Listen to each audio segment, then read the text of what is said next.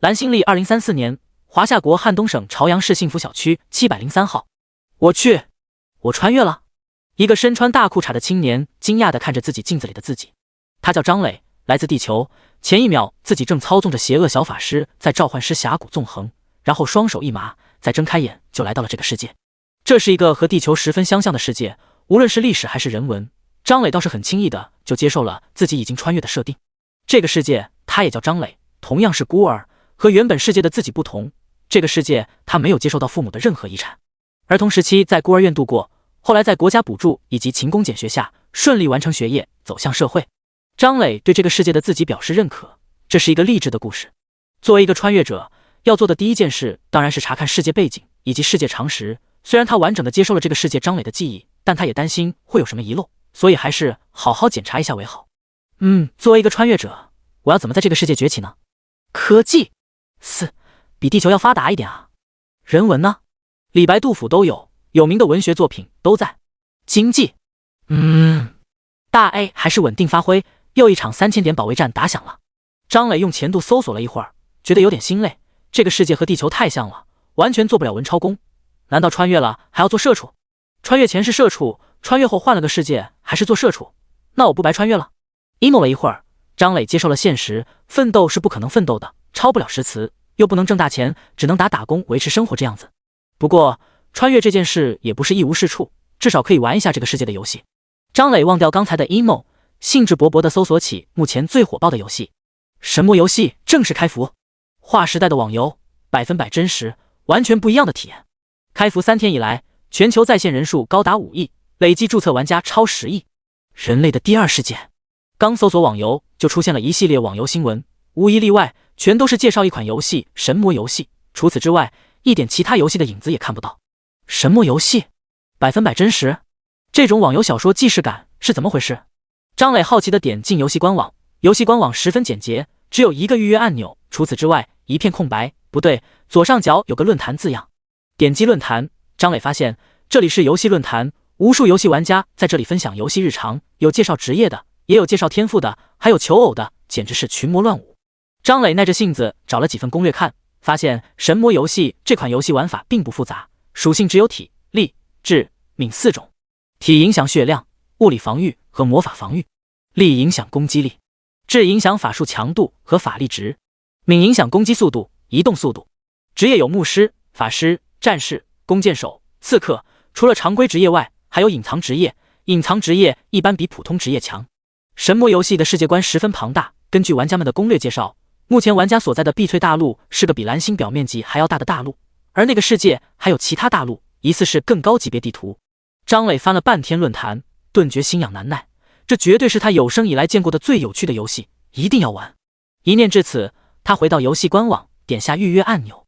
预约需要填写个人信息和地址，张磊也没有在意，将这个世界的信息和地址填写上去，提交。张磊再次打开论坛，他要好好做攻略。虽然这个游戏已经开服3天了，但只要玩得好，并不是没办法超越第一批玩家。时间过得很快，中午了，张磊煮了包泡面，打了2个鸡蛋。砰砰砰，快递到了。门外传来快递员的声音。张磊有些疑惑，快递？前身买什么东西了吗？打开门，门外只有一个箱子，也没有快递员让自己签收。张磊狐疑的左右看了看，在好奇心的驱使下，把箱子搬回家，划开包装，里面只有一个银白色的头盔，还附带一个说明书。什么游戏？外用设备使用说明书。张磊，这是什么游戏的全息头盔？这么快就到了？张磊看了看表，距自己预约也就过了1个小时，就直接发到自己家了，甚至不需要付钱。张磊感觉到一丝奇怪，难不成这个世界的游戏发行都是这样，直接把设备免费送给玩家？张磊谨慎地在论坛上搜索外用设备，发现不少有人上传过照片，和自己收到的头盔一模一样，还有不少人感叹神魔游戏运营方效率真高，预约完成后不到1个小时就收到货了。原来大家都是这样啊，那就不奇怪了，不奇怪个鬼啊，这更加奇怪了好吗？全世界这么多玩家都表示不到1个小时就收到外用设备，这是什么神仙快递公司？ SF 都没这么快。还有这些清晰度极高的游戏视频，这真的是这个世界的科技能够达到的？怕不是天顶新科技？或者……张磊谨慎的没有立即使用外用设备，而是匆匆吃完泡面离开家。他打算好好看看外边的世界，试图发现什么蛛丝马迹。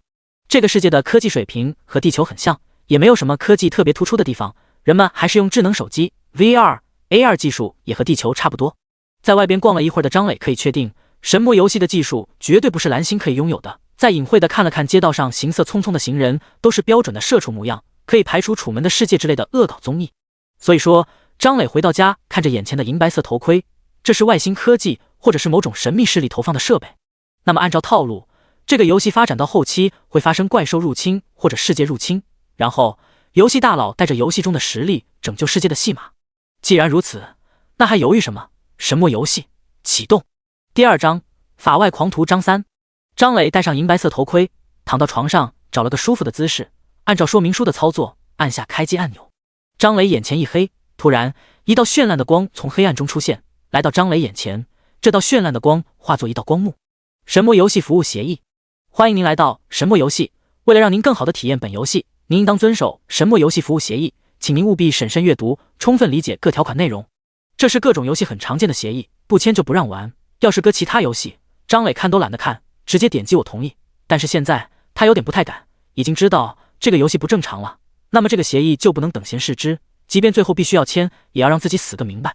张磊老老实实的一点点看协议，这个协议倒是没有什么坑人的地方，就和普通游戏一样，但他总觉得没那么简单。看完协议后，又试图在字缝中寻找细小的条款，控制着身体飘到光幕之后，来来回回查看，始终没有发现什么不对的。难道真的是自己想多了？压下心中的不安，就要点下确认的时候，突然注意到光幕中那些一直在变换的花纹，花纹变换毫无规律。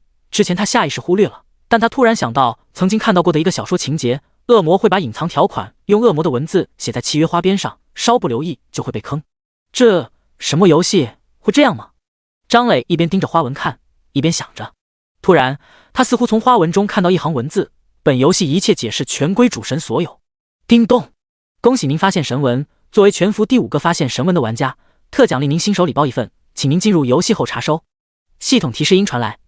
张磊在看花纹，结果发现那一行字再也看不到，也许是幻觉。但系统提示音说的神文是什么？张磊又看了一会儿花纹，很快就觉得头晕目眩，将目光移开，才感觉好点。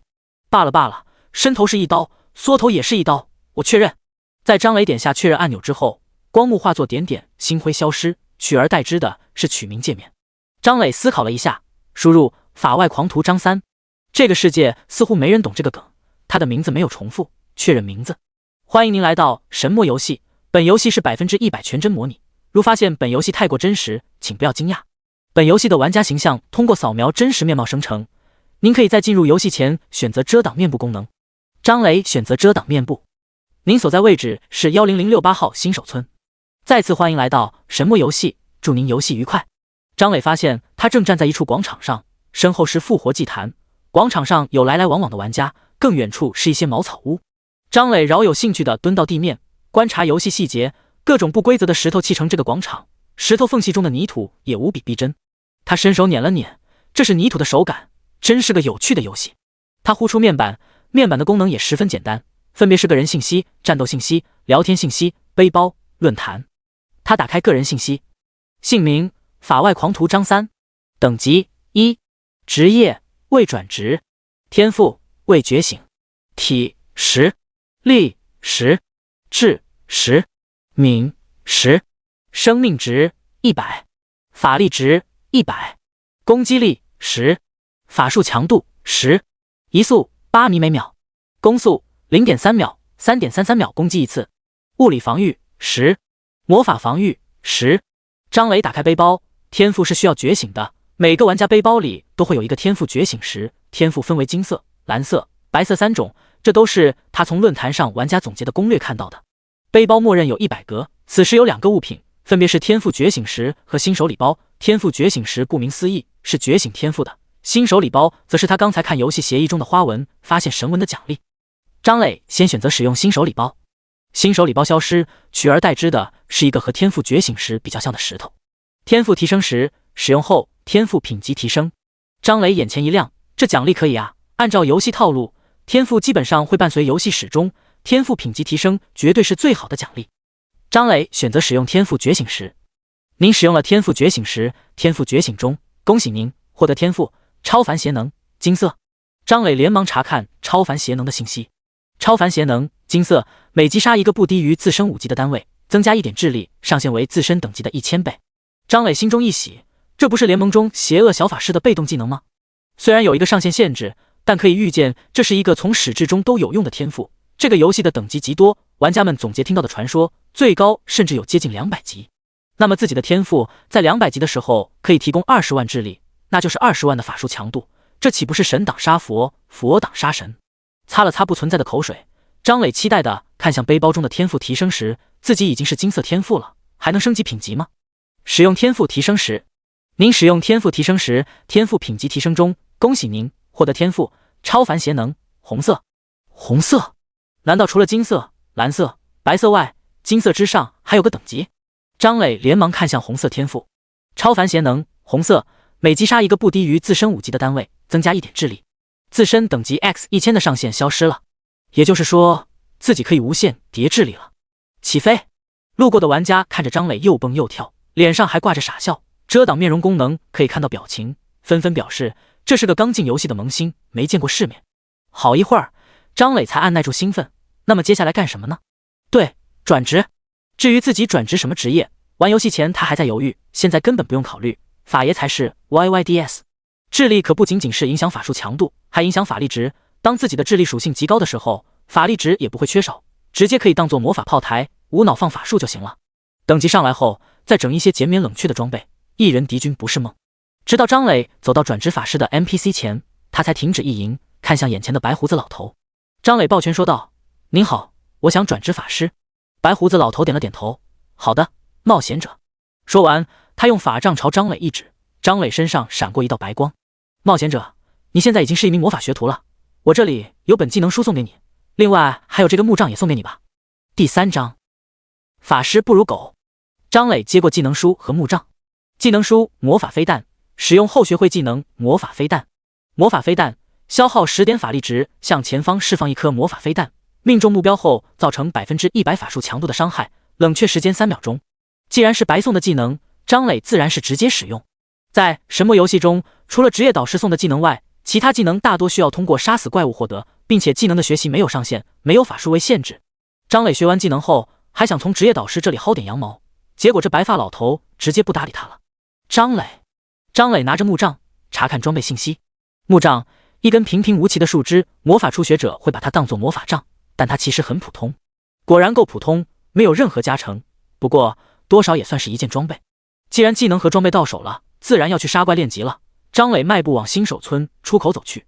论坛上说那边会有人组队，他想找个队伍。张磊一边走一边看周围的景色，不得不说神魔游戏的景色很漂亮，而且空气十分清新。不一会儿，张磊就走到新手村门口。组队，4缺1，只要战士。牧师妹子看这里，3战1社缺牧师，纯战士队招人。张磊看了一圈，不是要战士就是要牧师，偶尔有要刺客的，弓箭手和法师直接没人要。张磊想起论坛上看到的话，弓箭手和法师人厌狗嫌。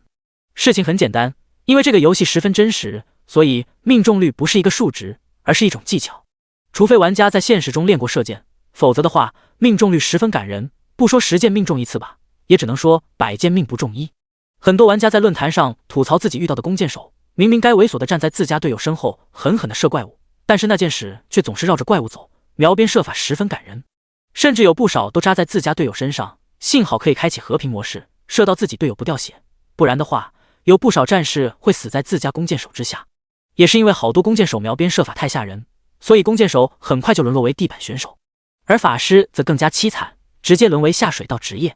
因为法师的技能也要求命中率，就拿魔法学徒都有的魔法飞弹来说，初次使用者甚至连方向都无法控制，很容易就出现飞弹乱飞的情况。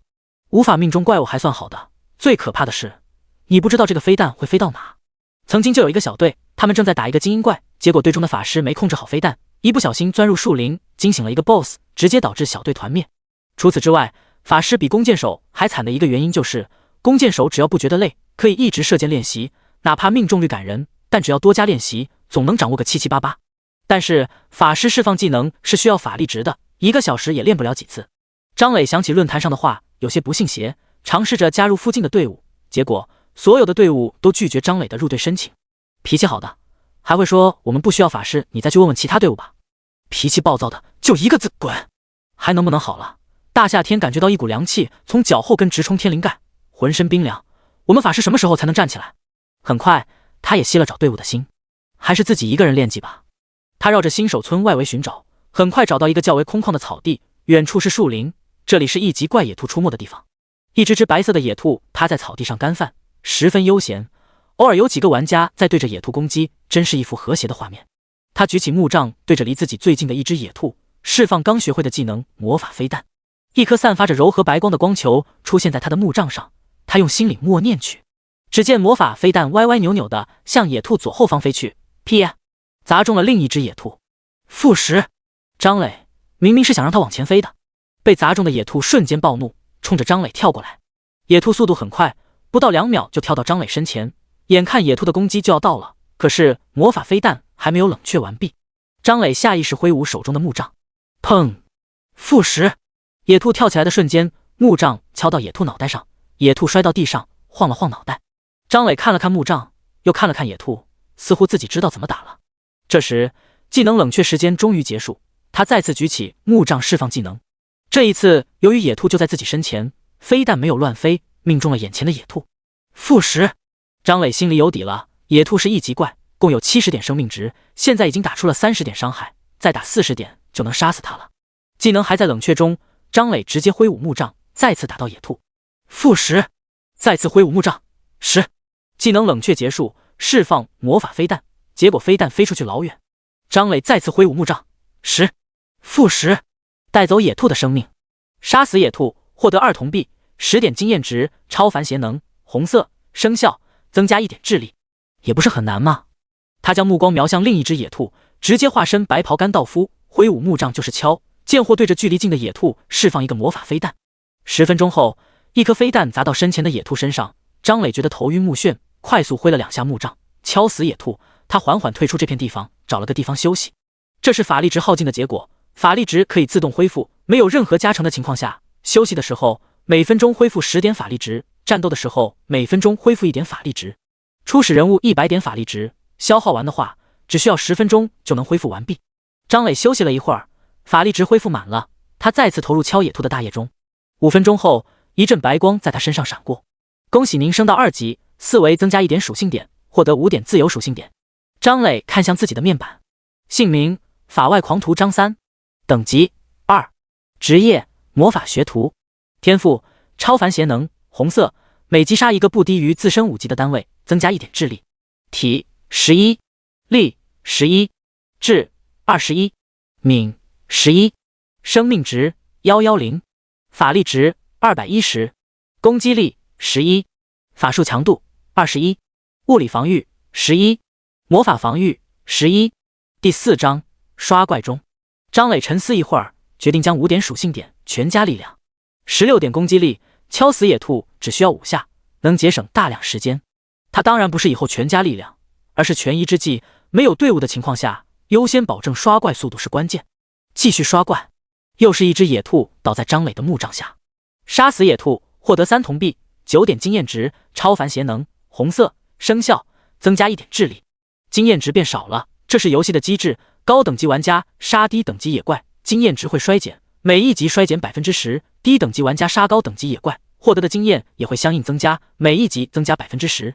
张磊并不在意这点经验衰减，现在的他需要做的就是刷野怪，把超凡邪能叠起来，只要智力不断增加，一个魔法飞弹秒掉 BOSS 不是吗？不过天赋虽好，但也有限制，那就是只有杀死不低于自身5级的单位才可以触发天赋，而他的等级会随着杀死的野怪增多而不断变高，实际上他也叠不了多少超凡邪能，除非每隔一段时间他就故意死亡掉级。什么游戏的死亡惩罚为掉级？不过现在的他还不需要想那么多，先升到7级再说，7级他再杀野兔就无法叠加超凡邪能了。等级1级时升级需要100点经验值，2级需要200点，3级需要300点，以此类推。3个小时后，张磊停下了敲兔子。他有点受不了，身体倒是不累，主要是精神有点受不了，任谁敲3个小时的兔子也会觉得恶心。现在他升到了5级，杀兔子的经验也只有6点，智力也达到了144点，也就是说在过去的3个小时中他杀死了130只野兔，而这几级获得的自由属性点全都加到力量上，杀兔子变得越来越轻松。在他勤奋的杀兔子过程中，他偶尔也会练习一下施法。现在的他能做到在10米之内准确控制魔法飞弹，20米范围内大概控制方向，可以说卓有成效。他从论坛中了解到，这种程度的法师至少不再是下水道，还是可以找到队伍接收的。不过他已经打算好了，组队是不可能组队的。对他来说，等级并不重要，唯有智力才是真理。只要他努力杀野怪，他的智力将会达到一个无法想象的高度，到时候就是他出山的时候。他准备在新手村叠天赋，叠到天荒地老。他找到一个适合叠天赋自己的方式。每一个玩家在新手村都会获得一个初始职业，例如魔法学徒、战士学徒、弓箭手学徒等等。初始职业的等级上限是10级，也就是说，当等级达到10级后，必须在新手村转职为正式职业后才可以继续升级。当然了，大部分玩家在这个时候都会选择前往主城，而张磊则可以利用这个规则，在达到10级后不转职正式职业，继续在新手村刷怪，这样就不必担心等级上升导致需要不断更换练级地点，也不用琢磨着怎么调级，他可以尽情的叠天赋。计划通。当然了，他准备尽快找一个能够更好刷怪的魔法，毕竟木杖敲野怪也只是权宜之计，他没忘记自己真正的职业是法师。张磊回到新手村，他打开背包查看自己现在拥有的钱，500枚铜币是他全部的战利品，他并没有打到什么装备。打开拍卖行，拍卖行中有无数玩家将自己打到的装备、技能书放到上边拍卖。他搜索法师能用的技能书，只见拍卖行上出现了密密麻麻的技能书，旋风、火球术、冰锥、水球，都是低等级可以学习的技能，偶尔有几个火与流星、地炎高等级魔法。神魔游戏中技能都是通过杀死野怪概率获得的，每一种技能仅有职业限制和等级限制，比如火与流星就需要10级才可以学习。他很快锁定了目标，旋风，每秒消耗50点法力值，制造一个直径10米的旋风，位于旋风中的单位每秒承受 30% 法术强度的伤害。限制职业法师系，限制等级5级，每秒 30% 法术强度伤害，对张磊来说也就是每秒造成43点伤害，一只野兔只需要2秒就能杀死。而且这是范围攻击，刷怪的速度能够大大提升。而旋风技能书的最低价格是1000铜币，张磊只有500铜币，难道要再去杀100多只野兔？张磊想起兔子就想吐，他决定找这个技能书拥有者搞一下架。技能书拥有者昵称叫做花见花开，张磊很顺利的加上了好友。法外狂徒张三，你拍卖行上的旋风能便宜一点吗？花见花开，你能出多少？法外狂徒张三，500。花见花开，再见。法外狂徒张三，我只有500铜币。花见花开，500铜币再加200人民币可以吗？张磊银行卡中有3000块，200不是买不起。想了一会儿，这毕竟是神魔游戏，按照套路以后绝对会对现实造成影响，一步快步不快，买了。张磊忍痛付出了500铜币加200人民币，终于将旋风拍下来。张磊直接学习技能书，他下线煮了包泡面，吃了点零食，便火急火燎的再次登录游戏。他要开始刷怪了。还是这个地点，张磊对着眼前的3只野兔，木杖头部发出一道青色光芒。原本无风的草丛中很突兀出现一股旋风，旋风卷着青草，旋风中有一道道青色光芒，3只野兔都在旋风的笼罩中。-43，-43，-43，3个红色的伤害数字在兔子上空出现，3只兔子顿时惊慌起来，慌慌张张的想要离开旋风的范围。下一秒，-43，-43，-43，3只兔子齐刷刷的倒地。杀死野兔，获得4铜币，6点经验值，超凡邪能，红色，生效，增加1点智力。杀死野兔，获得3铜币。张磊及时关闭技能旋风，2秒钟消耗了100点法力值，杀死了3只野兔，获得了3点智力。现在他有147点智力，1470点法力值，休息的时候每分钟恢复10点法力值，只要好好计算着，他的法力值可以用很久。而且这次是3只兔子，下次可以笼罩更多的兔子。他再次打开拍卖行，搜索法力值恢复的装备，只有区几个装备，并且每个装备都价格极高，大多是固定恢复法力值的装备，唯有一个是按比例恢复。蓝水晶戒指，普通，智力加3，每分钟恢复1%最大法力值，价格为5000铜币。第5章极限强者。张磊认为这种恢复最大法力值的装备是最适合自己的，因为自己的智力不断增长下，越是后期恢复的越多，远比恢复固定法力值的装备性价比高。不过价格太贵了，张磊摇了摇头，暂时不打算买。他目前只有不到3000块，而工作他肯定也不会再去了所以这些钱将是他未来一段时间的生活费，直到他能在游戏中挣钱。不再想这些，开刷。1个小时后，随着2只兔子倒地，张磊升到7级。7级比1级的野兔高出6级，天赋无法触发了，是时候换一个刷怪地点了。而且他的法力值也基本见底，他需要去新手村药店买法力恢复药剂。张磊抬头看了看周围，今天是开服第4天，本来新手村的人数就不多，留在新手村的人中，大多数还都在8级、9级，1级野兔的刷新区根本就没什么人。即便有今天刚登录进来的萌新，刷到2级后，也会换一个下一个等级野怪。张磊知道，今后很长一段时间，自己估计要单机刷怪了。莫名感慨了一会儿，买好法力恢复药剂后，他走到另一块野怪刷新的领地，这里是5级野怪大黄蜂的地盘。大黄蜂，等级5，生命值100，攻击力30。这是一种十分难缠的野怪，大黄蜂的体型如同现实世界中的燕子大小，飞行速度很快，攻高血低，而且领地意识很强，它会攻击一切进入他们领地的生物。比起1级的野兔强的不是一星半点，而且很容易招惹一群，十分难缠。有经验的玩家都不会选择这种野怪练级，他们更愿意打其他野怪，哪怕是越级打6级的，也不愿打大黄蜂。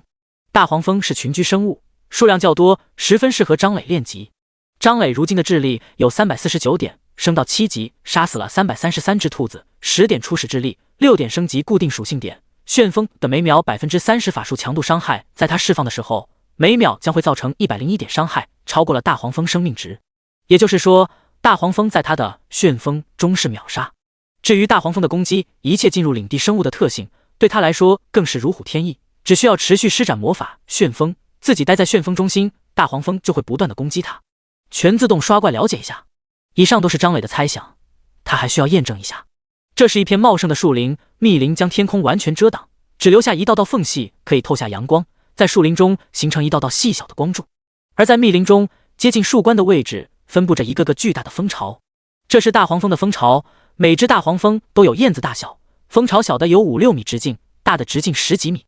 张磊站在密林边缘，小心翼翼地观察，只见一只大黄蜂正在林中飞舞，黄黑相间的蜂尾有着一根长达5厘米的风针。啧啧，真可怕，这要是在现实世界，这么长的风针一针下去，恐怕真的会扎死人吧。他看了看自己的血量和防御，大概能抗住10下左右，先杀一只试试。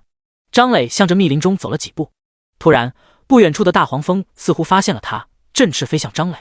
张磊连忙以自己为中心释放魔法旋风，一道旋风环绕在他身边，旋风卷着地上的枯枝败叶，一道道青色光芒环绕其中。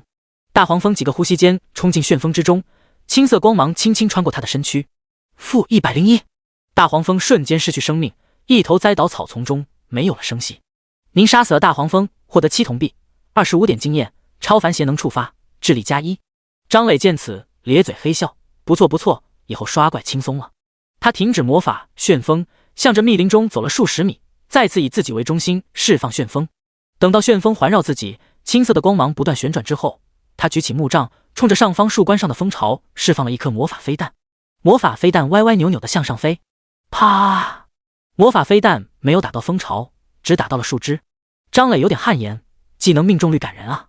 不过虽然没有命中蜂巢，但是吸引大黄蜂的作用确实起到了。只见树枝被破坏，震动传导到蜂巢，一只只大黄蜂从蜂巢中钻出来，复眼看向下方的张磊，振翅向着他冲来。嗡！足有10只大黄蜂冲击张磊。张磊暗自咽口水，祈祷旋风能挡住，不然自己只能死回去新手村了。10只大黄蜂先后进入旋风范围，只是一瞬间，一片鲜红的伤害浮现，101、101、102。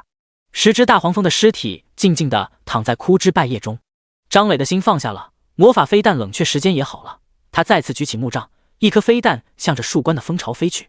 啪！这次运气不错，成功打到目标。这是一个直径超过12米的巨型蜂巢，一只又一只，一只又一只大黄蜂源源不断地从这座蜂巢中钻出，奋不顾身的振翅扑向张磊，然后在旋风中被杀死。张磊看着个人面板中智力的增长，感觉到了刷怪的快乐。果然法师就应该这么玩，甘道夫什么的都是一端。一阵白光闪过，升到8级。沉思片刻后，他将自由属性点全都加到体质上。体质影响血量、物理防御、魔法防御，是生存能力的重要保证，活着才有输出，而他现在并不缺少输出。很快他的法力值消耗一空，他也退出密林，掏出新手村买到的法力值恢复药剂，法力值恢复满后，再次踏入密林。就这样，他不断的来往于新手村和密林，在密林中杀大黄蜂，用杀大黄蜂获得的铜币购买法力值恢复药剂，再用法力值恢复药剂，恢复法力值。随着智力的不断增长，他在密林中待的时间变得越来越长，直到他凑够5000铜币后，买下一个蓝宝石戒指。他再也不用回新手村购买法力值恢复药剂了，每天上线就来到密林杀大黄蜂，杀一整天，然后回到新手村下线。很无聊，但看着智力属性不断增长，却很有成就感。3个月后，此时张磊的智力已经跌到999万多。张磊挥舞木杖，一个魔法飞弹准确地砸中树冠上的蜂巢，蜂巢中的大黄蜂一一涌出。张磊看都没看这些大黄蜂，等魔法飞弹冷却结束后，又是一颗魔法飞弹从木杖上端飞出，准确地砸中另一个蜂巢。您杀死了大黄蜂，获得7铜币，25点经验，超凡邪能触发，智力加1。智力终于来到了1000万点。突然几个通知突然弹出来，叮咚，您的法术强度达到了当前阶位的极限，在阶位提升前，您将无法再次增加法术强度。叮咚，由于您是本服第一个达到阶位极限的玩家，您获得称号极限强者，称号效果请您自行查看。叮咚，由于您获得极限强者称号，您的职业自动进阶为极限法师，等级限制已解除，您可通过新手村村长前往主城。一连3个通知让他从刷怪中醒来，还没等他仔细看通知，一则全服通告弹出，恭喜玩家法外狂徒张三获得称号极限强者，请广大玩家再接再厉。恭喜！一连3次通告弹出，张磊觉得有点突然，这不符合自己低调的作风，恐怕以后不会清静了。他看着自己的好友申请，从0瞬间增长为999加。第6章称号与职业。神魔游戏中全服通告是一个非常常见的事，只要击杀 BOSS 都会进行全服通告。不过这种全服通告只是通告一遍，自从游戏开服以来，每天都有 BOSS 被击杀的通告，但获得称号被通告却十分罕见。截至目前，只有2个玩家获得过称号，加上张磊共有3个称号，分别是等级排行榜第1的弑神获得称号 BOSS 之敌，排行榜第7的魅影获得称号大众之友。与此同时，游戏论坛上大量关于张磊称号的帖子迅速出现，所有玩家都想知道这个法外狂徒张三是谁，他做了什么获得了称号极限强者。这个称号感觉比 BOSS 之敌和大众之友更霸气。法外狂徒张三是谁？他从未在排行榜上出现过，凭什么他获得这个称号？还有人向张磊喊话，法外狂徒张三，请把你获得称号的途径贡献出来。张三大神，我要给你生猴子。此时张磊没空看论坛，他正在看新称号和新职业的详情。称号极限强者，评价：你是一个达到自身极限的强者，你的名声传到整个世界。幸运加10，传说度加2。幸运和传说度，这是2个全新的属性。幸运属性顾名思义，玩家的爆率与这个属性相关。论坛中有过讨论，幸运属于隐藏属性，没有数值化的情况下，张磊也不知道加10幸运到底会对自己有多大的影响。不过提高爆率总归是好事。他总感觉自己获得天赋时将自己的运气用完了。截止现在，他杀死了足足1000万个野怪，却一件装备都没爆出来，只有铜币妥妥的非洲酋长。幸好自己是个干弟，果然努力的人运气不会差，自己的幸运提升了。他将目光看向传说度，这也是个新属性，他在论坛中没有搜索到这个属性。他猜测这个属性应该和称号评价中你的名声传到整个世界有关。难不成跟 NPC 买东西还能讲价不成？暂时放下称号，他觉得自己获得的极限法师这个职业有点坑人，倒不是说职业很差，而是自己明明已经打算在新手村叠智力叠到天荒地老了。法术强度达到上限，但智力没有限制，可以继续叠加，只不过新增的智力无法转为法术强度。结果直接转职成功，等级限制取消了。现在他再杀野怪将会继续获得经验，很快就会超过15级，到时新手村所有的野怪都无法增加他的智力了。事已至此，也别无他法，他看向自己的职业。职业极限法师，评价：你能打出远超极限的伤害。职业特性1：无冷却施法，消耗该魔法释放所需的法力值，清空魔法的冷却时间。职业特性2：超限施法，成倍消耗法力值，提升所释放魔法的威力。很好，很强大。这个职业拥有超强输出，只要法力值到位，输出爆表。当然了，缺点也有，极度耗蓝，而张磊恰好蓝量充足，1点智力增加10点法力值，他现在有1000万点智力，也就是有1亿点法力值。本来他以为自己目前有的蓝宝石戒指所提供的每分钟恢复1%最大法力值已经足够他今后使用了，没想到自己的职业是个耗蓝大户，所以以后还是需要购买回蓝装备。蓝量就是输出，那么现在是在新手村刷野升到15级，还是直接前往主城呢？张磊犹豫了一会儿，最终选择直接前往主城。3个月了，足足刷了3个月的新手村，他也有点疲惫了。前往主城也好，能够解锁全新的玩法，而且他的钱快花完了，房租也快到期了，他需要尽快将游戏中的钱变现一部分。他看了一眼自己的背包，6543-1559铜币。目前铜币和 RMB 的汇率为50比1，毕竟已经开服3个月了，如今的汇率下降了很多。在他购买旋风的时候，汇率大概是 2.51。不过即便如此，他目前所拥有的游戏币也够100多万了。100万啊！要是当个社畜需要奋斗多少年，现在自己只不过干了3个月，游戏就达到了。不过他肯定不能全部换成 RMB， 毕竟游戏中也需要消耗铜币。他回到新手村，空荡荡的村子只有零星几个 NPC， 他也没在意，毕竟2个月前就是这幅场景了。他走到村长面前，村长微笑着说道：“尊敬的极限强者，有什么能帮到你的吗？”称呼变了，难道这就是传说度+2造成的吗？他心中一动，试探着问道：“你这里有任务吗？”村长微笑着摇摇头：“果然啊，传说度目前没什么用。神魔游戏中任务极难触发，玩家升级全靠刷怪。本想自己有传说度能触发什么任务，可惜。”张磊也没有多说，选择前往主城。华夏区有13个主城：碧翠城、狂沙城、明月城。他也没什么好选的，毕竟每个城其实都差不多。随便选了个天穹城。张磊眼睛一闭一睁，上一秒还是新手村村长那满脸褶子的老脸，下一秒就变成一个汉白玉铺成的广场。这里是天穹城的玩家复活点，身后就是复活平台。广场上人来人往，广场边缘则是有很多人摆摊。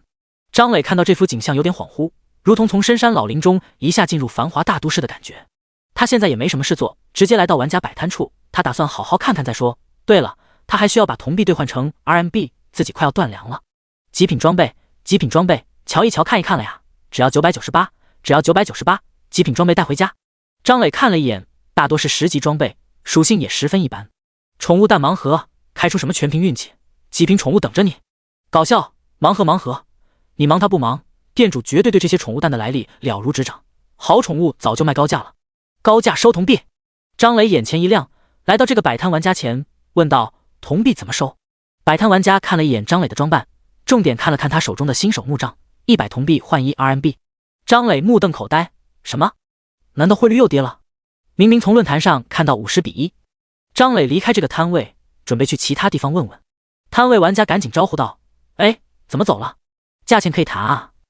我从论坛上看到是50比1。嗨，那都是老黄历，现在又跌了，80比1怎么样？这家我真的不挣钱。”张磊尝试着砍价，60比1。不行，我真亏了。张磊做事要走。哎，别走，这样我退一步，75比1，怎么样？张磊也不大清楚行价，心想75就75吧，反正以后刷高等级的野怪，赚钱速度会更快。张磊问道：“你能收多少？”摆摊玩家哈哈一笑：“100万铜币以下，我能轻松吃下。”张磊有点失望，这家伙实力不行啊，自己可是有6000万铜币。张磊问道：“5000万铜币能吃下吗？”摆摊玩家一愣，自己说的100万铜币都是吹嘘的，怎么可能吃下6000万？不过眼前的萌新有这么多铜币，怎么可能？这是拿我寻开心呢。第7章兑换 RMB。 摆摊玩家不信这萌新有这么多钱，咬牙说道：“可以，咱们交易吧。”两人发起交易，张磊将5000万铜币摆上交易页面。摆摊玩家愣愣地看着那排数字，10、100、1000、万，好家伙，还真是5000万啊！张磊问道：“你的钱呢？”游戏中的交易可以直接使用 RMB 也会摆在交易页面中，所以不存在线上交易被骗。摆摊玩家有点妈了，好家伙，还真让他遇到了扮猪吃虎的人了。这哪里是萌新啊，这是资深大佬吧？摆摊玩家直接取消交易，你的铜币数额太大，我吃不下，不光我吃不下，整个广场摆摊的加一块也吃不下。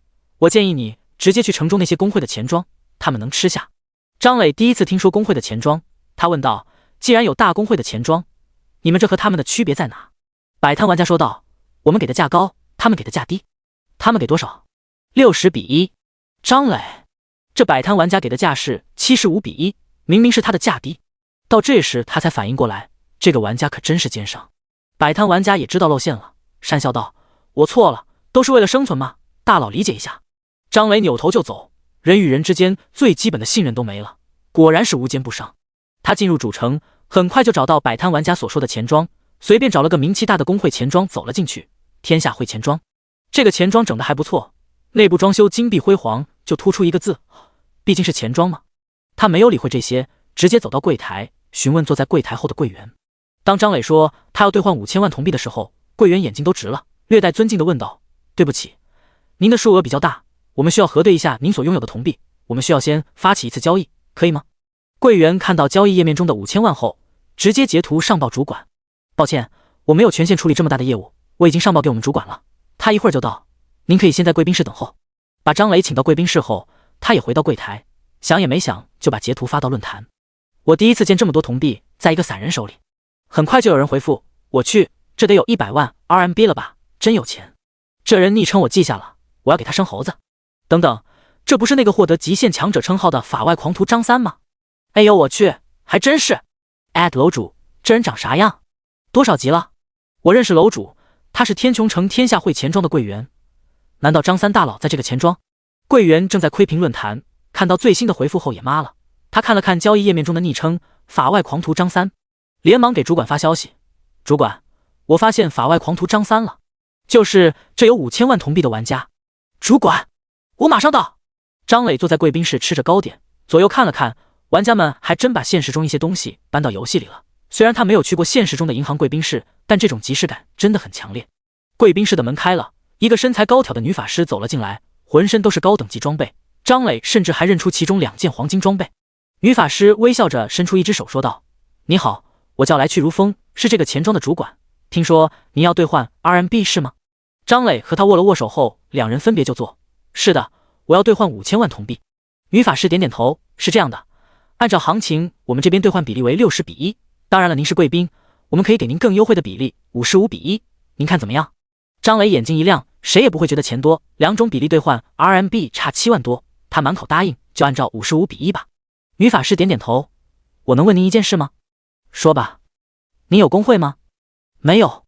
女法师，是这样的，我们天下会想要邀请您加入我们，加入我们好处多多，可以享受各种内部优惠，例如这次 RMB 兑换，如果加入我们的话，我们可以给您50比1的比例，除此之外，各种武器装备、技能宠物，比起外界价格要优惠很多。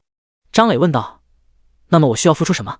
女法师微微一笑，每隔一段时间需要按照内部价上交一些武器，而且如果有工会战也是需要参加的。张磊听了一会儿，感觉加入工会有点鸡肋，抱歉，我暂时还不想加入工会。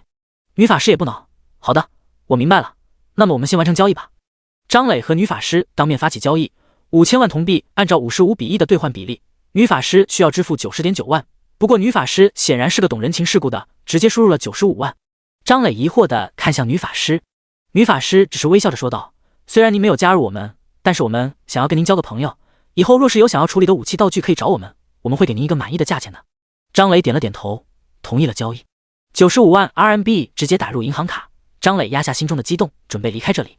女法师拦住了他，说道，张三先生，我可以加你好友吗？方便以后联系。他自无不可，加上了女法师好友。来去如风已成为您的好友。张磊走出钱庄，看着银行账户上的数字有些不真实，这么简单就95万了。走出钱庄，他直接选择了下线，他要去解决自己的住宿问题。张磊下线后，10多个玩家来到天下汇钱庄门口。什么？已经下线了？来晚了呀。哟，纵横天下也来了，你神堂不也来了？张磊从床上起来，摘下游戏头盔，看了看时间，才上午10点。他决定去买房。至于房子的选择不需要纠结，早在1个月前他就选好房子了。房子在一个某达商圈旁边，生活十分方便，是个2室1厅，面积60多平的二手房。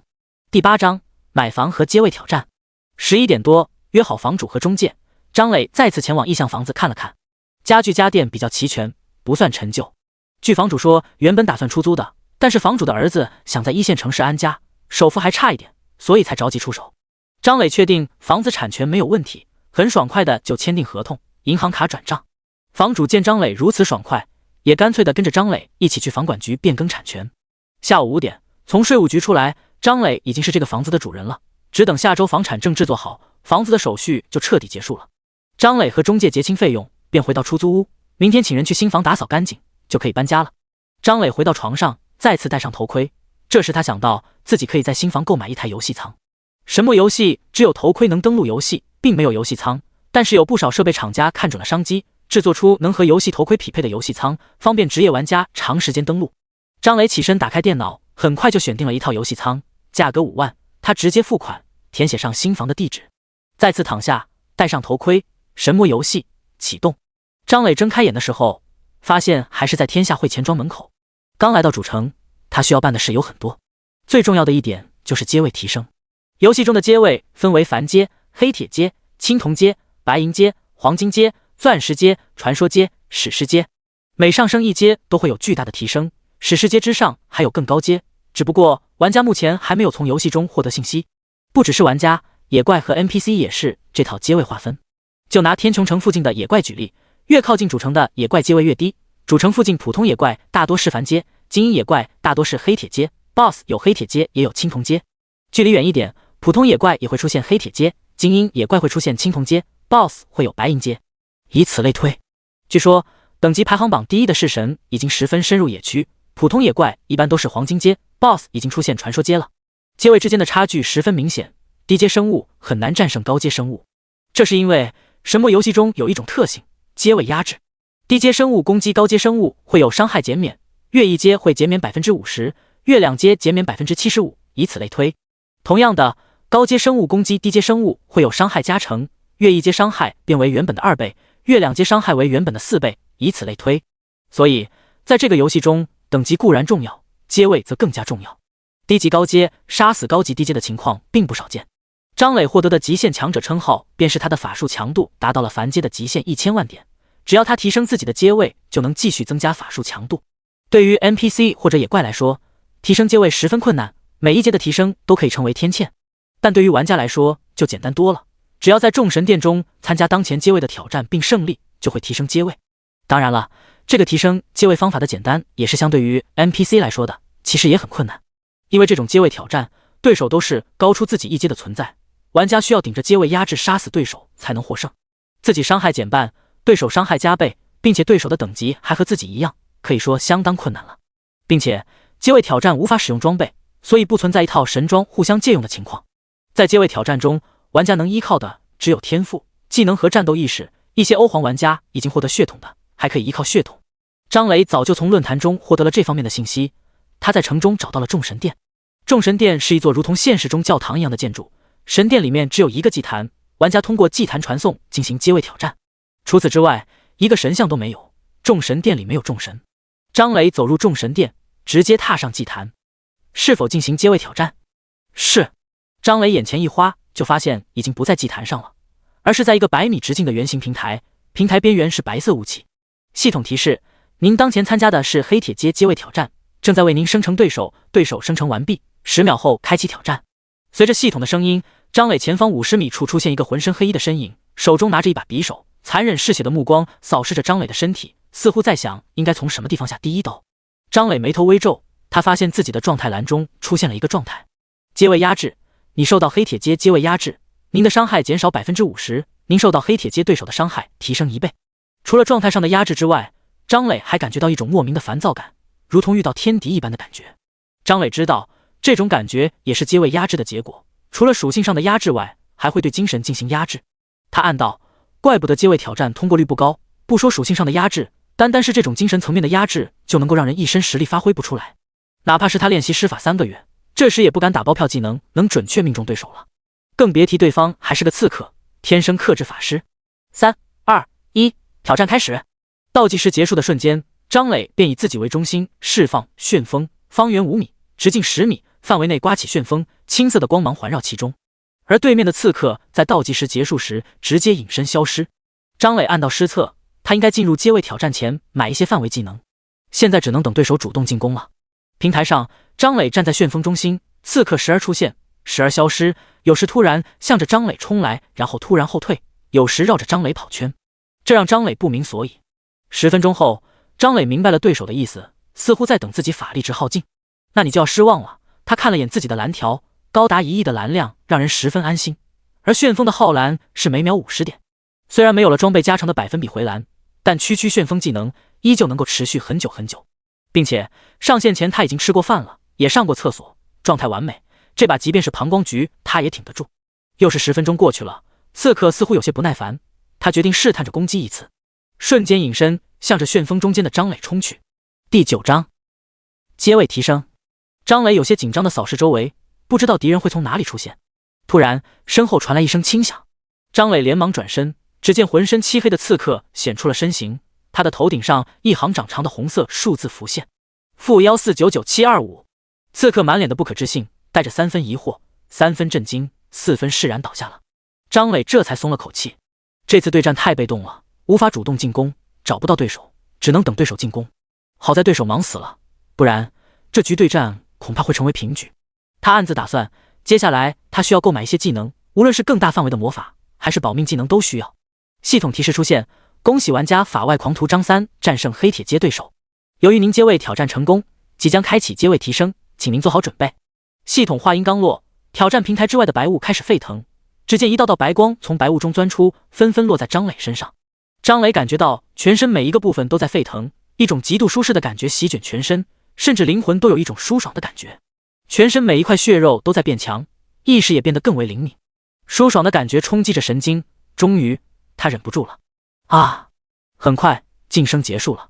由于是在游戏中，并没有什么杂质排出体外之类的情节，张磊有些遗憾地叹了口气，晋升时间怎么过得这么快？他有些期待下一次晋升了。他打开个人面板，发现面板发生巨大变化。变化最大的是法术强度和法力值一栏，法术强度从1000万变为1100万，法力值从1亿变为1亿1000万。这是阶位晋升的变化之一。凡阶时，每一个属性点对应攻击力、法术强度、物理防御、魔法防御分别为1点，对应生命值和法力值为10点。到了黑铁阶，加成为110%，也就是说，晋升为黑铁阶后，整体属性增强了10%。以后每一次阶位提升都会改变加成，这是实实在在的提升。除了这个提升外，还有阶位压制。张磊琢磨了一会儿个人面板后，传送离开了对战平台，回到众神殿祭坛。系统提示也同时出现，主城内不允许阶位压制，已为您自动关闭。主城内不允许阶位压制，主要也是为了保护低阶玩家，否则跨越太多阶位的话，阶位压制之下，低阶玩家连站立都无法做到，只能在地上爬了。阶位挑战一天只能进行一次，张磊暂时无法继续提升阶位，他离开了众神殿，随便找了个僻静的地方，打开拍卖行。现在他有1500万铜币，准备买。在拍卖行中搜索法师可学习的技能，闪烁向指定方向瞬移，最远距离5米，消耗法力值200点，冷却时间10分钟，限法师系职业学习。不错，1万铜币，买了。火雨流星在直径200米范围内降下一定数量的燃烧流星，共造成150%法术强度伤害，消耗法力值1000点，冷却时间30分钟，限法师系职业学习，10级以上可学。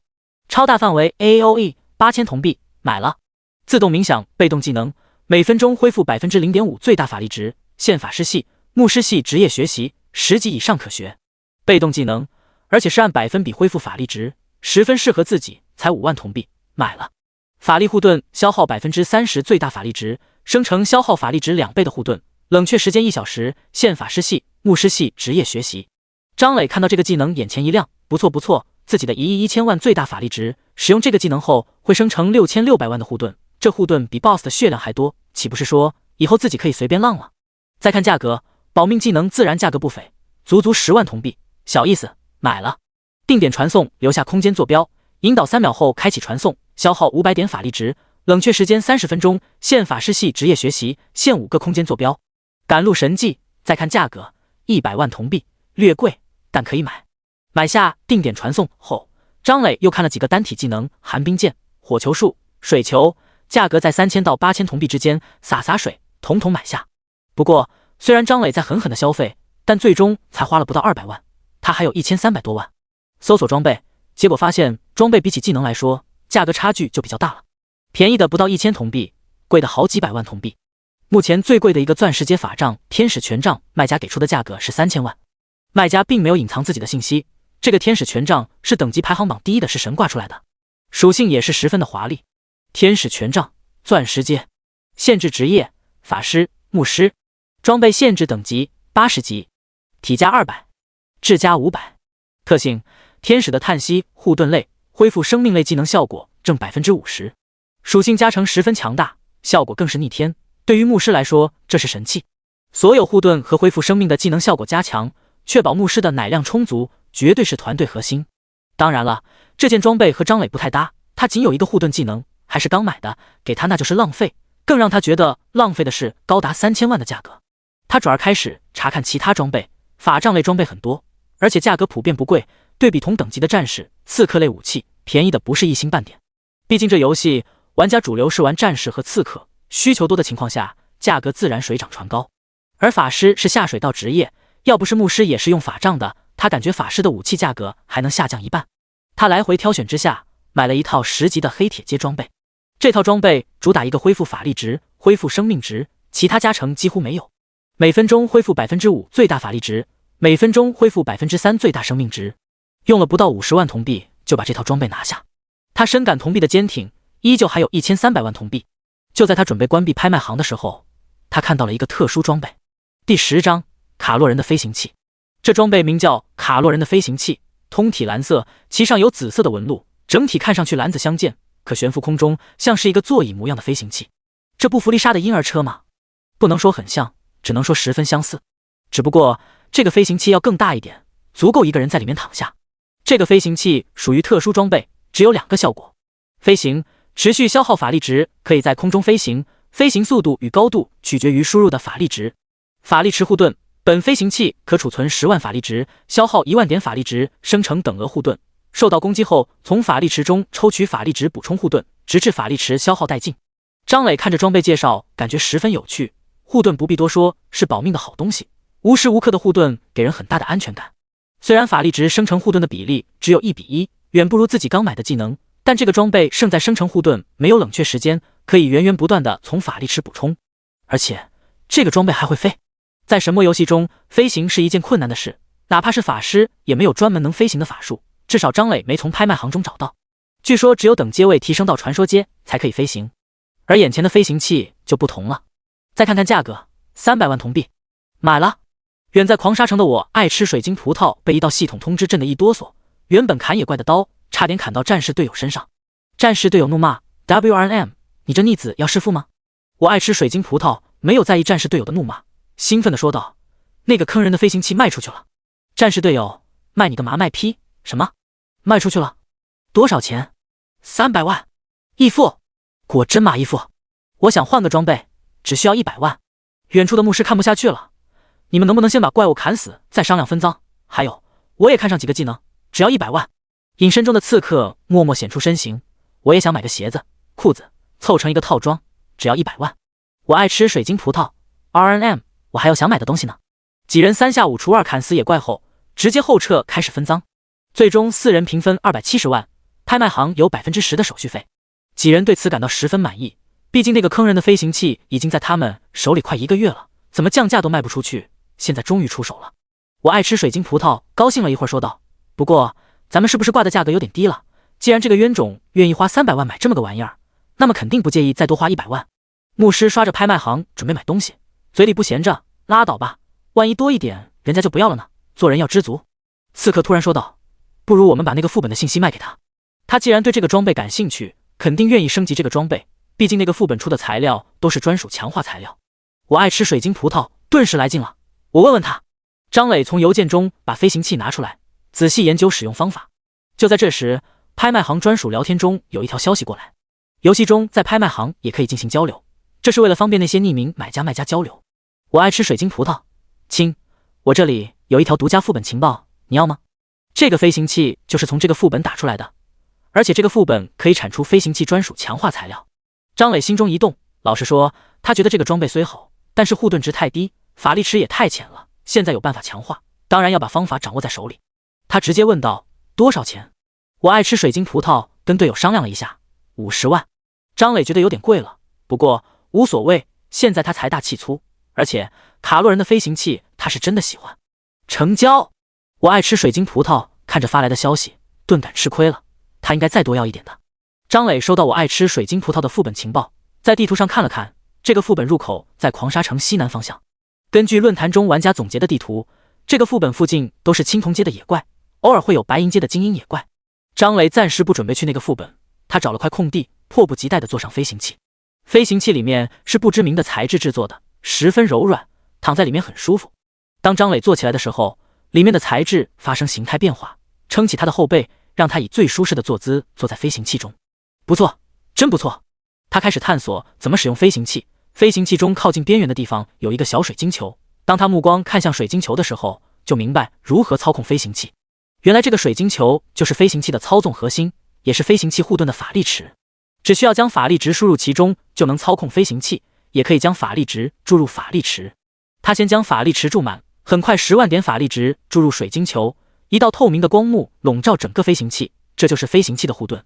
一旦护盾受到损害，法力池中的法力值就会被抽取，再次生成护盾，直到把法力池的法力消耗完毕，或者单次攻击的伤害超过1万点，护盾来不及补充，才会对张磊造成伤害。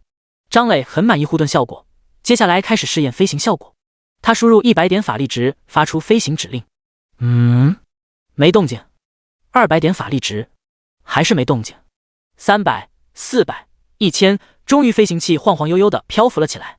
竟然要1000点法力值飞行器才能漂浮起来，这妥妥的有老虎啊！怪不得卖的这么便宜。1分钟过后，飞行器不再漂浮，缓缓的落地。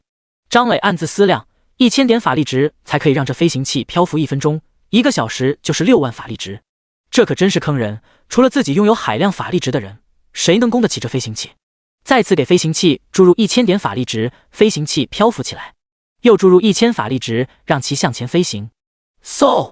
从静止到身形模糊，只用了1瞬间。在即将撞到墙壁时，张磊终于让他停了下来。张磊直呼好家伙，这速度也太快了吧！输入10点法力值，飞行器缓缓的起步，再加50点，速度起来了。再加100点，速度有点快，不过我喜欢。加500点，芜湖，起飞。加100点，左拐，150点，右拐。第11章。说出来你可能不信，我在奇幻游戏中看到别人在飙车。多次试验后，张磊终于掌握了一点飙车阿布使用飞行器的技巧。既然如此，那还等什么？猛给法力值，开始狂飙。今天的天穹城甚是喧嚣，无数玩家和 NPC 驻足观看，不少玩家直接开始录视频。一个炫酷的飞行器在城中横冲直撞，左突右冲。不少拥有坐骑的玩家见此，纷纷骑上坐骑与其比赛，结果无一例外，只能在屁股后边吃土。路人玩家羡慕地说道：“真帅，好想要。”旁边人听到撇撇嘴：“嘿，醒醒，这玩意儿你买不起，拍卖行都挂了1个月了，不断降价，最后还值300万呢。”路人玩家顿时清醒，我说怎么这么眼熟呢？原来是哪个飞行器啊？这俩人周围的玩家也纷纷恍然大悟，原来是土豪在飙车呀，惹不起惹不起。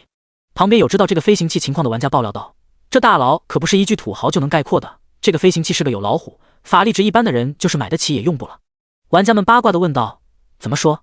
这玩家也不隐瞒，直接说道：“这飞行器是狂沙城一个小队打副本带出来的，当时很多大公会前去购买，结果他们发现这就是个华而不实的玩意儿，尤其是其中的飞行效果，需要消耗大量的法力值才能飞起来。想要像这位大佬这么玩，所消耗的法力值恐怕更加逆天。”旁边人问道：“需要多少法力值？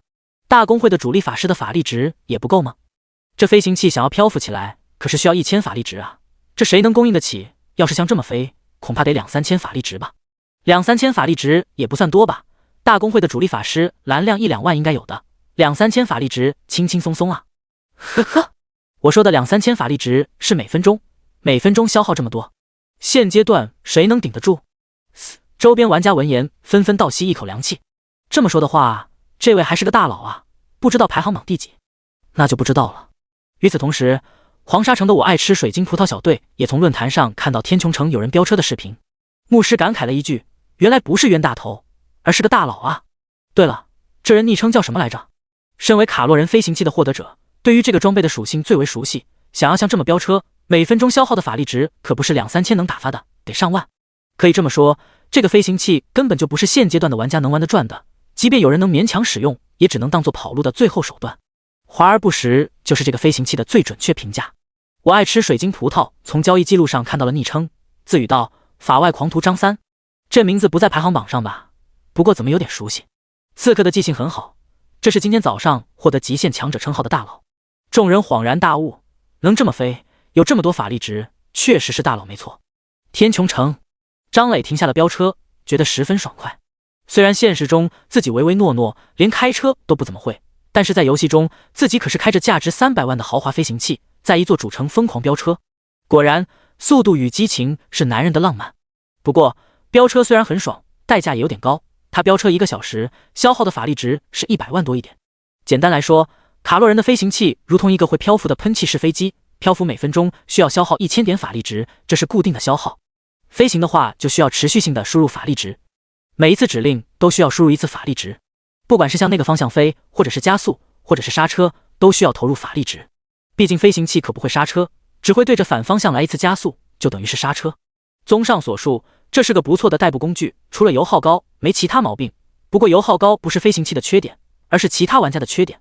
他将飞行器收入背包中，忽略周围人羡慕的目光，走入一个建筑——悟道阁。悟道阁是主城中玩家们常来的一个地方，也是个销金窟。当然，不是那种销金窟，不过这里的消费真的很高。在悟道阁，玩家可以改造自己的技能，例如把单体技能改为范围技能，把技能伤害改高，把技能冷却改少，把法力消耗改少。可以说，只要钱到位，把一个普普通通的阎罗术改成天爱振兴都没问题。不过，悟道阁虽然是万能的，但你无法做到既要又还要。也就是说，如果把技能伤害变高，那么或者冷却时间变长，或者法力值消耗变高，或者两者都变高变长。如果把冷却改短，那么要么法力值消耗变高，要么技能伤害变少，如同冥冥中有种等价交换一般，获得什么就会失去更多。张磊来这里的目的也很简单，他需要改造技能，最想改的就是旋风，这个技能是他第一个买的技能，也是使用时间最长的技能。这个技能让他最满意的一点就是，这是个持续性的技能，很适合他刷怪。最不满意的就是这个技能的范围只有区直径10米，就像是不久前在阶位挑战中，技能范围太小，只能被动等着别人进攻。要是技能范围变大就好了，直接100米范围，笼罩整个挑战平台，躲都没处躲。他在拍卖行中找了很久，持续性、范围大的技能只有寥寥几个，旋风就是其中之一，其他技能都是5、60级才可以学习的技能，而且价格不菲，技能书稀少。旋风技能书就友好多了，现在的行情已经变为不到500铜币就能买下，而且量大管饱，吃下几万本都扰乱不了市场。悟道阁改变技能是无法退回的，也就是说，改了技能就相当于这个技能变为其他技能，如果对改的技能不满意，又不想在这个技能的基础上继续改造，那么只能再买一本技能书重新学习，然后改造。他对自己的运气不怎么自信，即便极限强者称号增加了10点幸运，他也不觉得自己能一次性成功。所以旋风对他来说是最适合改造的技能。第12章技能改造。进入悟道阁后，随便选了个房间，房间通体洁白，只有房间中间地面上放着一个蒲团，除此之外什么都没有。张磊盘膝坐在蒲团上，请选择即将改造的技能。选择旋风，请选择改造方向，增加技能范围，请支付本次费用2万铜币。张磊付款。技能改造中，请稍后。恍惚中，张磊似乎看到了旋风，旋风在缓缓变大。技能改造成功。张磊在技能栏中看到新改造的技能，旋风改，可重命名，每秒消耗70点法力值，制造一个直径13米的旋风，位于旋风中的单位每秒承受 30% 法术强度的伤害。限制职业法师系。才增加这么一点范围，张磊不满意，继续改造。请支付本次费用4万铜币。支付。技能改造中，请稍后。张磊又一次看到了旋风，旋风在继续变大。技能改造成功。张磊看向技能栏中的技能，施法范围继续变大，变为直径20米，法力值消耗变为每秒200点，有点意思了，继续改造。支付10万铜币。改造成功，范围变为直径40米，法力值消耗继续提升为每秒消耗500点，继续改造。支付20万铜币。改造成功，范围变为直径150米，但是持续性技能变为非持续性技能。张磊，这是改造成功？这明明是改造失败。他将这个技能改名为大狂风。大狂风消耗500点法力值，在直径500米范围内吹起一股狂风，位于狂风中的单位承受 150% 法术强度的伤害。限制职业法师系。这个技能也还不错，是个不错的 AOE 技能，但张磊很不满意，自己缺伤害吗？根本不缺， AOE 技能自己也买了几个，他缺的是持续性范围大的技能。没其他好说的，在拍卖行购买旋风技能书，学习，然后改造。技能改造成功。张磊默默地将其命名为风切。风切消耗200点法力值，制造一道锋刃，对前方宽10米长100米范围内的单位造成 500% 法术强度的伤害。非常不错的范围技能，法力值消耗少，伤害加成高，但是不是他的菜。也许他的幸运加持真的有用，他一次改造失败都没遇到过，但他的运气真的很差，一次范围达到100米直径的持续性技能都没遇到过。他继续购买旋风技能书，投入改造，支付10万铜币，改造成功，施法范围变为直径40米，支付20万铜币，改造成功，施法范围变为直径80米。张磊有点兴奋，终于接近成功了。直径80米，这个范围足够大了，要不要再来一次？继续改造，请支付本次费用600万铜币，各10百千万，600万铜币。这次怎么要价这么贵？难道要成了？不过也可能失败，失败的话，所有铜币都打水漂了。犹豫再三后，他决定赌了，大不了再使用旋风刷1个月怪，铜币就又挣回来了。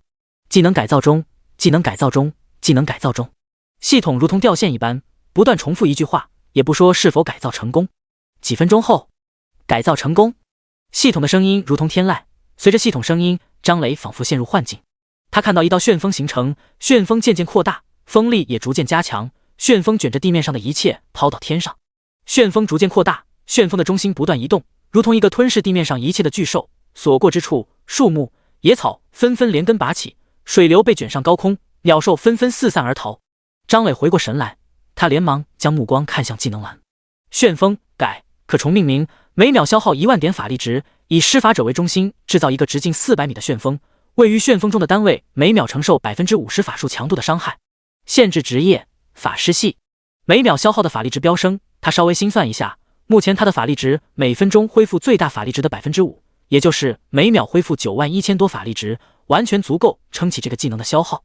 而自己如果要参加阶位挑战，装备无法使用，只剩下自己刚买的被动技能自动冥想，每分钟恢复 0.5% 最大法力值，也就是说每秒恢复9166点法力值。如果在阶位挑战中使用这个技能的话，每秒法力值缺口为834点，而自己有1亿1000万法力值，哪怕自己什么都不做，只开着旋风改，也需要36个小时才能把法力值消耗完毕。而自己这个技能超大的范围，意味着敌人必中这个技能，每秒数百万的伤害，谁能抗住？法爷我成了！技能改造完成。张磊看了一眼自己的铜币，只剩下区8万。悟道阁不愧是著名的销金窟，1000万根本顶不住。至于新的技能叫什么名字？命名为龙卷风摧毁停车场。系统提示：该名称太长，不可使用，请重新命名。张磊遗憾地叹口气，命名为龙卷风。系统提示：该名称与40级技能龙卷风重名，不可使用，请重新命名。张磊大旋风，命名成功。张磊看了看时间，从悟道阁中走出来，直接就地下线。现在是晚上11点，张磊从床上起来，给自己弄了点食物，又看了会儿游戏论坛。晚上12点，他再次进入游戏。上线后直奔众神殿。又是新的一天，可以阶位挑战了。这次阶位挑战准备十分充分，拿出卡洛人的飞行器，坐上去。嗖！街道上平地起狂风，吹得路边的玩家眼睛眯了起来。是那个土豪，怎么说话呢？这是张三大佬。这段时间，张磊的情报已经被神通广大的玩家们接了个底调。毕竟在这个游戏中，不少玩家喜欢在论坛分享新鲜事。我爱吃水晶葡萄就是其中之一。半分钟后，张磊走下飞行器，将其收入背包。原本需要走10多分钟的路，现在只需要半分钟就到了。终于在游戏中享受到了现代生活般的便捷。忽略众神殿中玩家们略显崇拜的目光，张磊踏入众神殿祭坛。阶位挑战开始，正在为您生成对手。张磊看着50米外的对手，这次的对手是个战士，手中握着双手斧，正虎视眈眈地看着张磊。倒计时结束，战士暴起，瞬间向着张磊冲来。张磊直接开启大旋风，整个平台都被笼罩在旋风之中。战士有些疑惑地看了看四周，不过脚步没停，继续向着张磊冲来。只要3秒就能冲到这个法师面前。-2748340，哪怕有阶位压制，减免 50% 的伤害，这次依旧打出了274万的伤害。战士确实比刺客要硬很多，防御力高达1000多，不过再硬也没办法在张磊的法强面前硬起来。战士不甘地倒地。挑战结束，您获得了胜利，即将开始阶位晋升。整场挑战从开始到结束不到2秒。一道道白光穿透白雾钻到张磊的身体里，一种极度舒爽的感觉冲击着张磊的神经，比凡阶晋升黑铁阶爽100倍。他紧咬牙关，千万忍住，不能叫出来。第13章，开始刷野怪。众神殿祭坛，张磊被传送出来。哎，张三大佬不是刚进去吗？怎么这么快就出来了？应该是挑战失败了吧？连大佬都挑战失败了呀？喂，醒醒，人家可能是挑战黄金阶失败了，可不是你这个黑铁阶都挑战不过去的小卡拉米能比的。张磊暗道，自己可是刚挑战过青铜阶，可不是挑战黄金阶。姓名：法外狂徒张三，青铜阶，等级10，职业：极限法师，天赋：超凡邪能，红色，每击杀一个不低于自身5级的单位，增加1点智力。体70，力40，智1000万，敏20，生命值8400，法力值12000000001亿2000万，有装备，法力值恢复 5%， 每秒恢复10万点，无装备，法力值恢复 0.5%， 每秒1万点，攻击力48，法术强度1200000001200万，物理防御84，魔法防御84。进阶青铜阶后，属性加成由原本的 1.1 变为 1.2。 从背包中拿出飞行器，张磊跳入其中，激活飞行器护盾，一道白色透明光幕笼罩飞行器。张磊打开地图，选定了一处草原，这里是黑铁阶野怪草原羊的领地。草原羊一般为30到40级野怪，足够他刷一段时间了。往飞行器水晶球中输入1000法力值，让其漂浮起来，再次输入1000法力值，向着上方飞去。在城中飙车什么的只是玩闹，卡洛人的飞行器真正的用途是在天上飞。飞到大概距离地面500米的高度，张磊不再向上飞，找准方向，输入法力值，向着草原羊的领地开始狂飙。噗！一个白色的气圈渐渐扩散，飞行器很短时间内到达极快的速度。飞行器不断推开气流，外界的风如同刀子一般吹到飞行器的护盾上，护盾值1，负1。张磊连忙停下了继续输入法力值的举动。从开始起飞到现在，他使用在加速上的法力值超过了1万点。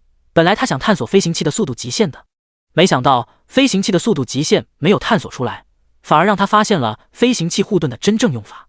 恐怕这个护盾真正用法并不是抵抗外界的伤害，这护盾分明就是一个防护罩，防止飞行太快，让乘坐者被外界的风吹到。想明白这点，张磊也明白我爱吃水晶葡萄提供的那个副本恐怕不简单。毕竟这种消耗法力值恐怖的飞行器可不是一般人能用的，使用者是传说阶还是史诗阶，亦或者是神话阶。要尽快刷野怪，同时提升阶位，等等级和阶位都上来后，他需要亲自去那个副本走一趟。几分钟后，张磊将飞行器的速度降下来。草原羊的领地到了。草原羊是张磊精心挑选的野怪，这种野怪皮糙肉厚，数量繁多，而且领地意识极强，是玩家们不愿打的野怪。对普通玩家来说，刷这种野怪极易被围攻，但是对张磊来说，皮糙肉厚，数百万每秒的伤害了解一下，数量繁多，还有这好事，越多越好。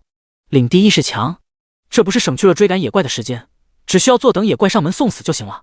张磊从天空中俯瞰这片草原，青绿色的草原上分布着一坨坨白色的斑点，这些都是经验和智力点啊。张磊直接降落到草原羊分布最密集的地方，也不收起飞行器，换了个舒服的姿势，释放大旋风。平和而宁静的草原上，草原羊们悠闲地吃着嫩草，几个公羊正在顶角决斗，决定不远处几只母羊的归属。母羊们静静地等候部落中选出最强壮的公羊。一个紫色的小点从天空中落下，几只好奇心较强的草原羊想要前去一探究竟。突然，一道微风出现，微风拉扯着小草，又是一道微风出现，微风扯着草原羊的绒毛，一道接着一道，微风连成一片，微风变得狂躁，风连成一片，狂吹着，嘶吼着，小草被连根吹起。草原羊们似乎感受到这天地之威的恐怖，有些不安地咩叫着。说时慢，实际快，不到1秒钟，一个巨大的旋风成型了。旋风卷着草原上的一切，似乎要摧毁这片区域。巨大的旋风中分布着一道道密密麻麻的青色光芒，一道青色光芒穿过一只草原羊。负11999810，张磊青铜阶，草原羊黑铁阶，伤害翻倍。一个巨大的红色数字突兀出现在这只草原羊的头顶，草原羊倒地死亡。这只草原羊的死亡仿佛是个信号，在这片旋风区域内，如同多米勒骨牌一般，草原羊们纷纷死亡倒地，其中不乏青铜阶精英野怪，但依旧扛不住1秒，在旋风面前众生平等。张磊乐呵呵地看着面板中系统提示，刷屏一般，经验、智力不断增加。仅仅几秒钟，他杀死了2000多只草原羊，代表着升级的光芒持续不断地在张磊身上闪出。11级、12级、13级、20级，几秒钟，张磊获得了100万经验以及2000多点智力。10级、11级需要1万经验，11级、12级需要2万，然后是3万，以此类推。张磊照例将所有自由属性点加到体质上，转而开始研究刚才的系统提示。似乎极限强者称号增加幸运真的有用。自从玩游戏3个月以来，他一次装备都没打出来，但是今天只是几秒钟，他就打出来几十件装备，其中不乏黑铁阶极品装备。张磊挑挑拣拣，发现自己能用的不多，更换了一个项链和一个手镯，将自己身上换下来的以及那几十件装备通通挂到拍卖行，以低于市场价来卖。张磊驾驶飞行器再次提高高度，寻找野怪多的地方，降下高度，开启大旋风。又是100万经验和2000多点智力，等级来到21级。等级升级到21级需要100万经验，22级需要200万，23级需要300万。这一次又获得了数十件黑铁阶装备和3件青铜阶装备，再次更换了2件装备，继续将装备挂到拍卖行低价拍卖。张磊持续这个动作，不断飞高落下，释放技能。幸好神魔游戏野怪的掉落直接放入玩家背包，不然光是捡装备就是个麻烦事。第14章幸福的烦恼。张磊很快遇到了一个烦恼，是幸福的烦恼。来回5次降落后，他发现原来拍卖行上架商品是有上限的，系统提示他已经上架了200件商品，无法继续上架了。即便他上架的黑铁阶装备价格不高，每一件基本都是黑铁阶最低价，平均下来不到2000铜币，但拍卖依旧十分缓慢。广大玩家的消费意愿不足啊，怎么都不消费呢？是把钱都存起来了吗？张磊有些发愁，装备卖不出去，他的背包格子也有限，该怎么办？难道把这些装备都丢地上吗？这可都是钱啊！一个黑铁阶装备2000铜币，换算成 RMB 的话就是30多块钱呢。过惯穷日子的张磊不允许这么浪费。对了，散人玩家购买力不行，那么大公会呢？他们应该能吃下吧？他打开好友栏，他的好友只有2个，一个是花见花开，他的第一本旋风技能书就是跟他买的，另一个就是来去如风天下会钱庄的主管。这时他才看到花见花开给他发了好多消息。张磊好奇地打开，Y 日获得极限强者称号的是不是你？大佬，带我。大佬在吗？小弟想请大佬喝杯茶，不知道大佬有空吗？大佬在吗？老在吗？有急事。足足100多条消息，张磊犹豫了一下，回复了一句不好意思，刚看到，有事吗？随后他打开来去如风的聊天，你好，你们公会大量收黑铁阶装备吗？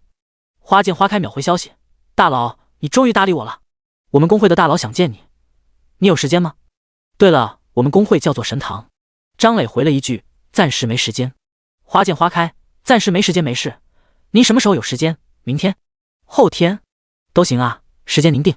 张磊有些不耐烦，但他记得神堂似乎也是个大公会，他问道，最近几天都没时间，对了，你们公会大量收黑铁阶装备吗？我这里有大量装备。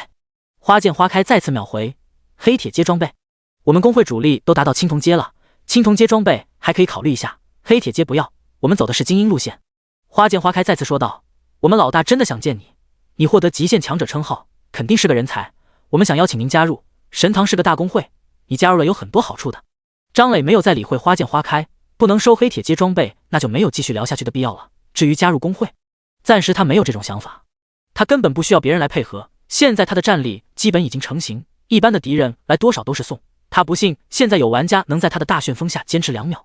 再说了，他的天赋决定了自己将是个独行侠，刷野怪才是他变强的基础，除此之外都是浮云。花见花开的未看消息迅速增加，很快就达到了99加。张磊不打算打开看。来去如风回复了，有多少黑铁阶装备？张磊估摸了一下，几百件还是有的，多的话会上千件。来去如风，这么多，如果几十件的话还可以，你这太多了，现在大部队都青铜阶了，黑铁阶实在卖不上价钱。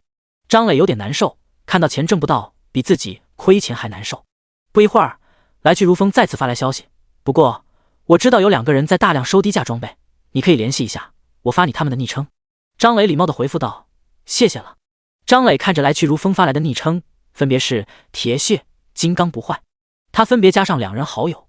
似乎来去如风跟2人说过，2人很快都同意了张磊的好友申请。张磊分别给2人发送消息，我这里有大量黑铁阶装备，低价出售。铁血直接问道，有截图吗？张磊截图将10几个装备信息发过去，毕竟都是在一个地方打的装备，同质化比较严重。铁血很快拍板，可以，稍后我会将你这10几种价格表发给你，如果合适那就这样交易，如果不合适我们再协商。铁血很快将价格表发给张磊，价格表中这些装备的价格1500到2500铜币不等，这价格确实比拍卖行中同级别价格便宜，但张磊并没有嫌弃，毕竟这种交易没有手续费，而且大量交易的话价格低是正常的。张磊同意了这个价格表，直接和铁蟹发起交易。张磊一次性放入交易页面80件装备，铁血计算后将铜币填上。张磊大概算了算，没有什么大的出入后，同意交易。这笔交易结束后，张磊将拍卖行中的装备下架，再次和铁血交易。来回3次后，张磊终于将拍卖行和背包中的装备清空了。张磊发送消息，暂时就这么多，但很快会再次有装备，你还能吃下吗？铁血回复道，可以，有装备了，直接和我交易就行。张磊见到他说这句话，顿时来劲了，操控着飞行器再次飞到野怪秘籍处。远在滨海城的铁血将装备放到工会驻地仓库，自语道，大量黑铁阶的装备，而且很快会再次有装备，难道这个人有能力迅速刷怪，并且爆率还不低？还是说他发现了一个能产出大量装备的副本？极限强者称号不在等级排行榜上，如果能迅速刷怪，怎么可能升级缓慢？奇怪，真是奇怪。张磊迅速刷怪，很快背包再次满了。这时金刚不坏发来消息，1500铜币一个黑铁阶装备，同意的话可以直接和我交易。张磊看到消息，觉得价格有点低了，回复道，不好意思，装备卖给其他人了。金刚不坏继续发来消息，没关系，我这里长期收装备，有卖不出去的装备都可以卖给我。张磊回复了一个 OK， 他觉得这个金刚不坏恐怕有和装备相关的天赋，不然不会长期大量收装备，而且根本不看属性。至少铁血收装备还根据属性确定价格，他们工会应该是有很多人员需要装备。不过这件事与自己无关，黑铁阶装备的生意自己也就做这几天，等自己等级达到35级后，就该换下一个刷怪地点了，到时最起码都是青铜阶的装备，应该就好卖了。不过话虽如此，他还是觉得自己的背包有点小，只能放区100件物品，除去卡洛人的飞行器以及一些杂物，也就能放80多件装备。他再次打开拍卖行了，寻找扩大储存的装备。空间戒指内含100个物品栏，价格50万铜币，略微有点贵。张磊暂时不打算买这个空间戒指，还是照旧将多的装备上架拍卖行，等到和铁血交易的时候再下架就是了。凌晨3点，张磊第3次和铁血交易，将背包和拍卖行中的装备一股脑的交易完毕。他的等级也来到26级，经过3次交易和这段时间的刷野怪，他的铜币来到210万。看了看时间，该下线了。虽然张磊感觉玩这游戏并不累，很多专家也说这游戏玩起来和睡眠一样，他这段时间还感觉越玩游戏精神状态越好，但是为了小命着想，暂时还是需要好好休息，他有点想用游戏仓了。第15章搬家。早上8点，张磊准时起床，昨天已经联系好了家政，今天上午家正去新房打扫卫生，张磊收拾一下就可以搬过去了。张磊将自己的东西打包，2大包东西以及1床被子，叫了个出租车将所有东西装上去。看着车窗外的风景，张磊有些感慨，也不知道这个世界最终会怎么样。什么游戏最终会影响到现实吗？自己在游戏里这么拼，最终会走到哪一步？如果最终无法影响现实，自己以后怎么生活？不过即便神魔游戏最终只是个游戏，那么他自己也不亏，至少已经挣了1套房了。很快出租车到了，张磊扛起2个大包和1床被子，利索地走进小区大门。出租车司机感慨了一句，年轻就是好，身强力壮的。张磊走出电梯，发现家政公司的人已经到了。张磊直接打开房门，家政公司来了4个人，迅速开始打扫房间卫生。这个房子其实不怎么脏，主要是长时间不住人，有些灰尘。不过家政公司的人十分专业，2个小时后家里已经焕然一新。张磊葛优躺在沙发上，看着自己的房子嘿嘿傻乐。毕竟这个世界的自己从小就是孤儿，最渴望有一个自己的房间，有一个自己的家。现在梦想终于实现了。张磊的穿越不是夺舍，也不是反夺舍，更像是融合，2人的记忆同时存在，兴趣爱好也没有冲突，都是个宅男，并没有出现小说情节中互相争夺身体控制权或者你死我活。胡思乱想了一会儿，张磊起身走到主卧。房子是2室1厅，主卧有个大床，次卧有个小床。他已经看过位置，等到游戏仓到了，可以将游戏仓安装到次卧，空间足够。登录游戏，张磊上线后继续前往那片草原刷怪。草原羊30到40级，足够他刷到35级了。现在升到26级，再想要升级需要600万经验。神魔游戏经验设计是分阶段式的，1到10级分别是10万0200、300；11到20级分别是1万、2万、3万；21级、60级则是100万、200万，每一级增加100万。61级开始变为1个亿，每一级增加1个亿。目前等级最高的玩家是神，他目前达到了71级。据他透露，依旧是每级增加1亿经验。也因此，玩家们认为每一次经验值的跃升都代表着什么，但具体代表着什么，玩家还不清楚，也有可能单纯只是设定。从21级开始，玩家们升级的难度骤然增加，游戏开服3个月了，大部分玩家都在40级至50级这个区间，升级实在太难了。不少玩家发起投票，要求游戏公司改设定，但游戏公司理都不理。如果说60级以下还属于能升得动的话，61级开始经验值就属于天文数字了。没看到排行榜第一都才71级吗？那可是神，自从游戏开始就一直牢牢把持着等级排行榜第一，并且遥遥领先第一梯队的玩家。几乎所有 BOSS 的首杀奖励都是这位大神的，他那个 BOSS 之敌的称号那是真的实至名归。有人录制过弑神的打 BOSS 视频，那行云流水的挥刀，每一次攻击都会带走 BOSS 一小段血条，那恐怖的伤害让人根本兴不起反抗的想法。如果说张磊的天赋属于后期无敌的天赋，那么弑神的天赋就是从头强到尾。张磊有时都想过，这个弑神会不会和他一样，也获得了天赋提升时，也把原本金色的天赋提升为红色。一天过去了，张磊刷了一天的草原羊，收获了近1000件黑铁阶装备，等级也来到了31级，智力比起离开新手村的时候也增加了10万点。果然变为大旋风后，刷怪速度大幅提升，但是比起自己在新手村刷大黄蜂的时候，速度还是慢了不少。虽然自己拥有了飞行的能力，技能范围也扩大了不少，但草原羊还是不是很适合自己刷怪。比起大黄蜂，草原羊的体积更大，也更加分散，毕竟大黄蜂属于昆虫，密度极高，一片森林中个数恐怕比这里的草原羊要多出好几倍。果然这些草原羊只能算是过渡野怪，要是再有像是大黄蜂那样的野怪就好了。现在他的技能范围直径400米，一天刷100万智力不是梦。当然了，前提是刷100万野怪他的等级不要超过野怪5级。他将飞行器悬停在半空中，背包和拍卖行再次满了，直接打开铁血的聊天。老规矩，还是200多件黑铁阶装备。铁血大佬，你这装备太多了，我有点吃不下了。张磊瞪大了眼睛，什么？我赚不了钱了？铁血再次发来消息，大佬，要不你再问问其他人，我这真不缺黑铁阶装备了。张磊只能认命了，看来铁血确实吃不下了，毕竟已经买给他接近1000多件黑铁阶装备，现在这样的大环境确实不少了。行吧，我知道了。铁血连忙回道，多谢大佬体谅。对了，如果有青铜阶及以上的装备，我这里还是大量收购。张磊眼睛一亮，你确定？铁血想起张磊这恐怖的打装备速度，又往回找补了一句，青铜阶2000件以下还是没问题的，更高的话多多益善。张磊回了个 OK， 也不敢怪罪铁血这次不收他的装备，毕竟是金主，这也不是一锤子买卖，和气生财嘛。而且他也有备胎。打开金刚不坏的聊天，你好，你还需要黑铁阶装备吗？1分钟后，金刚不坏回复道，需要，1500铜币一件，同意的话直接交易。张磊直接打开交易界面，分3次将200多件黑铁阶装备交易过去。金刚不坏收到装备似乎热情了很多，收到，以后有装备的话直接找我交易就行。张磊看着背包中的铜币，嘿嘿傻乐，540万，高等级挣钱就是快。第16章草原羊 BOSS。 快12点了，新的一天即将开始。就在张磊决定回主城进行接位挑战的时候，他突然看到下方草原有一丝骚动，一阵激昂的音乐陡然响起。张磊眼前一亮，这是……只见草原羊中一个精英野怪的气息突然变强，体型也逐渐增大，音乐也越发激昂。神魔游戏中 BOSS 出场的时候会有专属 BGM 用来提醒玩家注意，眼前的情况应该是这只草原羊进阶为 BOSS。 张磊决定暂时不走了，他刷了这么长时间的野怪，其实一个 BOSS 也没见过，属实是非求本求了。没想到今天竟然遇到了。普通草原羊通体白色，精英草原羊身上有金色的纹路，草原羊 BOSS 则是通体金色，并且体型远超精英草原羊。普通草原羊身高1米， BOSS 级草原羊身高10米。张磊控制着飞行器降落一段高度，飞到草原羊 BOSS 上方。系统提示：您受到白银阶阶位压制，您的伤害减少 50%， 您受到白银阶对手的伤害提升1倍。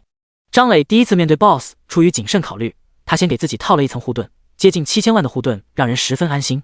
红色的血条被白色的护盾覆盖，在护盾消耗完毕之前，谁也别想伤害到自己。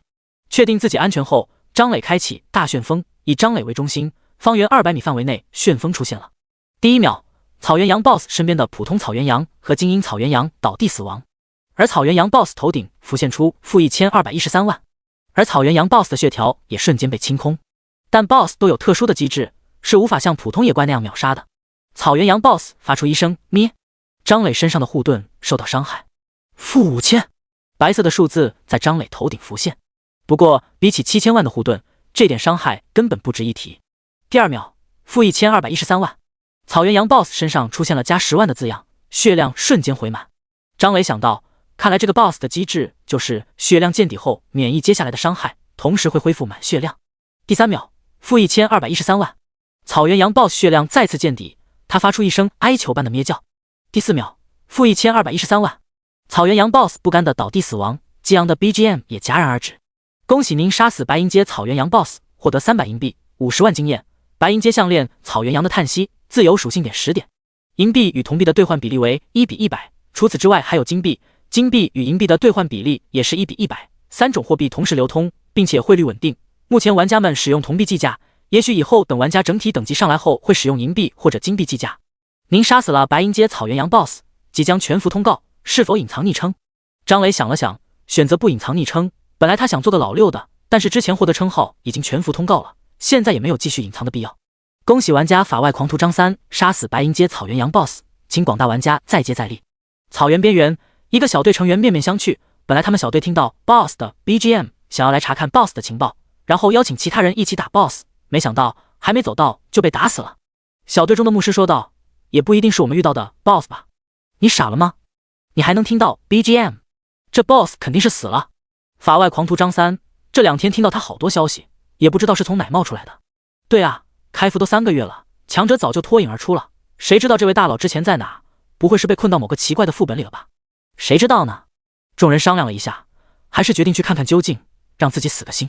半个小时后，他们找到了被杀死的草原羊 BOSS 的尸体。果然来晚了，也不知道张三大佬去哪了。这位大佬可是能飞的，恐怕早就离开了。也不知道我们什么时候能飞。等传说街吧。不会吧，不会吧，你不会真的以为咱们能打得过传说街阶位挑战？不，先把白银阶阶位挑战打过再说吧。总有一天会打过的，毕竟游戏做出来，总不能只有少部分人能达到最高阶。天穹城众神殿外，张磊从天而降，跳下卡洛人的飞行器，将其收入背包，忽略周围玩家关注的目光，进入众神殿，开启阶位挑战。张磊再次被传送到挑战平台，正在为您生成对手。这次的对手是一个射手，一身翠绿色树叶制成的衣服，略微有些尖的耳朵证明这似乎是个精灵族。倒计时结束，对手瞬间后撤，后撤的同时抬手就是一箭射向张磊。张磊连忙使用法力护盾，7000万的护盾填满血条，这一箭准确的命中张磊的胸部，还造成了暴击。负12万，张磊顿感离谱，这特么是个白银阶弓箭手，就算产生了暴击，就算有阶位压制造成的双倍伤害，一下12万是不是太离谱了？其实对面的弓箭手也觉得离谱，12万的暴击伤害，竟然只让对方白色护盾条略微减少了一点。还有天理吗？现在的法师都这么离谱了吗？张磊原本有些飘的心瞬间沉了下来，还是不能小瞧天下人啊！这不过是系统生成一个白银阶而已，一箭就能造成这么恐怖的伤害。那么白银阶的玩家呢？排行榜上的玩家呢？张磊谨慎地捏着闪烁，时刻准备释放，同时开启大旋风。负301万，精灵弓箭手诧异地看着头顶的伤害数字，有些绷不住了，这一点也不魔法。弓箭手倒地死亡，张磊松了口气，看来这次的敌人是个攻高防低的爆发型职业，并没有什么保命技能。阶位挑战成功，张磊有些期待地看着平台边缘的白雾。老实说，他对阶位晋升的感觉有些上瘾，比晋升青铜阶更多的白光出现，进入张磊的身体。爽！第17章王者回廊。张磊一脸神清气爽地回到众神殿祭坛。张三大神这次时间还是很短，又失败了吗？这不好说，看他的表情似乎很爽，应该通过了吧？你们说现在他是什么阶位的？白银或者黄金？张磊忽略周围玩家的眼光和话语，拿出卡洛人的飞行器，直接飞到天穹城高空。首先打开个人信息，白银阶的属性加成为 1.4， 比起青铜阶是一个巨大的进步。法术强度来到了1400多万点，同时阶位达到了白银阶，他就可以前往更高阶的练级地点。青铜阶前往这些地点的话，会被阶位压制，精神被压制，实在不是个很好的体验。当然了，更担心的是被高阶位的玩家堵住，万一高阶位的玩家有什么奇奇怪怪的天赋，在阶位压制的情况下会有一些麻烦，而张磊不喜欢麻烦。白银阶已经达到目前第一梯队玩家的程度了，据论坛统计，现在达到黄金阶的应该不超过20个人，达到钻石阶的应该只有弑神1人。再说了，草原羊还是太分散了，不太好刷，并且爆出的黑铁阶装备早已没有市场，丢掉又感觉浪费，所以张磊决定换个地方刷也怪。张磊很快选定了3个地方：金线河、万蛇窟、王者回廊。金线河是一条宽阔的河流，因为其中有着大量的金线鱼而得名金线河。金线鱼是青铜阶野怪，擅长使用水系魔法、水剑，以攻击密度著称。优点其实很明显，金线河中几乎全都是金线鱼。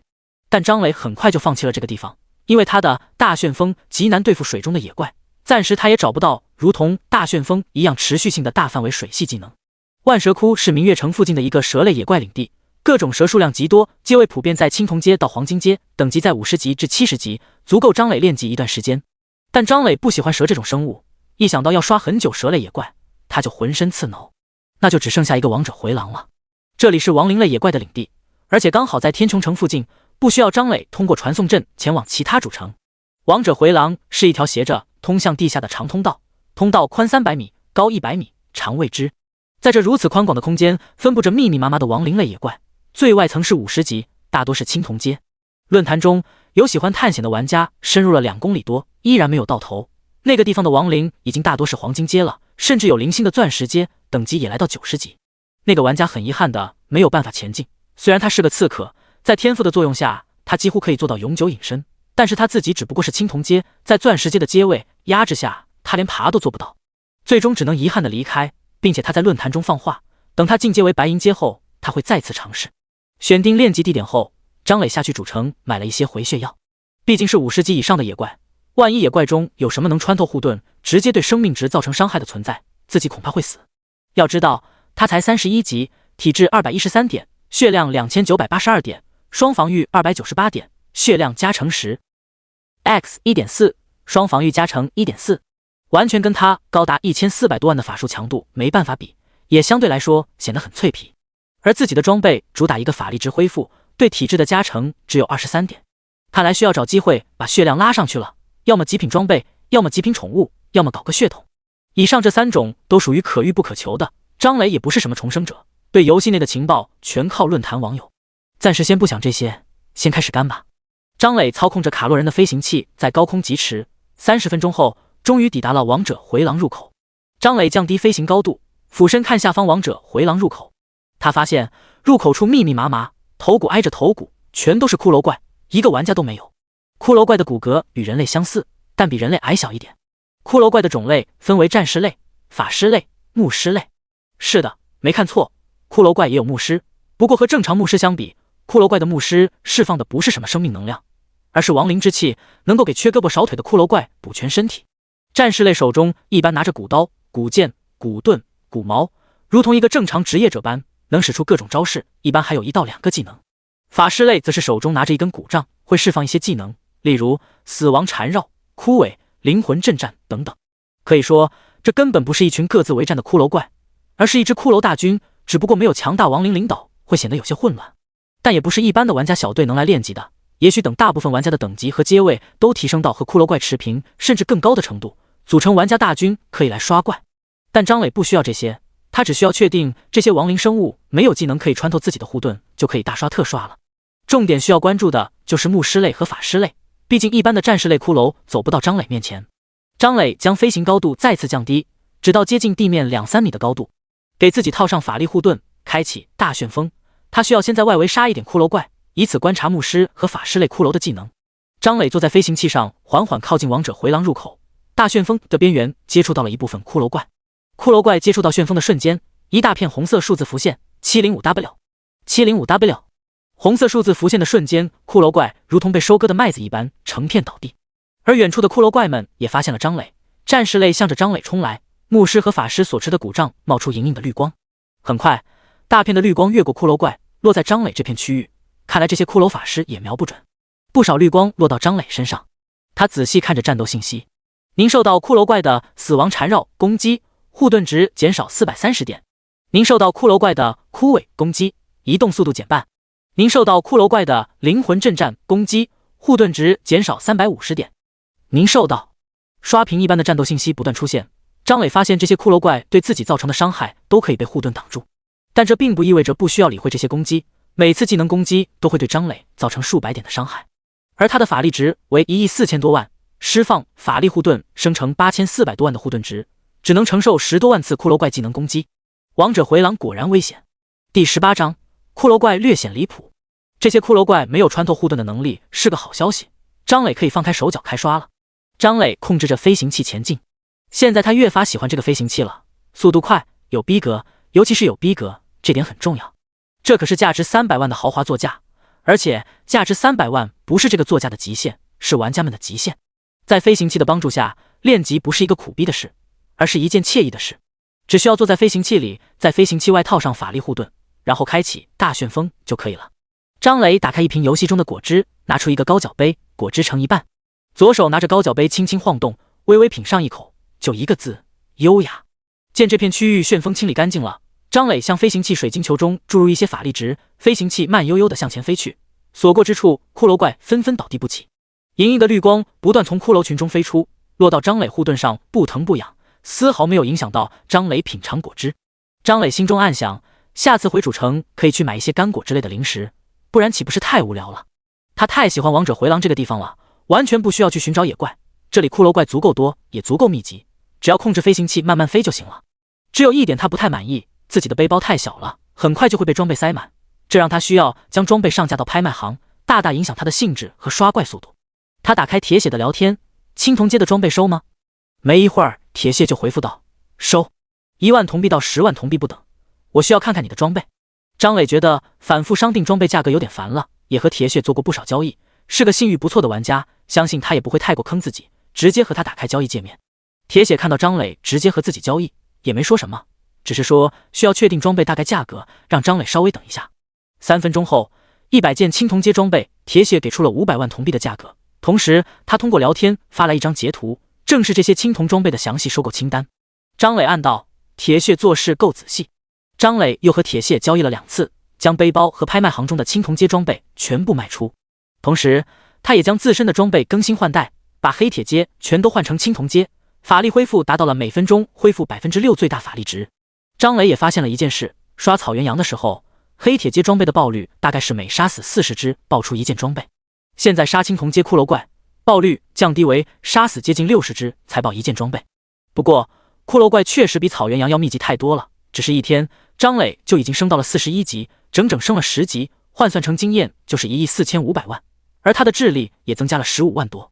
最让张磊满意的就是铜币了，今天1天打出了900多件青铜阶装备，全都卖给了铁血，获得了5000万铜币，加上他原本的500多万铜币，仅仅3天，他再次将自己的铜币变成5500万。高等级赚钱的速度确实很快，张磊今天不止一次的感慨。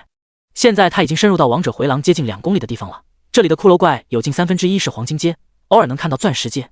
张磊暂时不打算前进，阶位压制是一方面，另一方面就是伤害了。到了这个地方，每一个骷髅怪法师或者牧师的技能都能打出数千的伤害，遇到黄金阶打出1万多都不稀奇。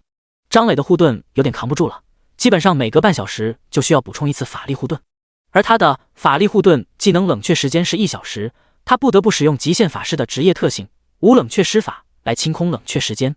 无冷却施法消耗魔法释放所需的法力值，清空该法术的冷却时间。想要清空法力护盾的冷却时间，他需要消耗这个魔法本身所消耗的法力值 30% 最大法力值，再加上释放法力护盾本身的法力值，他每半个小时需要消耗 60% 最大法力值。幸好他的法力值恢复也是按比例恢复的，否则法力值恢复无法跟得上消耗。这个时候就体现出刺客的优越性了，前往任何地点隐身一开，能避免大部分麻烦。张磊看了看时间，12点了，新的一天他可以再次进行阶位挑战。这一次挑战的是黄金阶。张磊看了看四周，地上全都是骨头，骨头叠骨头，整片区域地面都高了近半米。出口方向，新的骷髅怪已经刷新出来了。他驾驶着飞行器，顶着法力护盾，直接冲出王者回廊，在原地放下一个空间坐标后，收起卡洛人的飞行器。他要使用定点传送技能。定点传送，留下空间坐标，引导3秒后开启传送，消耗500点，冷却时间30分钟，限5个空间坐标。来王者回廊前已经在天穹城主城上空留下了一个空间坐标，为的就是方便往返。长距离的情况下，飞得再快也没有空间魔法快。张磊瞬间消失，再次出现已经是在天穹城500米的高空了。张磊不慌不忙地拿出卡洛人的飞行器，坐进去后输入法力值，稳住飞行器。第一次使用定点传送，张磊发现定点传送并非眼睛一睁一闭就到达目的地，而是定点传送会开启一个空间通道，张磊的身体穿过空间通道就来到了天穹城。也不知是不是类似于现实世界的虫洞理论，将空间折叠之类的。张磊径直飞向众神殿。咦，张三大佬又来挑战阶位。自从张三大佬出名后，似乎每天都来。难道一直挑战会增加通过几率吗？这谁知道呢？张磊开启阶位挑战。阶位挑战开始，正在为您生成对手。张磊好奇地看着不远处的身影，通过装扮和武器，能够确定对面是个法师。第一次遇到本职业的高阶对手，张磊有点好奇，他能在自己手下坚持几秒。第19章无敌护盾与血统提升时。张磊在看法师的时候，对方也在观察张磊。张磊一直搞不明白，阶位挑战中的对手到底是谁？难道是众神殿创造出来的智能生命？如果是这样，自己遇到的这几个对手未免有点太智能了，无论是战斗意识还是眼神，都和真正的生命没有区别，甚至也怕死。3、2、1，战斗开始。倒计时结束，张磊瞬间给自己套上法力护盾，同时开启大旋风。对面的法师也同样的做法，给自己套了个金色的护盾，同时抬手对着张磊释放一个火球。旋风打到法师的护盾上，在张磊不可思议的目光中，一个数字出现0，竟然是0！这个护盾竟然能免疫自己的伤害，这是什么魔法？对方的法师眼睛瞪得比张磊还大，张嘴似乎在说什么，可是什么声音都没有。法师似乎知道无法说话的原因，有些懊恼，但也不再说话，操控火球攻击张磊。火球砸到张磊的护盾上，负13458，护盾条减少了一点，如果不仔细看，根本看不出减少。对面法师见此，果断地放下了法杖，张了张嘴，最后摇了摇头，将自身那能免疫伤害的护盾取消。张磊及时将大旋风关闭，他知道对手已经放弃了，但他想从对方这里获得一些情报。张磊问道：“你是谁？那个护盾是什么魔法？”法师只是摆摆手，指了指自己的耳朵，又摆了摆手。张磊暗道：难道对方听不见？他刚才似乎也在说话，但自己也听不到。难道说双方的声音都无法让对方听到？见到张磊还想问，法师直接不说话，再次凝聚一个火球。这次火球与之前的不同，可以看出法师似乎有些吃力。张磊此时可以轻松地杀死法师，因为他已经把那个护盾撤销了，但他实在对这法师好奇，决定先稳一手。消耗 30%， 最大法力值清空法力护盾冷却时间，再次消耗 30%， 最大法力值释放法力护盾，足足1亿6000万的护盾，张磊觉得应该很安全。对面的法师看到张磊的操作，眼皮似乎一跳，不过依旧维持着这个火球。3分钟过去了，法师身前的火球散发的气息越发恐怖，哪怕相隔数十米，张磊都能感觉到灼灼热浪。对面的法师依旧不说话。又过了片刻，火球似乎准备完毕，法师用力地推向张磊。火球飞行速度十分缓慢，以张磊这样的法师的速度都能躲开。张磊没有躲开，想看看这个法师在搞什么鬼。即便自己死了，大不了明天再来就是，影响不大，但探究阶位挑战的秘密可不是什么时候都能成功的。终于，火球落到张磊身上，火球瞬间爆开，火焰覆盖了整个平台，巨量的伤害瞬间打出，负1650万。白色的数字在张磊头顶出现，1000多万的伤害，张磊还是第一次在其他人身上见到。负1650万。同时，对方头顶也出现一个血红的数字，对方的身体瞬间蒸发，一丝一毫都不剩了。张磊目瞪口呆，什么情况？对方被自己的魔法干掉了。恭喜您获得胜利，即将开始阶位晋升。虽然有万般不解，但张磊什么也做不到，静静的等待阶位晋升。众神殿祭坛，张磊被传送出来，怎么也没想通对方到底是什么情况。想不通，干脆不想了，还是先练级。释放定点传送，传送到王者回廊外。与此同时，排行榜第一的弑神也来到天穹城，他将任务道具交给天穹城城主。恭喜您完成任务，明月城城主的委托。天穹城城主说道：冒险者，你送过来的消息已经收到了，1000年一度的天穹秘境即将开启，为了表达我的感谢，我这里有一个血统提升石，就送给你吧。弑神心情激动，这一系列连环任务终于完成了。虽然不知道血统提升石有多大的作用，但想来不会差，毕竟之前他获得过天赋提升石，对自己帮助极大，可以说没有天赋提升石就没有现在的排行榜第一弑神。他收下城主递来的红色石头，血统提升石被封印，能提升血统的传说中的宝物。被封印，天穹秘境开启后解开封印，每隔10分钟会透出红光，红光持续10分钟，该物品无法放入背包，携带者无法下线，无法使用主城传送阵。弑神看到血统提升时的简介，有点绷不住了，这东西完全是个烫手山芋啊！他连忙问道：城主大人，不知天穹秘境什么时候开启？天穹城城主沉思片刻后说道：按照时间计算，就在这2天了。弑神沉默了，难道自己2天都不下线了？他自己是个独行侠，在游戏里根本没有值得相信的人，这东西怎么办？他走出城主府，突然怀中的血统提升时放出耀眼的红光。此时游戏中是夜晚，但玩家依旧很多，毕竟有不少玩家是夜猫子，甚至有人依靠游戏仓，每天在游戏中的时间超过20个小时。如此耀眼的红光，半个主城的人都能看到。有宝物，走去看看。弑神看着手中的散发着耀眼红光的血统提升时沉默了。城主府这条街道上有7、8个玩家在闲逛，看到这一幕瞬间扭头看过来。有2个机灵的直接打开录像功能，弑神直接隐身准备离开，但当他隐身之后才发现他的身形虽然隐身了，但是红光依旧存在，隐身直接废了。听到不远处跑来的玩家声音，他想也没想直接向城外跑去。在那边，这是什么宝物？现在宝物怎么在空中飞？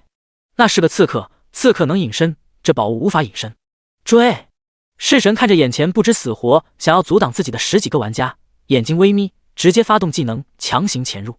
只见弑神瞬间越过30多米，出现在这些玩家身后，1秒后巨额伤害在这些玩家身上出现，负51万，负57万。这些玩家很快在复活广场复活。末日战斗信息里说我被弑神杀了，获得宝物的是弑神。消息很快在论坛中传开，不少玩家得知宝物的持有者是排行榜第1弑神后，纷纷表示不掺和这事。但相当大的一部分玩家得知此事反而更感兴趣，直接开启主城传送来到天穹城，想要撞运气。毕竟那可是连排行榜第1的弑神大佬都在意的宝物，这得多贵重。第20章弑神与突变。天穹城的纷纷扰扰没有影响到张磊刷怪，他按部就班的刷了1个小时野怪，照例将装备卖给铁血后直接下线。此时已经凌晨1点了，哪怕张磊一点都不觉得累，他还是准时下线，小命要紧，可千万不能猝死。睡前张磊打开手机刷了会儿论坛，发现论坛中都在讨论弑神以及能发出红光的宝物。弑神就在天穹城啊！看着论坛视频中弑神一人杀出天穹城，所有玩家都挡不住他突进，张磊感觉十分带感。不愧是排行第1的玩家，而且是连续3个月一直排行第1。他倒不打算去凑热闹，毕竟他不喜欢麻烦，而这种轰动整个论坛的事件绝对是超级大麻烦，除非这件宝物自己十分需要。看了一会儿论坛中的实况转播，弑神已经跑出天穹城10公里远了，但依旧有很多玩家在追弑神。倒不是弑神摆脱不了这些玩家，弑神是个刺客，移动速度极快，速度上能赶上他的玩家几乎不存在。但神魔游戏中的玩家太多了，哪怕只有一小部分玩家对弑神手中的宝物感兴趣，那也是数以千万计的玩家。这些玩家从其他主城赶到天穹城，在城外不断搜索寻找弑神。一旦发现弑神，总有玩家在论坛中通报地点，再加上每隔10分钟宝物就会发出耀眼的红光，可以说弑神无时无刻都在被围剿。张磊看到这里也有点感叹弑神的厉害，要是他早就把宝物扔出去了，他们爱怎么抢怎么抢。不过弑神面对如此场景都没有放弃这个道具，恐怕这个道具真的很珍贵。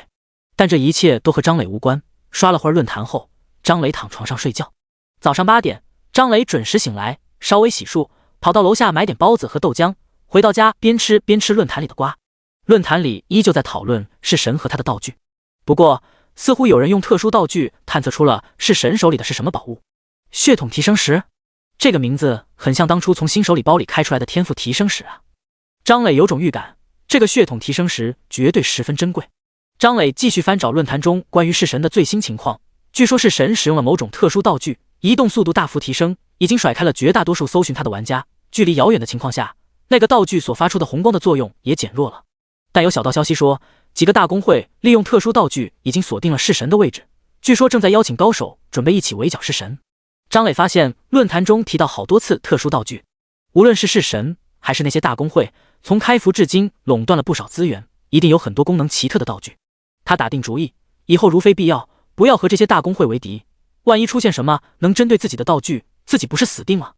张磊迅速吃完早餐，看了看他下单的游戏仓物流，发现明天游戏仓就可以到达，并且是送货加上门安装，倒是不需要张磊操心这些。躺到床上，戴上头盔登录游戏。张磊是从王者回廊入口外下线的，上线依然是这里。他拿出卡洛人的飞行器，直接坐上去，向着王者回廊内飞去。就在这时，他发现有几个鬼鬼祟祟的身影在王者回廊中。张磊暗道：什么情况？是来王者回廊练级的吗？来者止步！其中一个身影看到张磊，跳出来阻止张磊进入。张磊发现阻止自己的人竟然还是个黄金阶的玩家，这是高手啊！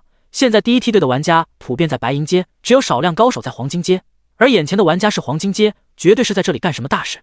对面的玩家也发现张磊是黄金阶，同时对他身下的卡罗人飞行器有些眼熟，认清后知道了张磊的身份。你好，我是神堂的副会长狂突猛进，王者回廊今日被我们征用了，请移步其他地方练级。这个玩家自我介绍道。神堂的副会长是个大人物啊。神堂是神魔游戏中排行前10的大公会，旗下有数万玩家，并且神堂坚持精英战略，这数万玩家基本上全都是青铜阶以上，也因此有好事者将神堂称作第一公会。张磊皱了皱眉，决定不趟这趟浑水，大不了换个地方刷野怪就是了。就在这时，狂突猛进的队友也来到这边，其中一个女法师羡慕地看了一眼张磊身下的飞行器。张磊既然已经决定离开，自然不会多说什么，管他们在这里准备干嘛。等一下，女法师叫住了准备离开的张磊。狂突猛进皱眉看了一眼女法师，但没说什么。张磊看着这位女法师，浑身上下都是黄金阶的装备，十分豪华。女法师自我介绍道：我叫薇薇安，是个法师，我想乘坐一下你的飞行器可以吗？张磊摇摇头表示拒绝。等一下，我可以给你一件极品装备，只乘坐一下可以吗？如果你不想要装备的话，其他要求也可以。薇薇安表情可怜，姣好的面容让人不禁心生好感，口中的话语也让人想入非非。但张磊依旧拒绝，要是换个地方，对方身边没有这些队友，自己不介意和他发生一些什么。但是现在他总觉得这女人不怀好意，他直接催动飞行器向上飞去。就在这时，变故突生，薇薇安身边的一个牧师突然举起法杖，2个光球落在飞行器上。张磊面色一变，果然这娘们不像个好人。你受到迟缓数影响，移动速度减少 50%， 持续时间5秒。你受到迟缓数影响，移动速度减少 50%， 持续时间5秒。似乎这个牧师一次性可以释放2次技能，连续2个迟缓数作用下，张磊的飞行器向上飞的速度顿时下降一大半。与此同时，一个刺客突然从张磊上空出现，匕首重击张磊，虽然被飞行器护盾挡住，但飞行器的高度下降了一截。高度变低的情况下，包括狂突猛进在内的所有人一起冲向张磊，想要把他从空中打下来。第21章一波肥。张磊看清他们的打算后，果断增大了法力输入，原本输入了200点法力值向上飞，现在直接增加到2万点。他就不信了，2万点法力值的催动下，还脱离不了迟缓数的影响。嗖！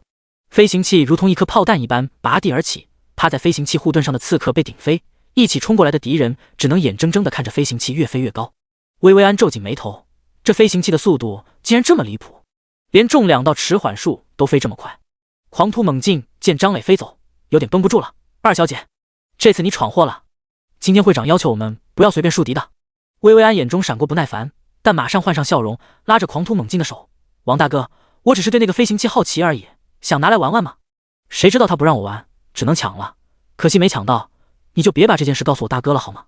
狂突猛进对撒娇卖萌的薇薇安毫无办法，只得说道：下次再干什么跟我商量了再行动行吗？不要在最后关头才通知我。随后又看向那个一瞬间释放出2道迟缓数的牧师：还有你擅自行动，我扣你工资。牧师翻了翻白眼，心想扣就扣呗，反正二小姐会补偿我的。狂突猛进又训斥了那个刺客一顿，训斥一圈之后只觉得心累，犹豫一下后还是把刚才发生的事发给会长，这会长的妹妹自己是管不了了。对于今天发生的事，狂突猛进并没有放在心上，不过是个黄金阶的散人而已，就算侥幸达到了黄金阶又怎么样？这只能说明他不穿装备时实力确实不错，但在游戏中装备终究还是占了大头。他刚才已经看过张磊的装备了，不过是一些白银阶的垃圾，跟薇薇安的装备都没办法比，更别说自己了。他摸了摸身后的巨斧，在钻石阶装备面前，一切都是浮云。愤怒，张磊心中充满了愤怒，自己明明已经打算换个地方练级了，这尼玛什么鬼？杀人夺宝，拦路抢劫，这是在游戏中横行霸道惯了，这就是大公会的素质。虽然张磊拥有1000万级别的法术强度，大概率是目前全服实力第1的玩家，但他从未想过欺凌其他玩家。在新手村就不说了，有了飞行器后，在野外看到其他人打 BOSS， 他都不愿去抢人头。但是今天，竟然有人抢到自己头上了。虽然他不愿和大公会发生冲突，但是今天这事，他要是忍了，那他就是绿毛乌龟。张磊从高空中看着王者回廊入口处的几个小点，这就是那几个垃圾玩意儿。他也不打算多废话，想要抢自己的东西，就要做好被杀的准备。直接降低高度，距离地面100米的时候停了下来，开启大旋风。王者回廊入口处，薇薇安无聊地踢着石子，暗自埋怨大哥这次行动为什么要带上自己，明明已经和小姐妹约好去玩牛郎了。狂徒猛进径直的守在入口，环视四周，谨防其他玩家出现。牧师则无聊的看天，突然他看到天空中似乎有个小点。哎，那是不是刚才那人？牧师开口说道。其他人也抬头看天，也发现了张磊。狂徒猛进暗骂薇薇安多事，这是把人得罪死了，人家这是想要报复呢。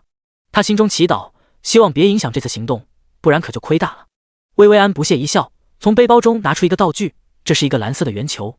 他直接使用道具，只见一道水幕从他四周升起，以弧形向着中间合并，很快一个半圆形水系护盾出现，护盾刚好把众人笼罩其中。薇薇安说道：“那个什么，张三肯定是要报复咱们，没事，有这护盾在，谁也伤害不了我们。”牧师适时拍马屁道：“二小姐说的是，高达200万的护盾值，谁能打得破？恐怕让这个张三打一天都不行。”狂徒猛进看了一眼这两人，不想搭理他们，这可是自己工会好不容易才打到的道具，没想到会长直接给了他妹妹一个才白银阶，而且不想着练级，只想着找刺激的女人用得到这种道具，真是暴殄天物。突然他心有点累，不想再担任这劳什子副会长了。刺客默默地看着外界，突然说道：“起风了。”众人也看向外界，透过水蓝色的护盾，他们看到碎石被吹动。狂徒猛进紧了紧自己的钻石阶巨斧，他知道这应该是张磊的魔法，具体什么效果还不知道，但还是需要小心一点。青色的光芒突然出现在这片旋风之中，还不等护盾中的众人看清，只听咔嚓一声，同时一个白色的数字突兀出现在水系护盾上方 1025W。 众人只觉得眼花了，1025后边怎么还跟着一个 W？ 突然水系护盾直接碎裂开来，狂徒猛进心中一惊，高达200万护盾的道具一瞬间就碎了。下一秒，更多的血红色数字从他们头顶升起 1024W、 2050W、 2050W、 4100W。 当狂徒猛进意识清醒的时候，已经在玩家复活广场了。我死了！包括薇薇安在内的众人都有点懵，自己这是被秒杀了吗？不好！狂徒猛进面色一变，连忙给会长发消息：“会长，有人杀了我们，可能会给行动造成麻烦。”狂徒猛进发完消息后，总觉得少了点什么，一看装备栏明白了，钻石阶武器爆了！完了，全完了！王者回廊入口上空，张磊见敌人都死了，也没有急着下去，谨慎地等了一小会儿，确定他们的尸体都消失后，才从天空中降下来。神魔游戏中，玩家死亡有一定几率爆装备，运气不好，全部装备爆了也是有的，离开背包的道具则100%会爆出来。张磊此时就在快乐地捡装备，黄金阶的法师装备爆出了3件，分别是法杖、裤子、上衣；黄金阶的战士装备则爆出了1件上衣，其他都是些白银装备。张磊收入背包，打算卖给铁血。这次最大的收获就是一把巨斧，钻石阶武器，开山斧，钻石阶，限制职业战士，装备限制等级60级，体加400，力加300。特性：开山对固定单位造成伤害增加 150%， 特性局限性比较大，但是属性加成极高。要知道一个60级的战士能支配的自由属性点也就300点，而这一把武器就增加了700点属性点，可想而知这件装备的贵重。他清楚地记得之前在拍卖行中看到的那个钻石阶法杖挂的价格是3000万铜币，这还是玩家数量不多的牧师和法师用的法杖。战士类玩家占所有玩家的1半以上，这么一件极品武器卖个5000万不过分吧？剩下的几件黄金阶装备加一块买个1000万不过分吧？果然是杀人放火金腰带，这一把打出来的武器抵得上他之前那3个月的努力了。第22章图榜。张磊收拾好爆出的装备，将目光看向王者回廊。之前这群人守在入口，阻挡其他玩家进入，看来里面有神堂的人在做大事。不愿意招惹大公会是一回事，现在大公会的人惹到了自己，自己和神堂一定要分个胜负。张磊希望输的是神堂，他直接控制飞行器向王者回廊中飞去。王者回廊深处，神堂会长君临看到好友栏中狂徒猛进的消息，皱起了眉。这什么鬼？1分钟前只是说自己的妹妹打跑了一个散人，现在直接告诉自己他们一群人被秒杀了。君临看着狂徒猛进的消息只想笑，这家伙是拿着 P 的图片来搞笑的吗？伤害 1024W 是什么鬼？他又看到妹妹发来的 2050W， 只觉得荒谬。你俩来逗我玩的是吗？ P 个图竟然都 P 的合情合理，妹妹白银阶受到的伤害是黄金阶的2倍。在狂徒猛进和妹妹的再三保证下，发誓自己没有磕多，也没有开玩笑后，君临依旧觉得要么自己疯了，要么他们疯了。会长，怎么停下来了？神堂副会长白衣军师凑到君临身边问道。君临没有说这件可笑的事，而是问道：那件禁魔道具带了吗？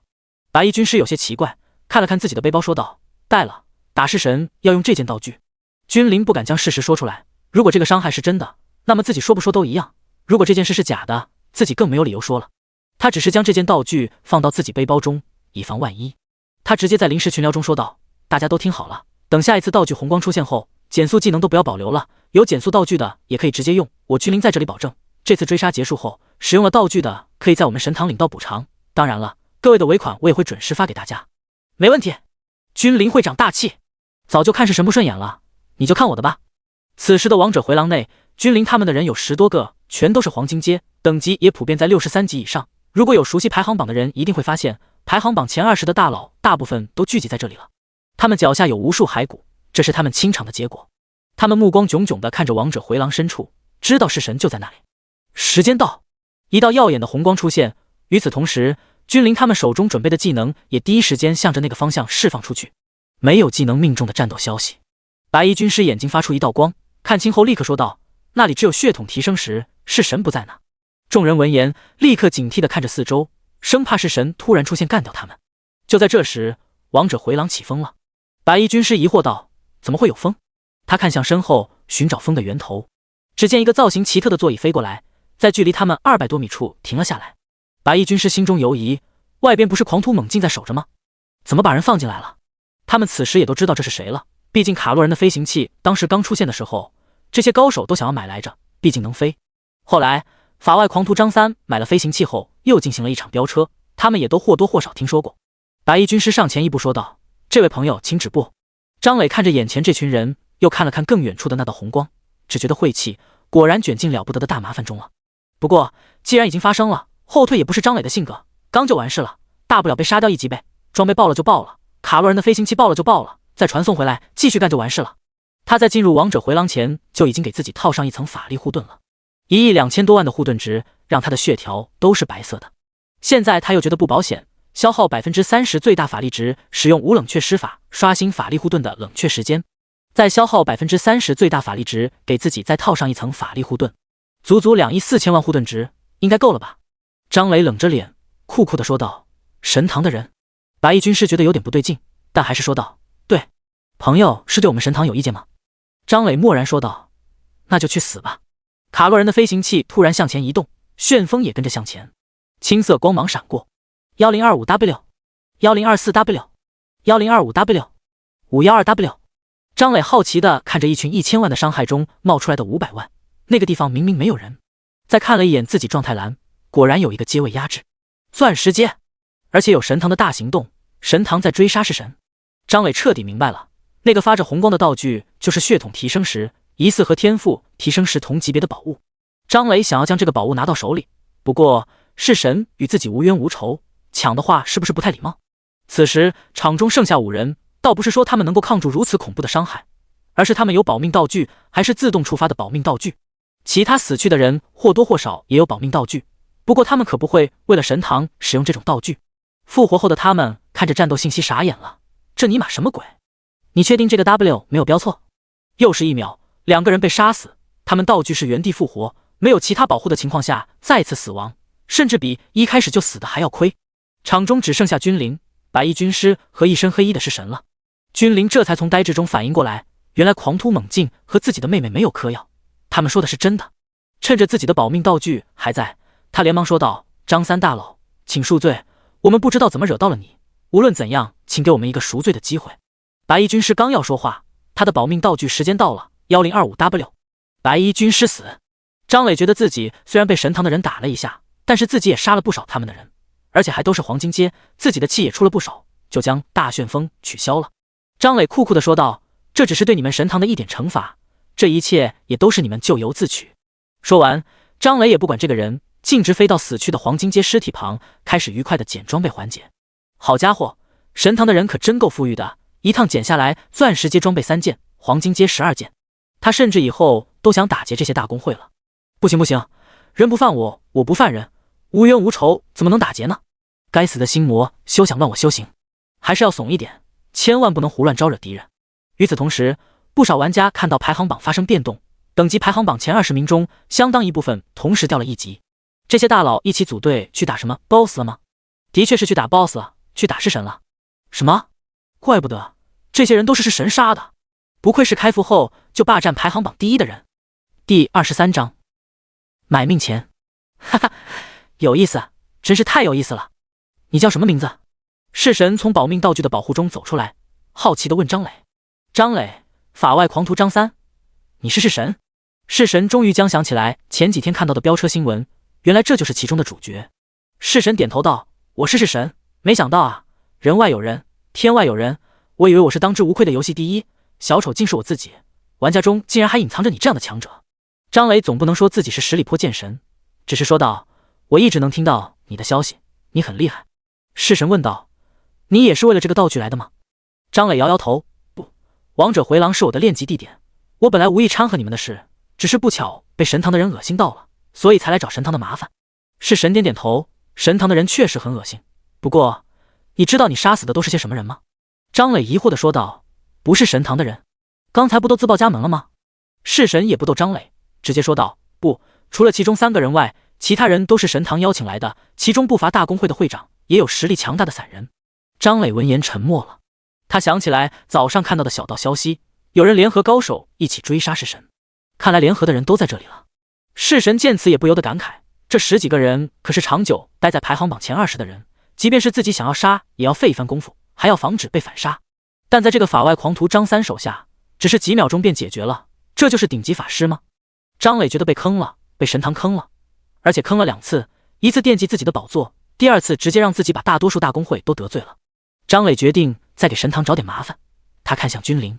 君临犹豫了很久，也没把禁魔道具放出来。禁魔之下，杀死法外狂徒张三很容易，但是神怎么办？而且看样子他俩也打不起来，所以他准备直接溜了。看到张磊在看自己，挤出个笑容说道：大佬，我能走了吗？张磊不想就这么放他离开，既然已经得罪死了，就不怕再得罪一点。你出个买命钱，我就让你走。君临面皮一抽，自己好歹是顶级大公会的会长，这是不是讹我？是不是讹我？弑神这时候突然说道：张三，这位可是神堂的会长，身价不菲，买命钱自然也不能随便给。弑神被他们追杀了一晚上，心中愤恨不已，有上眼药水的机会当然不遗余力，甚至他还打算等这件事过去后，好好招待一下神堂的高层，每人至少杀2次才能泄愤。张磊无语地看了一眼弑神，也没说什么，还是那句话，既然已经得罪死了，那还是多掏点东西吧。君临看着张磊，又看了看远处幸灾乐祸的弑神，瞬间暴起：我给你大爷！禁魔道具瞬间触发，一阵无形的波动以君临为中心向外扩散，然后君临手持长剑砍向张磊。张磊心中一惊，瞬间释放魔法，但技能却无法使用。怎么回事？张磊心中有些慌乱。就这么一耽搁，君临来到了张磊身边，张磊来不及躲闪，一剑劈到了张磊面门上。咔！君临的长剑劈到了张磊法力护盾上。负2170，白色的数字浮现。而张磊头顶上的护盾条纹丝未动，也不能说纹丝未动，白色的护盾略微减少了一丝。君临目瞪口呆地看着张磊头上的血条，有无数麻脉批要讲：这护盾是什么鬼？你 TM 到底有多怕死？这么厚的护盾，玩你妈！弑神觉得这一幕十分幽默。讲个笑话，战士砍不动法师，这让他更觉得不能招惹法外狂徒张三，千万不要因为他没有出现在排行榜，就认为他没有后手。就算接下来法外狂徒张三掏出法杖把君临敲死，他都不会觉得意外。张磊见此也放下心来，这人真阴险，也真是危险啊！竟然有能让人无法释放技能的道具。通过战斗信息，张磊了解到这是禁魔道具，顾名思义，禁止一定范围内技能的释放。张磊稳住心神，静静地看着君临。君临很干脆地收起手中的武器，1000万铜币够买命钱吗？张磊摇摇头，如果是你攻击前，我可以答应，现在不行。君临咬咬牙，那你杀了我吧，你可以赌一下我能爆出什么装备。张磊静静地看着君临，其实是现在禁魔效果依旧在，他也杀不死君临。片刻后，张磊感觉到禁魔效果消失，他直接一发火球术带走君临。他不想跟这么个出尔反尔、喜欢偷袭的小人说话了。张磊的运气不错，君临爆出了一件钻石阶鞋子，拍卖行能卖出2000万铜币。张磊对此表示满意，这一波捡了4个钻石阶装备，12个黄金阶装备，卖出去的话起码也有1亿2000万铜币。再加上狂突猛进爆出来的钻石阶装备，今天一天几乎赚了1亿7000万。看看这赚钱速度，张磊啧了啧嘴，转头看向弑神：你的买命钱准备出多少？弑神听到张磊的话一愣，有点不敢置信地问道：你在问我要买命钱？这附近也没其他人了吧？弑神盘算了一下，如果自己手段尽出的话，应该能杀死法外狂徒张三。当然了，只是针对目前他所表现出来的实力。虽然他护盾后的不可思议，但自己有手段穿透护盾。不过不值得，俩人无冤无仇的，而且都是散人，付出那么多代价，杀死他一次有什么意义？掉一级。就张磊这种超高伤害，想要升级真不是什么难事。弑神叹了口气，行吧，我的买命钱你准备要多少？张磊倒是犯了难，他也不知道这等级排行榜第一的家底怎么要价。突然一直闪烁的道具的红光消失，这是10分钟时间到了，下一次闪烁需要再等10分钟。弑神见此眼睛也眯了起来，既然道具没有红光了，那么自己也就能溜走了。买命钱谁给谁傻子？张磊也同样想到了弑神逃跑这件事，自己可没有定位弑神的道具，一旦弑神隐身逃跑，10分钟时间谁知道能跑到哪？眼见弑神有跑的意思，张磊连忙说道，不如我们做一个交易。第24章与弑神交易。弑神悠悠然回身，将放在角落的血统提升石拿在自己手里，才说道，什么交易？他的意思也很明显，要说赶紧说，不说他就跑了。张磊问道，我可以帮你逃脱那些人的追踪。弑神怀疑地看着张磊，你准备怎么做？张磊拍了拍身下的卡洛人的飞行器，当然是靠飞行了。张磊详细地说道，只要飞到高空就可以，我不信有人能攻击这么高的地方，如果不行，我还能飞更高。弑神有了点兴致，你能坚持多长时间？比你想象的时间要长。弑神点点头又摇摇头，你的办法很好，但我不信任你，同样的你也不信任我。弑神最后说道，谢谢你的办法，但为了安全，还是各自离开为好。说完，弑神就隐身了。张磊有些遗憾地咂巴了下嘴，不能收弑神的买命钱可真亏。他想到什么高声说道，咱们家的好友吧，买卖不成仁义在，如果需要用我这个办法的话，可以找我，我要价不高的。张磊也不知道弑神听到了没有，不一会儿，弑神的好友申请发了过来，同意申请。王者回廊只剩下他一个人，这片区域被杀死的骷髅怪也渐渐刷新出来，他也没什么事，只得继续刷起骷髅怪。天穹城某一处房子中，君临、白衣军师、狂徒猛进以及王者回廊中围剿弑神的人都聚集在这里。君临脸色阴沉地说道，有情报说血统提升石和弑神都在乱石荒原，我们……一人打断道，我现在不想知道弑神怎么样，我就想知道法外狂徒张三在哪。他的钻石街上衣被爆出来了，他想先把衣服拿回来。君临不满这家伙打断自己的说话，但为了弑神手中的宝物，还是说道，那个家伙还在王者回廊，怎么你还想去招惹他，还想再爆一些装备？这人急了，瞪大了眼睛，那是因为这家伙搞偷袭，等我准备好了道具，非得把他爆了不可。君临原本不想说出张磊的情报的，但不愿分散力量去对付张磊，只得说道，没用的，那个家伙比弑神还难缠，能打出伤害很高的 AOE， 同时他还有叠加巨额护盾的技能。犹豫了一下说道，护盾值起码有100万。他原本想说1000万的，但觉得有点离谱，就默默降低了一些。其他人听闻也有点坐不住了，怕个鸟，他是个法师，来点沉默技能、禁魔道具，到时即便100万护盾也不是不能杀。君临呵呵一笑，然后呢，把他当作 BOSS 来打，就算杀死了，就一劳永逸了吗？各位都是有工会的人，不怕这位堵着你们工会驻地杀人吗？白衣军师也接枪道，各位，法外狂徒张三和弑神不一样，即便是神放开杀，也杀不了多少人。张三就不一样了，自身拥有大范围技能，还能飞，没有巨大利益冲突的情况下，还是不要招惹为好。一个人憋屈地说道，那我们遭到的损失就这么算了。君临劝道，如今正是挽回损失的时候，我们神堂承诺，只要各位帮我拿下血统提升时，给你们的报酬再上浮 30%。 一个一直没说话的人冷笑一声，我真是信了你的邪，我不要你的大饼，把你之前承诺的报酬给我，也不陪你们了。君临看了看其他人，说道，还有谁想退出的，我一并将尾款给你们，先说好，按照协议，现在退出算违约，我给的尾款将大幅度削减。最终有3人选择退出，其他人继续投铁。张磊一边刷着怪，一边刷着论坛，他在蹲关于弑神的最新情况，一旦弑神被围，他就会出现在弑神身边，不为其他，就为了买命钱。好家伙，我杀不了你，不代表其他人杀不了你，你的买命钱我要定了。或许是弑神倒霉，也可能是神堂的道具太厉害，张磊终于从论坛中看到了弑神的最新情况，他又被君临带着人围了。张磊赶紧再问弑神，怎么样，需要我去救你吗？只需要一点小小的买命钱。弑神好长一会儿才回复，你做梦。张磊觉得弑神态度不好，不过没关系，他能等到弑神快撑不住的时候，自己再去救他，到时候可就不是现在的价钱了。想到这里，张磊也不刷怪了，驾驶着座驾就飞出王者回廊，向着论坛中的位置飞去。碎石荒原，弑神觉得付出点买命钱也不是什么大不了的，自己根本不缺极品装备，特殊道具也应有尽有，付出一点代价并不是不可接受的。弑神擦了擦嘴角的血，沉默地看了看将自己和敌人笼罩起来的护盾。反弹护盾特殊道具，在直径100米范围内撑起一个护盾，护盾内外绝对反弹，护盾值100万，不超过5万的攻击将会被反弹给释放者。弑神之前大意了，直接攻击护盾，结果差点被反弹死，要不是保命道具被触发，当场就死了。白衣军师微微一笑，弑神，你的天赋我们早已摸透，这个道具的感觉怎么样？被巨量伤害反弹的滋味不好受吧？弑神不舍得看了看怀中的血统提升石，据城主所说，这个道具的封印会持续到天穹秘境开启，而天穹秘境预计明天开启。难道要放弃血统提升石吗？真是不甘，明明就要挨过时间了。还有那个可恶的张三，不知道再问我一次吗？买命钱我不是掏不起。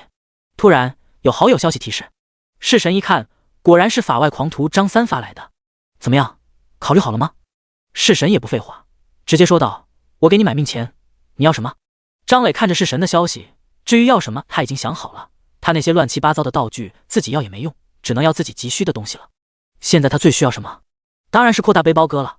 但是普通的扩大背包格道具自己又看不上，直接把问题丢回去。我现在背包格子完全不够，不知道你有没有这种道具？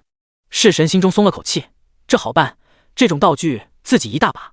对了，忘了说了，你要好好想想给我什么价值的道具，这决定了我会不会救你，以及救你的速度。弑神心中暗骂奸诈，但人为刀俎，我为鱼肉，为了血统提升时，一切都值得。张磊看到弑神传来的道具截图，大空间扩展时使用后可增加1000个背包格。张磊眼前一亮，好东西啊，这玩意儿他在论坛见过，起码值5000万铜币。第25章前天见。张磊对弑神的识趣很满意，但又觉得弑神买命钱出的太果断了，他手里绝对还有更好的东西。本着有早没早打一竿子的想法，他发了一句话，就这。弑神又吐了口血，一方面是被打的，另一方面是被气的，这贪得无厌的张三。但他转念一想，这可是和天赋提升石名字相像的道具，绝对稀缺，一切都是值得的。他没说话，给张磊发了个截图。前天界灵魂绑定装备，绑定后背包增加5万格，灵魂绑定，不可摧毁，不可掉落，这才是好东西。张磊连忙说道，这个装备可以，我们交易吧。弑神，我信你个鬼，你个糟老头子坏得很，必须在游戏系统的见证下签订协议，否则我宁愿丢了血统提升石。张磊觉得没问题，毕竟这个装备价值巨大。弑神补充道，这个装备不仅是买命钱，你还需要保护我到道具封印结束，大概要到明天晚上。张磊盘算了一下，现在是晚上7点，自己这么年轻，熬个夜应该没什么问题，到明天上午游戏仓就到了，到时候自己进入游戏仓玩游戏的话，相当于睡觉了，到明天晚上也不是不行。行，不过先说好，我答应保护你，可没说不能下线，协议上要写好。游戏系统见证下的协议十分严肃，一旦违反，系统会直接执行惩罚。当然了，请系统见证要交费，足足1个亿铜币，可以说十分昂贵。不过这在弑神看来只是小意思，他不缺这点铜币。弑神，没问题。很快，弑神缴纳铜币，在游戏系统的见证下，两人签订了协议。张磊需要在明天晚上12点前保护弑神，并让其拥有血统提升时，以上条件达成后，明晚12点，张磊获得前天剑，否则张磊不仅什么都得不到，还要面临背包内所有物品丢失的代价。签订协议后，张磊也没犹豫，直接出手，先给自己套上2层法力护盾，然后开启大旋风。大旋风只开启1秒，就将其关闭。众人身边的反弹护盾突然破碎，众人顿时一惊，有些犹疑地看着周围。张磊头顶同样出现了一个白色的数字49721，这是反弹护盾对张磊反弹的伤害，这对于张磊的护盾不值一提。张磊见对方的反弹护盾消失，他驾驶飞行器加速冲过去。有几个外层的玩家想要阻拦，但无论是攻击还是以身阻挡，都无法降低张磊的速度。张磊来到场中弑神的身边，没有停留，伸出一只手拉住弑神的胳膊，然后再次向飞行器中输入5000法力值，飞行器划过一个漂亮的弧度，向着天空飞去。君临气的脸都绿了，功败垂成，血本无归。法外狂徒张三 WRNM。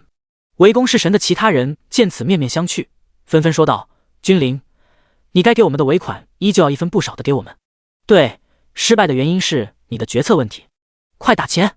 地面上的撕逼张磊并不在意，他将弑神拉入飞行器后，就开始专心驾驶飞行器，等到飞到距地面1000米以上才停下操作。他不需要担心被弑神攻击的问题，协议中有规定，双方不得进攻，否则视为违约。弑神违约，前天界便直接归张磊所有，如果张磊则违约背包清空。弑神确定脱离危险后松了一口气，这次可以说是玩游戏以来最凶险的危机。还好，他摸了摸怀中的血统提升时，这次危机基本度过了。飞行器中的空间足足有4平米大小，足够一个人来回翻滚。此时坐着2个人依旧宽敞。张磊从背包中拿出零食和果酒，靠在飞行器边缘，美滋滋地享受起来。这次的交易十分轻松，只需要在天空中待1天就够了。报酬前天界得价值简直不可估量，整整5万个背包格子，基本上张磊可以用到游戏大后期。任务轻松，报酬丰富，怎么能不让人心情愉悦呢？美滋滋地品了一口果酒，不愧是价值1万铜币1瓶的果酒，味道就是不一样。上一世他喝过毛子和这果酒一比，连提鞋都不配。一旁的弑神见张磊如此惬意，顿时觉得气不打一处来。你就准备这么完成你雇主的任务？张磊见弑神面色不善，为了给自己雇主一个好印象，再次操控飞行器升高500米，这里应该足够安全了。操控飞行器结束，张磊再次拿起零食吃起来。张磊的余光见弑神依旧不忿，犹豫了一下，将零食推到弑神面前，又拿出一个高脚杯，倒了杯果酒递给弑神。你也来点。弑神沉默了，接过高脚杯，将一个零食塞到嘴里。好吃。没想到游戏中的零食这么好吃。张磊见弑神开始干饭，知道自己的雇主已经满意，也就不在意了，哼着歌开着飞行器开始乱逛。弑神也饶有兴致地看着四周的景色。飞行啊，自己从未坐过飞机，但没想到会在游戏中先体验飞行的感觉。他喝了一口果酒。这是酒？张磊随口嗯了一声，看着弑神诧异的神色，问道：你不会没喝过酒吧？弑神摇了摇头，原来酒这么好喝。不，现实中的酒远没有这种好喝。弑神忍不住又喝了一口，酸酸甜甜的口感，咽下去后口齿还有一股清香，让人忍不住再喝一口。张磊指了指果酒瓶道：想喝了自己倒。他发现了一件事，神堂的人似乎没有放弃追杀弑神，他能看到地面上有几个小点跟着自己跑。他加速一段时间，甩掉那几个人之后，竟然又有新的人跟着自己跑，还真是执着呀。不过可能是沉没成本太大，又是请人又是战斗，恐怕已经付出很大代价了。他翻了翻论坛，很快看到最新消息，震惊！危难之际，竟是他就走了弑神。论飞行道具的重要性，神秘强者的崛起，法外狂徒张三。法外狂徒，嚣张至极的昵称。好吧，大多数帖子都是讨论自己的。突然，他的余光看到一个东西从自家的飞行器上飞出去。第26章，醉酒的弑神。张磊定睛一看，发现那个东西竟然是果酒瓶。再回头，发现弑神已经满脸通红。弑神开启了面部遮挡，但只是看不清面容，表情以及脸色可以看出。张三，快拿酒来！你的酒已经喝完了。弑神举着高脚杯嚷嚷着。张磊看得目瞪口呆，好家伙，弑神这是自己一个人喝嗨了。不过果酒的度数不算高，也就比现实中的啤酒度数略高，以玩家们在游戏中的身体素质，不太容易醉，至少张磊喝下10瓶8瓶不会有什么问题。这弑神现在是什么鬼？演戏？你看什么看？还不快把酒拿出来！我要喝！我是你的雇主，你要满足我的要求。弑神继续嚷嚷。张磊耸了耸肩，不就是果酒吗？我请得起。张磊又拿出一瓶果酒。弑神眼睛一亮，出手如风。张磊还没反应过来，酒瓶已经到弑神手里了。不愧是国服第一刺客，敏捷就是高。张磊嘴上说着恭维的话，心中却觉得有点烦了。弑神又是一杯果酒下肚，哈哈一笑，我的确是国服第一刺客。说完，眉头一皱，觉得有点不舒服，在自己胸前一阵摸索，取下一个徽章，随手扔在一边。取下徽章后，他的身形发生巨大变化。张磊目瞪口呆看着眼前一幕，默默开启了录像功能。原来弑神将徽章取下后，弑神竟变得前凸后翘起来。张三，你也喝啊？怎么只让我喝？弑神的声音也变得清脆起来，不再是男人的声音。张磊狐疑地拿起弑神扔到一边的徽章。雄性徽章戴上徽章后，体型特征将会变成雄性。还有这种东西？不愧是排行榜第一人，乱七八糟的道具就是多。原来是神是女性啊，隐藏够深的。今天张磊算是长见识了，但也不觉得有什么，换个性别而已。也许是男人身份更适合在游戏中行走，也许是神就是单纯喜欢装男人。也就是神魔游戏不允许创建异性号，不然绝对会有很多玩家体验异性的感觉。虽然神魔游戏中玩家有坚不可摧的内裤和胸衣，但并不意味什么也做不了，触感还是有的。每个主城都有红灯区，不少玩家前去游玩 ，NPC 们为了赚钱，专门为玩家开发了玩法，俗称速泡。当然了，张磊对此不太懂，但他很好，东南指向箭头，学，打算过段时间去学习一下。毕竟是游戏，他并不排斥来一场一次性恋爱。弑神一瓶果酒又喝完了，张三，再拿酒来了，你喝不少了，别再喝了。你别管，拿酒就是了。好，我不白喝你的，我拿钱买，多少钱我都掏得起。打开交易界面，张磊目瞪口呆地看着弑神在交易界面中输入的数值，个、十、百、千、万，120多亿铜币。我去，富婆呀！快点，把酒放上去。弑神还在嚷嚷。张磊不是趁人之危的人，他不想坑别人的钱，即便坑钱，坑个10倍100倍就够了。原价1万铜币的果酒卖120多亿，他做不出来这种事。这酒要不了这么多钱。弑神一挥手，行，你说多少钱我就给你多少钱。不等张磊说什么，弑神似乎在扒拉什么。哎呀，谁在推我？别推我了。哎，下不了线。似乎现实中有人在唤醒弑神。找了半天，弑神终于找到无法下线的原因。他将怀中的血统提升石拿出来，看了看后，直接扔给了张磊，然后就下线了。张磊沉默地看着手中的血统提升石，全服玩家都在抢的道具就这么到手了。我是该跑呢，还是该跑呢？还是该跑呢？他赶紧翻出和弑神签订的协议，里面没有提到弑神赠予张磊血统提升石会怎么样。也就是说，张磊完全可以拿着血统提升石直接跑。至于说没有完成委托会造成背包内的所有东西丢失，张磊完全可以把重要东西拿出背包，等明晚12.1过，血统提升石就是自己的了，也没有什么损失。就这么办。现实世界，魔都某小区，一个中年妇女焦急地看着游戏舱中的女生，见游戏舱唤醒装置无法唤醒，直接打开舱门，用手推女生。不一会儿，女生终于醒来了。中年妇女这才松了口气：你吓死了我了，刚才你的体温不断升高，我以为你出神妖式了呢。女生此时脑袋有些懵，她只记得自己被法外狂徒张三救了，然后就开始喝酒，撒酒疯，取下徽章。想起来了，全想起来了。女生此刻觉得都要无法呼吸了，自己保护的秘密全被那个张三看到了，而且血统提升石也没了，最重要的是社死。也不知道张三有没有拍照或者录像。中年妇女看着游戏舱中的提示，体温已经降下去了，才彻底放松下来。小英，你刚才发生什么事了？怎么体温这么高？小英随口说道：哎呀，我没事，可能是游戏舱出故障了，妈你太大惊小怪了。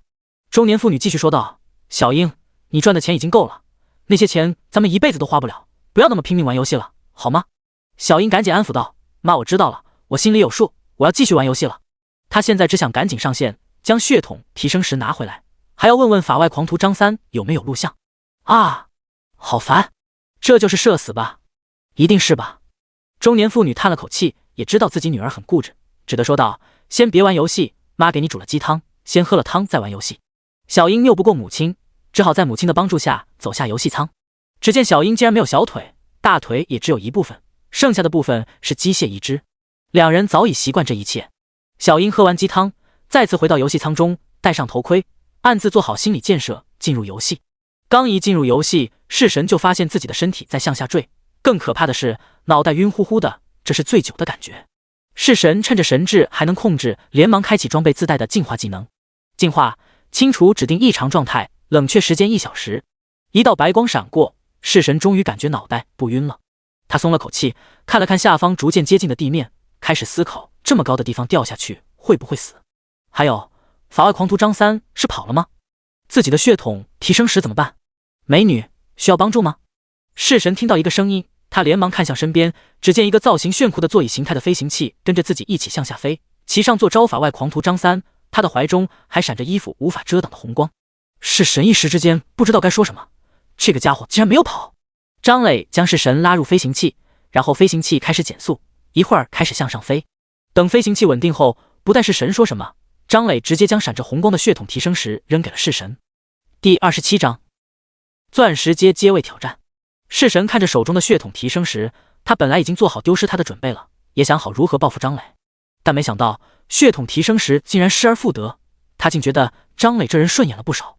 张磊吐槽道：下次不要拿这么贵重的道具考验我了，我怕下次经不起考验。弑神扑哧笑出声：谢谢了，你是个好人。张磊竟然被发好人卡了。张磊又把另一个东西扔给弑神，这是雄性徽章。弑神接住徽章，犹豫了一下，没有立即戴上，反而解释道：“刚开始玩游戏的时候遇到过几次骚扰，所以有了这个道具后就马上使用了它，自此再也没遇到骚扰。”张磊对此表示了解，毕竟神魔游戏真实性极高，进入游戏后有不少男性玩家组团调戏女性，可以说是相当禽兽了。不过这种情况也就一开始存在，后来玩家等级提高，来到主城后，这种情况才好了很多。那是因为主城有红灯区，有地方释放那些禽兽的欲望。弑神张了张嘴，又不知道该怎么说。张磊问道：“怎么了？”弑神一咬牙说道：“那个，我是女生这件事，希望你不要说出去。刚才你没有录像吧？”张磊嘿嘿一笑：“不巧，录像了。”弑神只觉得两眼一黑，自己苦心经营的游戏第一的高冷形象要崩塌了，前途一片暗淡啊。他咬牙切齿地问道：“你能不能不要把录像传播出去？”张磊继续逗他：“我要是说不呢？”弑神眼神危险地看着张磊：“那我保证会拼命追杀你，不把你杀到一级不罢休。”张磊撇撇嘴：“放心吧，这个录像我不会轻易发出去的。能拿捏游戏等级第一的把柄，怎么能轻易用掉呢？”弑神依旧眼神不善。张磊继续说道：“就算我说我把视频删了，你信吗？”弑神摇摇头。张磊：“所以你别无选择，而且还不能恼羞成怒，否则万一我不开心了，把视频发出去也说不定。羞恼、气愤，但不能发泄出来，甚至还要对这个讨厌的家伙笑脸安抚，好气。”张磊看着弑神那又气又不敢干掉自己的样子，十分有趣，甚至一贯怕死的他连法力护盾都没放出来。张磊看了看时间，才晚上10点，他将一个果脯扔进嘴里，品了一口果酒，十分惬意地刷着论坛。距离这个协议结束还有26个小时，还有的熬呢。弑神在一旁生了半天闷气，发现张磊根本没看自己，只觉得内心的怒气值再次升高，一屁股坐在张磊旁边，拿起零食就往嘴里送。他决定化悲愤为食量。夜晚的高空气温很冷，飞行器护盾却把所有冷风都挡在外边，坐在飞行器中并不觉得寒冷。一轮明月挂在天边，淡淡的云雾笼罩在明月旁边，此时弑神才有机会看外边的景色。好美啊！弑神忍不住感叹道。的确很美。张磊轻咦一声，那些家伙还没放弃呢。此时地面上依旧可以看到一群10多个光点，很明显是玩家。此时这一群玩家聚在一起，想要干什么可想而知。张磊他们虽然飞得很高，但也因此血统提升时所发出的红光更加明显。弑神的眼神似乎很好，他看了一下说道：“不是围攻我的人，不过应该有神堂的人在里边。”张磊闻言点点头，直接操控飞行器向远方飞去。谁知道这些家伙聚在一起干什么？为防止出现意外，还是远离为好。飞出去大概几10公里，张磊才停下来。弑神问道：“我还以为你会飞下去干掉他们呢。”张磊：“我的任务是保护好你，又不是杀死敌人，我为什么要冒风险？”弑神略显嘲讽地说道：“你还真是怂啊，之前从没听过你的名号，你不会一直在什么地方刷怪没出来过吧？”张磊点点头：“没错，我之前一直在刷怪。”弑神眼睛微眯，想到了张磊那可怕的魔法伤害以及深不见底的法力值，说道：“你不会有杀死野怪增加智力的天赋吧？”张磊对眼前这个女孩的敏锐有些惊讶，但也没否认，对自己的天赋保密与否并不看重。她的伤害实在太突出，很容易就能猜出自己的天赋能增加智力。他问道：“我从论坛中看过你的战斗视频，你的天赋应该是每次伤害敌人会给敌人造成最大生命值100%伤害，对吧？”弑神也没否认，继续说道：“你的智力应该在1000万左右，极限强者这个称号应该是智力达到1000万的时候得到的吧？”“没错。”“你打算把这个发到论坛，以此来威胁我？”“不好意思，这些情报对我来说并不重要。”弑神试图在张磊的眼睛里看到一丝情绪，可惜对方似乎真的不在乎。也是，这种成长性天赋根本不怕被曝光。他有些自暴自弃，自己的秘密是否曝光完全取决于法外狂徒张三的心情，这种感觉真是糟糕透了。时间来到了12点，张磊突然再次操控飞行器狂飙，来到一处山坡上，周围都是些青铜阶的50级左右的野怪。张磊直接开启大旋风清怪，秒开秒关，然后对弑神说道：“你在这里稍微等我一下，我要去做一件事。”弑神提醒道：“我们签过协议，你需要确保我的安全。”张磊：“我很快就回来，不会有什么事的。”说完，张磊直接将飞行器收入背包，在弑神幽怨的目光中留下空间定位，然后定点传送离开。弑神气恼地踢飞一个石头，张磊传送到天穹城众神殿外。哎，这不是张三大佬吗？还真是，张三大佬在这，那么弑神也在这里？应该不在这里吧？如果在的话，那道具的红光早就照亮半个城了。张磊踏上祭坛，钻石阶挑战的对手是一个战士。战斗一开始，张磊就给自己套上了一个法力护盾，消耗法力值，刷新技能冷却后，再次给自己套了一个法力护盾。而对面的战士也不急不缓地给自己套 buff， 光环一个接一个，气势也不断上涨，而且大多数都是张磊没见过的 buff， 只自己了解的就看到了急速回血、防御增强、伤害增加、伤害反弹、移速增加。张磊第一次见这种叠 buff 类型的战士，他见对方如同闪光灯一般不停闪烁，他也没有第一时间攻击，他想看看这种战士有多强。第28章巨大提升。终于1分钟后，对方的闪烁终于停止了，张磊没细数，但感觉应该有上百种 buff 加成。战士狞笑着向张磊冲来，只一瞬间便跨越50米的距离来到张磊身边，长刀劈到张磊身上。321W， 白色数字出现，张磊头顶上被护盾充满的白色血条突然少了一小段，距离张磊被砍死还需要75刀，伤害不错，但还有待加强。拥有2亿4千万的护盾值就是这么猖狂。战士砍到张磊后，原本狞笑的脸也凝固了。现在的法师护盾都这么厚了吗？这还有其他职业的活路吗？张磊等了半天也不见对面的战士砍第二刀，看来是放弃了。也是，自己这么多的护盾值，除了能直接穿透护盾的技能，否则别想伤害到自己。张磊见对面放弃了，也没有多说什么，直接开启大旋风，覆盖整个平台的旋风让战士更无语了。这还怎么打？ 510W， 511W， 这是战士的伤害反弹给张磊造成的伤害，只能说聊胜于无。而战士的血条顿时见底，但却没有死，剩了一丝血。张磊暗道，这恐怕是某种免死技能，怎么这么像泰达米尔的大招呢？整整3秒，张磊的旋风打出了海量伤害，但始终奈何不了这个战士的一丝血。终于，免死技能结束，那一丝血终于消失了，战士倒在地上。但下一秒，一道光芒出现，战士又复活了，血量也回到了1/3。原本战士为自己强大的保命能力十分自豪，但现在只觉得幽默。遇到这种敌人，再强的保命能力有什么用？遭受侮辱吗？张磊，好家伙，复活都出来了，复活甲是吧？要知道，阶位挑战可是不能使用装备和道具的，这是战士自己有的技能，或者天赋，或者血统。下一秒，战士死去，但战斗还未结束，战士的尸体之上出现血帘，血帘上方还出现一个沙漏，不断向下漏着沙子。好家伙，冰晶凤凰艾尼维亚的重生，被动是吧？血帘似乎无法被攻击。张磊只能耐心地等着这战士复活。1分钟过去了，战士复活，但这一刻，战士只想死，因为在他复活的一瞬间，一个巨量的伤害数字出现在他头顶 1020W。张磊点点头，复活果然有代价，受到的伤害加倍了。战士再次倒地，终于，这战士不再复活了。张磊也松了一口气，这战士的强度有些高啊，不说那些多的有些离谱的 buff 和高达数百万的伤害，单说他的保命技能就不是一般玩家能打死的。2次复活，1次死亡抗拒，正常玩家谁能打死这玩意儿？白光再次出现，张磊知道要升阶钻石阶了。每当这种升阶时刻，他都很期待，因为这种感觉真的很爽，比任何事情都爽。但是进阶这种事是有数的，也就那么几次。这一次进阶钻石阶时间比之前要长得多，10分钟后升阶结束，张磊有些回味地舔了舔嘴唇，看看进阶效果，阶位带来的属性加成来到了4。姓名：法外狂徒张三，钻石阶，等级43，职业极限法师，天赋超凡贤能，红色，每击杀一个不低于自身5级的单位，增加1点智力。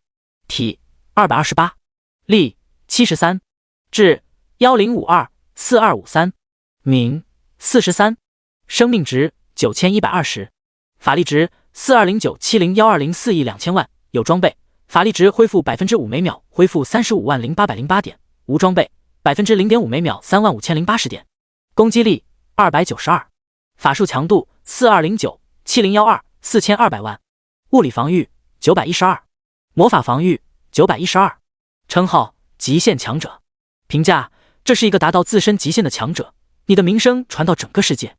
幸运加10，传说度加2，面板数值提升巨大，法术强度来到了4000万，直接翻倍，法力值也翻倍。这就意味着一次法力护盾的护盾值也翻倍。不过法术强度和法力值达到现在的程度，再翻倍作用其实也不大，无法穿透护盾的玩家还是无法穿透，有穿透护盾技能的玩家想要杀张磊依旧可以杀死，这也算是某种意义上的瘸腿玩家了。张磊走出祭坛，直接花费500点法力值刷新定点传送的冷却时间，然后使用定点传送，这让刚得到消息的神堂高层扑了个空。某个不知名山坡是神正无聊的砍怪玩，这些野怪不仅等级低于自己，阶位也才是青铜阶，面对自己这个钻石阶，连反抗都做不到，只能趴在地上瑟瑟发抖。空间波动出现，地面上一圈圈光环扩散。式神警惕地拿着匕首站在一旁。唰，张磊出现了。式神张大了嘴巴，有些不可思议地问道：“你去阶位挑战了？你怎么这么快就挑战结束了？”张磊解释了一句：“有上千万的法术强度，挑战快一点不是很正常吗？”式神感慨地叹了口气，要知道，哪怕是自己当初进行钻石阶阶位挑战的时候，也是费了九牛二虎之力才挑战成功的，哪怕是现在再去挑战，也不会有多轻松。谁能想到，有人竟然能不到10多分钟就挑战成功，而且这10多分钟还要算上阶位晋升的时间。式神见张磊拿出飞行器，他也不客气地坐上去，对张磊说道：“你接下来要去挑战传说阶位挑战吗？”张磊一边操作飞行器，一边点了点头：“没错。”式神却说道：“我劝你不要去挑战，即便去挑战，也不要通过。”张磊疑惑地看着式神。式神解释道：“钻石阶与传说阶虽然相隔一阶，但却是完全不同的两个天地。到达传说阶后，会出现一种名为领域的奇特技能，而领域的强弱则取决于对法则的感悟。像我们这样的玩家进阶太快，对法则根本没有什么感悟，一旦进阶传说阶后，也会出现领域，但绝对会是最弱的领域，而领域弱小，则会对后期进阶造成影响。”张磊听着这从来没有听到过的情报，有些庆幸认识了式神，不然的话，一旦自己依靠超强的法术强度通过传说阶位挑战，那自己还不后悔死。他连忙问道：“那该如何领悟法则？”式神呵呵一笑，只是看着张磊没有说话。张磊知道他是什么意思，本来他也没打算用之前录制的视频要挟式神，现在更是直接保证道：“我向你保证，只要你不做出什么危害我的事，我绝对不会传出去视频。”第29章，感悟法则的方法。式神怒道：“为什么不删掉视频？”张磊摊了摊手：“好吧，我会删掉视频。如果这样告诉你能让你放心的话。”式神对此很无力，就算他说删掉视频了，那么万一有备份呢？万一他只是说了，实际上没删呢？一切都寄托在这人的人品上。张磊，你现在只能选择相信我，安心了，我还不至于拿着一个女生的把柄到处去宣扬，这不符合我的价值观，你应该尝试着相信我。式神冷笑道：“这游戏我一个人都不信任。”张磊被噎得不轻，就像他说的，就算他真的删了视频，式神也不会相信他删掉视频。猜疑链一旦形成，想要破解十分困难，场面一度冷了下来。张磊也没办法。良久，式神叹了口气：“算了，也许你确实值得信任，毕竟刚才你毫不犹豫就把血统提升式还给我了。”对于原住民来说，感悟法则没有捷径，只能靠日积月累的观察外界，或者在学习技能的过程中感悟。但我们玩家无法像原住民那样长期生活在这个世界，学习技能也十分简单，没有学习的过程，所以原住民的方式我们无法学习。张磊注意到式神似乎叫 NPC 为原住民，他没有多问什么，只是记下了这件事。但对我们玩家来说，另外有一个捷径，那就是每个主城中都有的悟道格，想要感悟什么样的法则，就针对什么样的技能进行解析。在解析过程中，我们会得到相关的记忆，剩下的法则感悟就看个人的悟性了。悟性高的很快就能入门，悟性低的可能耗费大量的铜币，依旧不能入门。张磊听到这，也终于明白悟道格为什么叫悟道格了，也许在名字这里就已经提示玩家了。张磊问道：“你法则入门了吗？”式神骄傲地扬起头：“当然，不仅入门了，还走了很远。现在只要我想，随时可以通过挑战到达传说阶。不过，我还想再感悟一些法则，还想给自己弄个血统。”张磊这才明白，他怀里的血统提升时就是为了升级血统。式神似乎想通了，认为张磊可以稍微信任一下。他提醒道：“明天凌晨，天穹秘境将会开启，据游戏系统提示，玩家可以在里面得到血统。”式神又想到了什么，对了，血统也对感悟法则有影响，所以合适的血统十分重要。张磊表示了解，并保证道：“好的，我知道了，式神小姐放心，我绝对不会把那个视频传播出去的，请相信我。”他随即就把视频删除了，自己平白得到这么多情报，于情于理都不能再威胁式神了。式神撇撇嘴，希望如此吧。张磊将零食递给式神，又问其感悟法则有什么诀窍。式神也不客气，拿起零食就吃，一边说起自己感悟法则发现的诀窍。两人一个说一个听，时间过得很快，一晃神就到第二天8点。两人都感觉有点意犹未尽。张磊知道很多诀窍，式神过去也从未和人如此系统地说感悟法则的事，此时说完后也感觉对法则有了更多的感悟，两人都是收获良多。张磊跃跃欲试道：“等这件事结束，我就会去悟道阁感悟法则，到时候希望我们能多多交流。”式神也有些期待，但还是傲娇地说道：“你还是先感悟到法则再说吧。”张磊将得到的那些钻石阶、黄金阶的装备，除去自己能用的，其他全都挂到拍卖行上，设置一个底价，然后设置拍卖时间为10个小时。他要抓紧赚铜币，据世神所说，感悟法则十分费钱，运气不好的话，10亿铜币也就打个水漂，100亿都有可能。张磊看了看时间，对世神说道：“我需要下线一会儿，买的游戏舱刚到，需要安装。”世神心惊于张磊竟然今天才安装游戏舱，那也就是说，之前3个月每天他练级的时间并没有多少，真是可怕的天赋。肝也很可怕。世神只是说早去早回，别忘了协议就行。张磊照例将世神放到一片山坡上，就下线了。他从床上起来，伸了个懒腰，很奇怪，明明打了一整天游戏，又熬了一夜，他竟然不觉得累，难不成这游戏已经入侵现实了？他挥了挥拳，还是自己的力量，并没有出现力大无穷的事。他给自己弄了点吃的东西。快递员和安装员早就和张磊确定了时间，没多久就打过来电话，确定张磊在家后5分钟门就响了。看得出来，安装员安装过不少游戏舱，从进门到安装完毕只花了不到1个小时。告诉张磊操作方法后就离开了。张磊将游戏舱中的营养物质填满，然后迫不及待地坐进去，戴上头盔。神魔游戏中，张磊上线，他左右看了看，还是下线的小山坡。奇怪的是，并没有看到式神。他心中一惊，可别出现意外啊！出现意外，自己那前天剑可就没了。坐上卡洛人的飞行器，升高一点高度，开始寻找式神。好在式神很好找，只见式神正和一群人战斗呢。不说战斗不合适，而应该说式神正在屠杀。战斗场面呈现一边倒，画面极其血腥。式神显然也发现了张磊，手中的动作不由得加快了几分，砍死最后一个玩家后，跳上降低高度的飞行器。式神拿出一个手帕，擦了擦匕首上的血。他们是怎么回事？神堂那帮阴人找的眼睛。张磊叹了口气，还没放弃啊。式神也觉得烦闷，这群人现在奈何不了他，只能如此恶心自己了。等过段时间，我非得堵着神堂公会驻地杀人不可。你要不要和我一起去？张磊虽然对神堂的人也有些烦，但自己在他们手里没吃过亏，甚至还占了不少便宜，自然没那么大仇怨。对于式神的邀请，只能委婉表示拒绝。再次升到高空，张磊扔给式神零食，自己悠闲地喝着果酒，刷着论坛。震惊！拍卖行中出现数个钻石阶装备，多个成名玩家的装备被挂到拍卖行，到底是人性的沦丧，还是道德的扭曲？可以确定，式神和法外狂徒张三两人联手杀死了不少排行榜上的高手，并且爆出多件钻石阶装备。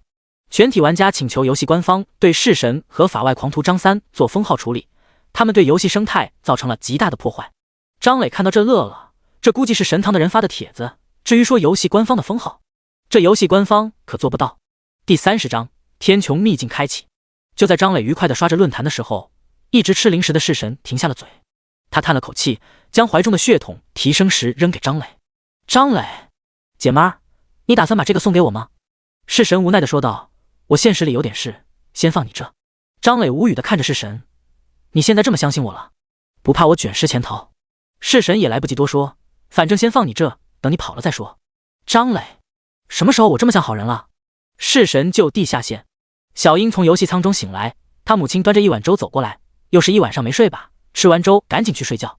小英无奈地说道，妈，在游戏舱中玩游戏能代替睡眠，好几天不睡没事的。她母亲不管这个，等她吃完粥，强行拉着她到床上睡觉。张磊本以为式神也只是下线处理一下急事，很快就上线了，可没想到一直等到下午6点也没上线。张磊觉得自己像个小丑，血统提升时都 TM 到自己手里了，自己还傻傻的等个屁啊，直接跑吧，反正是式神给自己的，自己也没有违反协议。终于，式神下线的地方出现一个人影，正是式神。由于是在空中下线了，这一次式神刚上线也是正在下坠。他抬起头找到了不远处的张磊，连忙喊道，快把我拉上去。张磊不想理他，当作没看到。式神气得要命，但也没放弃，拿出一个道具使用。只见他的背后突然出现一个如同滑翔翼一样的翅膀，笨拙的操作下，好不容易才落到地面，没受伤，但弄了个灰头土脸。张三，你这混蛋竟然不救我！式神气愤的大喊。张磊控制飞行器飞到式神前，居高临下的看着式神，脸上没有一丝表情。式神也知道张磊的愤怒，气瞬间消失了，有些讪讪的说道，现实里有点事，就耽搁了一点时间。一点时间？也就7、8个小时。张磊呵呵一笑，也就。式神爬上飞行器，不好意思的笑了笑，我错了，不过我真的有事。真的？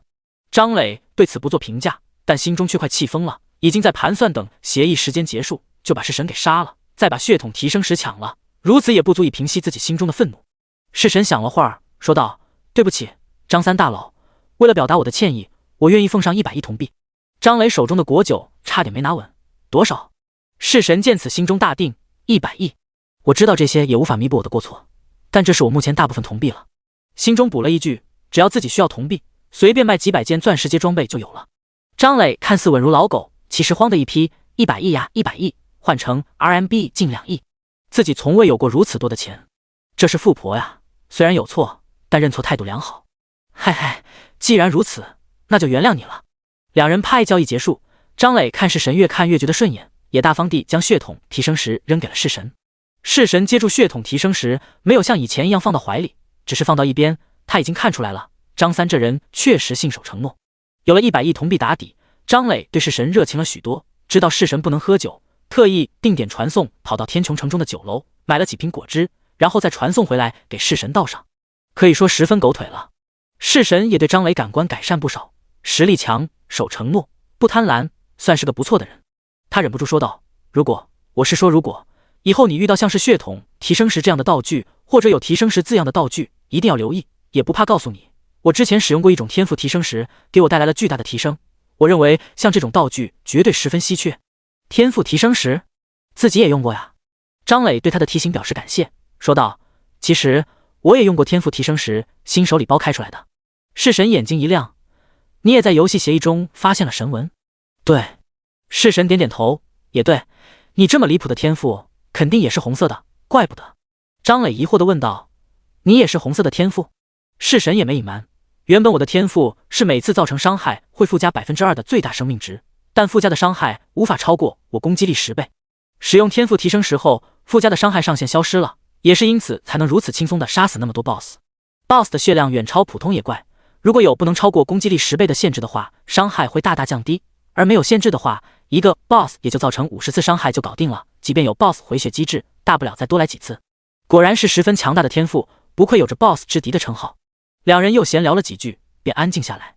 张磊通过拍卖行卖出的那些钻石阶、黄金阶装备已经卖出去了，共计卖出4亿铜币。也许是拍卖设置的时间长，也许是这些装备原主的志在必得，导致每一件装备都有不同程度的溢价，最终张磊成了最大赢家。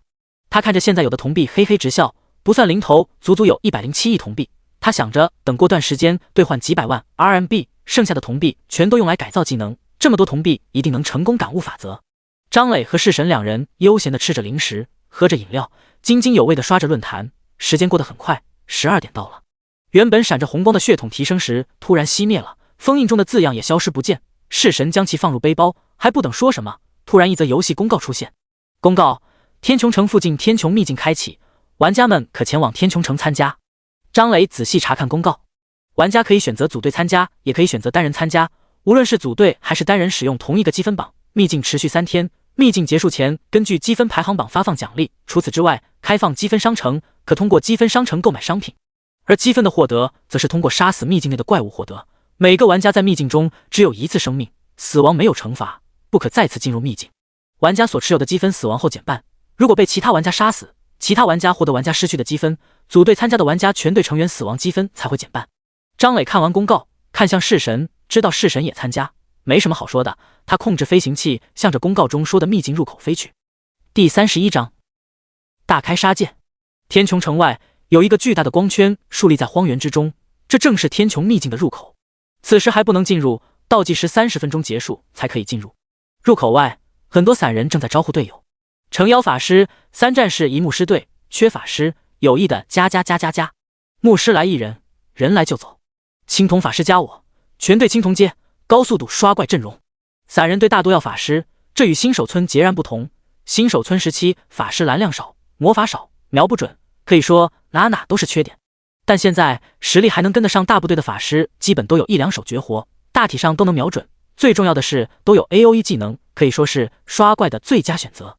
而战士作为数量最大的玩家群体，此时除了能和自己好友组队，根本就没人要，可以说是风水轮流转了。而在这些散人聚集区相隔较远的地方，则是工会的集结地，大多是大工会或者中等工会，小工会根本没资格来这里，只能跟散人们挤在一起。大工会的组队就安静很多，工会高层早已安排好组队方案，工会成员们听指挥就是了。神堂的人也在这里，除此之外，还有张磊熟悉的天下会来去如风。几家中等工会则联合起来，约定进入秘境后守望相助，虽然是积分战，但最重要的是活下去。不然的话，刷再多的积分，一旦死亡积分瞬间减半，排名可就差远了。此时的高空，张磊和弑神也来到这里，他们正趴在飞行器边缘往下看。从高空看下去，光圈周围密密麻麻，如同蚂蚁一般，全是黑点。黑点一直蔓延到远方。由于刚发公告，其他主城的玩家还在源源不断的汇聚到天穹城。虽然现在是凌晨12点，但依旧有已经睡下的玩家被好友叫醒参加活动。恐怕大多数玩家都会参加这个活动吧？张磊感叹道。弑神点点头。不过，大多数玩家应该都是一轮游，毕竟不仅要杀怪，还要留意其他玩家。张磊突然问道：“你说现在主流的玩家等级都在什么程度？”弑神想了想说道：“只要这3个月一直玩，基本都在50级左右。这部分基本都是能赶来参加活动的玩家。”张磊眼睛中闪烁着危险的光芒。这部分玩家有多少人？弑神奇怪地看着张磊，大概有2/3的玩家。我们龙国服共有9亿，这部分大概有5、6亿吧。张磊嘿嘿一笑：“这么多呀？你打算干什么？你不会要做什么坏事吧？”张磊没有说话，却已经做好打算。时间1分1秒过去，下方聚集的玩家数量也越来越多，密密麻麻全都在秘境入口附近。张磊嘿嘿笑道：“这玩家密度真是可怕，1平米足足有4、5个人啊！”弑神有些莫名的紧张：“喂，你不要乱来啊！”此时距离秘境开启还有10分钟，该来的都来了，不来的等一会儿也不会来。张磊轻声说道：“那就开始吧。”不等弑神说什么，张磊飞行器突然加速到玩家群体最外围，将弑神扔下，回过头飞向另一边。弑神心里有种不好的预感：“你别乱来啊！”张磊飞到另一边玩家的上空50米处，不少玩家抬头看了一眼张磊的飞行器，心中的羡慕至极。这就是张三大佬吧？能飞就是爽啊！张三大佬要干什么？给咱们秀飞行技巧吗？张磊轻吐一口气，将和平模式关闭。猎杀时刻，先给自己套上2层法力护盾，然后开启大旋风。突然起风了，一瞬间，飞行器下方的玩家头顶飘出巨量的伤害。卧槽，什么情况？远一点没有波及到的玩家看到这一幕，震惊无比。这还没完，张磊将巨量法力值输入飞行器，飞行速度提高，开始绕着玩家群体外围转圈，如同给水果削皮一般，一层一层的削。每转一圈，都有无数玩家被杀，高达数千万甚至上亿的伤害不断出现。由于大多数玩家都在青铜阶、白银阶，张磊造成的伤害将是4倍或者8倍。卧槽，这是 bug 了吗？这伤害合理吗？一时间，所有玩家都被这恐怖的伤害震惊了，以至于对张磊的杀戮行为没有多讨论。张磊不断操控飞行器绕圈飞行，对于漏网之鱼没怎么理会，只是不断操控着转圈的直径慢慢变小。他看着个人面板中智力这一栏数据疯涨，2000万、3000万、5000万、1亿、1亿5000万。弑神在远处看得目瞪口呆，嘴里不明意义的喃喃道：“疯了，疯了！张三在干什么？难道……”他突然想到一个可能，张三的天赋，难道杀死玩家也能获得智力？那么这一波杀完，张三能增加多少智力？张磊从大公会所在的地方掠过，有不少玩家没有死亡，或是保命技能，或是免疫伤害技能。张磊对此没有在意，不过是一小部分玩家罢了。5分钟后，张磊将大多数玩家都杀了，智力此时达到了5亿3000万。天穹秘境入口只剩下零零散散的玩家。天穹城上的 NPC 见到这一幕也震惊了，这是冒险者们内斗了吗？还是说他们中出现了杀人狂魔？各大主城复活广场白光接连不断的闪着，几乎所有玩家都在怒骂：“我 RNMP， 张三不得好死 ！DNMD， 万人血书封杀法外狂徒张三，这 TM 出现 bug 了吧？我的战斗信息说张三给我造成了10亿伤害，这是什么情况？嘿，你猜怎么着？论坛里已经有人晒出了62亿伤害的战斗信息了，这会儿最高已经有71亿了。最高的是84亿伤害了，恐怖如斯！玩家是个很奇怪的群体，如果有一个人杀了自己，复活后绝对会报复回去。如果有人杀了几百人，这几百人复活后会像打 BOSS 一样干掉杀自己的人。如果有人杀了几万甚至几亿玩家，这些玩家也许会很生气，但很快就会对此津津乐道，甚至以此为荣。比如此时论坛中兴起了一股奇妙的攀比之风，都在晒战斗信息，比起了张三大佬对自己造成的伤害。目前为止，最高的是一个青铜阶的刺客晒出来的，高达 84.8572 亿伤害。第32章秘境中开启。还有人在论坛里晒出自己免疫了一次张三大佬伤害的战斗信息，受到了无数人吹捧。牛批呀，兄弟！这是什么神界？兄弟撕我！还有玩家开始分析张磊的名字，怪不得叫法外狂徒，看看这操作，狂不狂？数以亿计的玩家被杀，不，这些玩家连面对张三大佬的资格都没有，这分明是屠杀，就像才死一只蚂蚁一样被杀死。也有人开始分析张磊这么强的原因，玩家中有不少聪明人，很快就从细节中发现，一开始张磊的技能伤害还不算高，也就1亿左右而已，后来才越来越高，最终达到了84亿多。很快就从张磊的表现中分析出，张磊应该有杀死敌人增加智力的天赋，毕竟法术强度和法力值都这么高，想到这一点并不难。而秘境入口聚集了这么多玩家，任谁也忍不住啊。但很快有人就质疑道，如此强大的天赋真的存在吗？这种天赋是金色吗？或者是金色之上的天赋？这个帖子一经发出，引来无数玩家热议。道理我都懂，有一点我不敢苟同，什么时候1亿伤害也用而已2字形容了？万人血书求张三大佬公布天赋细节。张三这么杀玩家，你还称呼他为大佬，怎么这么贱？论坛中群魔乱舞暂且不管，游戏中那些排行榜高手只觉得面红耳赤，这是打脸，赤裸裸的打脸。张三这么强都不在等级排行榜中，自己是怎么有脸待在这里的？弑神想给张磊发消息，但又不知道说什么。张磊坐在飞行器上思考人生，不，在思考如何化解这次的行动产生的后果。最后决定在论坛中发个道歉信。我是法外狂徒张三，我对不起大家，为了我的一己私欲杀害大量玩家，我在此保证，在华夏区绝对不会再次出现这种情况。简单来说就是我错了，下次不敢了。张磊发完后，这个帖子被迅速顶到首页最上方，并且回复在迅速增加，每秒增加数万回复。大多数玩家都不算太气愤，虽然不理解，但也接受张磊的道歉。也有不少玩家认为张磊强大就是华夏区强，以后万一出现国家战，张磊能发挥更大的作用。当然了，也有相当多的玩家在表示不接受道歉，甚至还在 A 官方封杀张磊，甚至建议国家出手对他进行拘留。张磊没有理会这些玩家，毕竟事情都已经做了，还不允许受害者骂自己。骂就骂吧，又不会掉一块肉，这一波不亏，甚至还大赚。当然了，这次玩家集体死亡也掉落了不少装备，玩家掉落的装备不像野怪爆出的直接进入背包，而是留在原地。秘境入口之外全都是闪闪发光的装备。张磊并没有捡，屠杀玩家已经够过分了，再捡装备就真的不当人了。而且爆的装备实在太多，就算他想捡背包也装不下。不过这却成了不少逃过一劫玩家的狂欢，有人将这一幕发到论坛，更多的玩家绷不住了，连忙向这边赶来。死了这么多玩家，爆出来的装备是按亿计的，随便捡10件8件的就赚大了。下方玩家的纷纷扰扰，张磊没有多管，而是奇怪的看着弑神问道，现在你还敢来我这里，不怕被唾沫淹死？弑神无所谓的说道，我怕什么，又不是我杀的。他又好奇的问道，这一次你的智力增加了多少？有4亿吗？张磊咧了咧嘴，5亿多了。真多呀，你这天赋真变态。张磊，机缘巧合罢了，要是杀野怪还不知道要杀到什么时候。还有，你最没资格说我天赋变态，你那按百分比造成伤害的天赋很明显更加变态好吗？单杀无敌啊！弑神，遇到你这种海量护盾，生命值低的不一样抓下。突然天穹秘境入口的光圈发生变化，两人也停止商业互吹，默默观看。下方混乱的场面也是一静，然后继续各自抢夺装备。秘境什么时候都能进，地上白捡装备可不是什么时候都有的。光圈的变化最终停止，游戏公告也同时出现，天穹秘境已开放，本次天穹秘境共持续3天，将于8月23日晚上12点关闭秘境，请广大玩家按时参加。张磊直接操控飞行器飞向秘境光圈，刚接触光圈就发现这是一个空间通道，和定点传送的空间通道很像，但更加宽广，也更加稳定。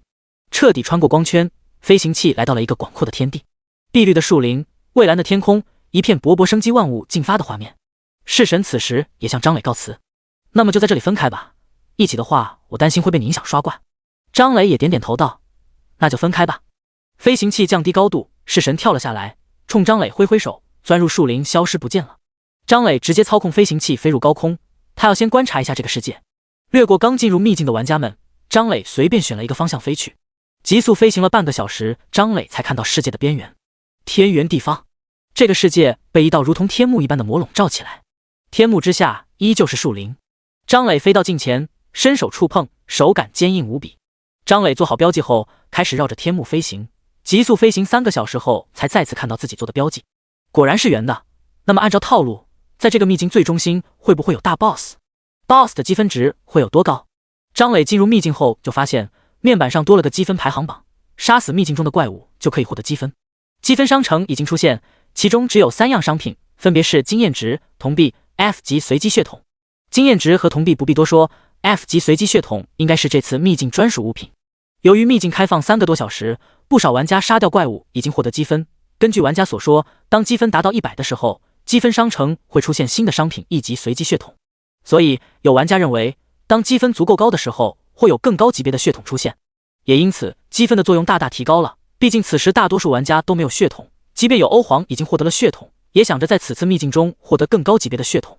而且此时积分商城玩家们只能看不能买，只有死亡或者等秘境结束才可以购买，这也让玩家们在自己死之前将积分花光的打算落空。可以说，游戏系统将全体玩家的积极性完全调动起来，想要获得血统就需要积极获得积分，积分足够兑换想要的血统也不能躺平，还需要2倍积分才行，不然一旦自己身死，积分减半之下就不够买了。第33章积分。在刷怪之前，张磊还有一件事没做，他打开邮件，里面有一个特殊装备前天戒。前天戒灵魂绑定装备，绑定后背包增加5万格，灵魂绑定，不可摧毁，不可掉落。这是一个黑色的戒指，戒托上布满了复杂的花纹，戒面上是一颗小小的黑钻，仔细看黑钻的话，就会发现钻石中有一些星星点点，整个戒指看上去就神秘无比。当张磊拿到手里后，系统提示是否进行灵魂绑定。是。戒指中的钻石发出一道微弱的光，随后张磊就发现灵魂绑定已经完成，而他的背包已经变为5万多格，以后再也不必为刷怪爆出的装备太多而烦恼了。张磊将戒指戴在左手食指上，果然是极品装备，越看越喜欢。欣赏一会儿后，张磊终于抵达了这片世界的中心。他向外看去，这是一个巨大的树，树冠遮天蔽日，张磊估计树的最顶端可能超过10000米，树主干直径超过1000米。这树要是放在地球，妥妥的世界奇迹，但放在网游世界，只不过是个景观罢了。张磊看了看就没再关注，他重点看向树上的怪物。这个秘境中只有一种怪物，一种形似树木的怪物。这种怪物有着树皮一般的外表，身上的毛发也是绿色的，拥有修长的4肢，头部像是黄皮子，喜欢躲在树林中，很难被发现。树怪青铜阶，等级60级，生命值2万，攻击力1500。怪物的体型有大有小，体型越大实力越强，杀死后获得的积分也越多。张磊来回扫视着四周，也没发现有 BOSS。 本来想着直接找到 BOSS 杀死来获得大量积分的想法泡汤了。既然如此，张磊也打算老老实实的刷怪物。他降低高度，开启大旋风，向着一个方向飞去。所过之处，树林中的怪物纷纷被旋风杀死，张磊的积分也迅速增加。怪物的积分有多有少，1到10积分不等。张磊心想，所以这种秘境里法师的作用会变得很大，论杀怪速度，法师铁定的第一把交易。不过这个秘境的重点根本不在杀怪物，而是杀玩家。毕竟杀死一个玩家会获得其1半的积分，比起杀怪物只有个位数的积分，玩家们的积分就多了。不过这是其他人的想法，张磊已经决定这次秘境不会大开杀戒了，至少不会故意去杀死高积分玩家。他又不是什么杀人狂魔，万一再大开杀戒导致全体玩家抵制就不好了。而且他也不信有其他玩家刷怪能超过自己，刷就完事了。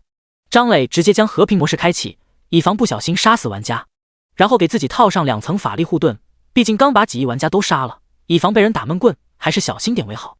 至于对怪物的伤害则没什么好说的，怪物普遍是青铜阶，偶尔有白银阶，与张磊相隔2-3个阶位，对怪物的伤害是4到8倍。而怪物实力只是普通青铜阶怪物正常的实力，面对数十亿的伤害完全没有办法阻挡。对普通玩家略显吃力的怪物，对张磊只不过是路过就死。快，牧师给我加血。日哦，弓箭手你能不能瞄得准一点，都快扎我身上了。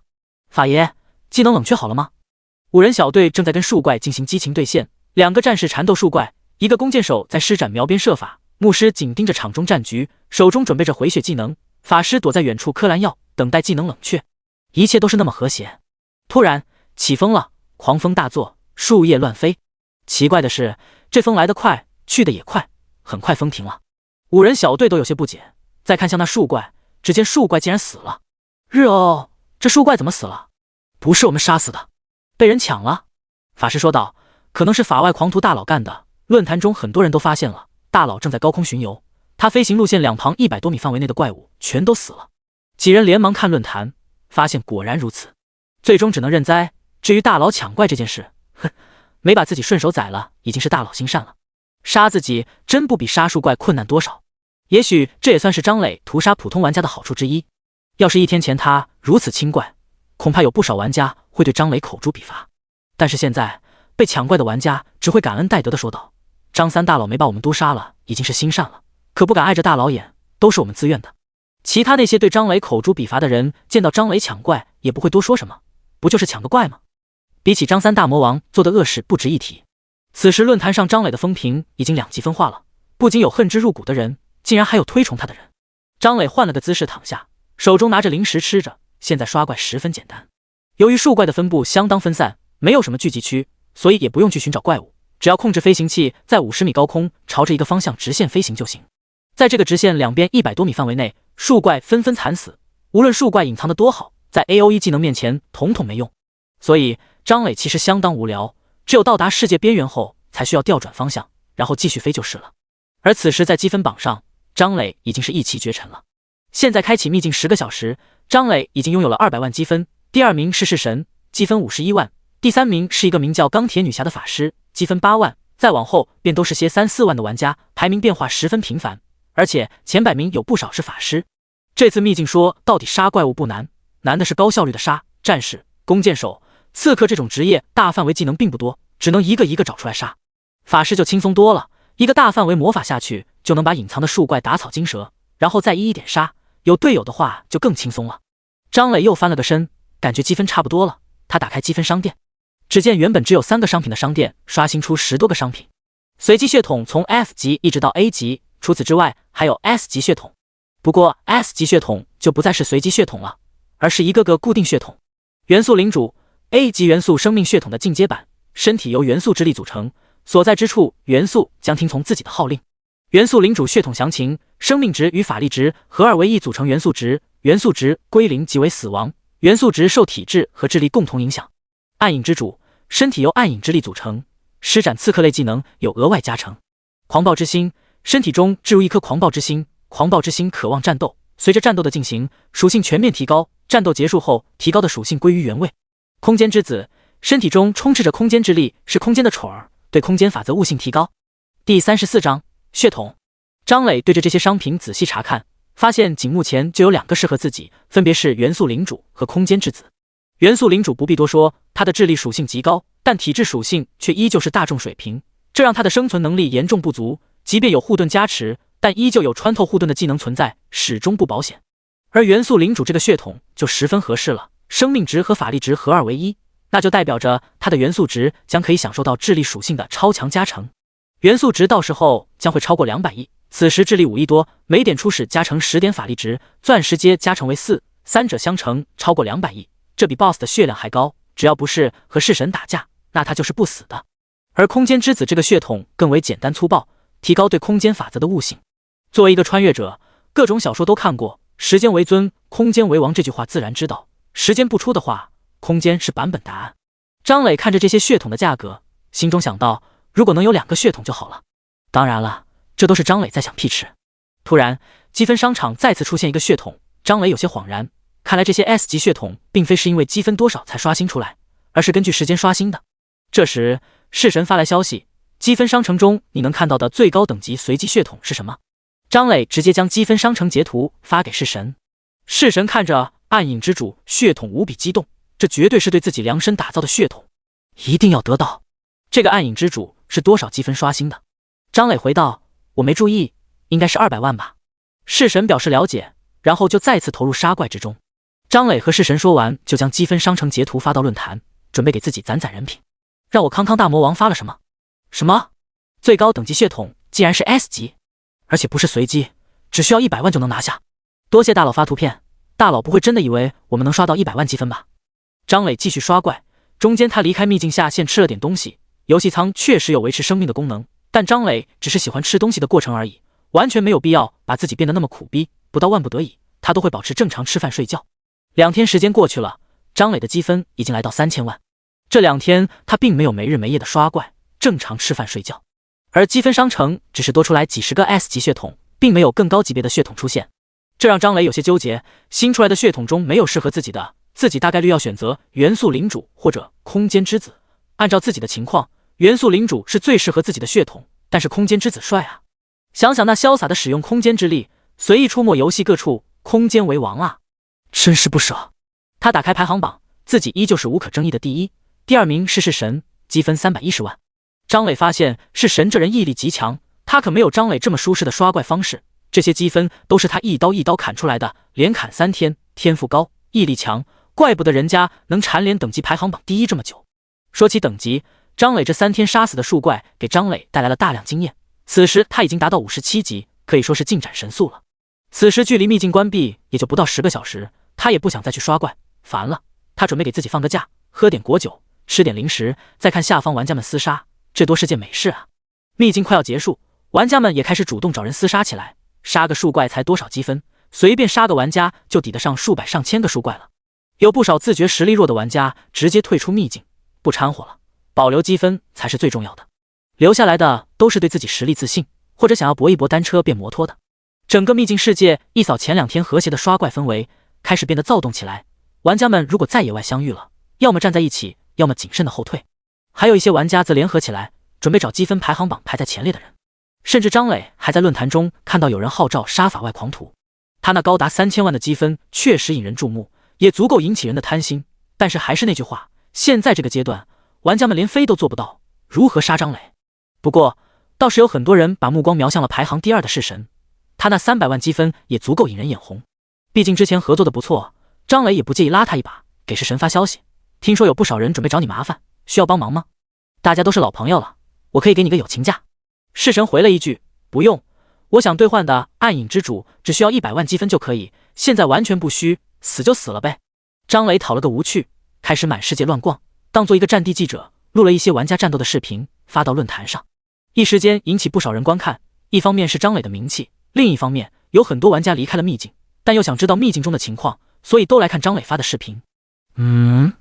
张磊看着下方的战斗有点意思，两方人马对峙，一个是以前见过的天下会钱庄主管来去如风，另一个是积分排行榜第3的钢铁女侠。钢铁女侠此时积分有180万，还没有离开秘境世界，看来她是想要冲击到200万积分，然后购买 S 级血统。来去如风身后有几十个玩家助阵，而钢铁女侠则是只有1人。两方人马在说什么，张磊也听不清。很快两方就开始战斗，张磊连忙录制。来去如风率先发出一棵火球术，但被钢铁女侠一个水遁挡住。钢铁女侠给自己施加了个极速术，躲开对面玩家的几个箭矢，拉开距离后直接释放大范围魔法火雨流星，砸到对方人群中，玩家们纷纷躲避。但钢铁女侠紧接着再次释放大范围魔法龙卷风，封住火势，火借风威，一时间竟然烧死了不少敌人。但钢铁女侠手上动作依旧没停，又是一个大范围魔法放出去，地刺，敌人所在的地方脚下开始冒出一根根尖刺，不少玩家既要躲避火焰，又要注意脚下，十分狼狈。接下来钢铁女侠释放了超过8个大范围魔法，看得张磊都有些感慨，这才是法术机关枪啊，不，机关炮。第35章 BOSS 出现，张磊心中一动，这钢铁女侠的天赋难道是法力值相关的？下方再次出现变故，钢铁女侠抬手又是一个流星火雨。流星火雨的冷却时间应该是30分钟，上一个刚刚释放没多久，怎么又可以释放了？紧接着又是一个龙卷风。张磊暗道，这冷却时间不对，难道钢铁女侠的天赋是冷却缩减相关的？不仅是冷却缩减，可能还有消耗的法力值缩减。下方的结果也很明显，钢铁女侠手中大范围魔法一个接一个，来去如风带来的人根本扛不住。战斗结束，钢铁女侠的积分来到了190多万，还差一点到200万。张磊也离开了，至于手中的录像他并不打算发出去，涉及到别人天赋的录像他都没有发到论坛，那样太招人厌了。就在张磊打算再去观察玩家战斗的时候，一声巨大的震动传遍整个世界。与此同时，一个宏大的 BGM 出现， BOSS 出来了。土石滚动，树木乱晃，隐藏着的树怪们惊慌失措乱跑。张磊看向震动的源头，那里是秘境世界中心。只见视线的尽头，那棵高达1万米的巨树动了，巨树一声吼叫，它的枝丫化作肢体，树叶化作毛发，抽出树根站立在大地上。真大啊！张磊由衷的发出感慨，近1万米高的怪物他还是第一次见。现实世界中的珠穆朗玛峰海拔也才8848米，这还是海拔，珠峰的高度大概在4000米左右。轰隆，1万米怪物挥舞着枝干打在地面上，一声震耳欲聋的声音响彻整个世界。弑神发来消息，来这里带我，我们一起去把 BOSS 宰了。还附带了一个位置。张磊自然没有异议，他对自己的伤害很有自信，但 BOSS 就是 BOSS， 不是吃素的。不说 BOSS 的各种各样机制，单说 BOSS 的接位就不好搞。张磊没有到这个 BOSS 近前，不知道 BOSS 的接位，但论坛中刚好有玩家在 BOSS 附近，此时已经死亡，被震动波活生生震死的。他发来接位压制的状态信息：您受到传说接位压制，由于您的接位为青铜阶，您的造成的伤害将减免 93.75%， 您受到传说阶的伤害将变为16倍。这个树怪 BOSS 是传说阶的可怕存在，目前玩家中只有张磊和弑神为钻石阶，他俩还有资格和树怪 BOSS 战斗。其他黄金阶玩家的实力能给树怪 BOSS 刮痧了，再往下的白银阶恐怕在 BOSS 面前不趴下就是胜利了。张磊很快找到弑神，将他拉上飞行器后，向着树怪 BOSS 疾驰。弑神迅速说道：你只需要把我放到树怪 BOSS 身边就可以了，剩下的你自己安排，把你最大的伤害打出来就行了。张磊很少打 BOSS， 此时自然是一切行动听指挥，专业的事交给专业的人。很快他们来到了 BOSS 10公里范围内，他们感受到身体一沉，状态栏中多了个接位压制的 debuff， 他们还感觉到一股焦躁感，这是精神方面的压制。远方的树怪 BOSS 正在缓慢的前进，在他们脚下有一群玩家正在给树怪修脚，这是一群白银阶以上的玩家，为首的是黄金阶，正是神堂公会的精英小队。他们手中的防护道具闪着光，抵抗着树怪 BOSS 走路时造成的震动。别看树怪 BOSS 只是在走路，巨大的接位压制下，单是树怪 BOSS 走路时的震动都能对低阶玩家造成大量伤害，稍不注意就会身死。而他们的攻击落在树怪 BOSS 身上也只能造成2位数的伤害，对树怪那超长的血条没有一丝影响，也许有影响。等到张磊他们将 BOSS 击杀后，他们可能会因为这点伤害而获得一些积分，算得上聊胜于无了。张磊他们并没有发现神堂的人，越是靠近树怪 BOSS， 越发觉得这个家伙的体型庞大，每一条树枝都超过3000米长。终于飞行器飞到了树怪 BOSS 身边100米处，是神瞅准机会直接跳下去。张磊也开始站前准备，他看了看自己的个人面板，姓名法外狂徒张三，钻石阶，等级57，职业极限法师，天赋超凡贤能，红色，每击杀一个不低于自身5级的单位增加1点智力，体312，力87，智5365242675亿3600多万，名57，生命值12480，法力值2.146乘以10的10次方214亿，有装备法力值恢复 5% 每秒，恢复17884142.1780多万，无装备 0.5% 每秒1788414.178万，攻击力348，法术强度21460970068，21亿，物理防御1248，魔法防御1248。这一次 BOSS 之战，他当然不是做弑神的绿叶的，而是要当秘境中最亮的仔。高达21亿的法术强度，就问你怕不怕？张磊先给自己套上2层法力护盾，总共256亿的护盾值，主打的就是一个安全。然后开启大旋风，开始刮痧。-5亿，一个巨大的数字出现在树怪 BOSS 上方，这个数字也被还在秘境世界中的玩家们发现。我日，这是什么神仙伤害？这是神在攻击吗？肯定是，不然谁有这种伤害？法外狂徒张三也有这种伤害吧？有可能，毕竟他打玩家最高都80多亿了，这个伤害还是很合理的。还有人开着直播，主播震惊地说道：兄弟们，我是不是眼花了？弹幕刷屏一般根本看不清，其中最多的就是卧槽，妈妈快出来看神仙，我要给是神生猴子。弑神此时刚落到树怪 BOSS 身上，看到这一幕微微一笑，看来我也不能划水了。说完一刀砍在树怪 BOSS 身上。-22亿，另一个巨大的红色数字出现在树怪头顶。世界中的玩家们已经麻了，他们知道是神很强，但没想到这么强。有人已经根据造成的伤害以及血条减少的部分，算出了树怪 BOSS 大概的血量1100亿，一个让人只能仰望的数字。这 BOSS 根本就不是给现阶段的玩家们打的，死在这个世界属于剧情杀了，不少还在这个世界玩家直接离开。树怪 BOSS 受到如此伤害，顿时变得极为愤怒，身下的树根用力拍打地面，一道道震动波如同大海中的海浪一般向四周蔓延，一波高过一波，无数树木被震动波摧毁，树怪们来不及逃窜，也纷纷身死。而在给树怪 BOSS 修脚的神堂，众人心中有无数的 MMP 要说，有些紧张的看着众人中心的道具，只听咔嚓一声，一道裂痕出现在道具之上。随着震动波的到来，每一道震动波都会让道具出现一道裂痕，很快道具之上布满了裂痕，噗，道具变为飞灰。暴露在震动波中的神堂众人连一句话都来不及说，纷纷倒地死亡。君临在倒地前最后一个念头是：这种 BOSS 真的能杀死吗？第36章，说出来你可能不信，我能秒掉 BOSS。张磊对于神堂众人的死亡丝毫不知，他此时正在躲避树怪 BOSS 的攻击。树怪 BOSS 不仅有树根，还有树枝。树怪 BOSS 的狂暴攻击也包括树枝攻击，连续不断的攻击让他很难发起新的攻击。而为了躲避树枝的横扫，此时他距离树怪的主干已经超过了200米，超出了大旋风的攻击范围。不仅是张磊，弑神也艰难地抵挡着树怪 BOSS 的攻击。已经落在树怪 BOSS 树干的他也并非安全，树干扭动导致树皮不断挤压裂开，所产生的震动也非常恐怖。幸好是神保命道具足够多，不然恐怕在第一波就被杀死了。终于，树怪 BOSS 攻击缓和了一点，不再那么狂暴。弑神抓紧机会，凝聚起一道巨大的剑刃，狠狠地插入树干之中。-22亿，巨大的数字再次出现。弑神将剑刃用力旋转，旋转出一个足够一人钻入的空洞，在攻击到来前钻入其中。砰！一个树枝拍打到弑神原本在的位置，即便弑神及时钻入树干，也对他造成了巨量伤害，血条直接见底，保命道具随即破裂，一道光华流入弑神身体中，血量再次回满。弑神不敢耽误时间，继续向着深处挥舞匕首，每一次挥舞都对树怪 BOSS 造成巨量伤害。不一会儿，1/10的血量已经消失。张磊此时发现，树怪似乎将所有精力都用在对付进入他身体的弑神了。知道这是自己为数不多能造成伤害的时候，直接飞到树怪主干附近，在大旋风造成伤害的同时，释放火雨流星。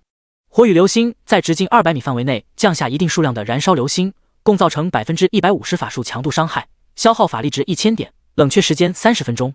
只见10多颗巨大的燃烧的陨石落下，燃烧的陨石纷纷砸在树干上，共造成16亿伤害。释放大狂风，造成16亿伤害。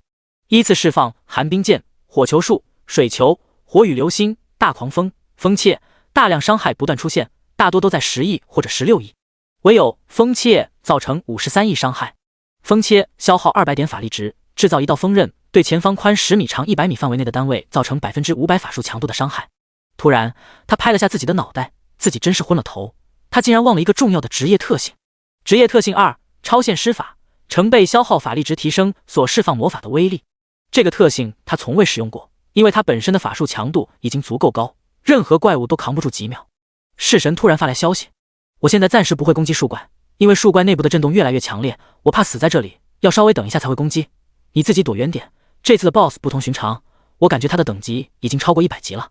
张磊看了看 BOSS 的血条，还剩大概60%。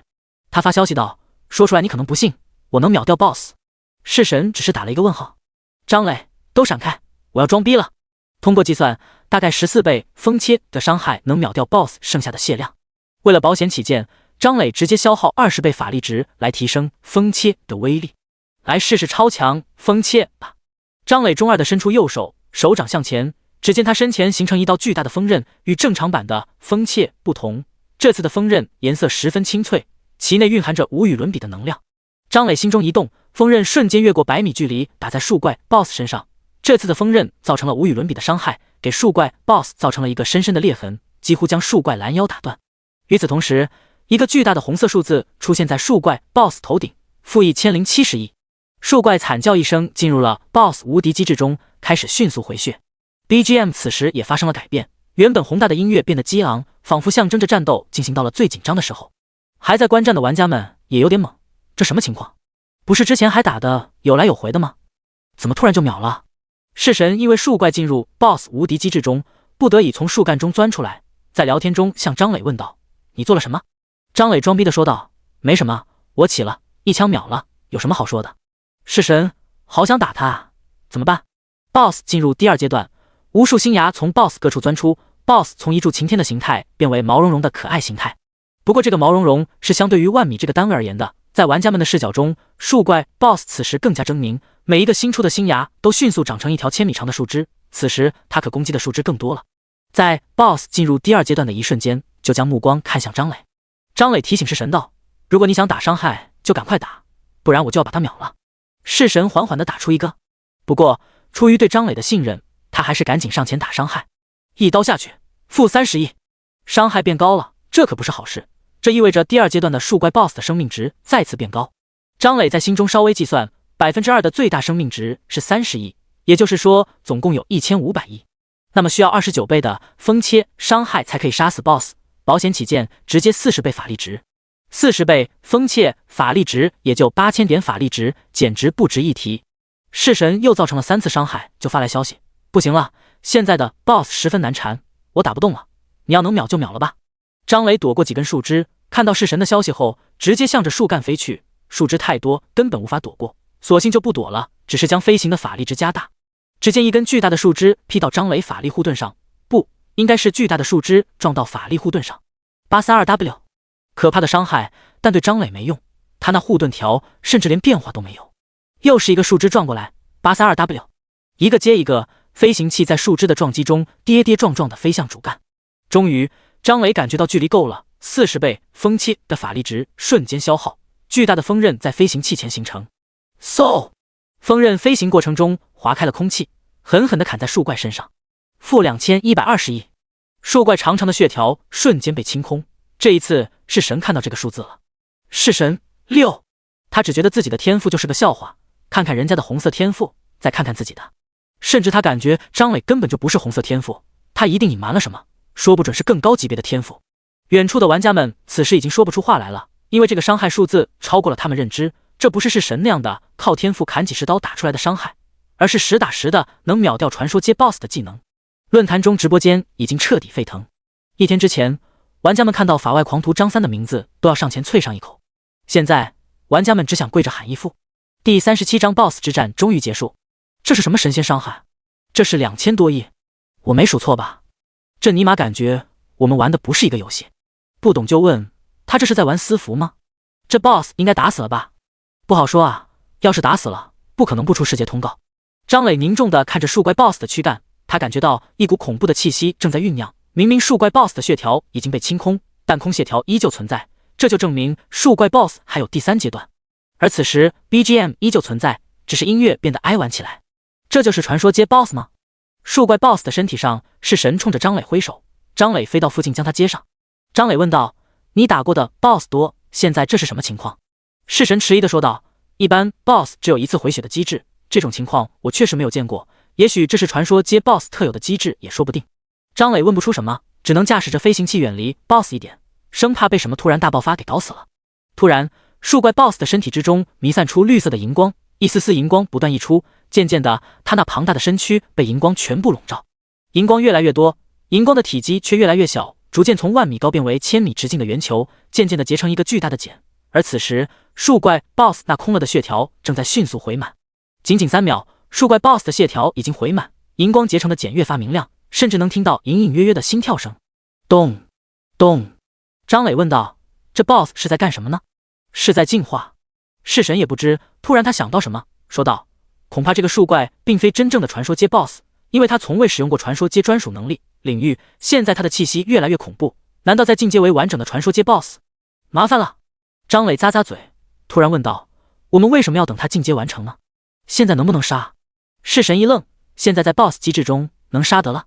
张磊摇摇头，不，就像你说的，现在他可能在进阶，这可不是 BOSS 机制，应该是可以杀死的，我们不如尝试一下，如果这种状态都杀不死，那我们直接退出秘境世界就是了，没必要继续战斗了。都什么年代了，还在等 BOSS 成为最强状态再进攻？脑子没病都知道，趁着 BOSS 不能反抗，赶紧干死他，要是打不死，那也别纠结了，跑吧。弑神听得一愣一愣的，但还有点摸不准。张磊催促道：快去吧，我们这是网游文，不是热血文，你先上，我随后秒了他。当弑神回过神来的时候，已经站在绿色的光茧之上了。既然已经站在这里了，他当然不会再犹豫，拿出匕首狠狠地刺入光茧。光茧看上去仿佛是光组成的，但实际上却是如同身体组织一般的物质。匕首起柄没入，-10亿，伤害数字出现在光茧之上，也就是说，这个光茧才500亿血量。与此同时，一个象征着回血的数字同时出现，+10亿。弑神眼神一亮，不怕你回血，就怕机制限制不受伤害，只要能受到伤害，神也杀给你看。自己的天赋根本不怕回血技能。弑神将提升攻速的技能全部开启，手中的匕首仿佛出现残影，一刀接着一刀，每秒砍下5刀，成片的伤害数字不断出现，-10亿，-10亿，-10亿。而光茧却出现一个+50亿的回血，血量瞬间回满。随着弑神匕首的挥舞，下一秒又是一个+50亿，血量又满了。弑神皱起了眉，好吧，现在收回刚才说的话，这种程度的回血自己干不掉，自己已经将攻速拉满了，面对这种情形却有些不知该怎么办。自己的伤害还是很爆炸，但是这 BOSS 的回血也很离谱。按照计算，这个光茧的血量应该在500亿左右，但是每秒回血却足足有50亿，而且这不是 BOSS 回血极限，而是自己的输出极限。张磊此时也心里有数了，回血而已，数千亿的爆炸输出了解一下。张磊对式神发消息，要不我试试？式神直接后退，跳上张磊的飞行器。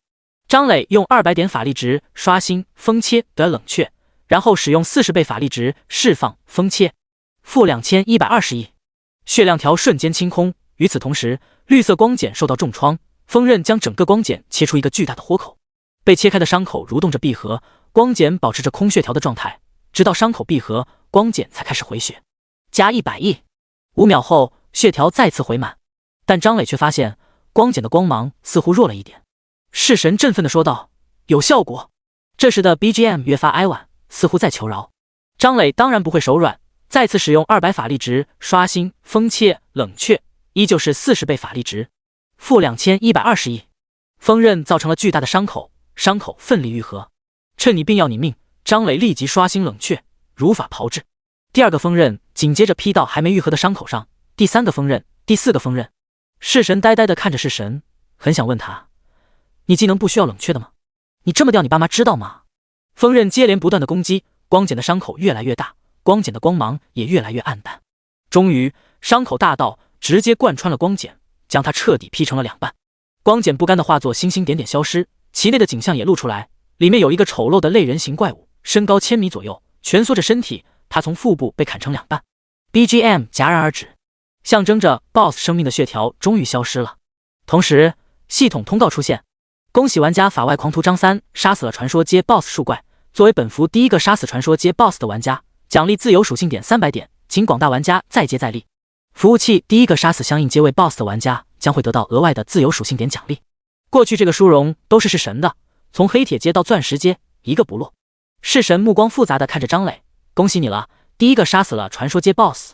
张磊心里很爽，面上却不表现出来，茶言茶语的说道：哪里，你也帮了我很大忙。300点自由属性点啊，这波不错。第38章收获奖励。式神还是很有逼数的，自己的实力确实很强，杀 BOSS 不算难事，但也要看跟谁对比。跟普通玩家比，哪怕是排行榜第2名到第100名加1块，也不一定有自己杀 BOSS 快。但眼前这个变态就不同了，爆炸的法术强度以及更让人震惊的魔法伤害，再加上技能仿佛没有冷却，以后谁再说刺客是爆发型职业，他就跟谁解。这轮爆发谁能比得过法师啊？1000亿级别的伤害按秒爆发，这谁顶得住？更不要说这个1000亿级别的伤害还是顶着阶位压制的前提下。系统通告刚结束，第2个通告出现了，这次是关于击杀天穹秘境 BOSS 的积分奖励，这是一个积分分配表，所有参与攻击树怪 BOSS 的玩家都在上边，共有56个玩家，排在第1的是张磊，获得了9234万积分，排在第2的是式神，获得了765万积分，剩下的54个玩家平分了1万积分。看到这个通告的玩家都沉默了，那54个玩家则想死。这一波说好听的参与了 BOSS 击杀，说难听的就是让自己的积分减半，然后换来了不到200点积分，亏麻了。还有就是社死，论坛中很多玩家对这54个玩家品头论足，笑死我了。张三和式神联手获得了9999万积分，剩下的54个人平分，这些人究竟打出了多少伤害啊？打赌1包辣条，每个人不超过1万，自信点，每人不超过1000。让我康康都是谁？哟，这不神堂的精英小队吗？2天不见这么拉了，就这还追杀式神？就这不公平！这54个人才打出多少伤害，每人竟然能得到近200点积分。张三大佬可是打出了1万亿级别的伤害的，按照比例，他们打出了1亿伤害吗？我不信。论坛上的吵吵闹闹没有影响到张磊和式神，现在他们被 BOSS 尸体中的一道绿光吸引，难道 BOSS 爆出装备了？式神道。张磊控制飞行器飞到绿光身边，只见绿光是一个会发光的绿色水晶，不到巴掌大小。张磊将其拿在手中，法则碎片，小生命法则，传说阶生物领悟的法则感悟形成的碎片，持有者将有一定几率感悟到生命法则。张磊眼前一亮，这可是好东西，能感悟到法则绝对是现阶段最有价值的物品了。式神迫不及待问道：是什么东西？张磊将法则碎片递给式神，式神看完后感叹道：这是好东西啊，你运气真好。说完就把法则碎片还给张磊。张磊随口说道：你要吗？要的话送给你。式神摇摇头，算了吧，要是刺客相关的法则碎片的话，我会向你买下。生命法则和我不太搭。张磊也没在意，将法则碎片收入背包。其实生命法则也和自己不太搭，这个法则更适合牧师。他看了下战斗信息，这次杀树怪 BOSS 获得了2亿经验值，他的等级也从57级升到60级。到了60级后，升级就变得有点困难了。60到61级需要1亿经验，61到62级需要2亿经验，以此类推。不过现在的张磊对等级并不怎么看重，他现在要伤害有伤害，要接位有接位，哪怕等级比他高又怎样？能承受的助他一个技能吗？看完战斗信息，他打开积分商城，他需要看看兑换什么血统。卧槽！张磊爆出粗口。式神连忙问道：怎么了？张磊没说话，只是将一张图片发给式神。这是一张积分商城的图片，式神对这些商品十分熟悉，毕竟已经看了好几天了。但这张图片不同，多了一件商品，一颗红色的石头，血统提升石。积分商城竟然有卖！没错，张磊的积分商城中出现了之前式神被追杀的宝物血统提升石，而这个道具的价格是1亿积分才可以兑换。这个道具因为还没有人用过，谁也不知道效果怎么样，但现在张磊他们知道了这个道具的价格，1亿积分，一个 S 级血统只需要100万积分就够了。以张磊这样的刷怪速度，连着刷了2天多，积分也才3000万。树怪 BOSS 这种不是现阶段玩家能打的 BOSS 也才价值1亿积分。如此看来，这个道具的价值恐怕远超想象。是神，没想到竟然这么值钱。张磊还发现积分商城中血统提升石下方还标明了一句话：该道具全商城唯一。也就是说，这个道具在这一次的秘境之中只有一个，买了就没了。看到这句话后，张磊打开排行榜，看到自己依旧高居榜首，1亿2200万。第二名是式神，1075万积分。第三名是钢铁女侠，堪堪200万积分。再往下就是100多万了。即便张磊确定除了自己没有人能买下血统提升时，甚至其他人根本看不到这个道具，但他依旧有点患得患失，生怕被人抢先。由于秘境中的规定，只有等到秘境结束才可以在积分商城中兑换商品，所以张磊想要提前买都做不到，只能等秘境结束。好在距离秘境结束只剩下3个小时，为防止被人阴死，张磊和式神来到秘境外，飞行器飞在高空。式神看着张磊身上那厚厚的护盾，有些无语，这都飞到这么高的地方了，你怎么还给自己套护盾？张磊哼哼了2声，为了安全，飞这么高，谁能杀得了你啊？张磊闻言，默默地看了式神一眼，现在还能有谁能杀我？张磊其实犹豫了很久，最终没把式神给丢下去，毕竟前几天2人还算合作愉快，式神应该不至于为了积分翻脸，但他也暗戳戳的准备着技能随时反击。式神突然看懂了张磊的意思，顿时怒了：你竟然怀疑我？王我那么信任你，你竟然不相信我？好，既然不信，那把我放下去吧。说完，式神扭过头，使劲哼一声，那意思很明显，赶紧来哄我。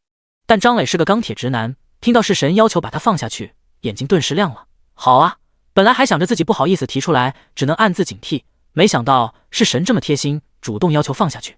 既然都这么要求了，张磊也不是扭捏的人，直接将式神放到一片山坡上。放下来之前，张磊还贴心的帮他杀完附近的怪物，留下了很多零食，并表示秘境结束就来带他。式神懵了，这家伙什么情况？我就随口一说，你还真把我放下来了？你还是男人吗？式神望着飞走的飞行器，心中五味杂陈，一气之下直接下线。他要买的东西没有数量限制，不用担心被抢，他才不在这里傻傻的等秘境结束。小英醒来，拿下头盔，还满心的不忿，嘟囔道：什么人啊，枉我那么信任你，以后绝对不会和你说话了。第39章法则碎片。晚上12点很快就到了，到达12点1瞬间，张磊便以迅雷不及掩耳盗铃之势将血统提升石抢到手里。您消耗1亿积分购买血统提升石。张磊这才松了口气，这可是血统提升石啊，和天赋提升石很像的存在。可以说现在他能够这么强，全靠天赋提升石。如果没有天赋提升石，金色的超凡邪能也不弱，但有上限，自己只能是个比较强的玩家。而现在他可以说是最强的玩家，式神在他面前，如果单对单不用道具的话，他能杀他1万次。系统发出提示，由于您在本次天穹秘境中获得积分排行榜第1，您获得随机法则碎片大。张磊看着背包中的随机法则碎片大，选择使用。您获得了杀戮法则碎片大。杀戮法则呀，似乎和式神比较配。他将法则碎片截图后发给式神，自己这么够意思，随便给自己100-200亿铜币就够了。11点59分，式神准时登录游戏。玩归玩，闹归闹，别拿游戏开玩笑。该领奖励的时候绝对不要迟到。不过张磊依旧是个讨厌鬼，再也不和他说话了。式神看到张磊发来一个消息，哼，你发消息我就一定要看吗？你以为你是谁？我就看一下消息，绝对不回复这个王八蛋。什么？杀戮法则？张三哥哥，你一定要把这个法则碎片卖给我，我愿意付出任何代价。式神急忙跟张磊发消息。张磊看着式神的消息，任何代价？那么可嗨，不行。张磊连忙摇摇头，将脑子里的黄色废料甩出来，发消息道，我这个法则碎片是排行奖励来的，你看看你的奖励是什么？式神看向自己的背包，是一个随机法则碎片中，自己是第2名获得随机法则碎片中，张磊是大，那么第3就是小。式神使用随机法则碎片，您获得了火焰法则碎片中。式神有些遗憾，这个法则碎片不适合自己，也不知道是不适合张磊，要是他也不适合的话，自己想要得到他手里的法则碎片，付出的代价就大了。他将截图发给张磊，张磊看到截图后也觉得有点可惜，其实也可以用，毕竟火系魔法也很强，只不过他过去经常使用风系罢了，也不错了，至少比杀戮法则和生命法则更适合自己。不过现在是自己手里有式神想要的，而他手里的自己不是那么想要，并且自己的是大法则碎片，他是中，所以主动权在自己手里，要狠狠地薅他的羊毛。张磊回到放下式神的山坡，把他接上，刚上飞行器，式神就将雄性徽章拿下，恢复原本的声音，有些时候女性更有优势。式神嗲嗲地说道，张三哥哥，人家想要那个。张磊起了一层鸡皮疙瘩，你给我好好说话。式神上前拉着张磊的手，张三哥哥，我现在不就是好好说话吗？你要我做什么？你说就是了。他发现张磊似乎不擅长应付女生。张磊沉默了一会儿，说道，你要再这么说话，我就把你扔下去了。然后将飞行器降低高度，似乎真的要把他扔下去。式神翻了翻白眼，暗啐了一口，钢铁直男，然后脸色正经了起来，大佬，我很想要你的东西，你开个价吧。张磊这才松了口气，直接说道，100亿铜币加上火焰法则碎片中。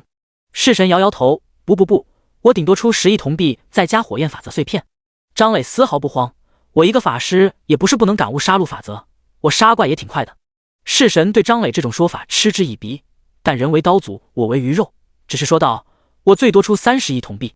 张磊看了看手上不存在的表，我赶时间，50亿，不能再多了，再多我就要吃土了。张三哥哥，你就忍心看人家吃土吗？张磊做事要把式神扔下去。式神愤愤地说道，你是一点价也不想降啊？奸商！张磊想了想说道，既然你都说了，以咱们的关系不降价也不合适，这样我退一步，你付我99亿9990万算了。式神听这数字眼睛都直了，就降了10万铜币。你还不如不降。张磊咂咂嘴，那行吧，不降了。式神。最终两人达成了交易，张磊适当降价20亿铜币，毕竟是两人之前关系还行，一点不降不合适。最终式神得到了杀戮法则碎片大，张磊得到了80亿铜币以及火焰法则碎片中。派交易结束，张磊开始挑选购买的血统。讲道理，元素领主确实不错，但是空间魔法帅啊。元素领主确实很适合张磊，但空间魔法帅啊。元素领主适应面更广，但空间魔法帅啊。张磊眼睛都离不开空间之子血统。式神问道，你怎么还不兑换血统？他已经兑换了暗影之主血统，并且把积分全部花完。除了兑换暗影之主血统外，他只能兑换经验和铜币，已经小小的升了2级，并且铜币也回了一大波血。张磊纠结的说道，不知道兑换哪个血统，元素领主很适合自己，但空间之子也不错。式神毫不犹豫的说道，当然是兑换适合自己的，空间之子或许能大幅提升空间法则的悟性，但血统可是跟随整个游戏的，没必要为了空间法则的悟性牺牲这宝贵的一次机会。式神说的不错，游戏中一人只能有一个血统，为了短期利益不选择适合自己的元素领主，绝对是短视行为。张磊想通了这点，选择兑换元素领主血统。张磊背包中多出了一个5颜6色的晶石。元素领主血统晶石 S 级血统，使用后获得元素领主血统。血统特性1，元素亲和，使用魔法减少 30% 消耗，减少 30% 魔法冷却时间，增加 30% 魔法伤害。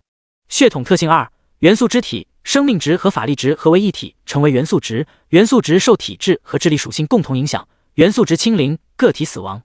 血统特性3，元素领域，在个体一定范围内生成元素领域，元素领域内感知能力大幅增强，元素领域范围受智力属性影响。第40章元素领主。张磊看着元素领主血统的详情表示满意。特性一元素亲和不必多说，减少消耗，减少冷却，增加伤害，十分简单粗暴，但很有用。其他技能消耗也就算了，在他那恐怖的法力值下根本不算什么，但是法力护盾这一个魔法不同，30%最大法力值消耗属实有点高，再加上刷新冷却和再次释放，2个护盾就用去了90%法力值。有了这个特性就舒服很多了，只需要稍微等待1分钟就可以释放3次法力护盾。每次刷新、冷却加上使用法力护盾，消耗60%最大法力值，减少消耗30%的情况下，只需要42%法力值，2次刷新以及使用该魔法消耗84%法力值，再加上第一次使用30%。X 0.7等于2100分号，3次护盾需要105%最大法力值，只需要等待1分钟就可以恢复5%最大法力值。特性2元素肢体更是适合自己，他智力属性5亿多，而体质只有区300多。这让他伤害爆炸的同时，生命值显得格外低。有了元素肢体后，他的生存能力将大幅提升，再也不需要时刻套着法力护盾了。相比而言，第3个元素领域，他就有些摸不着头脑了。领域他知道这是传说阶的专属能力，但他还没到传说阶呢，难道就可以拥有领域了？还是说此领域非彼领域，元素领域和传说阶的领域完全是2个东西？这些他无法得知，只有使用了血统才能知晓。张磊当即决定使用天赋。和式神打了声招呼后，他将血统晶石贴到额头，只见血统晶石瞬间融入他的皮肤，下一秒，他的身体开始释放出蒙蒙的亮光，5颜6色的光从他的身体中散发出来。式神看着张磊的样子吐槽道：“这是要蹦迪吗？”5颜6色的光走遍了张磊的全身，1分钟后，所有光芒全部收敛，张磊睁开了眼。他看了看自己的手，伸了伸腿，从背包中拿出一个镜子看了看，感觉没什么变化，我以为会变帅一点。式神，你以为你的血统是魅魔吗？还能美容？你什么时候变成吐槽役了？张磊放下镜子，式神没继续这个话题，而是问道：“感觉有什么变化？”张磊顿了顿，最大的变化应该是这个。张磊话音刚落，他就炸了。式神，说是炸了不准确，而是变成了一团如同烟雾一般的元素体。张磊控制着这团元素体在飞行器周围环绕，玩了一会儿，突然穿过式神的身体，回到飞行器上，聚合成了张磊原本的样子。张磊咂了咂嘴，嘟囔道：“身材不错呀。”式神听到了什么，瞪大眼睛：“你刚才干了什么？”张磊迷茫地问道：“什么也没干啊。”式神咬牙切齿地看着张磊：“这是元素肢体附带的能力，将身体一部分或者全部化作离散元素，这种状态下可以免疫物理伤害，但是受到的魔法伤害会变强。”张磊离他稍微远了点，查看起个人属性。元素领主血统是 S 级血统，除了将生命值和法力值合2为1变为元素值外，还有影响属性加成系数。钻石阶的加成系数是4，而元素领主血统的加成系数是2，也就是说，现在张磊属性的加成达到了6，1点智力等于6点法术强度以及60点元素值。元素值就是张磊的生命值，也是他的法力值，也就是说，现在的他生命值非常高，足足有321亿，比一般的钻石阶 BOSS 生命值还要高。他开始探索起自己的元素领主血统第3个特性元素领域，他心中默念开启，只是一瞬间，以他为中心，方圆10公里范围内的一切出现在他的脑海中，如同在脑海中开启了一幅3D 地图。10公里范围内虫鸣声、飞禽走兽的声音、玩家的说话声，甚至都能感觉到是神的心跳声，真是神奇。张磊有些疲惫地收起元素领域。式神好奇地看着突然疲惫的张磊：“你做了什么？”张磊摇摇头，没有说什么。“你还不抓紧时间使用血统吗？”他有些累，坐在飞行器一角休息。这种累不是元素值的消耗，而是如同熬夜3天3夜那种心神憔悴的感觉。他心中有些猜测，领域的开启可能会消耗一些不在个人面板中的属性。这次使用领域，他只是开启了不到3秒就疲惫无比，关于领域的一切还没来得及仔细探索，甚至连元素领域的作用还没了解。另一边的式神此时也拿出血统晶石，他选择的是暗影之主血统。血统晶石内部弥漫着黑色的雾气，他将血统晶石贴在额头上，血统晶石融入身体中，他的身体如同融化了一般，变为一团漆黑的物质，然后就消失不见了。张磊能够感觉到式神并没有消失，他还在自己身边，但就是看不到。10秒后，式神出现，他感叹地说道：“不愧是暗影之主，绝对是刺客类最顶级的血统。”他问张磊：“我打算使用血统提升石了，你还不打算使用吗？”张磊此刻对元素领域还没了解清楚，并不着急使用血统提升石，简单跟式神说了下自己的打算。式神对此表示了解，他说道：“我打算现在就用，我已经迫不及待要看看血统提升后有多强。”他深吸一口气，选择使用血统提升石。背包中的血统提升石突然出现，红色的石头化作一道红光融入他的身体。让人浮想联翩的声音从弑神的嘴中发出，弑神蜷缩着身体不断颤抖，仿佛在经历什么不可描述的事情一般。张磊有些尴尬地挠了挠头，他决定使用血统提升石的时候一定要单独一个人。片刻后，弑神的声音才消失，他脸都红了，羞的。他匆忙说道：“血统提升石可以将血统提升一个阶位，现在我的血统是神级，名字叫暗影之神。我觉得血统提升石早用早享受，那个我还有点事，先下线了。”张磊拦住急切的想要下线的他，将飞行器高度降低后，他才下线。现实世界中，小英满脸羞红的从游戏舱中起来，将头盔拿下来，没有叫母亲，暗自坐在游戏舱中 emo。社死啊！这以后还怎么见张三？唉，小英叹了口气。突然，他发现有些不对劲，他摸了摸自己的双腿，原本自大腿之下光秃秃的什么也没有，但现在竟然有一丝丝黑色的丝线环绕，构建出两条如同穿着黑丝的腿，就像真正的腿一样，用手摸一下，冰冰凉凉的。小英有些不敢相信，尝试着动一下，这个黑色丝线形成的腿竟然真的可以动，我在做梦吗？他有些颤抖地推开游戏舱的舱门，没有往腿上安装一只，用手撑着，将这黑色丝线形成的腿踩在地上。一种奇异的感觉涌上他的心头，这是许久没有的感觉，这是脚踏实地的感觉。他将第二条腿踩在地上，这两条虚幻的腿似乎真的可以撑住全身。他轻轻用力，张开双手，一步两步，他蹒跚地走着，这双腿看似虚幻，却如同真实存在的一般，脚步更是比机械一致灵活。他越走越快，越走越稳，甚至还能小跑。他开心地笑着，笑着笑着就哭了。他的母亲听到了动静，打开门，发现行动自如的女儿惊呆了。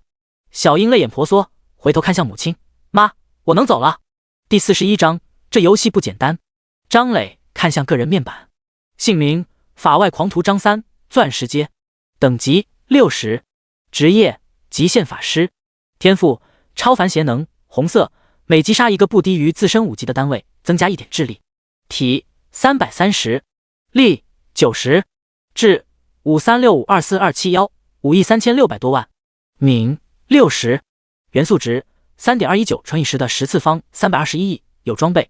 元素值恢复 5% 每秒，恢复26826230点2680多万，无装备。0.5% 每秒2682623点268万，攻击力540，法术强度321914562632亿，物理防御1980，魔法防御1980，生命值和法力值合为元素值，从此不必为生存能力担忧了。只要和弑神搞好关系，只要其他人没有什么按照最大生命值造成伤害的能力，他就是无敌的。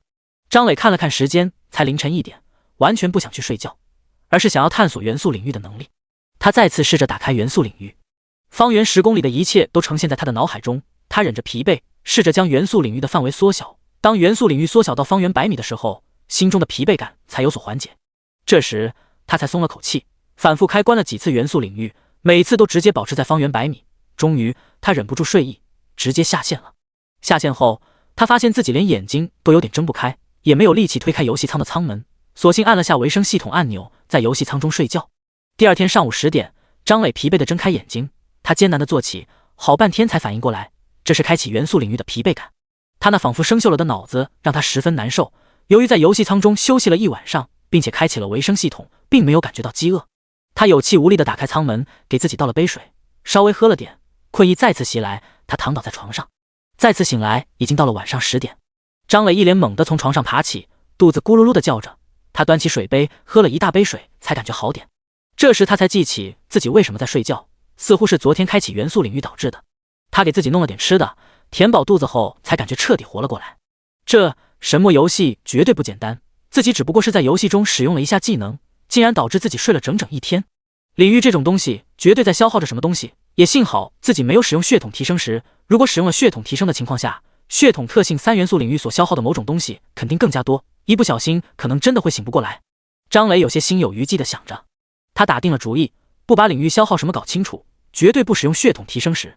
钻进游戏舱，戴上游戏头盔，进入游戏后，他发现很多好友信息全都是神发来的。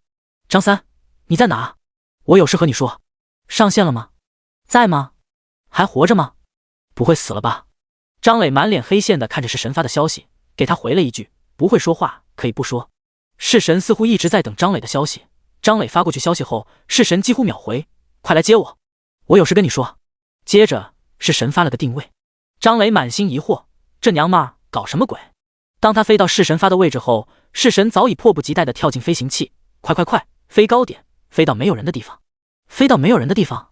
张磊见式神似乎没有了昨天那种羞涩的神情，而且这么急切地见自己，难道？张磊紧了紧自己的领口，你冷静点，不要这么猴急，在游戏中顶多就是蹭蹭而已。式神也发觉自己的话有毛病，赶紧否定，呸，谁脑子里想那种事了？我找你有重要事情。张磊虽然和式神说着话，但飞行器还是向着高空飞去。等到飞到足够高，式神左右看了看，似乎还觉得不够保险，捏碎了一个道具。道具碎裂的瞬间，一个无色的圆球将两人笼罩起来，外界的一切声音都隔绝了。张磊本来已经往好的地方想了，但这个圆球出现的瞬间，他还是想歪了。好家伙，自己在游戏中的第一次就要这么交出去了吗？张磊看向式神的眼神也有些暧昧。式神不想管张磊有没有胡思乱想，而是问道：你使用血统提升石了吗？张磊听他问这个，以为血统提升石有问题，甩掉脑子里的黄色废料说道：没有使用。怎么？这个道具有问题吗？式神继续问道：你在现实世界有没有遇到什么奇怪的事情？张磊想起自己睡了一整天的事，这算不算奇怪的事情？张磊说道：有一件算是奇怪的事情吧。式神急切地问道：是什么事情？你问了这么多问题，也该跟我说清楚发生什么事情了吧？张磊却不愿意回答了。式神也知道需要让张磊知道一点东西，神情凝重地说道：好吧，既然你想知道，我就告诉你。先说好，也许这是你听起来有些匪夷所思，但这确实是真的。我把游戏里的力量带到现实了。式神说完紧盯着张磊。张磊若有所思，看来自己一直以来的猜测成真了。早在一开始他就猜测这个游戏不简单，不像是单纯的虚拟现实游戏。今天因为游戏中的领域的使用导致自己睡了一天，现在式神告诉自己他把游戏里的力量带到了现实。那么自己为什么没有把游戏里的力量带到现实呢？自己和式神都是钻石阶，自己的单项属性比式神要强大得多，唯一不同的就是自己的血统是 S 级，而式神的血统是神级，并且一上来他就问自己是否使用血统提升时，看来血统是关键，神级血统恐怕有很多秘密。张磊也说了自己遇到的奇怪的事，睡了一整天。式神有些无语，就睡了一天。张磊补充了一些自己发现的这个游戏不同寻常的地方，比如快捷到不可思议的游戏头盔邮寄服务，这仿佛真实世界一般的虚拟世界，以及网上有人对游戏头盔进行拆解，发现不过是一些简单至极的电路板，却可以做到意识链接游戏这样高端的技术等等。式神虽然一直可以上网了解外界的世界，但说到底都是道听途说，有些事根本不知道正不正常。现在听张磊这么说，才发现这游戏有如此多的异常之处。他喃喃自语道：如此多的不正常，为什么没有人提出呢？张磊猜测道：网上偶尔也能看到有人提出这些，但似乎并没有什么人关注。当然了，也许有很多人关注，但并没有说出来。张磊继续说道：不过你说的把游戏力量带入现实，这确实应该没有出现过，恭喜了，你又是第一人了。式神摆了摆手：别取笑我了。张磊摇摇头：不，这不是取笑，确实应该恭喜。接下来女侠你准备怎么做？惩恶扬善还是随心所欲？式神不解地问。什么？第42章未来将会出现的混乱。张磊并没有解释，而是略带诱惑地问道：突然获得超能力，你就没想用这股力量做点什么？现在你大概是世界上第一个把游戏力量带入现实的人，你现在可以为所欲为了，不想尝试一下人间至尊的感觉吗？式神听着张磊的话有些迷茫了，想做点什么？突然他发现有想做的事，一个一直以来笼罩在他心头上的噩梦。他并非天生残疾，而是因为幼年时期的一场车祸，他的父亲也是因为那场车祸去世的，他的家庭也从富裕一下变为贫穷，他的母亲为了生活不得不去做各种各样的工作，生活的搓磨下，母亲变老了许多。直到神魔游戏出现，他在游戏中赚到了钱，并且越赚越多，他和母亲的生活才变得好了起来。那么要不要用这份力量来寻求一个真相呢？他的心中已经做好了决定，他要去寻找真相。突然他反应过来，问道：你为什么要这么说？张磊说道：只是为了看看你的选择罢了，我已经看到了。那么为了未来我能好好的活下去，那就要更加努力的玩游戏了。式神问道：你什么意思？张磊，你不会以为未来只有你一个能从游戏中带出来力量吧？只要神魔游戏还存在，你永远不知道新的超能力者会从哪里出现，而且这个世界一定会乱起来，说不准过段时间就会从新闻中看到某个地方发生超能力者杀人事件了，甚至是发生叛乱也不是没可能。这不可能吧？能力再强也抵抗不住国家的力量。张磊摇了摇头，一切皆有可能。他叹了口气，本来还想弄清 S 级血统的能力在使用血统提升时的，现在看来要尽快使用血统提升时了，毕竟是最快获得现实中力量的方法。张磊没有管陷入不知所措的式神，开始试验血统带来的元素领域。打开元素领域，将其维持在100米范围。果然，在这个范围的元素领域展开，并不觉得疲惫，反而觉得精神奕奕，甚至感觉到精神在恢复。张磊开始继续试验，稍微扩大元素领域的范围，疲惫的感觉出现了。在缩小元素领域的范围，精神的疲惫果然在缓解，不一会儿就不觉得疲惫。张磊得出结论，元素领域越大，所消耗的某种东西越快，越小消耗的越慢。另一方面，元素领域越大，也可以加速恢复某种东西，越小恢复某种东西的速度也会变慢。但恢复和消耗如同两个相交的函数，100米范围是个交点，超过这个范围显示出来的就是某种东西被消耗，就会感觉到疲惫；小于这个范围显示出来的就是某种东西在恢复，会感觉到疲惫感消失。张磊暂时将这个东西称之为精力。将领域维持在100米范围，他开始仔细感受领域内的一切。他感受到了风，感受到了风的凌厉，也感受到了风的柔弱。这种完全相反的感觉让张磊着迷，不知不觉间，时间迅速流逝。3个小时后，张磊才清醒过来。一旁默默刷论坛的式神也看了过来，恭喜道：“你运气真好，进入了顿悟状态。”张磊问道：“什么是顿悟？”在原住民中，感悟法则十分困难，但是有一种状态感悟法则会更加快捷，那就是顿悟状态。在这种状态下，法则仿佛在主动解释一般，感悟法则事半功倍。你刚才就是在那种状态。张磊这时才明白刚才的感觉是什么，他问道：“顿悟和悟道格中感悟法则哪一个效率更高？”式神摇摇头：“我从未顿悟过，无法对比。原住民没用过悟道格，同样无法对比。”张磊心中却想到，元素领域或许比自己想象的还要重要，后续的使用还要多多试验。那么，要不要现在就使用血统提升时呢？这时，式神站起身来，对张磊说道：“我决定了，要去做一件事。”张磊没有说什么，只是说道：“记得保护好自己，我可不想未来天地大变的时候，没有像你这样的同行者。”式神下线，小樱喃喃自语道：“同行者吗？”他悄悄推开游戏舱门，身上散发出黑色雾气，然后消失在房间中。天穹城中，张磊并没有立刻使用血统提升时，而是准备先去悟道阁尝试感悟法则。飞行器落在悟道阁外，收起飞行器，张磊迈步其中。这不是张三大佬吗？嘘，小声点，别被他听到，把你宰了。不至于吧？怎么说也是大佬，要稍微注意影响的吧？哼哼，注意影响？他杀死那几亿玩家的时候注意过影响？只杀你一个人的话，其他人看到了只会说大佬慈悲。张磊嘴角一抽，把元素领域的范围继续缩小到5米。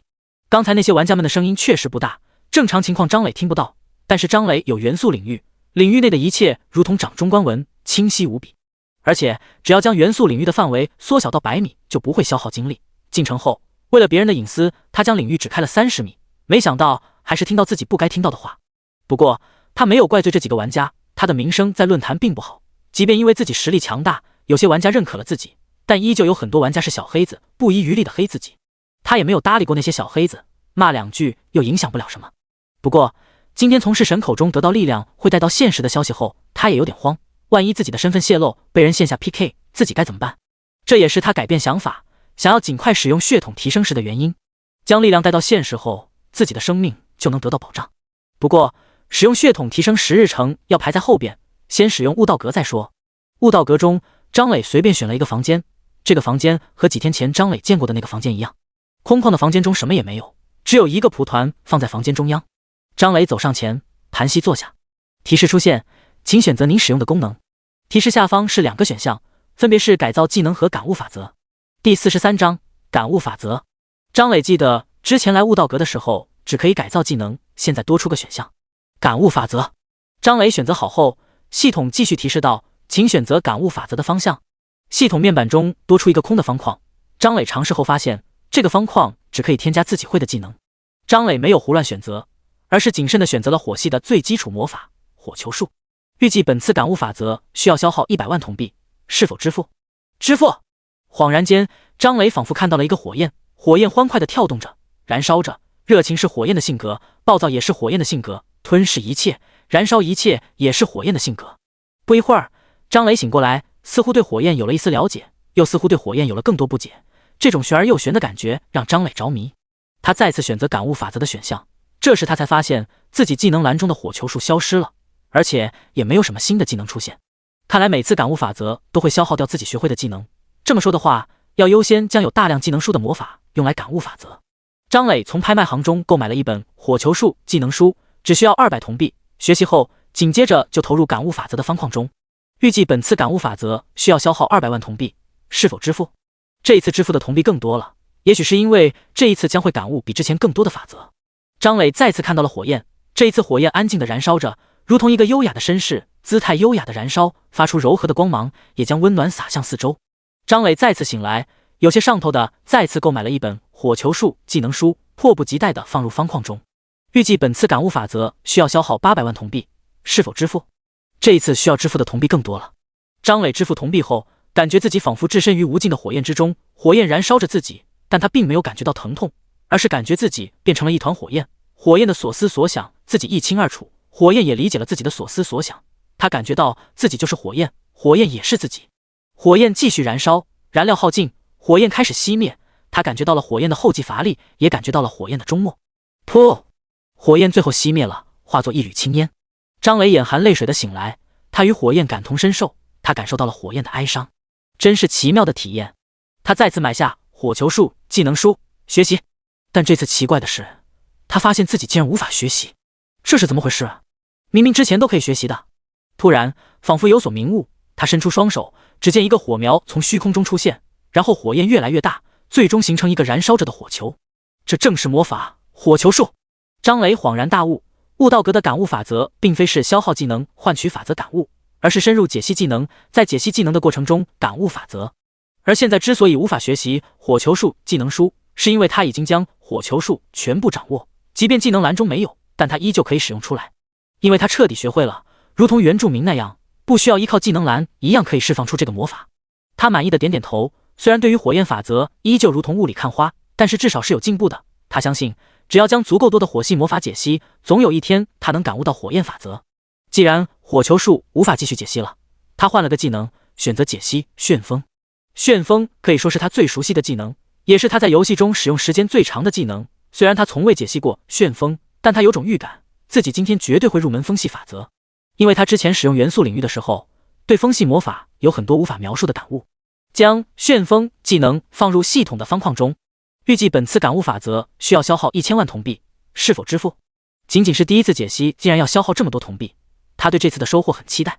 支付铜币后，张磊陷入恍惚中，他看到了风，看到了一个旋风，旋风不断旋转，周围不断有风加入旋风之中，旋风的风力越来越强，旋风的范围越来越大，10米、100米、1000米，旋风越来越大，仿佛要把世间的一切卷入其中。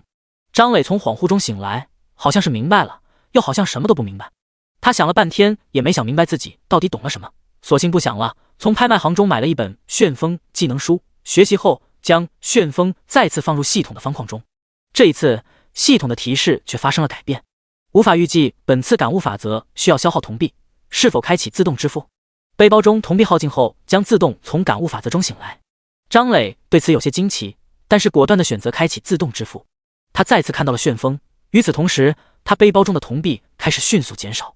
在来悟道阁之前，他有300亿的铜币，100亿是神给的封口费，80亿是从式神那里用杀戮法则碎片换来的，1铜换来的还有火焰法则碎片，还有100多亿是张磊兑换血统提升时和 S 级血统后从积分商城换来的。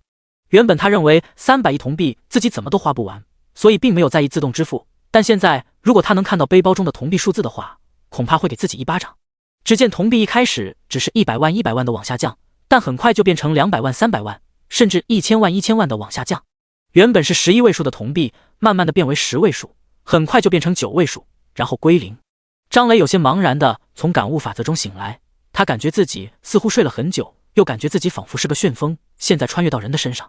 良久之后，他才渐渐记起自己叫张磊，是个地球人，也是个蓝星人。对，我在感悟法则，结果怎么样了？他打开背包，想看看这次消耗了多少铜币。张磊，他看着背包中铜币的数字是个0，游戏中也能遇到贼吗？这是他第一个想法。我那300亿巨款呢？这是他第二个想法。可以报警吗？这是他第三个想法。他脸都绿了，反复打开背包，他多么希望这是游戏出现 bug 了，可惜大大的0依旧存在。难道这300亿都被自己感悟法则用了？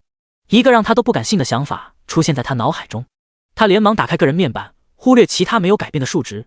他注意到个人面板中多出来一栏法则，在这一栏中，他看到了自己的300亿风系法则第4重第44章恶性事件。张磊看到这个第4重有点奇怪，他明明记得是神跟自己说过，法则这一栏好像一开始是入门级，这个第4重代表着什么？他打开好友栏，照例忽略掉花见花开的消息，发现是神在线，向他问道：“你知道法则第4重代表着什么吗？”是神几乎秒回：“什么？第4重？你遇到史诗街了？”张磊满脑子问号，第4重和史诗街有什么关系？是神解释道：“传说街与钻石街的差别就在领域，而领域的生成则是需要法则感悟达到入门级。入门级这个法则级别之后的级别就是第1重。一般来说，传说街只需要法则达到第2重就可以晋升为史诗街，所以第4重肯定是史诗街。”张磊这才有点明白，也就是说自己花费了300亿铜币，将自己的风系法则感悟到第4重这个级别，而这个级别的法则感悟足够晋升为史诗阶了。不错不错，至少能安慰自己300亿没有白花。张磊随口问了是神一句：“你自己的事办得怎么样了？”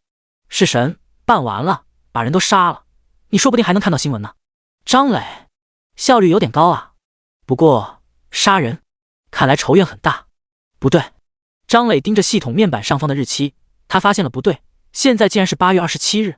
8月23日晚上12点天穹秘境结束，24日凌晨3点多他来到悟道阁，现在已经是27日晚上3天多了。难道感悟旋风用了这么多时间吗？他有些庆幸自己使用了游戏舱，不然的话他绝对会饿死在家里的。长时间没有下线，他要赶紧下线看看，别让自己的身体出现问题了。他离开悟道阁的房间，然后就地下线。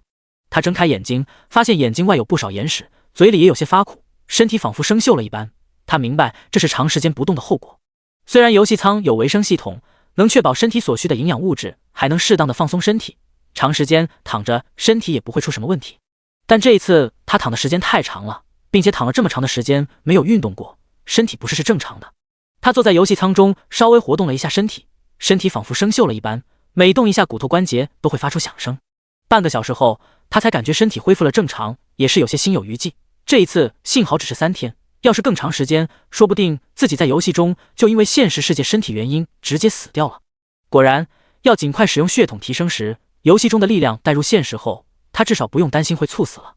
他起身查看了一下游戏舱中的维生液和肺液，将两者都更换之后，他洗漱过后走出家门，去楼下的饭馆吃点东西。虽然3天没吃饭，但维生系统一直运转着，胃部倒是不觉得难受，只要不直接吃刺激性的食物就没问题。他来到楼下叫了份西红柿鸡蛋盖饭，一边等出餐一边玩手机。听说了吗？什么？魔都发生了一起恶性杀人案件，一家8口全都被杀了。这么恐怖的吗？凶手是谁啊？这么大仇怨，灭门惨案啊！凶手还没抓到，但是有小道消息说凶手身手非常好，只身在居民楼外爬了130米到42层，从外边打开窗户入室杀人。这是武林高手啊！张磊听了一耳朵，原本还没有在意，但是听到他们说在居民楼外爬了130米，就留意起来了。这很明显不是一般人能做到的，能做到的人也需要大量的设备帮助，而这个凶手在没有引起其他人注意的情况下爬了这么高，绝对不简单。他用手机搜索起这个新闻，发现这件事闹得沸沸扬扬。凶案现场的没有视频存留，倒是有人晚上在散步的时候拍了一张自拍，而这个照片的一角正是凶案的那一栋楼，好巧不巧的拍到了一个黑色的身影正趴在居民楼外墙上，而这个人是个不大不小的网红。这张自拍也没有在意，直接发到了微博上，本来也没有人在意，但凶案发生后，有人发现当天这个网红在案发现场附近，然后就发现了这张图片上的人，这也是流言传得沸沸扬扬的原因。而这个网红也第一时间被请喝茶，确定不是摆拍后，整个案件就有些诡异了。武林高手，异能者，为什么感觉有些不符合这个世界的画风呢？张磊此时盯着那一张照片仔细看，总觉得这个人是神。不说其他，单单说是神能把游戏中的能力带入现实，就为他行凶提供了条件。而且张磊想起是神似乎说他已经办完事了。乖乖，是神确实是个很辣的娘们儿，也十分果断，一家8口说杀就杀，就是不知道黑化了没有。张磊匆匆吃完西红柿鸡蛋盖饭，跑着回家，他觉得是神也许会告诉他什么。一旁的路人惊讶地看着速度极快的张磊，纷纷行注目礼，这是家里有什么事吗？跑这么快啊！张磊没有发现，在他跑步的时候，风似乎都在帮助他，他前方的风自动向着两旁分开，后方的风推着他，让他不怎么费力就跑得极快。张磊回到家后，钻进游戏舱，戴上头盔。刚进入游戏，他就发现式神给自己发了2条消息。第一条消息是：你在哪？来这里接我，记得买几瓶酒。第2条消息是一个位置。张磊去买了几瓶果酒，向着式神发来的位置飞去。5分钟后，张磊到了，他发现式神正站在一个山坡上，他的身下有很多怪物的尸体，而且可以看出刚才式神的手段十分残忍。式神见张磊到了，也没客气，直接跳到飞行器中，直勾勾地盯着张磊。买酒了吗？张磊也没有多说，从背包中拿出果酒，再拿出杯子，结果式神直接抢过酒瓶，对着瓶往嘴里灌。结果一瓶下去，式神的眼睛也迷离了。张磊真是又菜又爱玩。这时式神的表情不知道是笑还是哭。张三，我杀人了，在现实中杀了好多人。你是对的，世界大乱绝对会出现的，我就是第一个杀人的超能力者。张磊试探着问道，你肯定有苦衷吧？式神又往自己嘴里灌了一口，发现酒瓶里没酒了，把张磊手里的酒瓶抢走，往自己嘴里灌。式神，张三，有时候我真的很羡慕你们，你们有着完整的家庭，有着美好的童年，还有一个健康完整的身体，而我什么都没有，就因为一起车祸以及一帮禽兽不如的畜生。说着，式神的眼睛中透射出怨恨的目光。张磊，我的经历也没你想的那么好。第45章那一夜。式神可没有管张磊是否听，他只是想要发泄出来而已。在我很小的时候，我有一个美满的家庭，父母恩爱，家庭和睦，家里有一个小公司，不说大富大贵，至少衣食无忧。但是在我10岁的时候，一切都变了，我失去了双腿，爸爸失去了生命，家里的公司也被人抢走，母亲整日以泪洗面，但是为了养我，不得不去做各种工作，都是因为那一家人，那一家畜生。他们为了我家的公司，特意制造了车祸，杀死了爸爸，又故意亏损家转移资产，让我和母亲失去生活来源。张磊听着式神絮絮叨叨的说了很多的话，把家里的情况，这些年心里的委屈，对父亲的不舍，对母亲的心疼，统统说了出来。式神一边哭一边喝酒，喝完了就找张磊要，不给还不行。式神骑在张磊的身上，拽着他的衣领，你给不给我酒？张磊试着反抗，但法师的力量比起刺客来说太弱了，他倒是能用魔法把式神给轰飞，但式神并没有对自己不利，而且这个女孩确实是真情流露，张磊也就不和她一般见识了。反抗无果后，张磊果断把酒拿出来，喝吧，反正以游戏中式神的身体素质，这果酒根本喝不死人。张三，你别老是让我说啊，你也说啊，你说说你的幸福生活，让我羡慕羡慕。式神靠在张磊身上，又往自己嘴里灌了一口酒，说道。张磊淡淡的说道，也没什么，我从小就没见过父母，在孤儿院长大，然后在国家的资助下上学。式神愣愣的看着张磊，原来你那么惨啊，比我还惨。张磊，还行吧，努力生活呗，还能咋地？式神似乎被张磊的身世打动了，想要为他做点什么。张三，你说你想要什么？今天我高兴，我都可以满足你，无论是钱还是装备都行。张磊对于这个富婆的发言毫无兴趣，他用力将靠在自己身上的式神扶正，随口应付道，我什么都不要，你先把自己的异常状态解除了再说吧。式神反过来把张磊推倒，嘴里嚷嚷着，不行，不能解除，今天我高兴，我就要醉，你不能什么都不要。我知道你偷偷看过我，你想要女人对不对？张磊有些绷不住了，我只是喜欢身材好的女生而已，这怎么能是想要女人呢？宅男的喜欢怎么能简单的概括为想要女人呢？然后就是只喜欢看而已，不算猥琐之类让人听不懂的话。式神哈哈大笑，原来你还是个厨啊，来，让我好好看看你发育的怎么样。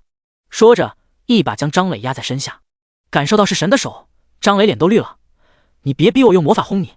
式神不屑的一笑，随手甩出一个道具，一个漆黑的圆球将飞行器包裹起来，张磊只能依靠飞行器水晶球发出的荧光略微看清楚周边情况。张磊试着使用技能，技能无法使用，禁魔，这个道具是禁魔的。张磊脸色铁青，式神则嘟囔道，我就看一下，男人和我有什么区别，你别害怕。嘴里说着可怕的话，脸却红扑扑的，眼睛一眨不眨看着张磊。张磊深吸一口气，作为男人怎么能被动？他已经将式神刚才的话录下来了，这是为了保留证据，以防被清醒后的式神灭口。而且他也没办法反抗，不是吗？既然无法反抗，那就化被动为主动，开始享受吧。有诗云，独怜幽草涧边生，上有黄蓬深树鸣。春潮带雨晚来急，野渡无人舟自横。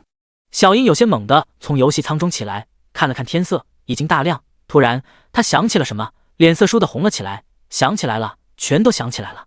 自己昨天杀了人，心里有点难受，想要发泄一下，就找张三喝酒，结果他踟蹰了很久，终于鼓足勇气进入游戏。进入游戏的时候，脑子还有点迷糊，这是醉酒的状态。他连忙解除自身的异常状态。他发现自己在一个山坡之上，远处的天空似乎有一个黑点在飞。打开好友列表，有几条法外狂徒张三的消息。我是被迫的，我有证据。如果以后你还想的话，可以找我，随叫随到。弑神本来复杂的心情瞬间变得更加复杂了。他编了条消息：如果我发现你和别的女人勾勾搭搭，我会让你后悔的。张磊看着这个消息沉默了。自己这是有长期炮友了吗？他很想问一句，我们这是炮友吗？不过后来想想算了，毕竟来日方长。其实昨天什么也没干，毕竟是在游戏中，每个人都有无法被摧毁、无法脱下的内衣，只能蹭蹭而已。不过即便如此，张磊也感觉不虚此行，昨晚的事值得回味。至于以前想的去红灯区，有像是神这样身材的女孩吗？有像她这样等级排行榜第一的身份吗？张磊一整天都在嘿嘿傻乐，怪也不刷了，只是随意的飞在天空，维持着100米范围的元素领域。叮！消息提示音将他从发呆中唤醒，这是他特意将弑神设置为特别好友，每次发消息都会直接提示，不需要去看好友栏。弑神没有发文字，只是给张磊发了个定位。张磊二话不说，驾驶着飞行狂飙。这个位置是在天穹城中，张磊不想引起其他玩家注意，飞行器找了个隐蔽的地方降落，找了块布将自己的脸遮起来，换了几件装备，确保不会认出自己。偷偷来到一个房子外，这是一个独立的2层小楼，还带着花园，价格张磊有所耳闻，30亿铜币。他轻轻敲门，弑神发来一个消息：来了，来了。门打开了，不过眼前是个不认识的女人，浑身装备也不太一样，甚至身材都不一样，不过依旧开着遮挡面容功能。张磊有些疑惑，这是神？这女人小声说道：这是我新的能力。是神的声音。张磊点点头，跟着走进院子，进入房间。进入房间一瞬间，弑神就变回原本的模样。干柴遇烈火，小别胜新婚。张磊搂着弑神，感觉有些不过瘾，弑神也觉得不过瘾。不过这就是在游戏中的极限了，除非线下见面。但两人其实都不太想线下见面。张磊找着话题：这房子是你的房产？弑神在张磊怀中蹭了蹭，换了个舒服的姿势：对，刚买的。张磊咂咂嘴：富婆呀。弑神翻了个白眼：你已经在我这里得到180亿了，你比我更富。张磊叹了口气：都花光了。弑神满脸问号：你怎么花的？张磊大概说了一下。弑神激动的翻身坐在张磊腰上：你已经到法则第4重了，怪不得你问我第4重的事，你真厉害。张磊也不知该高兴还是该沮丧，如果铜币能留下几十亿，他大概会高兴一点。弑神紧接着说道：你还要铜币吗？我送你几十亿。这娘们儿真是个富婆，也是真有担当，有事是真给钱。第46章法则的应用。最后张磊还是决定不要弑神的钱，毕竟他不是吃软饭，自己赚钱的速度还是可以的。两人又缠绵了一会儿，才一前一后离开这个房子。张磊用手搓了搓脸，美人香是英雄种啊，还是要努力刷怪，努力奋斗。张磊飞到天穹城外，开始试验风系法则第4重的变化。风系法则的感悟属于一种似有似无的感悟，如果要张磊详细描述感悟到的东西，他也无法说明，只能说是一种感觉。张磊闭上眼睛，细细地感悟着风，似乎能听到风的细语。张磊很快了解到风系法则第4重的能力。简单来说，在他附近的风都能为他所用，每一点细微的风的变化都能让他清楚地感受到。当然了，这都是些细枝末节，最重要的是他感觉到风系魔法威力变强了。这种强无法体现在数据上，而是一种类似于 buff 加成的变化，基本属于俺寻思之力，可以说相当违心。他也因此有了些明悟，传说阶之上的战斗属性造成的影响被削弱了，影响最大的变为对法则的感悟。一人对法则的领悟低于另一人，那么这个人对另一个人所造成的伤害将会有减免，具体减免的数值与两人法则感悟的重数有关，也与双方的法则相生相克有关。例如，一个人感悟的是火焰法则，对方感悟的是水系法则，火焰法则天生便被水系法则克制，相同法则感悟重数的情况下，火焰法则被水系法则克得死死的，极端一点甚至造成的伤害会减半，而对方的伤害加倍，比得上阶位压制了。当然了，如果感悟火焰法则的人是5重，水系法则的人是4重，即便火焰法则被水系法则克制，造成的伤害虽然不会加倍，但也不会减免。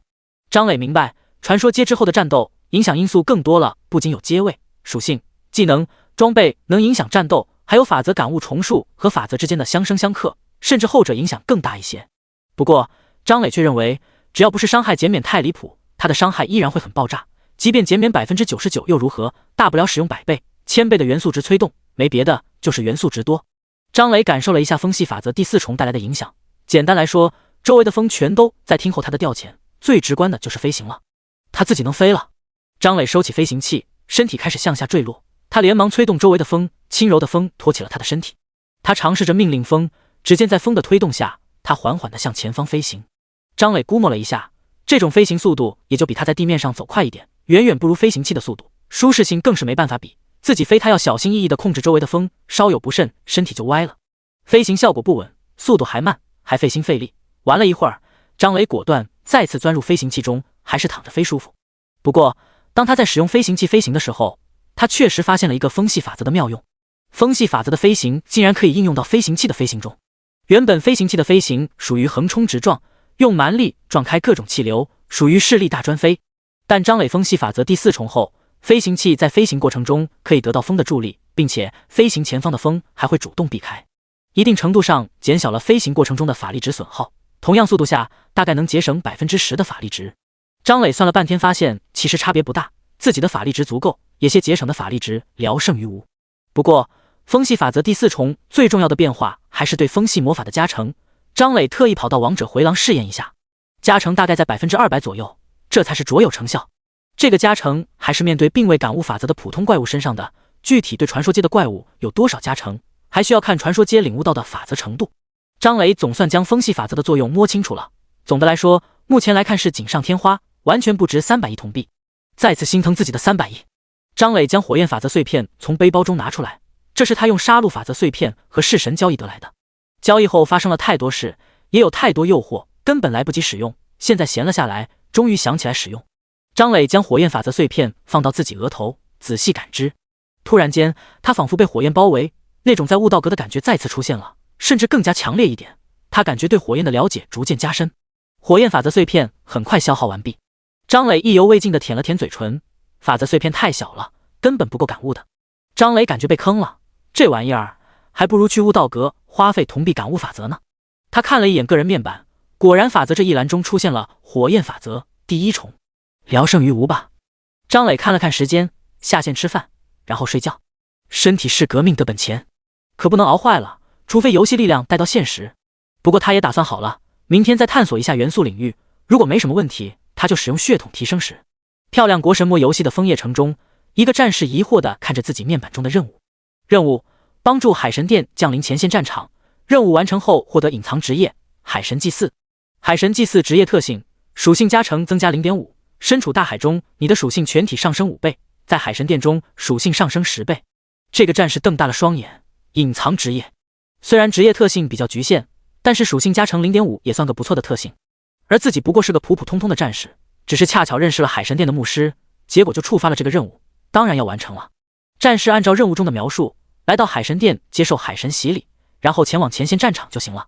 片刻后，战士从海神殿中迷茫地走出来，他已经接受了海神的洗礼，只需要前往前线战场就可以了。但是任务并没有提示怎么去前线战场。战士满脑门的问号，把自己的问题发到论坛，也没有人能解答。突然，似乎现实中有人找自己，他下线了。第47章，将游戏力量带入现实的人。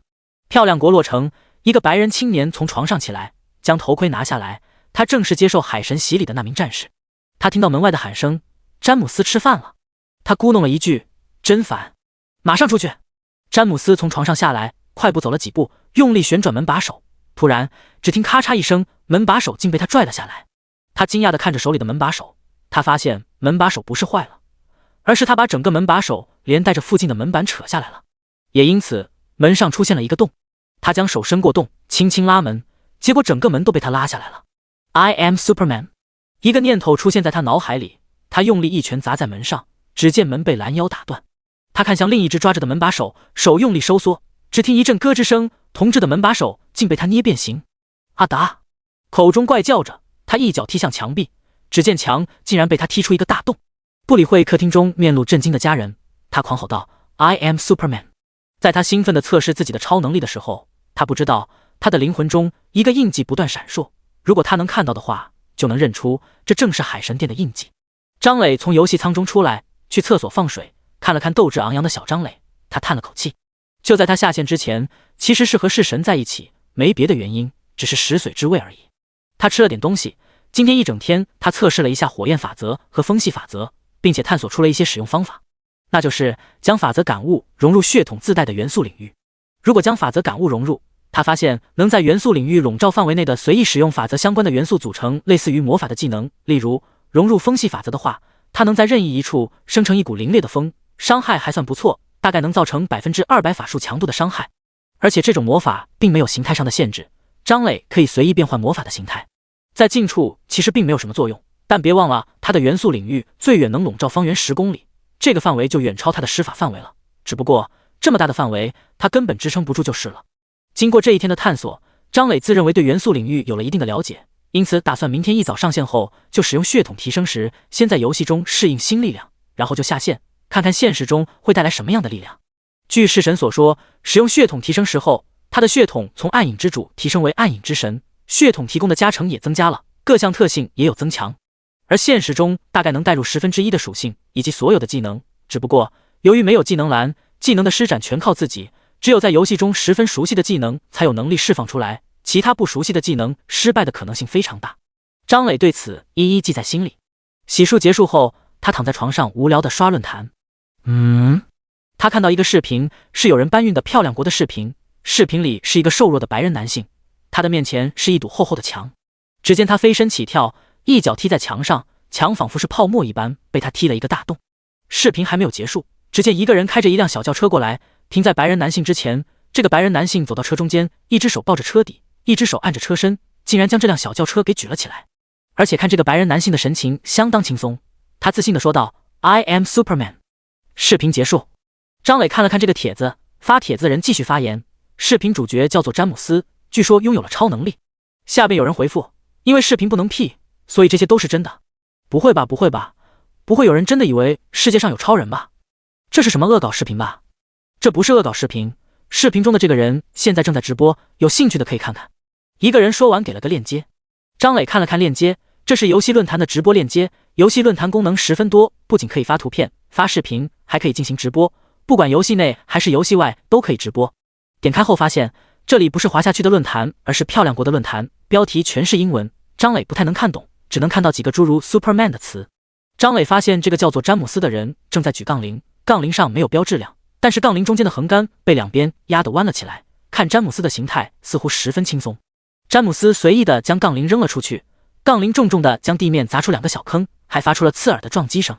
然后詹姆斯纵身一跃，跳到了旁边的高台，张磊目测应该有3米高，这种高度正常人类是跳不上去的。弹幕此时也出现了中文，不会是穿着什么弹跳鞋吧？这就是超人，白人男性就是优秀。我操，这里有脏东西，晦气。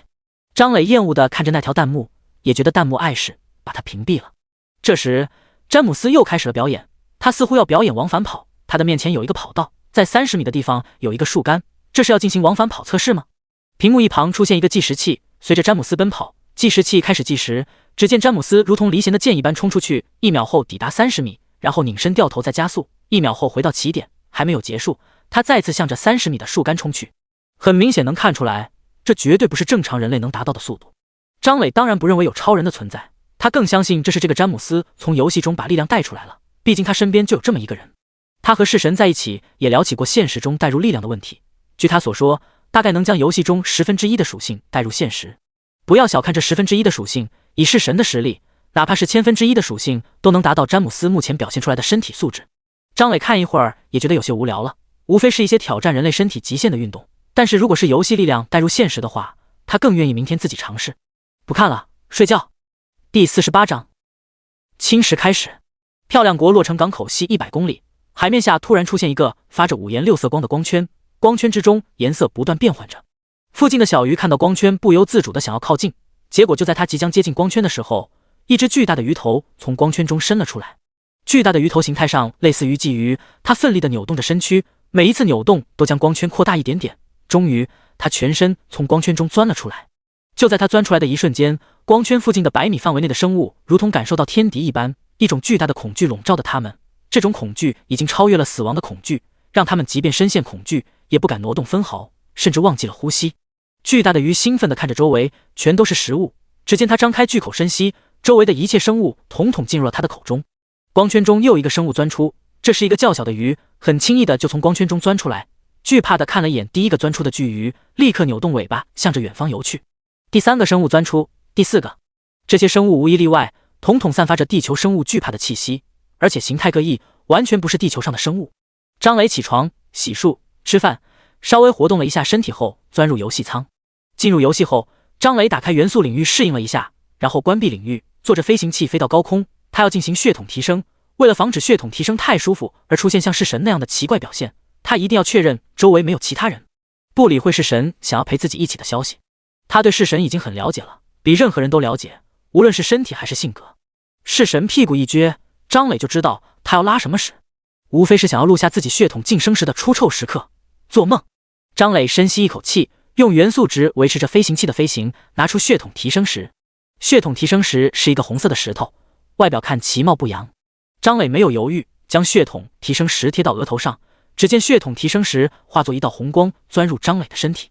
随着红光的进入，张磊感觉到浑身的元素都在沸腾，都在升华。早就将血统变为元素领主的他，此刻竟然感觉到一丝燥热，还隐隐有种舒爽之感。如果有外人看到张磊的话，就会发现此时的张磊早已没有了人形，而是变成一团发着七色光芒的元素团，并且光芒还在变得越来越亮。啊！张磊终于忍不住了。果然，这种生命层次的晋升和阶位晋升一样，都十分的舒爽。10分钟后，张磊这个元素团才平静下来。张磊意识恢复后，第一时间将元素团变成自己的样子，可以说现在他的已经不是人类了，至少不是传统意义上的碳基生物人类。不过血统的能力十分强大，变化出来的人类和真实人类没有两样，受伤也会流血，也可以瑟瑟。张磊看向自己的个人面板，首先看的血统，原来的元素领主已经变为元素之神，3个血统特性变为5种。血统元素之神。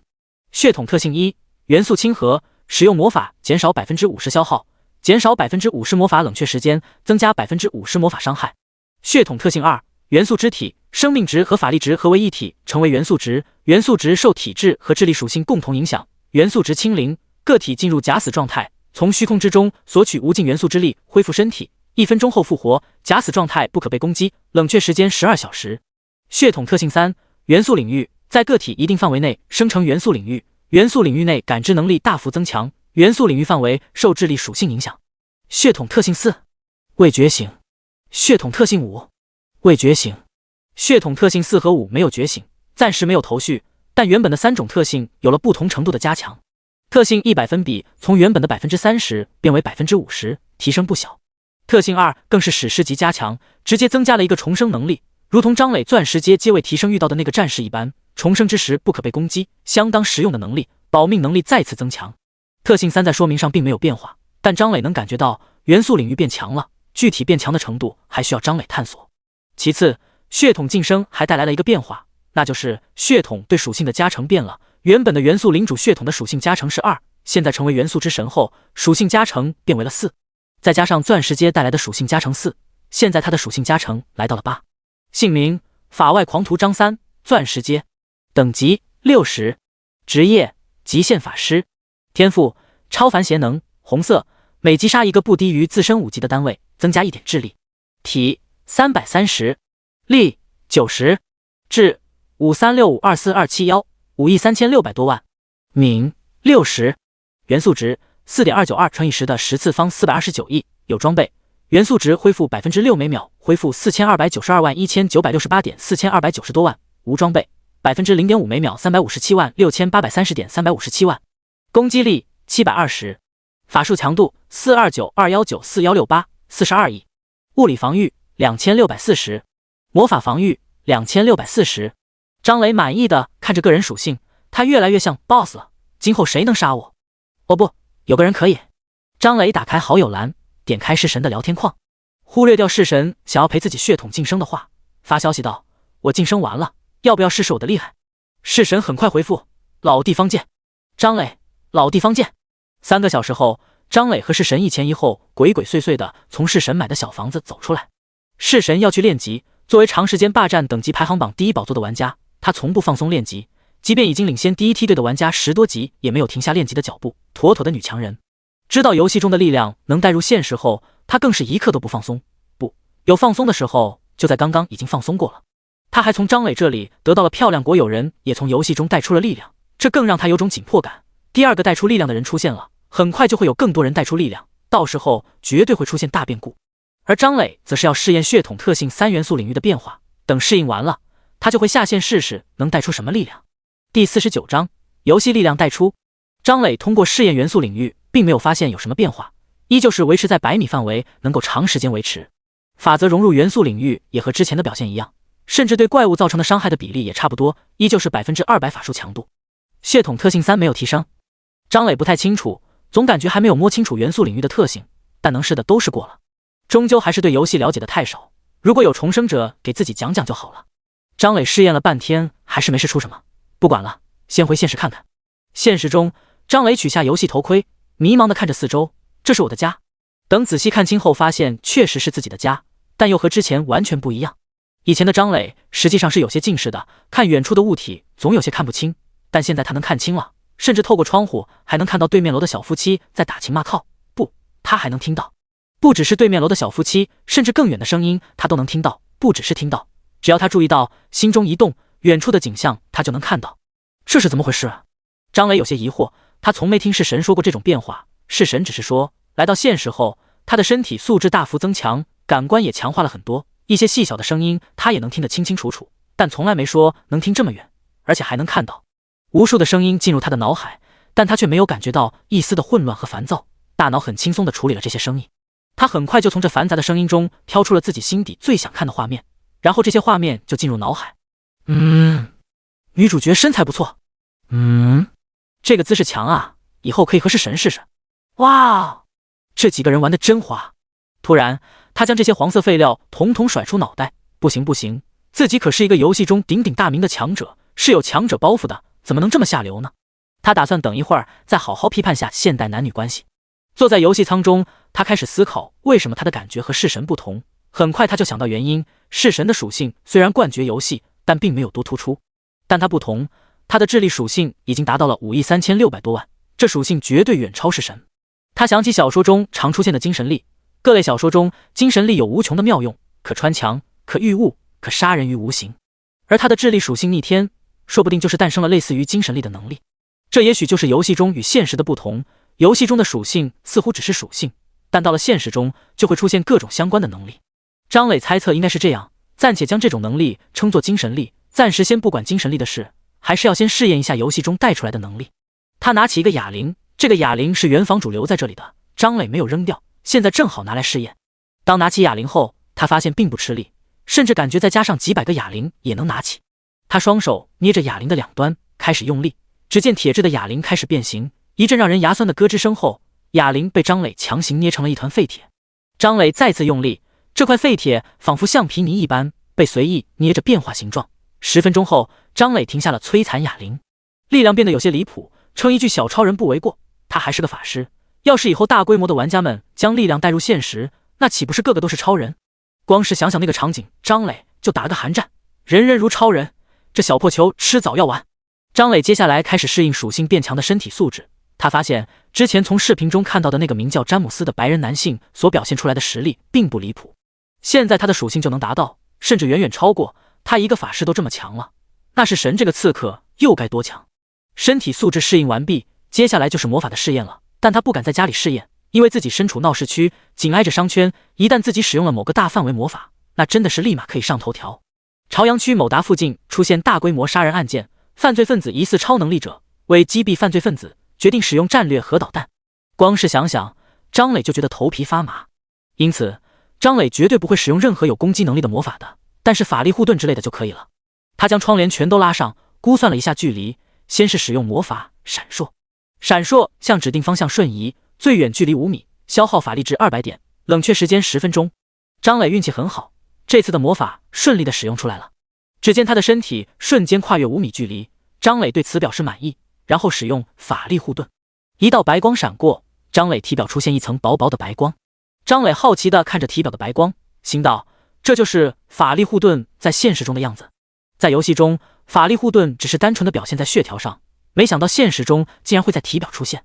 他照了照镜子，很帅。白色的光笼罩张磊全身，添加了一丝神秘感。以这模样出去，回头率绝对100%。无害的魔法中还有一个定点传送，他不敢在家使用这个魔法，因为这个魔法声势比较大，他才不想现在就暴露出去自己将游戏中的能力带出来。宁可不试验，也绝对不能暴露。身为一个老六，在游戏中无法隐藏也就算了，现实中一定要隐藏得死死的。他想了想自己会的技能，其他技能暂时他也不打算试验了，即便是单体技能，他也不太敢。别看只是单体技能，以他现在这恐怖至极的智力，单体技能在现实中谁知道会变成是什么？万一一个普通的火球术都变成直径100米怎么办？朝阳区某达附近出现大规模杀人案件，犯罪分子疑似超能力者，为击毙犯罪分子，决定使用战略核导弹。张磊有些羡慕弑神了，弑神作为一个刺客，大多数的技能施展起来更加隐蔽，而且还有隐身技能，隐身出去找个没人的地方可以尽情的试验。张磊就不行了，一不小心就成重大事故了。第50章，精神力的极限。张磊 emo 了几秒钟，很快就兴奋地试验起自己的精神力。他在心中试着控制起这看不见摸不着的精神力，他的感知到远处的声音他能听到了，远处的景象他能看到了。社畜们在加班，孩子们在嬉戏，马路上来来往往的车辆，学生们在刻苦学习，一派祥和的景象。张磊的一直看到城市的边缘，他的精神力依旧没有到达极限，向着更远处蔓延。第2个城市，第3个，整个省，整个国家。直到此时，张磊依旧没有感觉到自己的精神力的极限，但却感受到了如同元素领域展开超过100米后的那种疲惫感。张磊迅速收缩精神力，不敢再往远处感知，万一再来一次精力耗尽而昏迷，而且是在现实中使用精力过度昏迷，他也不知道什么时候才能醒来。现在的他感觉到了自身知识的局限性，所有的一切都是自己的猜测，他需要系统的了解法师的知识。他决定进入游戏后就开始搜集这方面的知识，关于精神力的探索也到了一定程度，可以开始接下来的事了。其实关于这件事是他发现自己的精神力有如此大的范围后才决定的，那就是探究弑神的身份，不是因为好奇，而是因为怕死。将游戏能力带入现实后，张磊就发现自己的血统也带入了现实，他的身体也能变化成元素团，他的元素值就是他的生命值。他试验过将自己的指甲剪短，掉下的指甲化作元素又回到他的身体，也就是说不管是现实还是游戏，他的保命能力是1等1的，300多亿的元素值就是他的底气，可以说除了是神他谁都不虚。但张磊是个很怂的人，他不敢将自己的生命寄托于别人的喜好，即便张磊和弑神在游戏中深入的了解过，但是游戏归游戏，现实归现实。游戏中2人亲密只是因为互相不反感，游戏中互取所需而已，现实中谁知道弑神是干什么的，甚至他连弑神的年岁都不知道。万一弑神在现实中已经结婚并且有了孩子，以后更多的玩家将游戏能力带入现实，有人抢走他的孩子，威胁弑神要他杀了自己怎么办？或者说自己在现实和弑神重视的人产生矛盾怎么办？弑神会怎么对自己？他不敢将这些寄托于他和弑神的感情，区区游戏中的鱼水之欢，什么也代表不了。当然了，还有一种选择，就是将威胁消灭于萌芽之中，直接找机会线下干掉弑神，这只能是最后不得已的手段。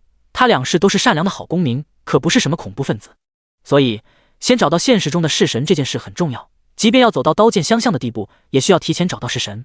至于说张磊找到弑神后，如果是神没有对自己不利，张磊自认为可以保证；如果是神不负自己，自己绝对不负他。毕竟自己孤家寡人一个，也不存在什么把柄，也根本不怕威胁。张磊记得很清楚，那次是神找自己喝酒的时候说过，他小时候因为一次车祸失去了双腿，也失去了父亲，只有他和母亲一起生活，并且之前他说要去做一件事，然后就在魔都发生了恶性事件，绝对是神所为，所以地域范围也确定了，肯定在魔都周边。张磊将精神力释放出去，将魔都地区及其周边数个城市纳入感知中，首先筛选出失去双腿的人。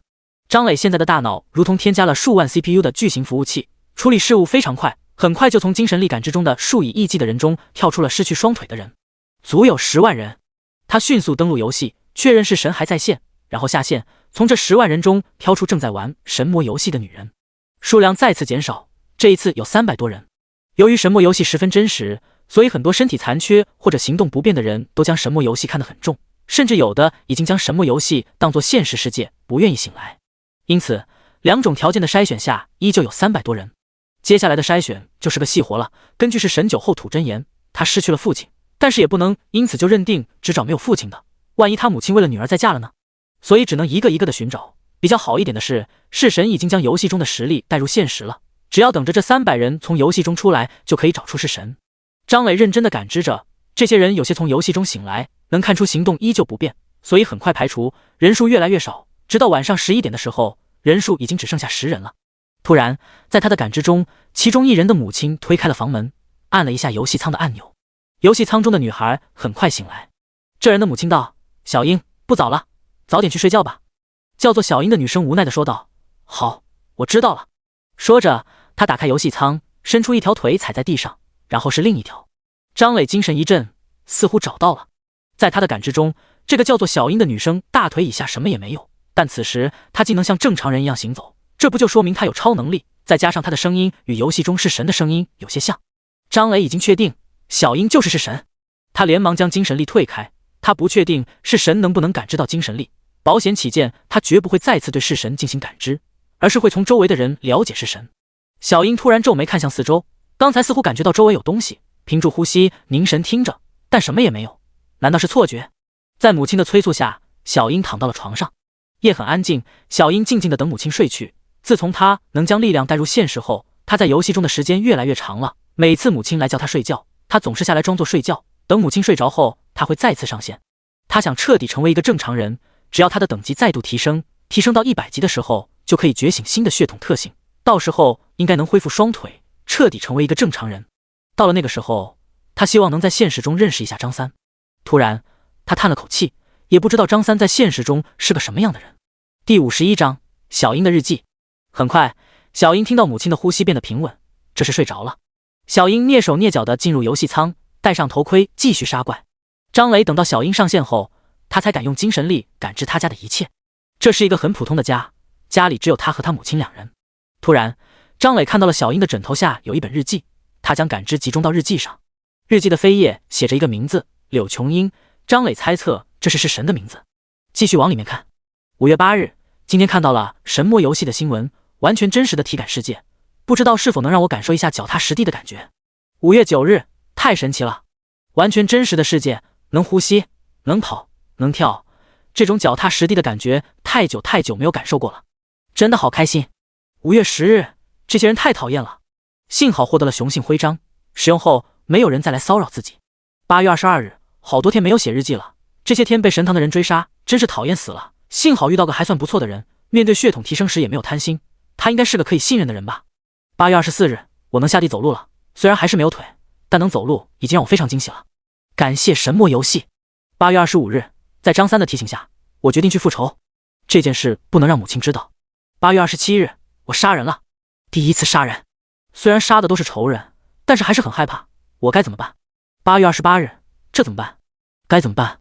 在游戏中和张三发生了那种事，我该怎么办？8月29日，又在游戏中和张三在一起了，不知道为什么，在他身边会有种心安的感觉，我这是怎么了？张磊从床上坐起来，狠狠地扇了自己一巴掌，我真该死啊！竟然怀疑这么单纯可爱的小姑娘会害自己，我真该死！而且她对我还那么信任。想着想着，他又扇了自己一巴掌。其实他和式神只是一种普通的网友关系，顶多再加上炮友关系，还是速炮。但他真没想到，式神竟然对自己有了感情。从日记中他了解到，式神似乎喜欢上自己了。也是，这么单纯的一个姑娘，凭啥天天找自己？不是喜欢还能是什么？可恨自己竟然只是将他当作炮友，而且还担心他未来会对自己不利，竟然还调查他。又给了自己一巴掌后，他开始思考该如何面对式神，还跟以前一样当作炮友，当作没有调查过式神的样子。他真的做不出来，他只是一个普通人，没什么演技，也不想欺骗这样的女孩，以后再在一起绝对会被式神察觉到，到时候2人就成仇人了，这与他调查式神的初衷不符。现在调查结果出来了，式神没有其他拖累，只有一个母亲，社会关系也十分简单，近乎于没有。朋友的话，自己大概率算一个。可以说，以后即便天下大乱，大量玩家将游戏中的能力带出来，式神也几乎不可能与自己为敌。想了半天，张磊觉得调查式神这件事或许可以隐瞒一时，绝对无法一直隐瞒。而且，如果被式神自己从蛛丝马迹中察觉出来，2人绝对闹掰。所以，摆在张磊面前的就2条路，一条是以后不再联系式神，张磊单方面断绝联系，这样一来后果就不可控了。第2条就是向式神坦白，争取式神的原谅。最差的结果就是2人反目成仇，最好的结果就是他自己向式神赔罪。他又给自己一个嘴巴子，让你多心，让你多疑，让你下鸡巴调查，还不如顺其自然呢。他收回精神力，钻进游戏舱。张磊出现在天穹城，正在想着怎么跟式神负荆请罪。突然，式神发来了消息：“哎，你既然这么晚了还上线，要去老地方吗？”张磊沉默了一会儿，回道：“好，老地方见。”式神快速砍死眼前的钻石阶 BOSS， 看都没看背包中 BOSS 爆出来的装备，火急火燎地向着天穹城赶去。唉，要是有张三那样的飞行器就好了。张磊走进房子，安静地坐在客厅。半个小时后，式神进门。式神吐槽道：“你怎么突然上线了？也不提前跟人家说，我跑了好远才赶回来的。”说着说着，他感觉到张磊情绪不对，停下了嘴里的话。他走到张磊旁边坐下，问道：“怎么了？怎么愁眉苦脸的？遇到什么难处了吗？是缺铜币了，还是现实中出问题了？有问题跟我说说呗，不管是现实中还是游戏中，我都超强的。”张磊一脸沉重地向式神说道：“对不起，我做了一件对不起你的事。”式神脸色也有些变了。什么事？张磊将自己调查式神的事大概说了一下。事情就是这样，我只是想要自保，但没想到你。式神阴沉着脸：“你不信任我，甚至调查我，还看了我的日记，你个混蛋！”张磊沉默了一会儿，只能说道：“对不起，如果做什么能让你好受一点，我愿意做一切事情。”式神抿了抿嘴，指着外边狠声说道：“走，枉我那么信任你，你走，以后再也不要联系了。”张磊暗自叹了一口气，走出了房门。张磊刚走，式神的眼泪就忍不住流下来：“混蛋，混蛋，我再也不相信你了，混蛋！”张磊走出院子后就地下线。现实中回到床上，翻来覆去总是睡不着。突然坐起身来，给了自己一巴掌：“我真该死啊！”第二天，张磊起床，昨晚他都不知道自己睡没睡，一整晚良心都在受到谴责。这么欺负一个女孩实在是太过分了。但他其实也没做错，为了自保而已。只是没想到女孩如此信任自己，甚至还喜欢自己。他悠悠叹了口气，走一步看一步吧。他煮了泡面，一边随意的吃着，一边翻着论坛。自从他将游戏中的实力带入现实后，他的生命形态已经发生了变化，除了是个人形，和人一点关系都没有。他已经是个元素生命了，自然也不用吃饭。现在吃饭只是一种仪式感，证明自己还是个人。第52章，祭祀仪式和炼级。张磊翻看论坛的时候，突然看到一则魔都的传言。也许是因为小樱的事，导致他对魔都关注度提升。他打开了这个帖子，这是一个自称是魔都市民的人写的帖子。魔都出现了一群邪教徒，随意杀害市民进行祭祀仪式，望广大游戏玩家夜间不要单独出门。我也听过这种传言，只是不知道为何没有人报道。这种事一旦报道，肯定引起大规模恐慌，所以只能暗中调查。害怕点 JPG。 张磊看了两眼就不看了。又看到一则新闻，漂亮国一渔船出海时意外失踪，失踪区域没有风暴。据知情人士说，渔船失踪前发过求救信号，说是遇到了海怪。张磊再次略过，以讹传讹罢了。又翻了好几个新闻，什么教堂有圣光了，地底有恶魔的低语了，让人分不清到底是游戏力量带入现实还是虚假传言。不过关于游戏实力带入现实，张磊并不认为现在会有多少人。游戏能力带入现实已知的条件是血统达到超越 S 级才可以带入1/10。也许以后随着实力的增强，还有更多的带出条件，但是现在绝对不会多。血统提升时的获得难度太大了，不说是神那颗通过任务获得的，就说张磊获得的这颗，那是1亿积分才能兑换。不是张磊谦虚，这种获得难度简直逆天，自己能获得是靠红色的天赋以及极限法师这个职业的特性才得到的，其他人想都不要想。当然了，不排除有其他方式能将游戏实力带入现实，至少他认为那个詹姆斯就不是通过提升血统带入现实的。他没有那么多好奇心，他只需要不断刷天赋，不断提高法则感悟，然后升阶就够了。只要实力强，一切都是浮云。刷完论坛，张磊进入游戏，看了看好友栏，式神没有发消息，显示着在线。张磊松了口气，至少式神没有将自己好友删掉。他拿出卡洛人的飞行器，坐上去后向着王者回廊飞去，要开始升级以及打装备了。升级都是顺带的，主要是打装备。使用悟道阁需要大量的铜币，装备可以卖钱。来到王者回廊后，张磊迅速掠过青铜阶和白银阶的骷髅怪区域，来到黄金阶骷髅怪区域开始刷。另一边，式神看了看张磊的头像，他上线了。等了一会儿，抄起匕首狠狠地砍向前方的怪物，嘴里碎碎念：上线了不理我，不道歉，不哄我，钢铁直男。碎碎念了半天，突然发现被攻击的这个怪物早已死亡，尸体都有些破破烂烂。丢下这个怪物，冲向其他怪物。混蛋，再也不理你了，再给你一个机会，今天之内跟我说话，我就理你。晚上10点，世神脸色不善地看着好友栏中的张磊的头像，现在显示他还在线，但是一句话都没给自己说过。明明那么过分的对自己，还看了自己的日记，明明自己没有删除好友，就是想给他一个和好的机会，结果竟然真的不理自己。难道他还有其他炮友？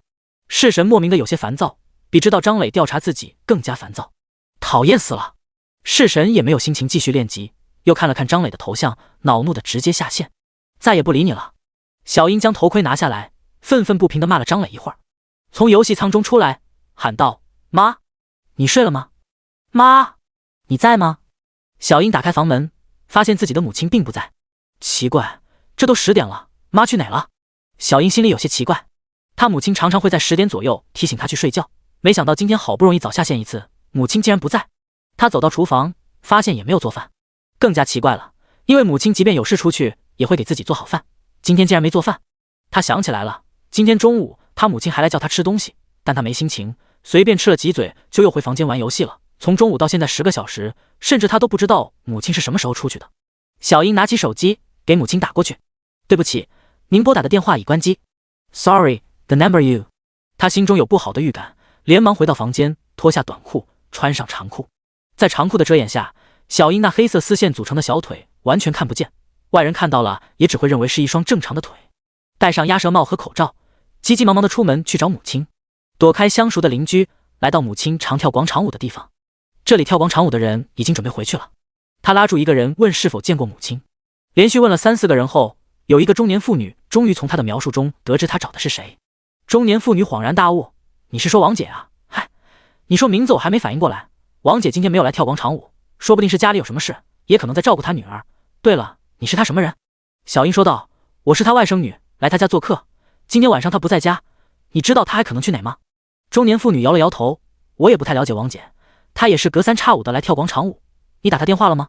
小英见这里得不到有用的消息，打过了，电话关机，我再去其他地方找找看。她转身就走，来到母亲常买菜的地方，也没有人见过母亲。要不要报警？小英犹豫片刻后没有选择报警。突然，她一个想法冒出来，会不会是张三给自己开的一个玩笑，想要跟自己和好？这会不会太幼稚了，也太极端了一点？她回到家中，进入游戏，发现张三还在游戏中。她发消息道：“是你把我母亲藏起来了吗？”张磊正在练级，今天一天成果显著，等级升了1级，装备也打了不少，放到拍卖行中卖了1000多万。虽然跟是神貌似是彻底掰了，但是游戏中自己依旧是强悍无比。看到是神的消息，张磊满脸问号，这是哪出啊？我不太懂你的意思，今天一天我都在游戏中，还没下线呢。第53章寻找小英的母亲。张磊的消息让是神想起来了，今天一整天他练级的时候，几乎每隔一段时间就要看一次好友栏，张磊确实一直在线。那自己母亲去哪了？该怎么去找？张磊的消息发过去后，没见是神回复，心里也嘀咕，这是怎么了？这是神跟自己缓和关系的手段，还是真出事？张磊发送消息，发生什么事了？伯母怎么了？是神从张磊这里没得到消息，就要下线，看到张磊的消息，耐着性子回了一句，没什么事，我下了。张磊又刷了一会儿怪，他总觉得应该是出什么事了。出于对是神的愧疚，他决定为他做点什么。他果断将飞行器停到安全的地方，收好飞行器后就地下线，从游戏舱中清醒，暗道：我这可不是偷窥，我是为了看看发生了什么事，看能不能帮忙。瞬间精神力散发出去，跨越数百里的距离，将魔都的一切纳入心间。他先是将注意力集中到式神的家中，只见此时他的家中空无一人，将感知范围放大，他看到了式神正在阴影中飞奔，似乎十分着急。这是真出事了。结合式神的话，张磊猜测他的母亲不见了，他决定帮忙，先是感知魔都所有的人，然后从中找式神的母亲。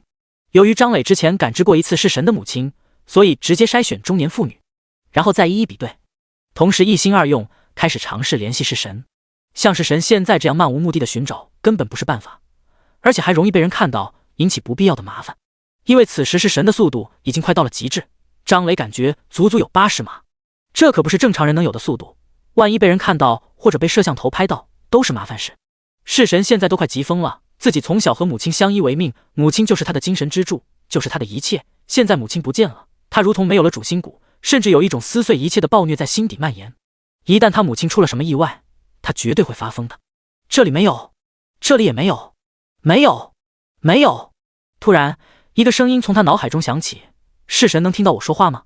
瞬间，他的速度从极快变成了静止，声音又响起了，看来能听到了，我是法外狂徒张三。式神左右看了看，找不出张三，开口说道：你要干什么？张磊回道：不用那么大声，只要轻声说我就能听到。你刚才突然问我你母亲的事，我担心出什么事，所以下线想要帮你。式神开口说道：多谢你的帮忙，我一个人能解决。张磊对这倔强的娘们有些无语，都啥时候了，还生气呢？别闹，我的能力能帮你快速找到你母亲。式神僵硬的脸色瞬间松动。你是说真的？当然。好，只要你帮我找到我母亲，你想要什么我都给你。张磊叹了口气，我什么都不要，就把这当做我对你的赔偿吧，毕竟我之前调查你。式神认真的说道，只要你帮我找到母亲，你之前的做的事我都可以原谅。张磊心底的愧疚感稍微有些减轻，放心吧，我一定帮你找到。现在我正在寻找你的母亲，给我1个小时。式神，多谢。他原本焦急的心瞬间平静下来。张磊突然问道，那个，你母亲身上有没有什么特征，或者衣着是什么样的？这样有助于我加快寻找速度，毕竟现在我只是在对照脸。式神回忆着今天中午母亲穿的衣服，将特征迅速说了一遍。好的，等我的好消息。张磊随即开始对照。10分钟后，他找到了式神的母亲，对照式神说的特征以及他之前调查时看到的模样，可以确定这个中年妇女就是她。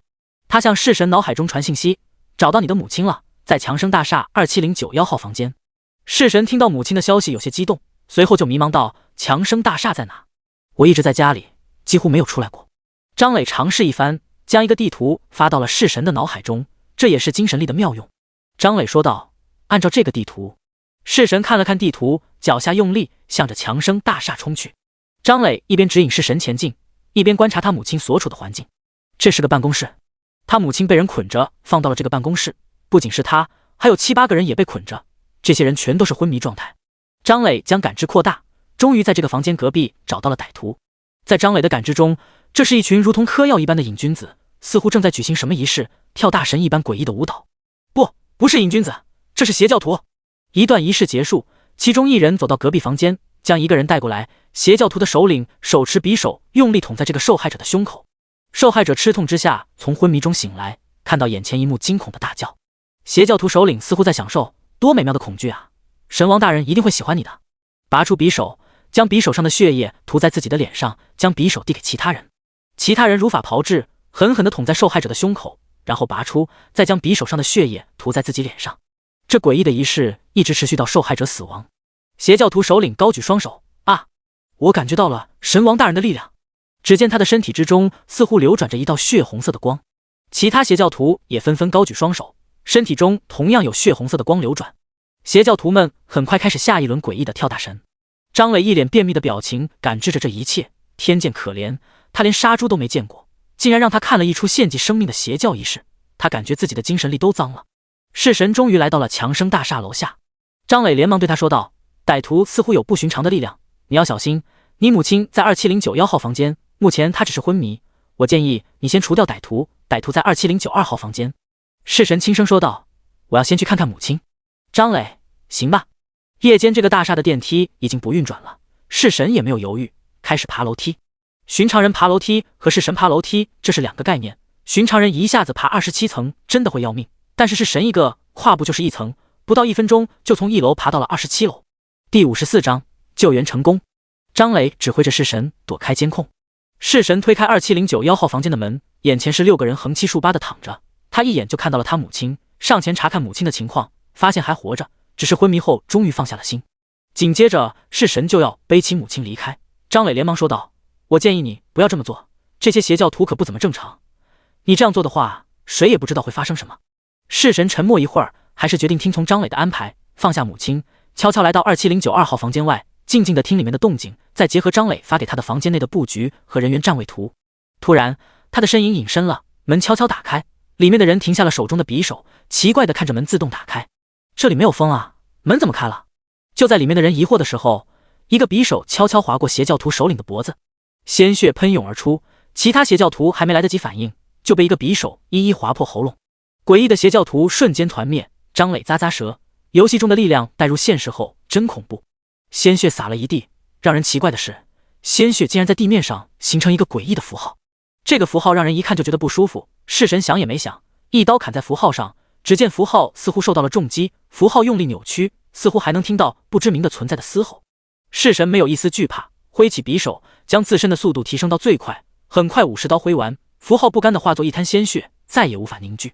张磊全程感知着，不由得感慨：式神这娘们真虎啊，根本不管这是什么东西，直接就是砍。这天赋也是真强，连这种诡异的存在都扛不住50刀。在他的感知中，这个符号给自己一种空间魔法的感觉，似乎能连接到什么空间。不过这都是过去式了，在式神的挥砍下，那个符号彻底失去了力量。式神再次看了看现场，确保没有发现幸存者后，就准备把母亲背走。张磊觉得心累，连忙制止，开始劝说：我劝你不要直接把你母亲带走，万一你母亲来这里的时候，其他受害者也看到了，一旦他们得救，你母亲既不在遇难者中，也不在被救者中，被有心人注意到的话，都是麻烦。式神皱眉问道：这也不行，那也不行，你说怎么办？张磊不想吐槽式神的处理方式，直接指挥道：你去打110报警，记得打电话的时候不要用你本来的声音，想办法遮掩一下，然后就回家等着你母亲回来，你就当不知道这件事。式神担心母亲再出什么意外，我要在这里守着，我的隐身别人看不到。行吧，你要记住，一旦你被人发现了，要遮挡好自己的面容，同时不要暴露你和你母亲的关系。式神这次倒是没有出什么幺蛾子，听话的按照张磊教的做。警察很快来了，看到现场大吃一惊，报警电话就是在27092号房间里打的，而且声音做了处理，因此对于报警者没有一点头绪，只得将现场记录下来后，让救护车把受害者接走。式神只是远远的跟着救护车，突然他的手机响了，接起后他听到：你好，这里是拱桥警察分局，请问你是柳琼英吗？是这样的，你的母亲因为一起绑架案现在正在医院接受治疗，你母亲之前在昏迷之中，现在已经清醒，她清醒后让我们给你报个平安，希望你好好待在家，她大概明天上午就能回到家。式神挂了电话，依旧跟着救护车进入医院，默默地隐身看着母亲。关于这次受害者的治疗是医院最紧要的事情，所幸送过来的人都没有生命危险，只是陷入昏迷，打个点滴也就没事了。式神的母亲第二天早上执意出院，即便医院再三表示还需要观察一天，母亲有些担忧小英，还是要出院。小英一路跟着母亲回到家，等到母亲进屋后，她才显出身形。她母亲看着有些憔悴的小英，有些心疼地问道：今天吓坏了吧？小英摇摇头：妈，你快去休息吧。小英终于将她母亲劝到床上，给母亲做了粥，又给母亲打水洗漱。她母亲看着忙碌的小英，不自觉地流下泪，自己的女儿现在能自如行动了，自己以后也就放心了。小英母亲昨晚经历了那么多事情，早已疲惫不堪，不一会儿就睡着了。小英看着熟睡的母亲，这才松了口气，想起昨天的事，只觉得遭遇了无妄之灾。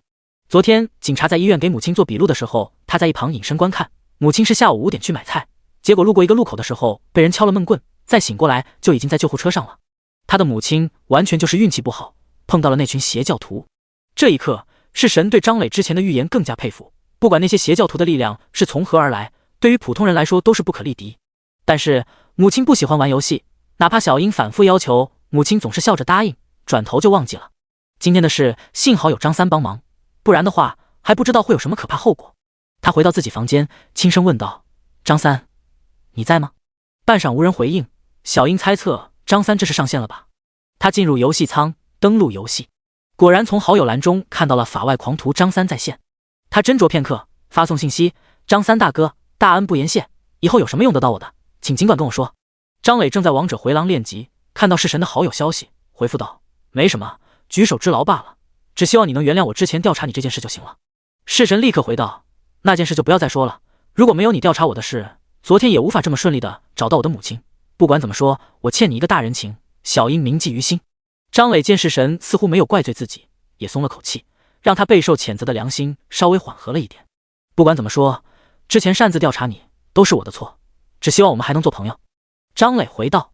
式神认真的回复道：我们当然是朋友，你还是我唯一的朋友。是吗？那真是我的荣幸。式神纠结片刻，问道：其实我对你也有很多好奇，能跟我讲讲吗？如果不想说的话，就当我没问。张磊是有意向和式神缓和关系的，见式神似乎也有这种意思，要不咱们见一面。式神立刻回道：好，老地方见。张磊愣住了，老地方是哪？他当然知道，连忙说道：老地方见。第55章，传说接精英怪。半个小时后，两人在式神买的房子中见面。1天前，两人在这里吵架，谁曾想到1天后两人再次回到这里。弑神只是稍微纠结一下就释然了。天大地大，母亲最大，他救了自己母亲，即便是欺辱自己，自己也不该继续追究，更何况只是调查自己。前天他那么激动，更多的是羞愤，毕竟连自己的日记都看完了，自己还不能发脾气吗？倒是这个钢铁直男一点也不知道哄自己，难道还要让自己先低头？幸好他救了自己母亲，不然自己绝对不会这么快就原谅他。两人都有意愿和好，自然进展飞快，很快就发展到坦诚相见的地步。半晌后，两人一前一后鬼鬼祟祟地离开这里。张磊哼着不知名的歌，愉快地在王者回廊练级。无数骷髅怪倒在张磊大旋风之下，张磊一边使用魔法，还一边尝试着使用元素领域的力量。元素领域在张磊法则的加持下，倒是初步显示出威能，每隔半个小时，张磊就会将元素领域扩张到1000米直径，在整个领域中凝聚风系魔法，一瞬间能杀死1000米直径的所有骷髅怪，然后迅速将元素领域范围缩小。即便如此，也需要休息10多分钟才能恢复。综合来说，元素领域十分强大，范围也十分广，就是消耗精力这一点有点让人不敢随意扩大范围。张磊不断的击杀骷髅怪，不知不觉中渐渐深入王者回廊，就这样刷了10多天。渐渐的，周围的普通骷髅怪不再是黄金阶，而是钻石阶，精英骷髅怪则是传说阶。张磊至今没有在王者回廊见过 BOSS， 但却先见到了传说阶的精英骷髅怪。这是一个骷髅战士，大体看上去和普通骷髅怪没什么两样，但是气势上却完全不同。张磊感觉到精神被压制，如同前方有一个太阳一般，让人无法直视。除此之外，状态栏中也出现了阶位压制的状态，他对这个传说阶骷髅怪造成伤害减半，骷髅怪对自己的伤害翻倍。突然，这个战士举起手中的长刀，张磊感觉身体一沉，一种如同阶位压制但却不同的力量作用在自己身上。他看了一眼战斗信息，你受到传说阶骷髅怪的领域压制，你的全体属性下降 30%， 速度降低 80%。 张磊暗道，这就是领域的威力吗？直接作用在属性之上。他尝试释放出元素领域，但是战斗信息中提示，你的元素领域受到传说阶骷髅怪的领域压制，无法完全释放。由于你的元素领域作用，你豁免部分领域压制效果，你的全体属性下降 30%， 速度无影响。原来这就是传说阶之间的战斗，先是比拼领域，领域强的一方获得属性优势，然后再战斗决胜。这场战斗说来缓慢，其实进展极快。骷髅怪战士释放领域后，就向着张磊冲来。张磊释放出元素领域，抵消部分领域压制，催动飞行器躲开骷髅怪战士的斩击，开启大旋风。由于这个骷髅怪冲到了张磊身前，所以在大旋风开启的一瞬间，他的头顶就飘出一个红色数字-22.5亿。骷髅怪虽然是传说阶，但是却没有 BOSS 那样的回血机制。瞬间，骷髅怪倒地死亡。张磊长出一口气，毕竟是传说阶的存在，只要活着阶位压制就会对张磊造成影响。张磊扫了一眼战斗信息，突然愣住了。您杀死了传说阶骷髅怪，您获得了传说阶装备战歌。传说阶装备。据张磊所知，整个游戏似乎还没有出现过传说阶装备。第一个传说阶 BOSS 是张磊和弑神一起杀死的，那次没有爆出装备，只是爆出了一个法则碎片。没想到杀死了一个传说阶精英怪，竟然爆装备了。张磊很快从背包中找到了这件装备，这是一把长刀。战歌，传说阶，限制职业战士，装备限制等级5，体加1200，力加1500，特性战歌力量属性提升 10%。 张磊觉得这件装备有些离谱，不说体和力加起来2700点的属性，也不说装备特性力量提升 10%， 单是装备限制等级5就很离谱。传说阶以下的装备基本都有装备限制等级，这也是哪怕现在张磊已经是钻石阶了，依旧使用着黄金阶甚至白银阶的装备，只是单纯的穿不上钻石阶装备而已。但是这个传说阶装备是什么鬼？没有装备限制等级，这要是一个低等级玩家拿在手里，岂不是在同等级中嘎嘎乱杀？他直接问弑神，你得到过传说阶装备吗？弑神秒回道，得到过，之前杀死一个钻石阶 BOSS 的时候，运气好爆出一个传说阶的鞋子。紧接着他将那件装备截图发给了张磊。灵动之风，传说阶，部位脚部，装备限制等级5，体加800，敏加500，特性灵动，移动过程中无视碰撞。张磊看完装备属性后，觉得这个装备也很强，无视碰撞，很适合刺客的一件装备。张磊将刚得到的战歌截图发给了弑神。弑神看到截图有些绷不住了，这么极品的装备你从哪打的？你杀死了传说阶 BOSS。 张磊嘚瑟的回道，只是杀死了一个传说阶的精英怪而已，没想到爆出来传说阶装备了。弑神吐槽道，狗屎运逆天啊，可惜不是刺客的，不然我就要了。张磊回复道：“还行吧，刚好我缺钱，应该可以卖个好价钱。你觉得卖多少合适？”式神没说价格，反而说道：“你缺钱，我可以给你啊，你要多少？”张磊有些招架不住富婆的糖衣炮弹：“我缺钱会自己赚，不要你的钱。”式神撇撇嘴：“男人奇怪的自尊心。”式神回道：“行吧，要是缺钱了可以找我，180亿不是事。你如果要卖的话，我建议你挂个30亿铜币的底价，然后拍卖时间设置为1天，绝对会让你得到一个满意的价格。”张磊有些迟疑：“30亿是不是太多了？”式神解释道：“并不多，对大公会来说，他们掌握着数百亿的铜币，而他们最强者还没有达到钻石阶，无法使用悟道格感悟法则功能的他们，就算想花钱都花不出去。”式神补充道：“而且最重要的是，传说阶装备没有等级限制，也就是说，任何一个战士都可以装备，整个华夏服的战士都会争夺这一个装备，而战士的数量你懂得，你绝对会得到一个满意的价格。”张磊选择相信式神的判断，底价30亿铜币，设置拍卖时间为1天。第56章，王者回廊深处。随着张磊将战歌挂到拍卖行，论坛瞬间沸腾了。歪日，我没看错吧？传说阶战士武器，这是谁打出来的？这也太强了吧！哦，是张三大佬啊，那没事了。我是不是看错了？这个装备没有等级限制。我去，还真的没有等级限制，这谁得到这件装备不就起飞了？这几乎可以算是毕业装备了吧？底价30亿，也真敢叫，别到最后流拍了就搞笑了。呵呵，你是不知道富哥的实力。图片看看，已经有富哥出价了，35亿。随着玩家的出价，论坛对这件装备讨论的热度再次上了一个台阶。35亿啊，换成 RMB 近7000万，只是一件装备而已。但还不等玩家们继续感叹，又有人出价了，40亿铜币。这个价格没有持续多久，新的价格代替了它，50亿。看到这一幕的玩家们都傻了，这只是一件装备而已，竟然要出 RMB 1个亿。但这个价格远不是结束，不断有人出价，甚至有人开始联合其他人出价。当然了，联合其他人出价的都很快失去了竞拍资格，因为价格不断上涨，不到3个小时，价格已经上升到100亿，他们的资金不支持继续竞拍了。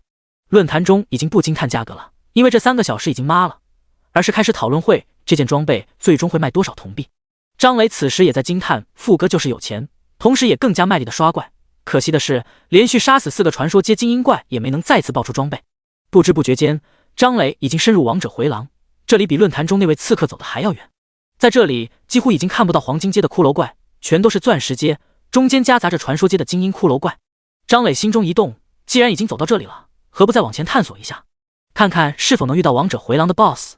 张磊开着大旋风，所到之处骷髅怪如同割麦子一样倒下，无论是钻石阶还是传说阶，在张磊高达42亿的法术强度下，众生平等。张磊不再向着左右飞行，而是闷头往深处冲。渐渐的，周围的骷髅怪变得稀少，钻石阶的怪物大幅减少，但是传说阶的比例却开始增加。走到这里的时候，张磊已经感觉到了一丝恐惧，这不是心理上的恐惧，而是从身体、从灵魂中传出的恐惧感，如同一个绵羊进入了一群狼中间。即便这只羊力大无穷，金刚不坏，但是生命层次上的差距依旧让人恐惧。张磊深吸一口气，努力克服恐惧感，他感觉到自己应该到达极限了。现在他的身体和灵魂都在疯狂示警，远离这里，这里危险。如同有恐高症的人玩蹦极，哪怕各种安全措施全部到位，心里也知道不会出现生命危险，但是恐惧依旧会让人不敢蹦极，只想着逃离这里。张磊不甘地看了一眼王者回廊深处，他感觉这里距离王者回廊的最深处已经不远了。突然，王者回廊深处走出来一个骷髅法师，浑身的骨骼破破烂烂的，满是风蚀的孔洞，但是生命层次上的压制让张磊想要立刻逃跑。张磊忍着不适看了一眼状态栏，您受到史诗阶阶位压制，您受到的伤害为原本的4倍，您对史诗阶造成的伤害减免 75%。 这个骷髅怪是史诗阶怪物，但他依旧不是 BOSS。 张磊心中惊讶，连史诗阶怪物都不是 BOSS， 那这个王者回廊的 BOSS 会是什么阶位？神话阶？到了这里，张磊也知道无法继续前进了，再往前走的话，他害怕在恐惧感之下连大旋风都无法维持。史诗阶骷髅怪法师举起了他那破破烂烂的法杖，一道耀眼的绿光开始闪耀。张磊看了一眼，直接驾驶飞行器跑路。拜拜了您呐！史诗阶骷髅怪见张磊逃走，绿光熄灭，手中的法杖收了起来，再次踱步回到王者回廊深处。张磊回到王者回廊外围的时候，松了一口气，停也没停，继续冲出去。太 TM 吓人了！王者回廊中史诗阶都不是 BOSS， 那真正的 BOSS 恐怕远超想象，大概率是神话阶。现在的玩家能接触到的阶位最高的 NPC 也就传说阶、史诗阶都见不到，更别说神话阶了。史诗阶和神话阶到底有什么能力，谁也不知道。但是张磊有种感觉，如果史诗阶骷髅怪的攻击当时打到自己身上，那绝对不好受。短时间内，张磊是不打算来王者回廊了。所幸这段时间他刷了不少钻石阶、黄金阶的装备，陆陆续续卖了不少，铜币来到了5亿。背包中还有700-800件钻石阶、黄金阶装备，足够卖一段时间了。他又看了一眼自己挂到拍卖行的传说阶战歌，现在已经报价到134亿了，而且还在不断上涨。虽然上涨幅度不如一开始，但是副哥们的竞争依旧十分激烈。张磊飞到天穹城，来到悟道阁，他要开始感悟法则了。等到感悟法则差不多，就准备进阶到传说阶。他对王者回廊深处的秘密十分好奇，钻石阶他进不去，他就不信传说阶也进不去。如果还不能探知王者回廊的秘密，那就要着手进阶史诗阶了。由于之前是神的情报，钻石阶需要多感悟一些法则再进阶传说阶，所以张磊再次来到悟道阁。他打开好友栏，忽略掉其他好友那99加的消息，问是神法则感悟到什么程度就可以进阶传说阶了。是神1分钟后回复，具体感悟到什么程度进阶我也不懂，但我之前看到消息说，如果传说阶之前不感悟某个法则到入门，以后再想感悟这个法则就十分困难了。张磊暗道，看来需要多感悟几种法则。进入悟道阁，找了个房间，盘膝坐在蒲团上。他看了看个人面板中法则这一栏，风系法则第4重，火焰法则第1重。第57章法则感悟结束。现在张磊不打算继续感悟火焰法则和风系法则，因为风系法则那次自动扣除铜币感悟法则，让他300亿铜币消耗一空。这让他知道，别看铜币多，真感悟法则消耗起来100亿真不是什么大钱。而且传说阶之前只要多感悟几种法则到入门级就够了。法则感悟分为9重，第1重之前还有一个法则入门。这次首先感悟什么法则？那当然是空间法则了。张磊打开拍卖行，搜索空间法则相关的技能书，发现只有2种，一种是闪烁，另一种是定点传送。这2种魔法他都学过，技能书的价格也不算贵，正好适合自己感悟法则。张磊打开悟道阁的界面，选择感悟法则，将闪烁放入方框中。本次感悟法则预计消耗50万铜币，是否支付？是。50万铜币消失。张磊看到了空空如也的空间，渐渐的在这片空间看到了一道道纹路。他仔细观看，不一会儿就从法则感悟中醒来。他看了看时间，这次法则感悟用了3个小时。再来，购买闪烁技能书，学习，放入感悟法则方框之中。本次感悟法则预计消耗1000万铜币，是否支付？是。张磊再次看到了那片空间，空间的纹路更加细致密集。他仔细观察，购买了4次闪烁技能书后，空间法则终于入门。张磊甩了甩有些迷糊的脑袋，如同通宵3天3夜一般，半晌才恢复清醒。张磊看了看时间，整个空间法则感悟他用了30多个小时，使用铜币7000万。看了眼自己的背包，铜币181亿。他发现自己挂到拍卖行的传说阶装备战歌卖出了180亿4000万，其他钻石阶、黄金阶的装备陆陆续续卖了3000万。张磊继续将背包中的装备挂到拍卖行，打算先下线休息一下，感悟法则有点累。看了看好友栏，照例忽略掉其他玩家的消息，是神发来几个消息。你还在感悟法则吗？结束了跟我说一声。张磊回复，我结束了。是神秒回，老地方见。张磊顿时来劲了，快速起身给自己换了个装扮，偷偷摸摸来到是神的房子中。是神这次早已在房间里等他，不可描述的画面顿时出现在整个房间。现实世界，张磊放下头盔，扯了扯裤子，暗道，老是这样也不行啊，我完全没办法释放，是神倒是舒服得很。他心中一动，要不和是神线下见面。他对是神已经很了解了，是个普通女孩，对自己不说多好，至少2人是朋友，生命危险绝对不会有。就是不知道是神愿意不愿意线下见面。游戏毕竟是游戏，无论是在其中做什么事，其实都没什么心理负担，反而有种偷心的快乐。但是现实中，一旦做了就要负责。想到这里，张磊也打消了线下见面的想法，就这样也挺好。迅速洗漱完毕，张磊躺在床上，很快就睡着了。接下来1个月，张磊没有去练级，而是全心全意感悟法则，将空间法则入门后，又感悟了水系法则、土系法则、冰系法则、雷系法则、生命法则，将这些全都感悟到入门级后才罢休。对于生命法则的感悟，张磊特意从拍卖行中买了法师能学习的生命恢复技能，以及使用了传说阶 BOSS 树怪爆出的生命法则碎片。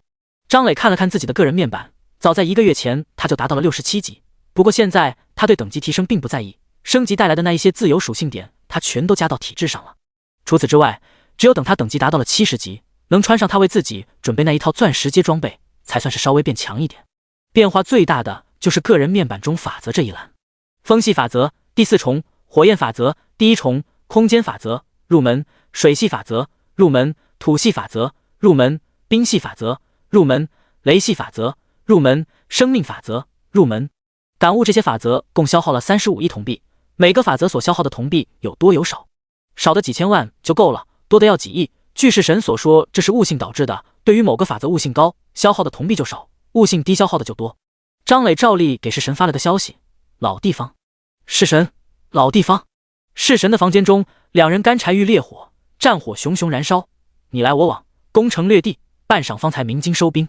弑神喘息平稳后，犹豫了一下，问道：要不你来魔都找我吧，咱们线下见一面。张磊有些心动，素炮毕竟是素炮，不过瘾啊，如果能吃肉的话。弑神一见张磊的表情，就知道他想歪了，轻轻捶了张磊一下：不是你想的那样，你看新闻了吗？霓虹国、漂亮国、袋鼠国都有很多轮船莫名失踪，对外宣称是这段时间风暴频发，建议非必要不出海。张磊诧异地看着弑神：跟我们有什么关系？弑神问道：你说有没有可能是带出游戏力量的人干的？张磊之前也看到过这个新闻，但是他不打算多管闲事，他有些奇怪地看着弑神：没看出来你是这么热心的人啊，管他们做什么？弑神有些担心地说道：我担心会影响到魔都，这段时间我总是感觉心惊肉跳的，在现实总是会感觉坐立不安。张磊这时才重视起来，弑神的实力毋庸置疑，在这个游戏各个国家玩家中的排行应该在前10，即便是有人将游戏中的实力带入现实，也不该对弑神有如此大的影响。张磊片刻后说道：等我下线了，先用精神力查看一下海洋发生了什么再说吧。弑神点点头。张磊又问道：你还不打算进阶传说阶吗？我都打算进阶了。弑神有些不自然地挠了挠头：这几天其实我一直在打传说阶阶位挑战，但是没成功。张磊惊讶地看着弑神：你没成功？为什么？没打过。弑神有些郁闷，遇到个传说阶战士，这家伙完全就是刺猬，血量很高，还有很高的反弹技能，我砍了半天差点被反死。领域则是生命法则相关的，抑制我的生命恢复，强化他的生命恢复。第58章传说阶阶位挑战。张磊听到这也觉得有些棘手，这个对手可以说把弑神克得死死的。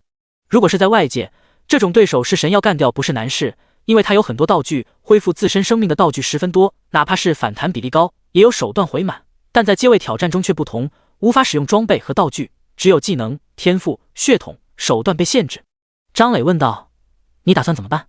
这段时间我在想办法，今天终于找到了，拍卖行中有一个刺客能够使用的沉默技能，只要把握好时机，干掉那个刺猬不是难事。说着，弑神将截图发给张磊。致命打击，移除身上所有的减速效果，并获得移动速度，下次攻击会沉默对手2秒，冷却时间10分钟。2秒钟够我砍10刀，20%血量，慢慢磨，总能磨死。张磊沉默了，这种盖伦的既视感是怎么回事？这个技能确实是神技，沉默和静默很像，都是无法使用技能，区别在于静默针对群体，包括自己在内都无法使用技能，沉默只是针对敌人。张磊问道：这个技能花了多少钱？不多，也就3000万。本来那个玩家挂了300万，我担心有人抢，直接花了10倍价格一口价拿下。张磊点点头，现在他也是身怀小200亿巨款的人，区3000万拿下一个有用的技能很划算。弑神有些可惜地说道：可惜这种技能可遇不可求，不然多几个技能书的话，去悟道阁改造一下肯定更好用。张磊又说道：我也准备今天去进行阶位挑战。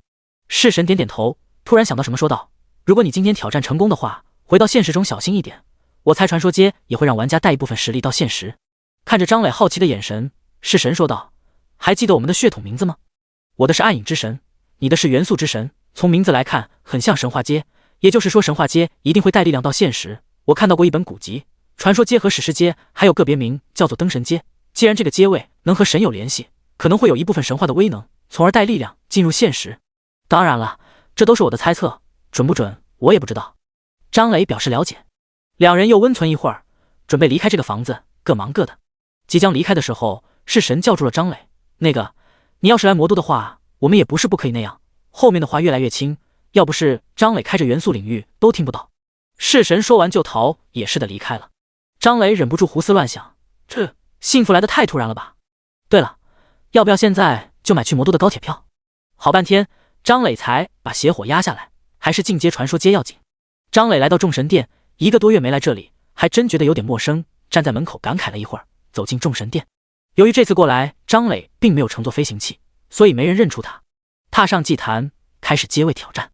张磊看了看四周的对战平台，发现和之前不一样的地方。以前的对战平台是个直径200米的圆形平台，现在的对战平台，张磊估计直径已经超过1000米了。这也是正常情况，毕竟随着阶位的提升，对战就需要更宽广的地方来战斗。系统提示：您当前参加的是传说阶位挑战，正在为您生成对手，对手生成完毕，10秒后开启挑战。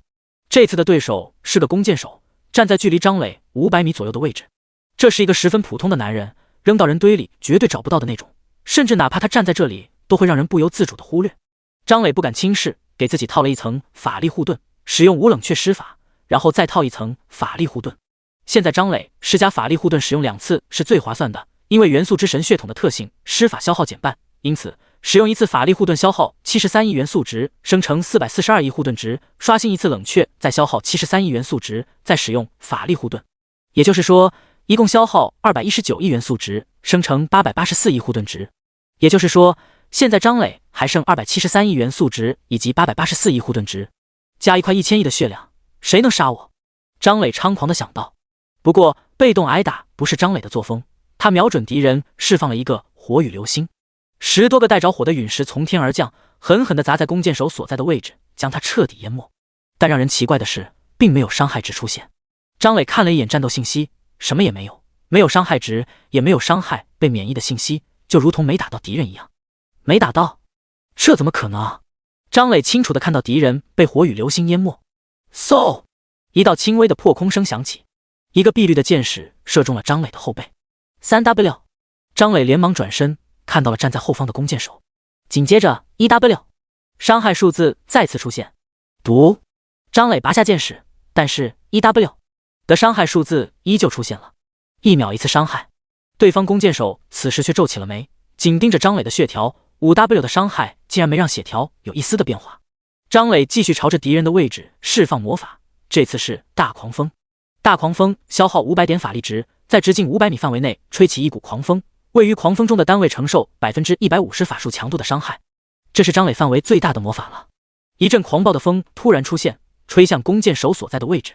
但让人奇怪的是，直到大狂风结束，弓箭手依旧站在那里，也没有伤害数字出现，就如同弓箭手是个幻象一般。嗖！又是一箭射来，张磊又中了一箭。5W！ 下一秒 2W。 第一个数字是箭矢的直接伤害，第二个数字是毒的伤害。看来毒能叠加，张磊看了一眼就不在意了，甚至连箭矢都懒得拔，区几万的伤害。他在思考敌人是什么能力，明明看到敌人就在那里，为什么会打不到？弓箭手此时也有些绷不住了，2箭下去造成10多万的伤害了，但是对方的血量连动都没动。第59章晋升传说阶。看来敌人有某种手段，让人无法找到他的准确位置。张磊暗想，对于这种情况，一般玩家来了只能老老实实找这个弓箭手隐藏位置这个能力的破绽。但张磊有更好的办法。大狂风是张磊范围最大的魔法，直径500米的圆形，而整个对战平台的直径是1000米，那么这就是一个简单的数学问题了。多少个500米直径的可重叠的圆形，能将一个1000米直径的圆形完全填满？张磊属于是9年义务教育漏网之鱼，这个数学题他一时半会儿算不清。他打算简单粗暴一点，一个大狂风接着一个大狂风叠加，开启魔法炮台模式。张磊的无冷却施法职业特性让他可以不间断的施展大狂风，而自己那高达1000亿的血量让他有更多的容错率。他可以不断施法一整天，而对方的弓箭手却不能失误一次就能要了他的命。只见平台上突然出现了一股巨大的狂风，接着又是一股，又是一股。狂风挨着狂风，狂风挤着狂风，很快就覆盖了整个对战平台。弓箭手都骂了，这一点也不魔法。你的技能冷却时间呢？不带这么欺负人的。狂风吹过了一个角落，一个伤害数字出现，负42亿。弓箭手释然了，这把输的不冤，就是对方有点欺负人了。张磊见伤害数字出现，并没有停止大狂风的释放，他担心这个数字也是弓箭手的障眼法。直到系统提示，张磊才停下魔法。代表阶位晋升的白光从平台外钻进来，落到张磊身上。这一次阶位晋升比以往任何一次都要长，也比以往任何一次都要舒爽。1天后，张磊终于结束阶位晋升，一阵空虚感袭来，他现在处于贤者模式。回过神来的张磊首先看个人面板，让他有些奇怪的是，自己的属性并没有大幅提升，也就是说，属性加成没有变化。钻石阶的属性加成已经达到了4，没想到传说阶的属性加成依旧是4，几乎没有变化的个人面板让张磊有些不爽，这不白晋升了？突然，他看到了一个新出现的属性神力，这是什么？当他把注意力集中到这个属性上的时候，一种明悟涌上心头，这神力是释放领域的关键。原来释放领域消耗的是神力，如此高大上的名字，怪不得之前他第一次使用元素领域的时候昏迷了整整1天。张磊传送出对战平台，拿出卡洛人的飞行器，飞到高空，开启领域。他的领域依旧是元素领域，但是此时却发现了不一样的地方，维持100米范围的领域十分轻松。他缓缓地把领域范围扩大，他发现自己之前以为的精力其实就是神力。现在他清楚地看到，当他释放领域的时候，神力这一栏的数值由0开始缓缓增加，随着领域范围扩大，增加的速度逐渐变快，直到领域直径1公里的时候，神力增长速度达到了最快，几乎每秒加1。当他继续扩大领域范围的时候，增长速度开始变慢，直到直径2公里的时候，神力增速变为0。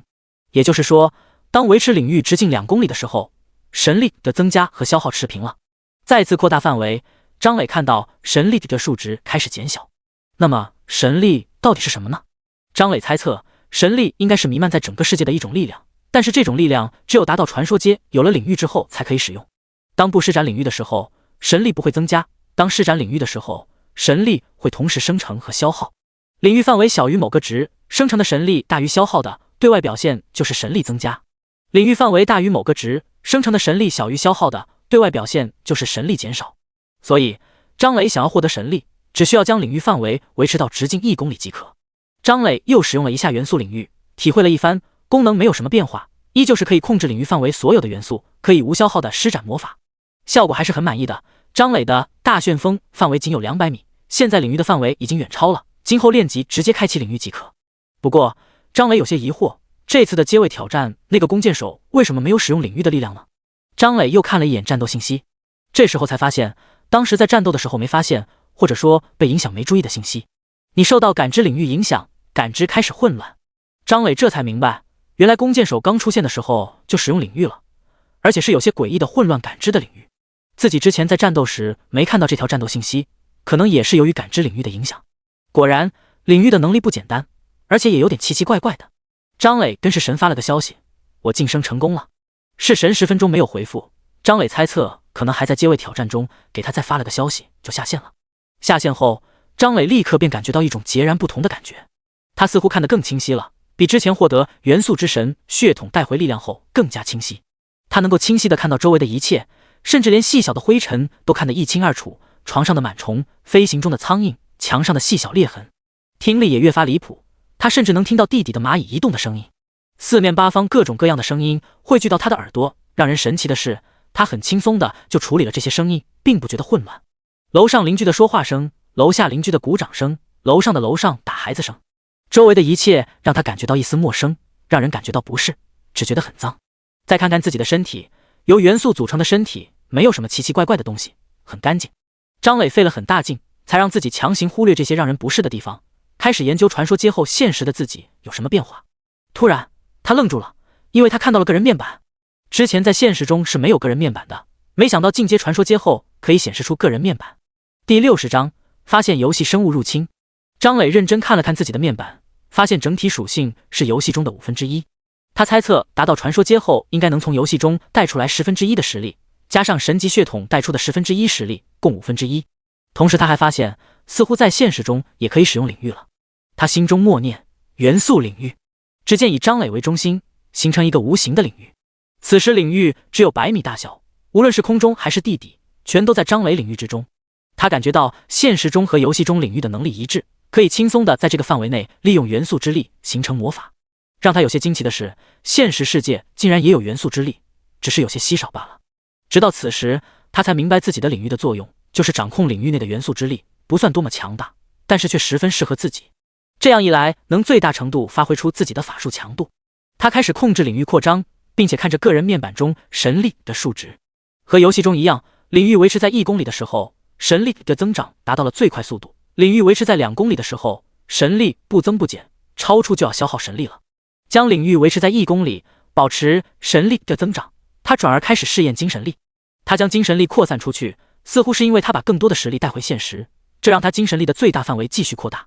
原本当他的精神力笼罩整个国家的时候就达到了极限，但现在他能轻易地超出这个界限，直径大概是原本的2倍，几乎将1/3蓝星笼罩在内了。只要他想，这片区域内任何事都瞒不过他。突然他心中一动，想起了是神说的事，他将精神力集中到海洋。连绵不断的海浪拍打着海岸，浅海区域有着众多的小型海洋生物，海底珊瑚密布。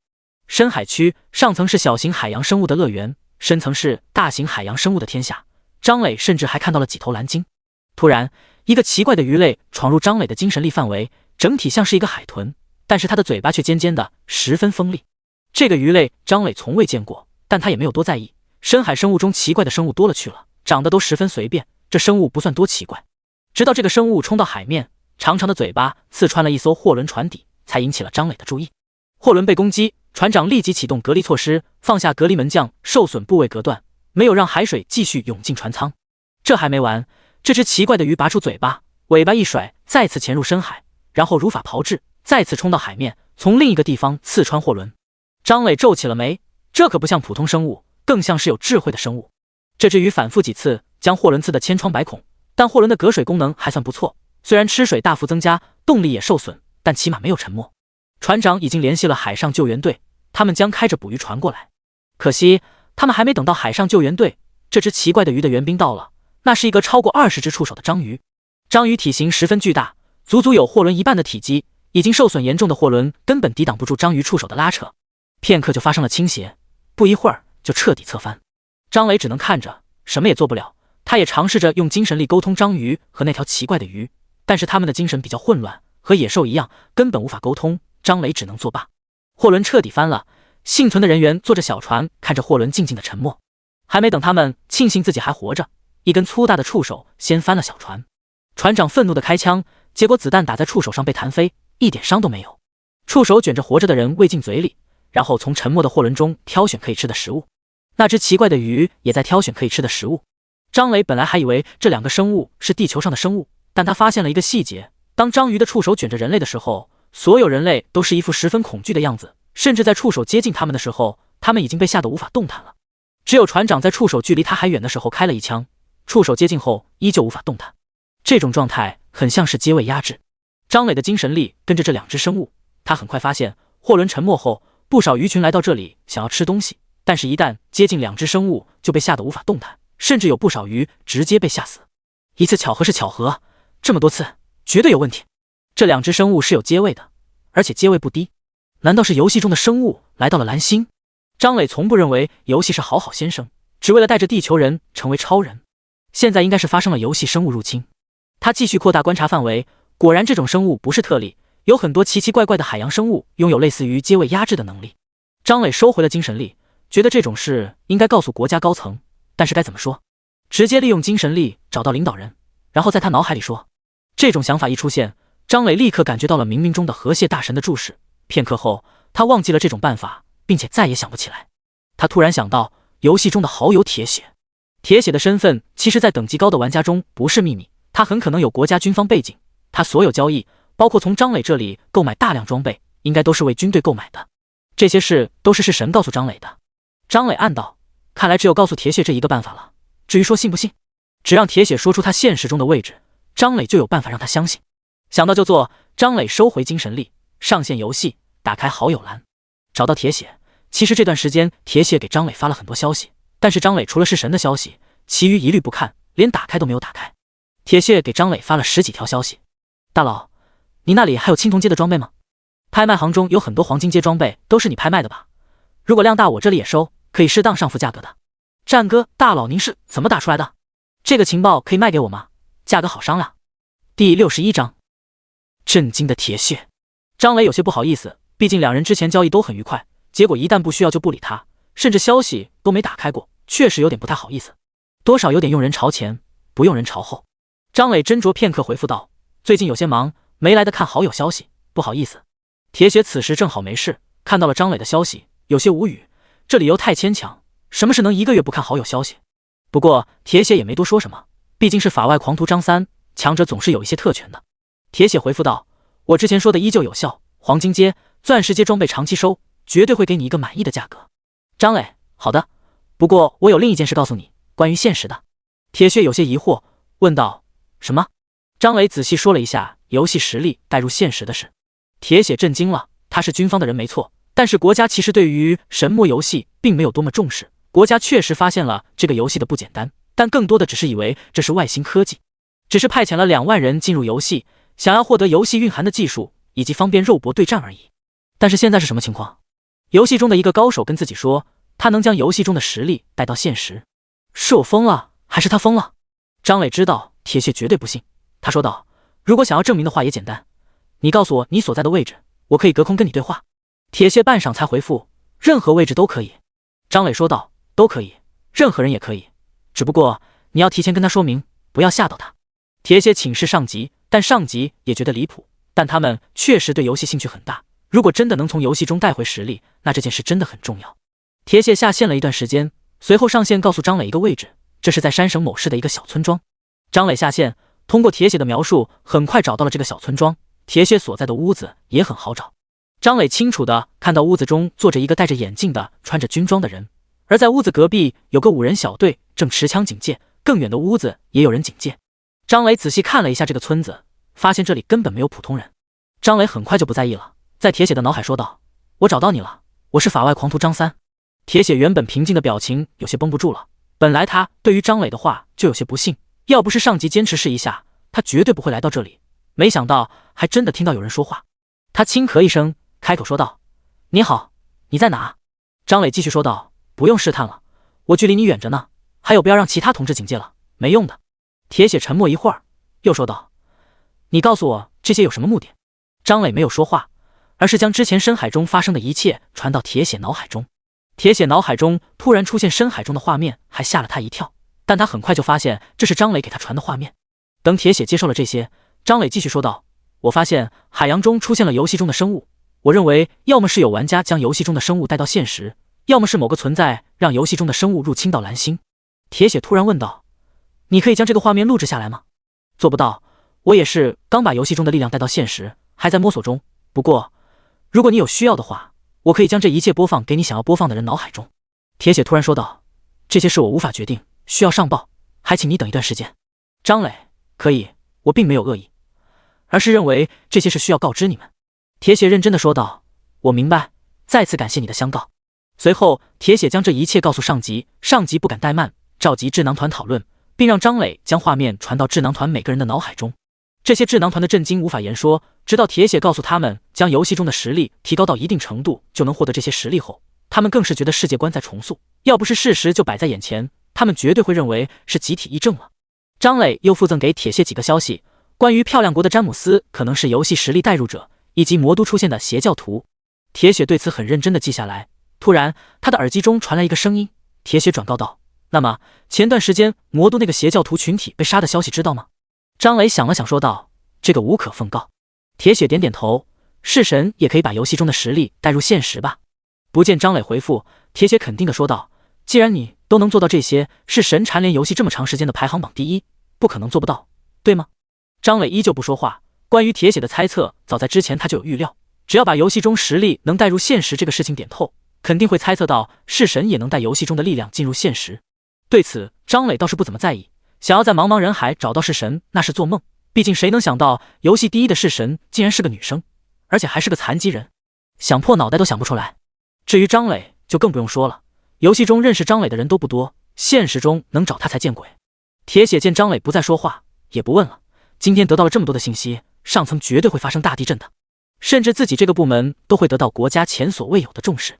铁血的耳机传来一个消息，张磊此时还在关注这里，自然也听到了，不过他没有说话，等着铁血告诉自己。他从未告诉铁血自己的精神力有多强，别说耳机中的声音了，甚至张磊都能感知到耳机中的人是谁，在哪说话。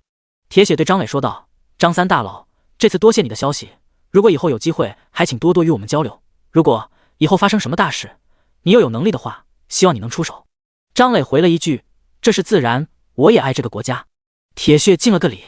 张磊的注意力也离开了这里，给铁血说过，也算是了结了这件事，现实这边自然有国家关注，他该将重心移到游戏中了。第62章，现实中相见。张磊登录游戏，发现是神给自己发了消息，我也成功了。张磊，老地方见。是神，老地方见。势必，张磊搂着是神，给他说了一下自己调查结果，以及把结果告诉了铁血，又说明铁血可能猜测到他，也把实力带入现实。是神无所谓的点点头，知道也就知道了。还是那句话，没人会猜到他的真实身份。他又说起另一件事，你什么时候来魔都找我？张磊心中有些火热，再等等，我打算去探查一下王者回廊的秘密，探查完毕就去魔都找你。是神点点头，又说道，其实不是我想让你来，是我母亲想见见你。张磊，是神有些气恼的说道，哎呀，不是我故意说的，是我妈看出来的，我从小就一直跟我妈在一起，有什么变化她一眼就能看出来，她也是怕我遇到坏人，所以才想见见你，不然就不让我玩游戏了。张磊有些无语，不让你玩游戏，你就没跟他说因为游戏才让你能走路的？是神脸有些红，我妈说的是气话，其实我也想见见你，我不知道我们这算什么关系，我也不知道该怎么面对你，我们在游戏中什么事都做了，但是现实中连见都没见过。张磊盯着是神的脸，即便是有遮掩功能，但依旧能看出是神的窘迫。是神轻声说道，你要不想现实中见面那就算了，我们就在游戏中也行。张磊觉得现实中见面也没什么，这1个多月有时他也会用精神力看看是神，对是神已经十分了解了。她属于那种宅到极致的宅女，以前出行不方便就不说了，现在行动自如了，但是依旧每天宅在家里，属于那种人畜无害的类型，但却不是懦弱，遇到事也是真上，手段也有。也许是这段时间相处习惯了，他觉得就算以后两人在现实中成为夫妻，也不是什么难以接受的事。而且对于是神的身材，他是真喜欢，虽然脸并不是多么倾国倾城，但也算是小家碧玉。是神没有听到张磊说话，以为他不愿意现实中见面，泪水就开始在眼眶中打转。知道，好的，下线了我就去买高铁票去找你。是神眼睛带泪，抬头看着张磊，真的吗？张磊认真的说道，真的。是神开心极了，太好了，我这就下线去准备。说完，不等张磊说话，就立刻下线了。张磊本来还想温存一下的，想了想，还是先下线买票吧。这时，是神又上线了。对了，忘跟你说我家的地址了。张磊点了点他的脑袋，你忘了？我知道你家在哪。是神恍然，哦，忘了，那我下线了。回到现实，张磊买了一张高铁票前往魔都。2个小时后，张磊抵达魔都。抵达魔都后，先去买了点水果，又提了一箱奶，坐着地铁前往是神家。不过此时他却有些心神不宁，来到魔都后，他就有这种感觉了，越是在这里待得久，这种感觉就越强烈。他想起来是神跟他说过的话，他也感觉有些不对劲。本来以为是海洋中的那些生物的原因，现在看来就有些复杂了。张磊将精神力散发出去，开始仔细检查魔都，但查了一遍又一遍，却怎么也没找到异常。精神力继续往大海中探索，依旧没有异常。难道是感觉错了？张磊打开个人面板，个人面板中没有什么 debuff， 但张磊对这种感觉却有些熟悉，很像阶位压制，但又没有身体上的压制，只有精神上的压制。他仔细观察周围的人，发现他们并没有心神不宁。难道只有带游戏力量出来的人才能感受到？他压下心中的烦躁，来到是神所在的小区，通过精神力跟是神说了一声，我到你们小区了，很快就到。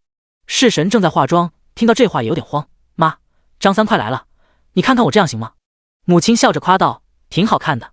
但他心中却有忧虑，自己的女儿可是个残疾人，虽然现在可以行走了，但怎么看都不正常，不知道这个张三能不能接受。而且张三这个名字一看就不是什么正经名字，自己的女儿不会被骗了吧？怀着这样的忧虑，看着女儿风风火火的来回踱步，感慨女儿长大了的同时，心中也明白女儿这是认真的，怕是真的喜欢上这个张三了。游戏中的感情能当真吗？直到门铃响起，母亲才回过神来，她起身去开门。是神此时有些害羞，坐到沙发上，脸歪到一边，似乎在看窗外的景色。母亲打开门，看到了一个年轻的男人。你好，是柳琼英家吗？张磊开口问道。是神母亲点点头，对，你是小张吧？快请进。张磊进门后没有乱看，乖巧地坐在沙发上。是神偷偷地看了张磊一眼，发现相貌长在自己的审美上。是神母亲拿了一盘水果让张磊吃。都坐下后，是神母亲率先问道，小张是做什么工作的？张磊此时脚趾头都在抠地，这种仿佛见家长的即视感是怎么回事？目前没有工作，主要是玩神魔游戏。是神母亲心中安慰自己，虽然没工作，但是看着挺老实的。小张多大了？张磊23了。是神母亲心中安慰自己，虽然比自己女儿大一点，但大一点也能照顾自己女儿。是神母亲又问道，有房子吗？张磊有一个2室1厅的小房子。世神母亲心中安慰自己，虽然房子小了点，但至少有住的地方。世神母亲问道：你父母对你们2个怎么看的？张磊：我从小就是个孤儿，没有父母。世神母亲心中安慰自己，虽然没有父母帮衬，但至少以后自己的女儿不必应付婆婆。世神母亲又问道：我家的情况你了解吗？小英她从小就没有爸爸，家里情况也不好，小英还是个残疾，你介意吗？别怪阿姨说话直，你要是介意，我们也不会怪你。张磊：不介意。第63章，你们俩什么时候结婚？世神母亲紧盯着张磊，看到他说不介意，并且眼神中没有一丝的为难。自从丈夫去世，她见过不少世态炎凉，也一直在底层打工，对看人很有一套。她看明白了，这个小伙子虽然家世不好，也没工作，房子也小，可以说哪哪都是缺点，但是不介意自己女儿的身体，这一个优点能盖过所有缺点。现在再看，就发现长得也顺眼了，十分有礼貌，家庭关系简单，白手起家给自己赚了一套房子，没工作也没事，自己女儿赚钱很厉害，现在攒的钱足够以后生活了。世神母亲越想越觉得2人合适，于是开口道：你们准备什么时候结婚？结婚这事宜早不宜迟，我看明天就是个好日子，你们把证领了吧。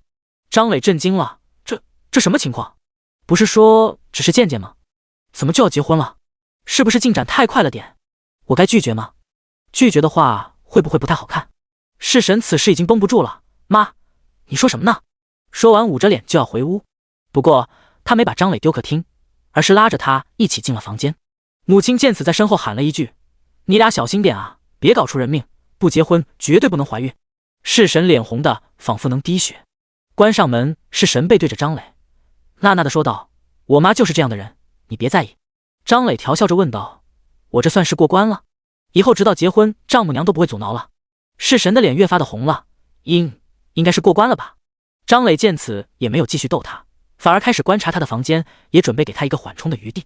这是一个十分干净的房间，房间的摆放也十分简洁，一张床，一个游戏舱，一个书桌，床铺是粉色的，上边还有一个白色的抱枕，床的旁边放着2个假肢，床对面就是游戏舱和书桌。阳光照射到房间中，窗台上摆放着几盆绿植。张磊吸了吸气，一股淡淡的清香。世神此时脸色终于平复了一些，虽然还有些红，添加了一些可爱。今天让你见笑了，我本来以为就是上门做客的，没想到我妈误会了。世神有些不好意思地说道。张磊笑了笑，也还好，至少丈母娘不会阻拦我们了，不是吗？世神脸又红了，什么丈母娘啊，乱说。说完发现张磊还站着，就拉着他坐在床上。我这里没地方坐，先将就一下吧。世神看了看张磊，你这次来魔都还有其他事吗？要是没有的话，就先住到我家吧。张磊调笑道：那成什么样子了，咱们真成夫妻了。世神想说是忍了忍，突然卷起自己的裤腿，宽松的裤子很轻松就卷到膝盖，紧紧盯着张磊的脸问道：我这个样子，你愿意做我丈夫吗？张磊看向世神的腿，果然膝盖之下什么都没了，坦然说道：如果没有游戏，你不能行动自如的话，我会考虑，但现在不需要考虑，你这样和正常人完全没区别。世神看到张磊的脸上没有一丝勉强或者厌恶，他彻底放心了，开心的笑道：那就好，你多在魔都待几天吧，我可以带你去玩。张磊说起其他事，我来到魔都后发现也有些心神不宁，肯定是有什么存在影响我们，我准备这段时间查一下。见张磊说起正事，世神也认真起来，需要怎么查？张磊说道：还是先由我的精神力慢慢查，安全为主。世神听话的说道：对了，我还不知道你叫什么呢。张磊，我叫张磊。世神点点头，对了，中午想吃什么？我让我妈做，她厨艺可好了。3人中午在世神家吃了一顿饭，刚吃完饭，世神就和张磊一起出来。张磊见世神鬼鬼祟祟的左顾右看，明明戴着口罩和鸭舌帽，熟人都不一定能认出来，结果他还是躲着邻居。你在干嘛呢？有必要这么小心吗？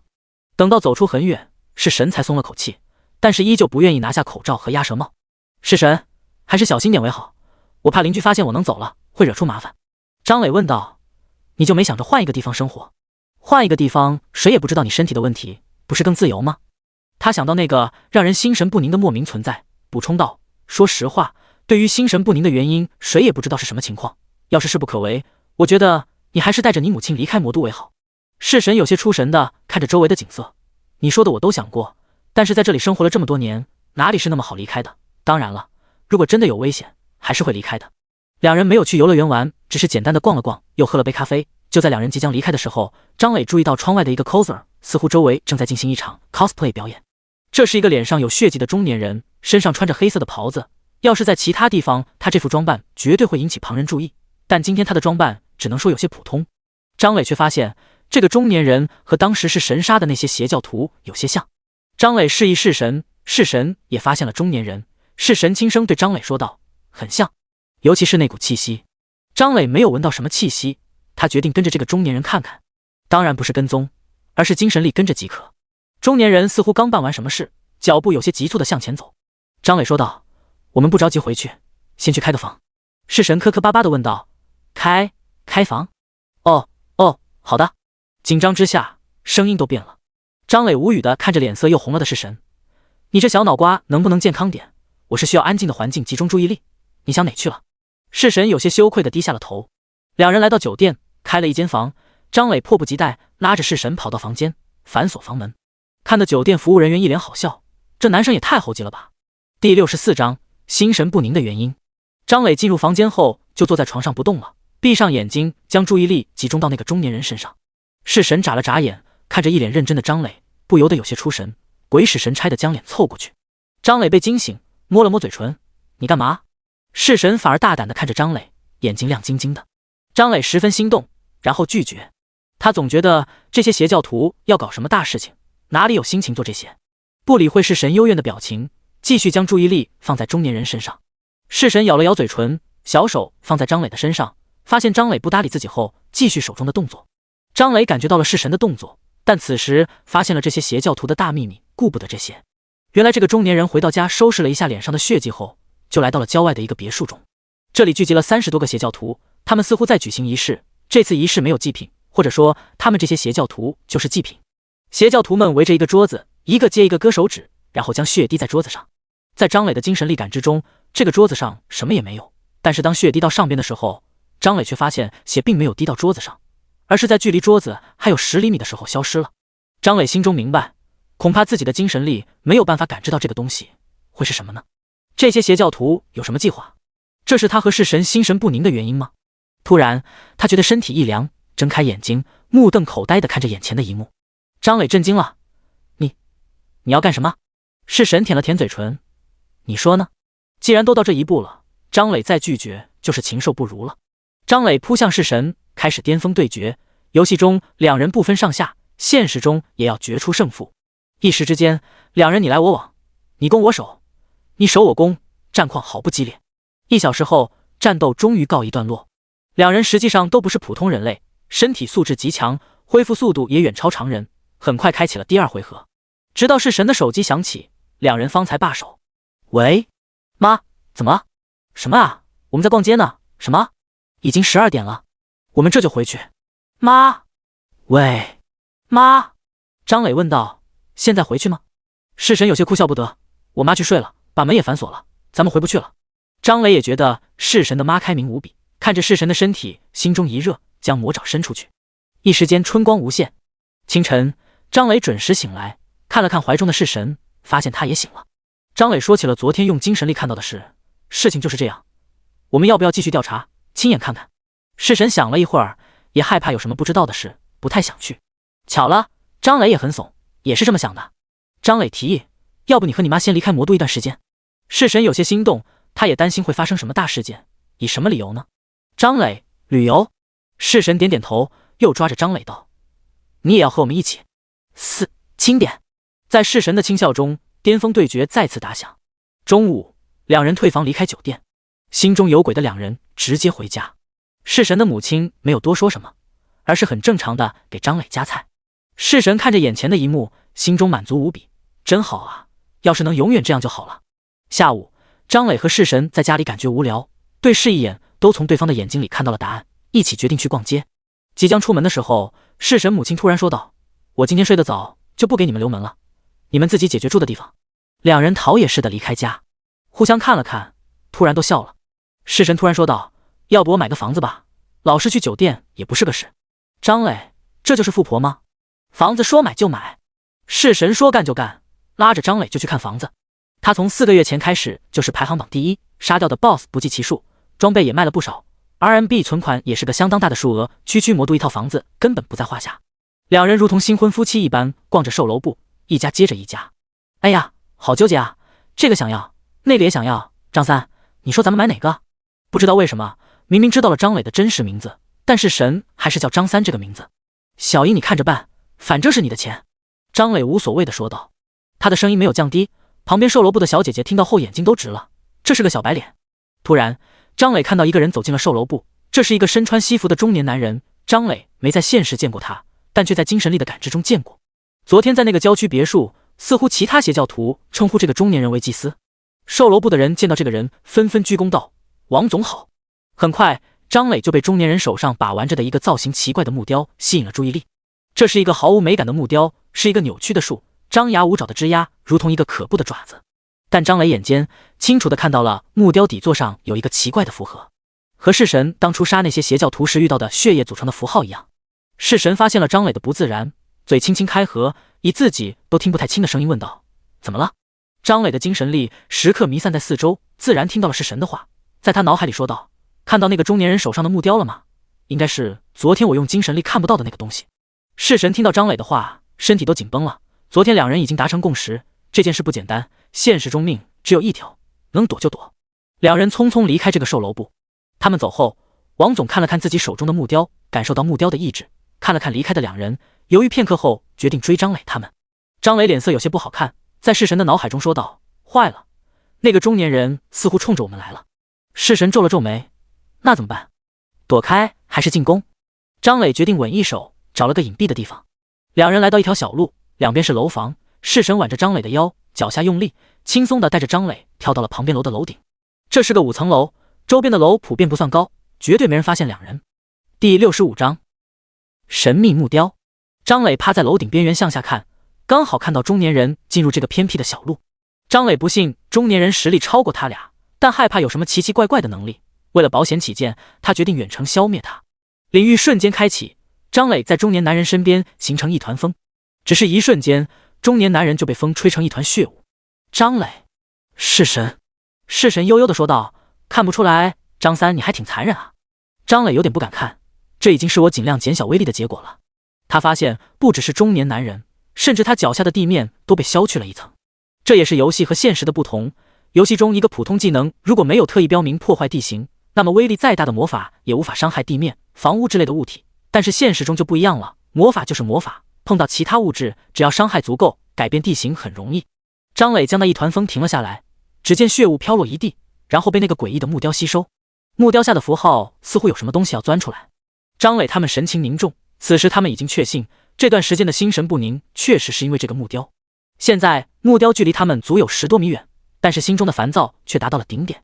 突然，木雕散发出一团浓烈的血雾，血雾迅速扩大，形成范围足有100米的圆球，将周围的一切笼罩其中，包括张磊和弑神。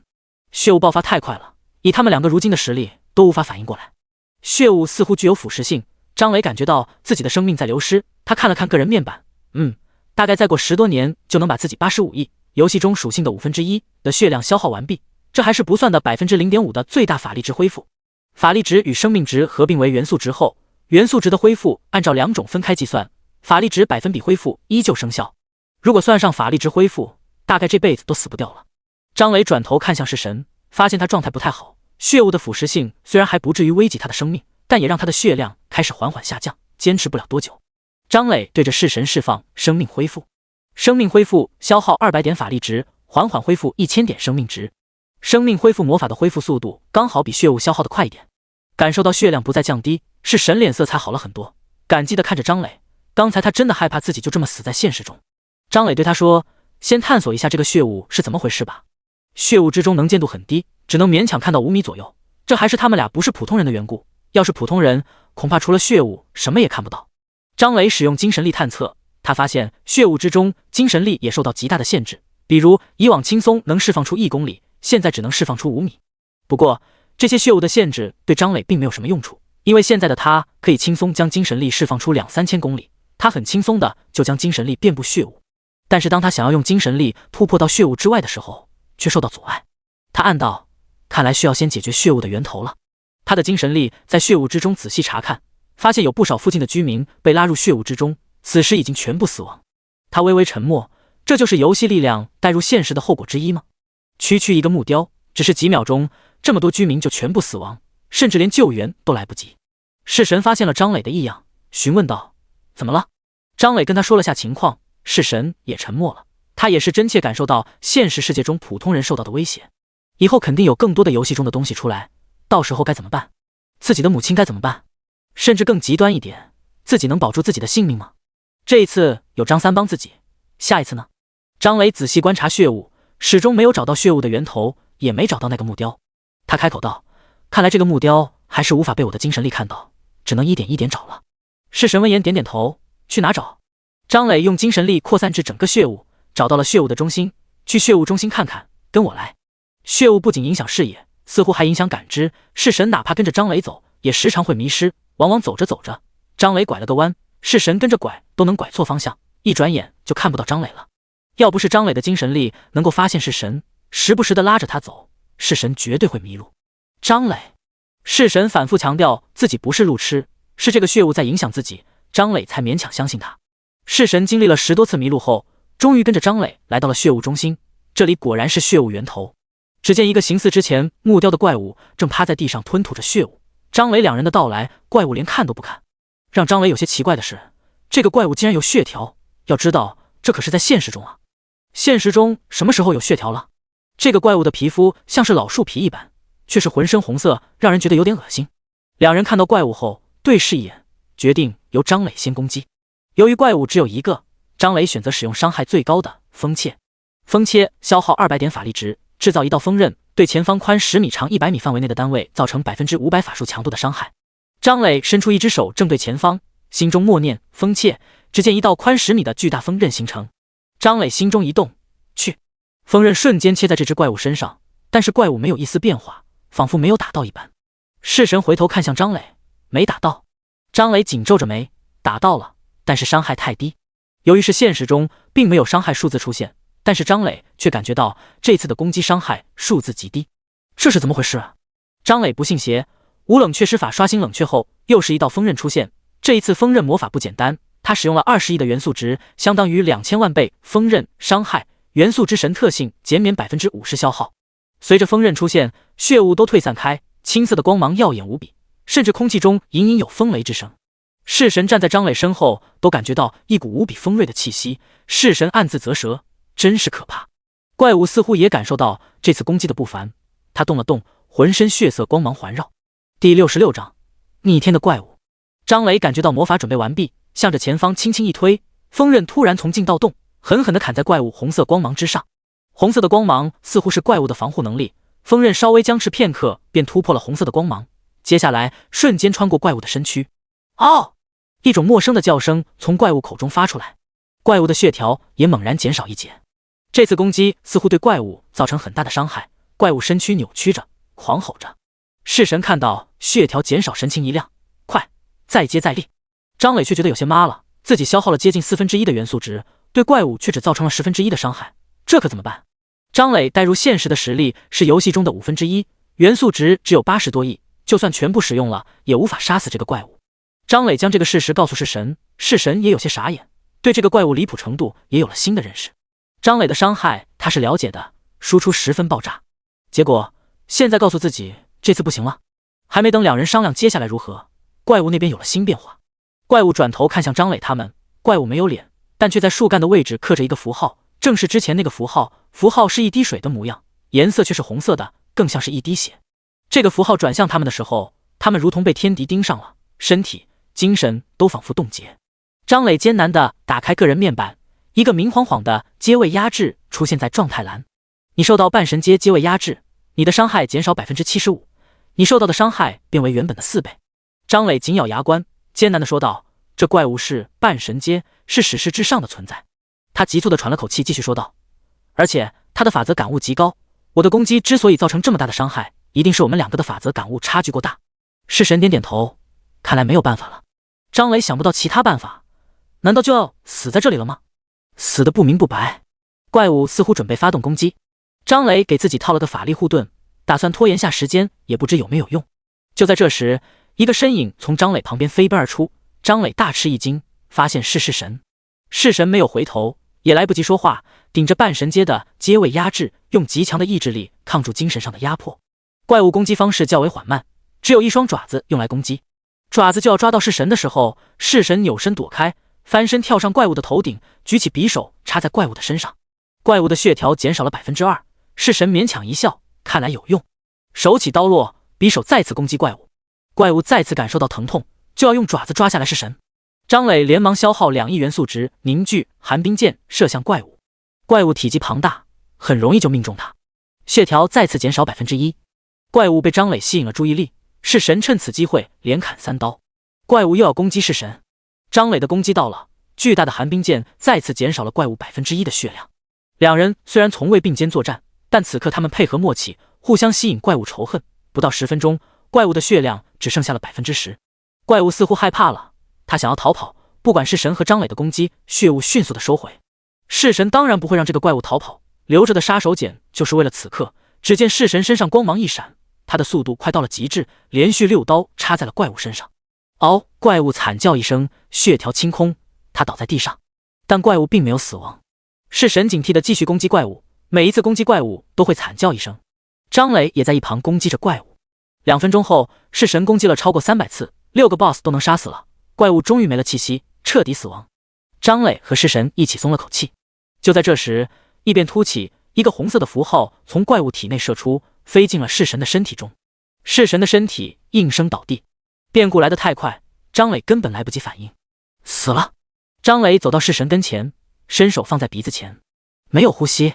不对，弑神的身体已经转化为暗影之体，早已不是普通人类。回想着弑神说过的话，手放在他的胸口，能清晰地感受到暗影之心还存在，并在源源不断地吞吐着暗影之力。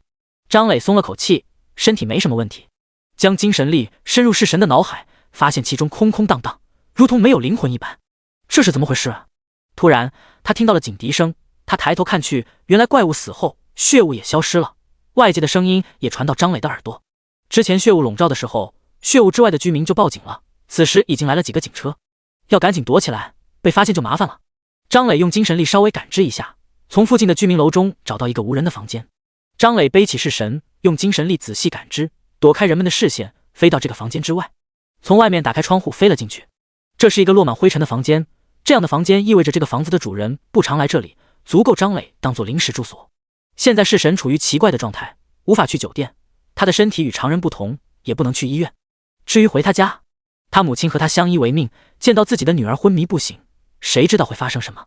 今天出来的时候，弑神的母亲已经明示今晚不用回来，也就是说张磊还有时间，只要在明天之前救回弑神，一切都可以当作没发生过。用微风将房间的灰尘清理干净，把弑神放到床上。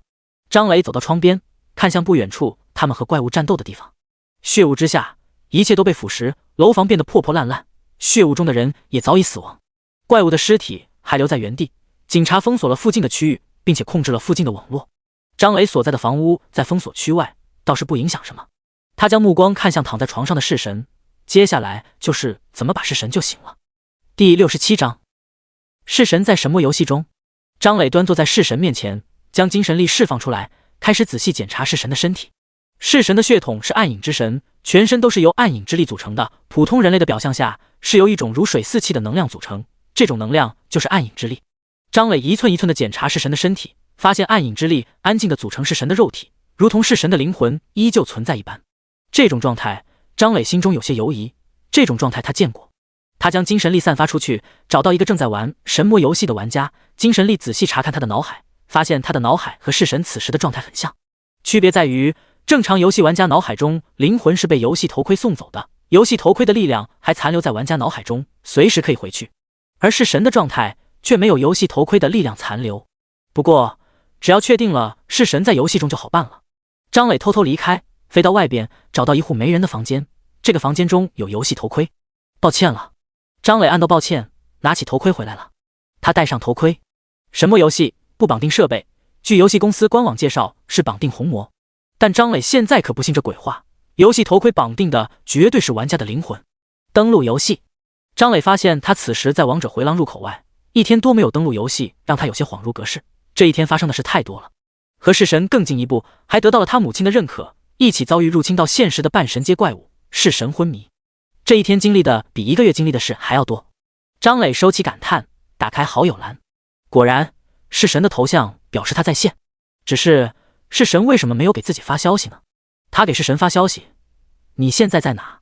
但系统却提示道，对不起，该玩家无法接收消息。无法接收消息，事情有些奇怪了，难道被困在什么地方了？有什么地方玩家无法接收信息？不过好消息还是有的，是神没死。张磊松了口气，不然他真不知道如何面对是神的母亲。张磊离开游戏，将头盔拿下来给是神戴上。难道是没有游戏头盔，所以无法接收消息？但是可惜的是，游戏头盔戴上后，象征着登入游戏的灯没亮，也无法重新登录游戏。张磊不知道该怎么办了，难道就这么等着？张磊每隔一段时间登录一次游戏，游戏中是神依旧显示着在线状态，但还是无法接收信息。晚上10点，叮，是神的手机响了。张磊看了看，是他母亲发过来的，提醒他早点睡觉的信息。张磊打开手机，翻开昨天的消息，学着是神的口吻给他母亲回复道：哎呀，知道了，你快去睡吧。张磊深深叹了口气，如果是神这次无法醒来，自己一定会替是神照顾好他母亲的。毕竟一日夫妻百日恩，两人在游戏中和游戏外什么都做了，该负责的事一定要负起责任。张磊再次登录游戏，就在这时，他发现是神给自己发消息了。我的天啊，终于出来了！张三你在哪？快来接我，这是我的位置。你不在吗？张磊连忙回道，我马上到。位置是在明月城外的一个山脉中。张磊飞进天穹城，使用主城传送到达明月城，然后坐着飞行器狂飙。一路上，是神也跟张磊解释了这次的事情。原来是神被红光击中后，来到了一个传承之地，据说是一个叫做血神的存在留下来的，而现实中那个怪物则是传承之物的守护者，击杀他就可以进入传承之地。只是不知道怎么回事，那个怪物进入了现实。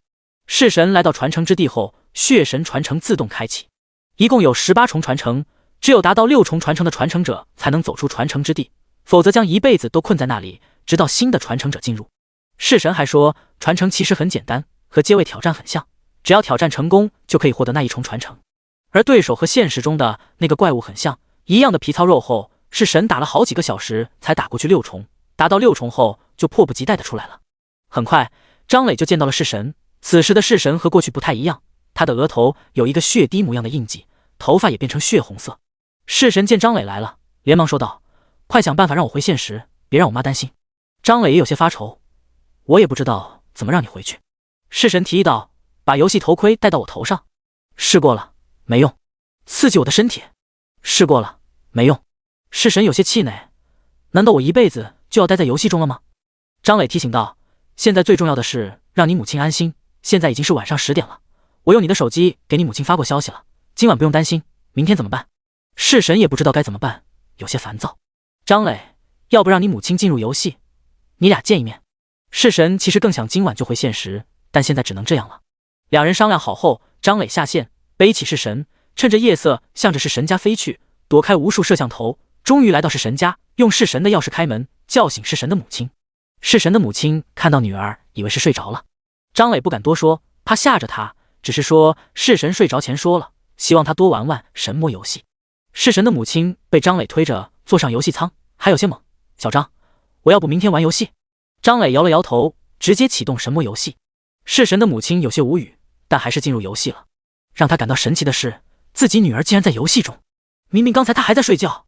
在女儿的要求下，他说出了自己的位置。不一会儿，女儿坐着一个飞行器从天而降，同行的还有一个男人。是神一见他母亲，眼泪就流下来了。别看他通关了血神传承6重，但他刚到传承之地的时候，害怕极了，害怕再也见不到母亲，不知道母亲以后怎么生活。幸好有张磊在。是神母亲听完是神的话惊呆了，女儿差点没了，多亏了女婿才让他们俩见面，女儿还要昏迷一段时间。第68章探索王者回廊深处。是神母亲从游戏中下线，她被自己的女儿强制要求练级，玩了一晚上，终于20级了。她看了看躺在床上昏迷着的女儿，以及刚好下线的张磊，她声音恳求地问道，小张，你告诉阿姨，小英还能醒来吗？张磊肯定地点点头，可以醒来。是神母亲又问道，真的不用去医院吗？张磊耐心地解释道，我和小英都把力量带回现实，和普通人身体构造不一样，不能去医院。害怕是神母亲不信，张磊表演了一个全身元素化。是神母亲即便是个普通的中年妇女，此时也明白自己的女儿和女婿恐怕不一般，也就不再说什么了，默默地去打了热水，要给女儿擦身体。张磊本来要回避的，结果他发现弑神的母亲有些吃力，不得不帮忙。弑神母亲看着张磊一丝不苟地给自己女儿擦身体，有些感慨地说道：“小张，你和小英一定要好好的，她从小被我惯坏了，要是有什么不要和她一般见识，也不要欺负她好吗？”张磊叹了口气，知道了。游戏中弑神见张磊和母亲都下线了，转头回到传承之地。他和张磊商量过，也许打穿传承之地，他就能回到现实。将弑神的身体擦洗完毕，张磊登录游戏，开始杀怪、练级、打装备。因为需要去悟道阁感悟法则，所以他对游戏币需求量很大，装备打出来基本都卖了。张磊打开排行榜，排在第一的依旧是弑神，等级87级，排行第二的就是张磊，等级74级，再往后就是68级。因为神魔游戏达到60级以后，每升1级所需的经验增加1亿，70级想要升级就需要10亿经验，弑神此时升级已经需要27亿经验值，可以说升级越发困难了。张磊又给弑神发了消息，现实中的事不要担心，你专心打传承之地。系统提示对方无法接收消息。张磊知道他在传承之地，那里无法接收消息。张磊将注意力集中到眼前的骷髅怪。过去刷怪他是使用大旋风的，直径400米的范围刷怪速度很快，但是现在他有更快的刷怪方式，那就是元素领域。只需要将领域维持在2公里直径，然后控制领域之中的元素生成魔法即可，方便快捷，还能积累领域使用经验。现在张磊就在使用这种方式刷怪。只见从王者回廊入口处起，骷髅怪们成批倒下，甚至速度快到骷髅怪来不及刷新。张磊从王者回廊入口开始往深处慢慢飞，所过之处狂风大作，骷髅怪们统统倒地不起。张磊的经验急速上涨，他稍微估算了一下，按照这个速度一天升2级不是问题。除了经验外，装备也爆出很多，从青铜阶到钻石阶应有尽有，幸好他有弑神给他的前天剑，不然这些装备收不到的话，他会亏到吐血。足足5万个背包格子，十分充足。张磊清理骷髅怪，终于抵达了上次遇到史诗阶骷髅怪的地方。上次自己只是钻石阶，月亮阶受到的精神压制太强，现在自己是传说阶，相差1阶的情况下，精神压制已经达到了能够承受的地步。当张磊将附近的骷髅怪清理一空的时候，只见从王者回廊深处缓缓走来一个史诗阶骷髅怪法师。法师眼眶中绿油油的鬼火盯着张磊，同一时间张磊感觉到了一股精神压制。张磊感受了一下，发现足够承受，也就不在意了。不等骷髅怪靠近，张磊对着前方施展大狂风。骷髅怪法师的反应速度极快，给自己身上施展了一个绿色的防护罩，但一瞬间防护罩应声而破。-31亿。骷髅法师似乎呆滞了一瞬间。张磊没有放过这次机会，就在第一个大狂风释放出去的瞬间，他用无冷却施法刷新冷却时间，再次释放大狂风。第二次狂风吹过，-31.5亿。巨额伤害数字出现，骷髅怪法师随即倒地死亡。张磊就这，他甚至觉得上次就不该跑，就该顶着阶位压制把他杀了才是。张磊看了看战斗信息，你杀死了史诗阶骷髅怪法师，你获得了20金币，20W 经验，史诗阶法杖死灵。张磊神情一震，爆装备了，爆史诗阶装备了，爆史诗阶法师装备了。张磊迫不及待打开背包，一根白骨法杖安静地放在背包中。张磊查看死灵的属性，死灵史诗阶法杖，限制职业法师、牧师，装备限制等级5，体加2900，智加3100，敏加2400。特性死灵使用亡灵魔法消耗减免 20%。 张磊激动心情顿时消散，操，白高兴了。说实话，这个装备好不好？好，无论是属性加成还是装备特性都十分强大，但是这些和张磊不太搭。除了敏捷属性加成大幅提高张磊的速度外，其他属性几乎没用。智力就不说了，区3001对比5亿多的智力几乎没变化。体力要是他获得元素之神血统之前，那确实很有用，但是现在他已经获得了元素之神血统，已经拥有数百亿级别的元素值，区2900的体力几乎没什么变化，或许防御力变强就是最大的变化了。装备特性死灵就更不用说了，减免消耗的特性十分强大，但是张磊根本不会亡灵魔法。不过张磊最终还是装备上了这个白骨法杖，毕竟是史诗阶装备，还是能装下逼的。他将装备截图发给弑神嘚瑟一下，这次没有系统通知，无法接收消息，看来现在弑神从传承之地出来了。弑神很强大，但是不适合你，约等于没打到史诗阶装备。张磊随即转移话题，你传承之地打得怎么样了？弑神，今天又打了3重，打到第9重了。对了，我获得了第2天赋。然后式神将天赋截图发给张磊。第2天赋，张磊有些狐疑的看了一眼截图，顿时惊呆了。卧槽，这天赋逆天啊！第69章，血色契约与黑色石头。血色契约，红色，每次造成的伤害会给自己恢复同等数额的血量，超出血量上限的化作血缘之力，每消耗100点血缘之力，增加1点最大生命值。十分强大且离谱的天赋，最重要的是十分适合式神。式神的第一个天赋破败，红色，每次普通攻击对敌人额外造成最大生命值 2% 的伤害。他之前打 BOSS 之所以这么轻松，就是因为天赋破败，但是他本身的坦度并不高，每次打 BOSS 都是刀尖跳舞，稍有不慎就是生死道消。包括在传承之地的试炼，每次攻击都需要躲避无数攻击，根本不敢硬扛。但有了第2天赋血色契约就不同了，每次造成的伤害都会恢复自己的生命值，溢出的伤害还能存起来提升生命值上限。可以说没有再适合他的天赋了。张磊问道：你是游戏创造者的亲女儿吗？这挂开的有点离谱了。式神嘿嘿一笑：我要回天穹城那套房子里休息了，你要是忙完了来找我。面对式神的邀请，张磊十分心动，不过还是要先探索王者回廊深处。此时的王者回廊十分安静，没有之前骷髅怪们咔咔作响的骨头撞击声。张磊看向王者回廊深处，控制着飞行器缓缓往前飞，警惕着随时可能出现的敌人。不过让人奇怪的是，飞了很久却没有敌人出现。但张磊不敢轻松，因为他已经感觉到了一种压力，这是类似于阶位压制的感觉。但奇怪的是，状态栏中并没有出现什么 debuff。随着张磊的持续向前飞，压力越来越大，张磊的元素肢体甚至有种快要喘不过来气的感觉。拐过一个弯后，突然张磊看到了前方有一个祭坛，祭坛之上只有一颗拳头大小的黑色石头。张磊在看到那颗黑色石头的瞬间，就有种想要顶礼膜拜的冲动，以及那如山呼海啸般的压力。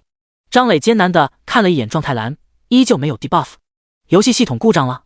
这 TM 自己都快被这压力给压死了，结果没有异常状态，骗鬼呢。突然飞行器的护盾自动开启，卡洛人的飞行器除了飞行外还有一个护盾，总值10000点法力值生成10000点护盾值，护盾受到伤害法力池中的法力补充护盾值。以往张磊很少开启，无论是早期自己的法力护盾，还是后来获得血统后超高的元素值，都远远超过这个护盾。但是现在张磊却发现，随着这个飞行器的护盾出现，他受到的压力立刻减小，并很快消失不见。但取而代之的是，飞行器中法力池的法力值消耗迅速增加，以每秒1000点的速度下降。张磊精神一振，连忙往法力池中输入元素值。不怕你消耗，就怕你没用，只要是法力值能搞定的事，都不是什么事。护盾扛住了压力，张磊这才开始观察周围的情况。这里似乎已经是王者回廊的尽头了，而且这里空空荡荡，除了那个祭坛以及祭坛上的石头外，什么也没有。看来那股压力就是这个石头散发出来的。这是个什么石头？张磊截图发给式神，让他看看是否知道。可是奇怪的是，好友聊天系统仿佛是断线了一般，张磊给式神发的消息无法发送出去。张磊，怎么回事？难道这里也和式神的传承之地一样，无法接收消息？如果是这样的话，张磊就来劲了，绝对是大机遇啊！既然压力是那个黑色的石头造成的，张磊开始控制飞行器往祭坛飞。张磊发现，随着飞行器往前飞，飞行器的护盾消耗也在增加。不一会儿的功夫，张磊需要以每秒1500点的速度输入元素值。继续前进，护盾的消耗越来越快，张磊输入法力池的元素值也越来越多，每秒2000，每秒3000，每秒5000，每秒10000。张磊看了一下飞行器的法力池，几乎是自己的元素值刚进入法力池就被消耗殆尽。再看看与祭坛的距离，还有大概10多米。法力池的上限为10000点，张磊不确定再往前会发生什么，但是现在一切的信息都表明，这个黑色的石头不简单，都到这里了，要不拼一把。张磊发狠，以不限量的速度输入法力池元素值，并且催动飞行器猛地加速。离得祭坛越近，压力也呈指数型增长，飞行器的消耗也很快达到了巅峰。飞行器护盾也达到了极限，随时可能破裂，但每次即将破裂的时候，张磊的元素值就会再次生成护盾，法力池几乎成了一个中转站。每秒都有超过1000万的元素值进入，但是下一瞬都会将这些元素值消耗殆尽。张磊伸出一只手，近了，几乎就能碰到了。飞行器的法力池中转的元素值再次提升一个台阶，每秒上亿的元素值再次中转，法力池隐隐出现裂痕。时间似乎变慢了，张磊用力伸手，将半个身子伸出护盾之外，元素肢体感受到了黑色石头的压力，几乎维持不住人形。终于，张磊的手碰到了黑色石头，与此同时，飞行器的法力池也达到了极限，彻底碎裂开来。张磊的手碰到黑色石头的瞬间，压力消失了，飞行器失控撞向洞穴壁。张磊紧紧地握住黑色石头，脑海中最后一个念头是：这次代价有点大了。随着一声撞击，飞行器歪歪斜斜嵌进了洞穴壁。张磊手中的黑色石头化作光进入他的身体，张磊则陷入昏迷。弑神有些奇怪地看着好友消息，本来他想问问张磊来不来，不来自己就休息了，结果系统提示无法接收消息。难道他也在类似于传承之地的地方？张三果然很强，不愧是自己选中的男人和今后的同行者，看来自己不能懈怠了。弑神也不打算休息了，准备先找几个 BOSS 杀了，提升一下自己的生命值上限，等生命值上限提升一下再去传承之地。对传承之地怪物的伤害只能让弑神恢复生命值，无法产生血缘之力。第70章亡灵之神神格。张磊从昏迷中醒来，他迷茫地看了看四周，我是在哪？王者回廊深处。对了，那个黑色石头呢？张磊连忙找黑色石头，但是什么也没有。这时他看到了自己的飞行器，飞行器外弦全部碎裂，法力池无法使用，主体倒是没什么损坏。张磊试着使用，结果输入元素值后飞行器没反应，这是坏了。那么问题来了，谁能修得了这玩意？张磊哀叹一声，这算不算赔了夫人又折兵？黑色石头找不到了，飞行器也坏了。他打开个人面板扫了一眼，顿时愣住了。只见个人面板多了一栏数据，神格。个人面板中明晃晃地写着亡灵之神神格未登神。张磊心中一动，难道那个黑色石头是神格？怪不得对自己的精神压力那么大，神话阶的存在压力能不大吗？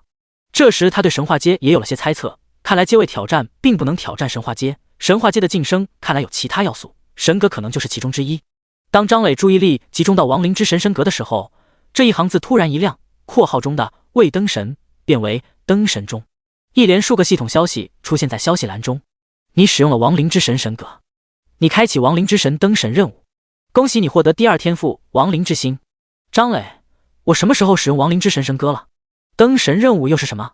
我也有第2天赋了？我是游戏制造者的亲儿子吗？张磊先看向自己的第2天赋，原本的天赋栏中只有超凡邪能红色，现在多了一个天赋亡灵之心红色，每当有属于你的亡灵生物被杀死，体增加1点。亡灵生物？我不是亡灵法师啊，哪来的亡灵生物？难道要学习一些亡灵魔法吗？天赋来的莫名其妙，张磊先不管这个，打开任务栏。说起来，这是张磊接到的第1个任务，没想到竟然是登神任务。亡灵之神登神任务1，前往亡灵界得到亡灵生物的认可。任务实现，无任务奖励亡灵之神专属技能。任务栏下方还有个如同漩涡一般的按钮，张磊明白，只要点击这个就能传送到所谓的亡灵界。去是肯定要去的，但要先把现实中的事安排妥当。张磊发现此时王者回廊深处并没有限制好友消息，给弑神发了个消息，我得到一个任务，不知道要多久，先下线跟你母亲说一下，然后可能要一段时间才能结束。然后把任务截图发给了弑神。弑神震惊地看着消息，登神任务，这是要成为神话阶了吗？张三这么快？张磊解释道，具体情况我也不知道，先去亡灵界看看再说。弑神发消息，那你小心点，要注意保护自己的安全。张磊回了个 OK， 下线跟弑神母亲说了一声，又帮弑神擦了擦身体。自从使用血统提升时候，他发现自己不需要吃饭，不需要洗澡，普通人都有的生理特性完全消失，也就不需要游戏舱。但是防止有人打扰，他还是钻进了弑神的游戏舱，闻着少女特有的清香，张磊进入游戏，点击传送，一个传送门凭空出现，这是一个很像当初天穹秘境入口那样的光圈，光圈数值，光圈之中是5颜6色的混乱的光。张磊走进其中，眼前一花，就从王者回廊来到了一个满目白骨的世界。嘎吱嘎吱，脚下的白骨被踩得轻响。登神任务发生变化，在原本的任务之下出现了一个提示，请存活24小时，任务完成后将获得亡灵生物的认可，死亡视为任务失败，将被传送出亡灵界，1个月之后才可再次挑战。存活24小时，恐怕这里很危险，而且这是登神任务，难度系数不低。咔嚓，一个声音传来，张磊回头看向发出声音的地方，只见一个头骨中突然出现2团鬼火，头骨之下的骨头仿佛拼接一般出现了骷髅上半身，然后2条腿骨，不一会儿，一个骷髅怪就在张磊眼前组装完毕。组装完毕的瞬间，就向着张磊发起进攻。张磊，他试着给这个骷髅怪一个火球术，火球炸裂，伤害数字随即出现128亿。刚组装好的骷髅怪再次散架。正常来说，他的火球术是64亿伤害，但现在出现128亿，就意味着这个骷髅怪是钻石阶。但是让他感到奇怪的是，这个骷髅怪竟然没有受到自己阶位压制的影响，不仅行动自如，而且竟然胆敢向自己进攻。要知道，之前在王者回廊的时候，那些低于自己阶位的骷髅怪不会主动攻击自己。不等他思考，很快更多的咔咔声响起。张磊环顾四周，原来周围地面上的所有白骨都在咔咔作响，从头骨开始拼接身体。张磊，自己这是捅了骷髅怪的窝了。哦，这里是亡灵界啊，那没事了。张磊下意识施展领域，结果无法施展出来。系统提示：受亡灵之力影响，此界不允许领域力量出现。张磊越发觉得这个亡灵界神奇了，连领域都不能用了。不过这个难不倒他，大旋风直接释放。只见直径400米的范围内，所有正在组装身体的骷髅怪们在接触到风的瞬间，便重新化作散落一地的白骨。一大片伤害数字浮现：-32亿、-64亿、-128亿、-32亿。张磊大概看了一下，这些骷髅怪阶位分布较为分散，有传说阶、钻石阶、黄金阶，似乎最低就是黄金阶了，真是可怕的亡灵界。一般玩家来到这里，怎么可能生存过24小时？张磊周围的骷髅怪们在组合身体的时候中道崩殂，但更远方的骷髅怪们的组合身体的动作并未停止。张磊极目远眺，发现目光所及之处，到处都是白骨，此时仿佛是捅了蚂蚁窝一般，白骨涌动，仿佛整个世界都只剩下了咔咔的声音。不仅如此，张磊还看到刚被自己杀死的那些骷髅怪们似乎也在蠢蠢欲动，不时就有头骨出现2团灵魂之火，但下一秒风吹过后，灵魂之火就熄灭了。张磊人都妈了，这什么情况？明明已经杀死了怪物，为什么在眼皮底下就准备复活？这是装都不装了是吧？明着开挂。再看战斗信息，只是说自己杀死了骷髅怪，但是却没有经验值、铜币、装备，自己的天赋超凡邪能也没有触发，也就是说自己在这里得不到一丝好处。第71章开始打 BOSS， 但 BOSS 是张磊，现在他只能期待完成这次任务后亡灵之神专属技能了。这么难的任务，奖励应该很不错。终于，远处的骷髅怪们组合身体完毕，开始成群向着张磊所在的地方进发。打头阵的是骷髅怪战士，有持盾矛的战士，也有持刀的战士，他们组成方阵，开始冲击张磊的大旋风魔法。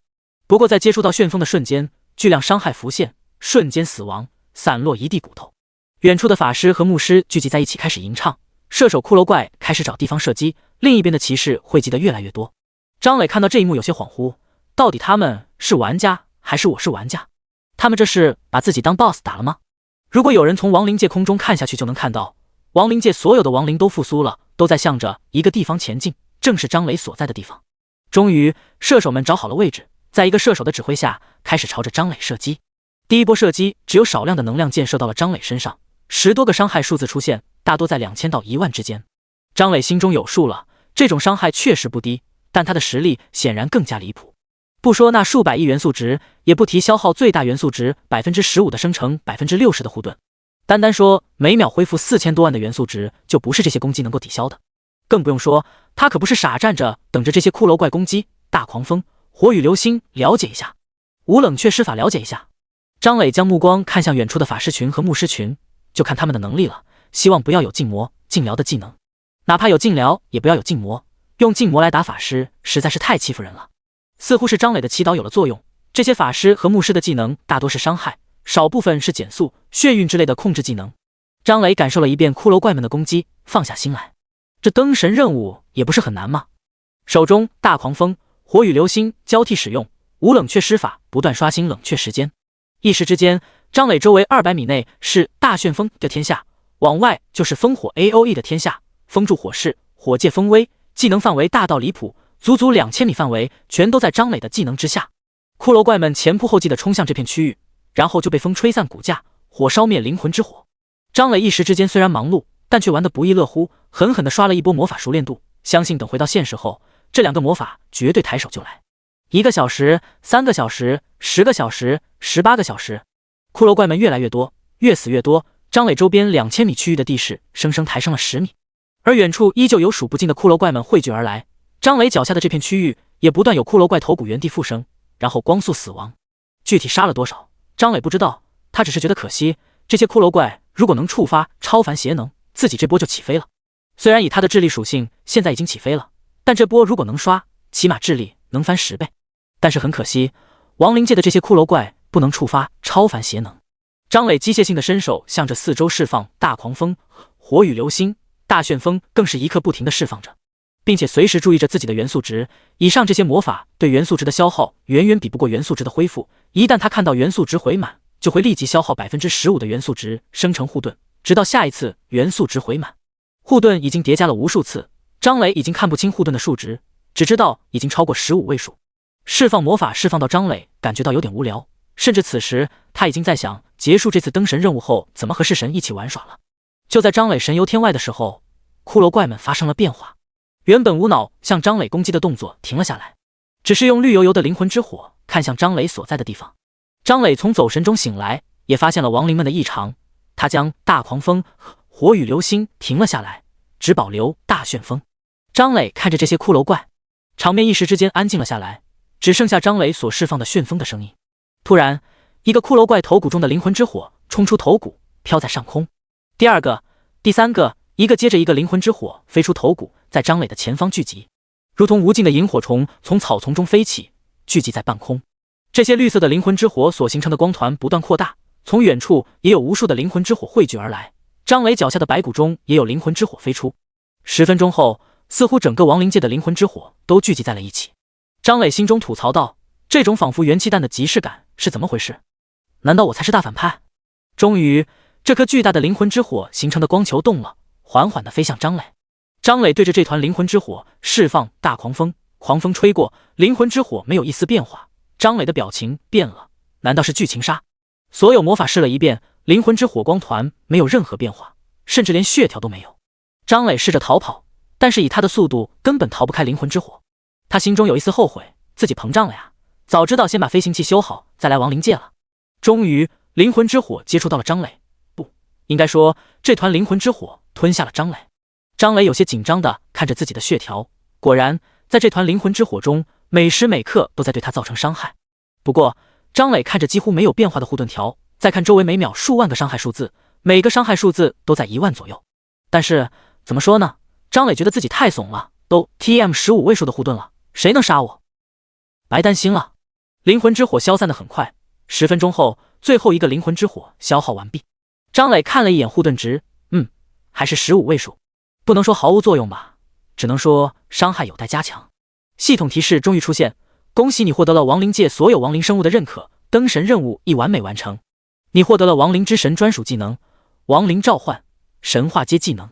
亡灵召唤神话阶技能打开一个连接亡灵界的空间隧道，召唤亡灵大军，每召唤一个亡灵消耗法力值10点。第72章进攻主城。神话阶技能是什么意思？亡灵召唤，我这是要 cosplay 亡灵法师吗？不过这个技能和自己刚获得的第二天赋很搭，张磊对此表示满意，哪怕是为了触发第二天赋，他也要多多使用亡灵召唤技能。任务结束，张磊被传送回来，紧接着系统提示登神任务2，让世人回忆起亡灵天灾的恐惧。张磊看向登神任务2的详细描述，选择一个主城为攻击目标，召唤亡灵生物进攻，3天之内打破主城中玩家复活祭坛，视为任务完成，可多次完成任务，任务奖励是任务完成次数发放。张磊有点小慌，他是个很怂的人，现在让他去进攻一个主城，是不是有点强人所难？不过这任务听着很带感啊，就是任务太招人恨了一点，之前自己杀了5亿多玩家，已经够招人恨了，再灭几个主城，这任务要是做了，怕不是半夜都得睁一只眼，防止被人嘎了。但是为什么自己那么想去做呢？突然他发现自己似乎有办法解决被人记恨的问题了。他发现这次的任务并不局限于华夏服务器，也就是说他可以去霍霍其他国家的主城。这么一说他可就来劲了，他只是怕在华夏区口碑不好而已，要是能出去霍霍其他人，自己的风评肯定会大大好转。他打定主意，这个任务要做，不仅要做，还要大做特做，除了华夏区不好动手，其他区的主城一个都不打算放过。至于说会不会打过，张磊呵呵一笑，只要给他时间，他能把亡灵界所有的亡灵都召唤过来，就不信打不过小小的一个主城。不过在做这个任务之前，还有件事要做，那就是修复好卡洛人的飞行器。这次前往亡灵界只是想着探索一下，并没有想着一次性完成，所以并没有修复好飞行器后再去。没想到登神任务一并不困难，但是接下来的登神任务2就不好说了。进攻主城不仅与 NPC 为敌，还要防止花样百出的玩家搞事，快速飞行能力就显得尤为重要了。张磊记得卡洛人的飞行器是狂沙城的一个小队从副本中带出来的，而这个副本中肯定有修复飞行器的方法。当时张磊购买卡洛人飞行器的时候，还一并购买了这个副本的信息。张磊找到当初卖给自己飞行器的我爱吃水晶葡萄好友消息，忽略他对自己的问候，找到聊天记录，确定了位置，然后就去找式神 happy 了。细节无需多表。式神告诉张磊，他在传承之地又打了2重，已经打了11重，距离18重又近了一步。突然，张磊心中一动，对式神说道：“几天后帮我一个忙。”式神好奇地问道：“什么忙？”张磊嘿嘿一笑：“把我杀到40级。”式神，张磊跟式神解释了一下，又把任务说了一下。式神整个人都不好了，为什么张磊的画风和自己都不太一样？他已经准备去攻城了。式神好半天才消化了这个消息，随即就问道：“需要我帮忙吗？”张磊拒绝道：“你帮不了我，即便能帮也不能让你帮，那些人可都是我的智力点啊。”式神不由得为将来其他国家人的默哀了1秒钟，随即就兴奋起来：“需要杀你多少次？你对杀人手法有要求吗？对了，你的生命值还不低，那我又可以叠一波生命值上限了。”张磊看着莫名兴奋的式神，紧了紧自己的内裤，想问问他有没有什么奇怪的癖好，但还是忍住了。狂杀城，张磊通过传送阵传送到这里，他要去卡洛人的副本，看看有没有修复飞行器的方法，或者能不能再打一个飞行器。不过使用了飞行器这么久，张磊也有些猜测，这个飞行器可能不简单，能抵挡住神格威压的护盾可不是凡物，更别说那可怕的飞行速度。张磊迈步朝着卡洛人的副本前进，不由得怀念起飞行器没坏的日子。他什么时候受过这种苦，竟然要走路？再看看距离，好家伙，距离狂沙城100多公里。最终他决定看有没有谁有坐骑，送自己过去，铜币装备都好说。他打开好友栏，点开铁血的聊天。他和铁血的关系不错，两人交易很多次，还把游戏入侵现实的重要情报告诉对方，所以遇到困难了当然要找他。将诉求发给铁血后，铁血很快回复道：“你在哪个地方？我派人去接你。”张磊报了位置，很快一个骑着迅捷龙的玩家就来到张磊面前。他礼貌地问道：“我叫李九，你是法外狂徒吗？”铁血让我来找你。张磊不由得为铁血的效率点赞，这速度也太快了吧。张磊表明身份后，李九就将他拉上迅捷龙。迅捷龙后背有2个类似于马鞍的东西，张磊坐在后排，说了自己想去的地方后，迅捷龙就出发了。张磊对李九很好奇，问道：“你是铁血所在部门的人吗？”李九回道：“是的，我是第一批救进来的。”张磊听懂了李九的话，他应该是在神魔游戏刚开服救进来的人。在上次张磊和铁血说了游戏对现实的影响后，铁血所在部门的人数迅速膨胀，资金也极度宽裕。这些当然不是铁血告诉张磊的，而是他猜出来的。这几天拍卖行中的黑铁阶装备不断被人买下，而且装备价格似乎还有些提升。不仅如此， RMB 兑换铜币的汇率又涨了，现在已经到了40铜币兑换1人民币了。而且前段时间和铁血交易的时候，铁血还透露，如果有黑铁阶、青铜阶的装备，他也大量收。不过很可惜，张磊之前在王者回廊打的装备大多是白银阶以上的，种种迹象表明国家正在发力。对此，张磊乐见其成，以后会发生什么谁也不知道，但可以肯定的是，实力越强越不容易受到影响，甚至还可能得到不少好处。迅捷龙的速度很快，不到1个小时就到了。张磊和李九道别，并且加了他好友。张磊按照我爱吃水晶葡萄的情报来到了副本入口，副本之外似乎还有几个玩家在等人。第73章卡洛人副本。张磊对此毫不在意，无非是我爱吃水晶葡萄又把副本信息卖给了其他人。其实随着自己名气的提升，有更多的人对卡洛人的飞行器感兴趣。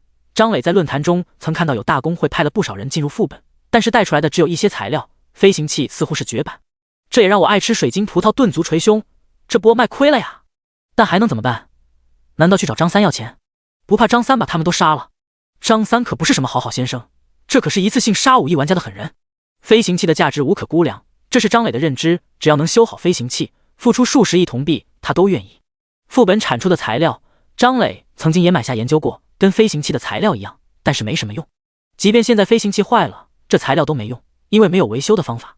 张磊往副本入口走去，副本门口的玩家们看到有人过来，一个玩家出来说道：“这里被我们呜。”他的话还没说完，就被身后一个玩家捂住了嘴。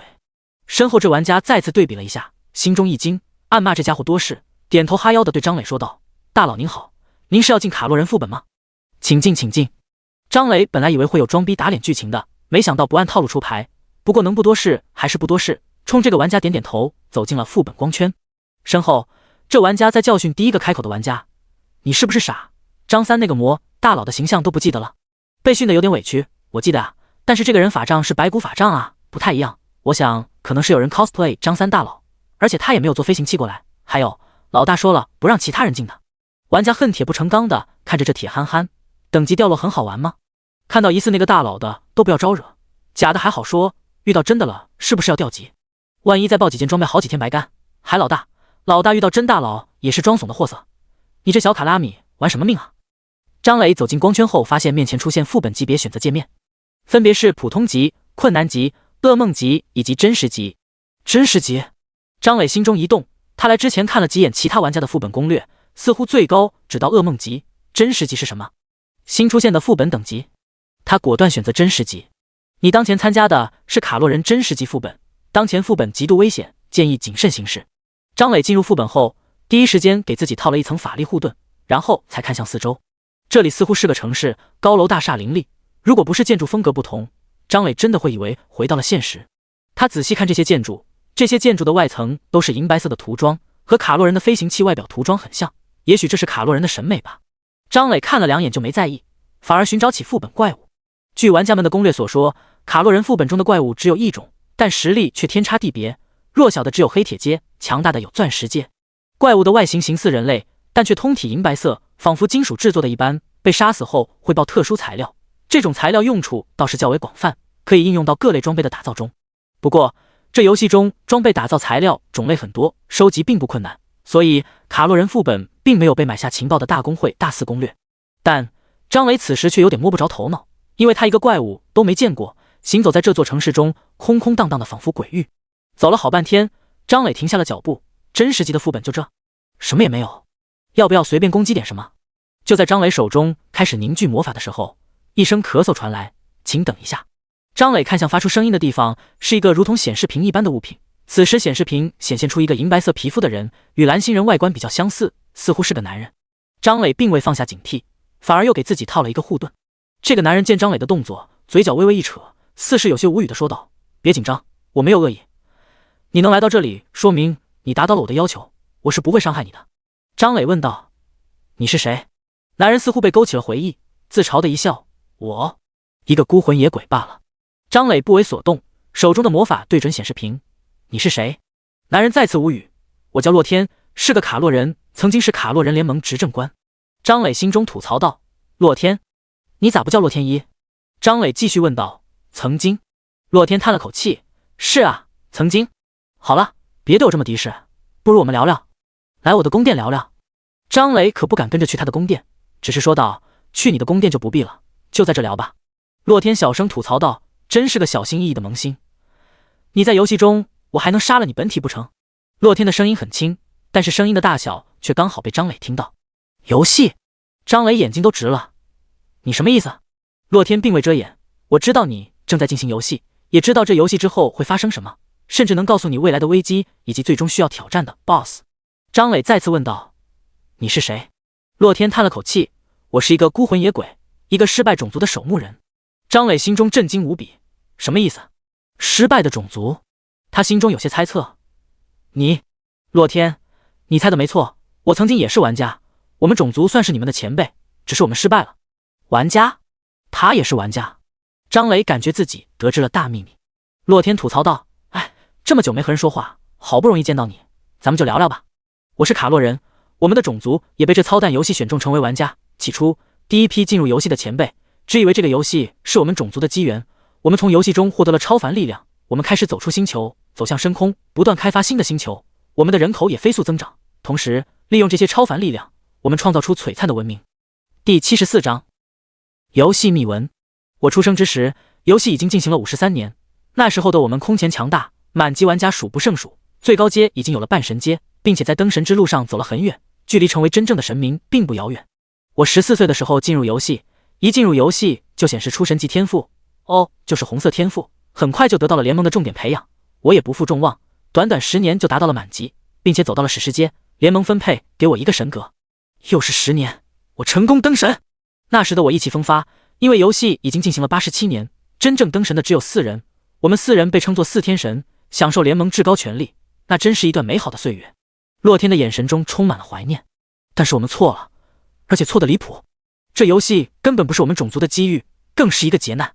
都死了，全都死了，包括我在内，都死了。洛天似乎回想起什么不好的记忆，神情有些癫狂。张磊的神情变得凝重，是什么劫难？洛天摇摇头，具体的劫难我无法说出，这是规则的限制，我只能告诉你，神魔游戏只给我们100年时间，如果到了时间通不过劫难，所有人都要死，不管跑多远都要死。张磊试图旁敲侧击问出劫难的情报，但是洛天似乎确实无法说出。他随即问道：你为什么没有死？洛天似乎有些烦躁，我也想知道我为什么还活着，为什么没让我在最终一战战死，让我苟延残喘至今，真是个操蛋的游戏。洛天不想说自己的事了，问道：好了，别说我了，你是不是有很多问题？只要能回答的我都能回答你。张磊没有立即询问，而是问道：那么代价是什么？洛天打了个响指，跟聪明人说话就是爽快，代价就是你需要在游戏系统的见证下，在30年内复活我。当然了，这不是回答你一次问题的代价，是今后这30年内你所有的问题，只要我知道并且规则允许的话，我都会告诉你。张磊并没有立即答应。复活？你还能复活？洛天，游戏中一切皆有可能，如果30年内我没有能力让你复活呢？洛天一脸不信，骗鬼呢，我在副本外都设置好了，只有手持飞行器并且天赋为神级的玩家才可进入真实级副本，神级天赋30年找到让人复活的办法并不困难。张磊还是不为所动，要是口头答应也就罢了，但是系统的见证下他不敢，眼前这个洛天可是自称是神话界的存在，万一有什么不知道的手段设置一些隐藏条款，自己不就被坑死了？他可没忘记自己的神级天赋是怎么来的，就是发现游戏协议中的隐藏条款，系统奖励的天赋提升时得来的。现在一个曾经是神话阶，现在不知道是什么阶位的存在要和自己签订协议，傻子才上当。张磊直接说道：别说那么多了，真实级副本应该不只是聊聊天吧？对手在哪啊？是你吗？洛天有些不可思议地看着张磊，似乎想打开他的脑袋看看是咋想的。你不想知道游戏的信息？我们种族所有的秘闻我都一清二楚，绝对会对你们种族有巨大的帮助，你就不想知道吗？张磊依旧一脸耿直，天大地大，小命最大，万一签订协议有什么隐藏的坑人条款怎么办？再退一步，万一发生了小说中常见的夺舍情节咋办？自己的灵魂能斗得过神话界的存在？万一真被夺舍了，是神咋办？洛天有些沉默，很快他提出一个建议：这样吧，我允许你问3个问题，免费的，可能你不知道我所知道的情报对你们的种族有多重要，相信体会过后你就明白了。张磊神情松动：免费的呀，那就问吧。他问道：那我问了，真的是免费的吗？洛天对眼前的怂货都无语了，扶额说道：问吧，只要不是规则限制的问题，我都能回答。张磊问道：登神任务有几个？洛天瞪大了眼睛：你知道登神任务？你有了神格？你们游戏不是刚开服不到1年吗？张磊面上不动，但心中却在思量，这家伙知道游戏的开服时间，他是怎么知道的？他能看到副本外，还是其他级别的卡洛人副本也在他的掌控中，从进入副本的玩家那里知道的吗？洛天仔细打量着张磊，死亡法则、力之法则、亡灵法则的气息。你是获得的是什么神格？张磊心中再次把洛天的话记下来。亡灵法则他知道，刚得到的亡灵之神神格，但是死亡法则和力之法则是什么意思？洛天再次提议道：你还是再考虑一下我的条件吧，对你来说不亏的，而且以你的实力，想要找到复活我的办法很简单。张磊再次说道：你还没回答我的问题呢，登神任务有几个？洛天摊手：不知道，每个神格的登神任务都各不相同，有的1个，有的超过100个，但无论是1个还是100个，想要完成登神任务都十分困难，我的种族100年也只有4个神话阶而已。张磊点点头：这个问题当作你没有回答，不算3个中的。洛天无语地看着斤斤计较的张磊：行吧行吧，再回答你3个行了吧？顿了顿又诱惑道：神魔游戏隐秘无数，只要你答应我的条件，今后你和你的种族能少走无数弯路。张磊没有回答洛天的话，而是问道：阶位挑战中的对手是什么人？洛天回答道：具体是什么人我们也不知道，但我们的专家猜测应该是神魔游戏中过去失败的种族个体，我们总结了一下，大概有5142个种族。你们这个时代具体又增加了多少不知道。过去失败的种族，他想起经历的几次阶位挑战，其中只有那个黄金阶的法师似乎想要交流，但是却无法交流。如果是过去失败的种族的话，那么他们是被游戏系统在阶位挑战中复活。第75章终要一战。第2个问题，如何成为半神阶？洛天没有犹豫，立刻说道：成为史诗阶，获得神格，并且与神格相对应的法则达到第9重，就可以成为半神阶。张磊问出第3个问题：卡洛人的飞行器如何修复？洛天见张磊从背包中拿出的飞行器，一阵感慨，没想到竟然被破坏成这个样子了。你是去硬刚半神阶了吗？洛天点头说道，当然可以修理，甚至我还能再做几个这样的飞行器，只要你答应我的条件，我现在就可以给你修复好。张磊皱了皱眉，你听好，我刚才问的是如何修复，而不是能不能修复。洛天被张磊的话噎得半死，但他不打算计较。行吧，行吧，想要修复是吧？这个副本中有几率打出来飞行器的设计图，只要有设计图，你再去学一下魔法阵、炼金术，都学到专家级，就有机会修复完成。张磊心中可惜，这么好的飞行器竟然就这么废了。至于学习魔法阵和炼金术，张磊不认为这是短时间内能学会的，有那时间去练级不好吗？去感悟法则不香吗？去做灯神任务性价比不高？他没有那么想不开去硬刚魔法阵和炼金术，这两门知识听起来就不是什么简单就能学会的东西。现在问题问完了，张磊看向洛天，现在问题问完了，我的对手是谁？洛天有些气急败坏，你这家伙是油盐不进是吧？非得打打杀杀？张磊之前就发现了，洛天似乎不想让自己凝聚魔法进攻，现在既然没什么好说的，那当然就是干就完了。法力护盾给自己套上，领域开启，亡灵召唤开启。张磊血条被白色护盾覆盖，周身10公里内所有的景象映入张磊脑海，一个巨大的光门凭空出现，一排排的骷髅怪踏步而出，如同士兵一般。洛天人都骂了，这家伙不该去当法师的，应该去当没脑子的战士，真是个莽夫，简直是在侮辱法师这个职业。洛天气得直接从显示屏中消失，决定教训一下这个不知天高地厚的后辈。张磊看着光门中不断出现的骷髅怪，心中暗叹，敌对的时候怎么没有发现这些骷髅怪这么可爱？快去送，送完好给我长体质。亡灵之心，红色，每当有属于你的亡灵生物被杀死，体增加1点。他发现了洛天不在屏幕中，他也不在意，想要躲起来。我这无边无际的亡灵大军了解一下，把你这城市堆满，看你躲哪去。什么？把亡灵大军都杀了？还有这好事？要不是张磊杀死属于自己的亡灵不触发被动，他一个人能玩到体质属性达到传说阶的极限。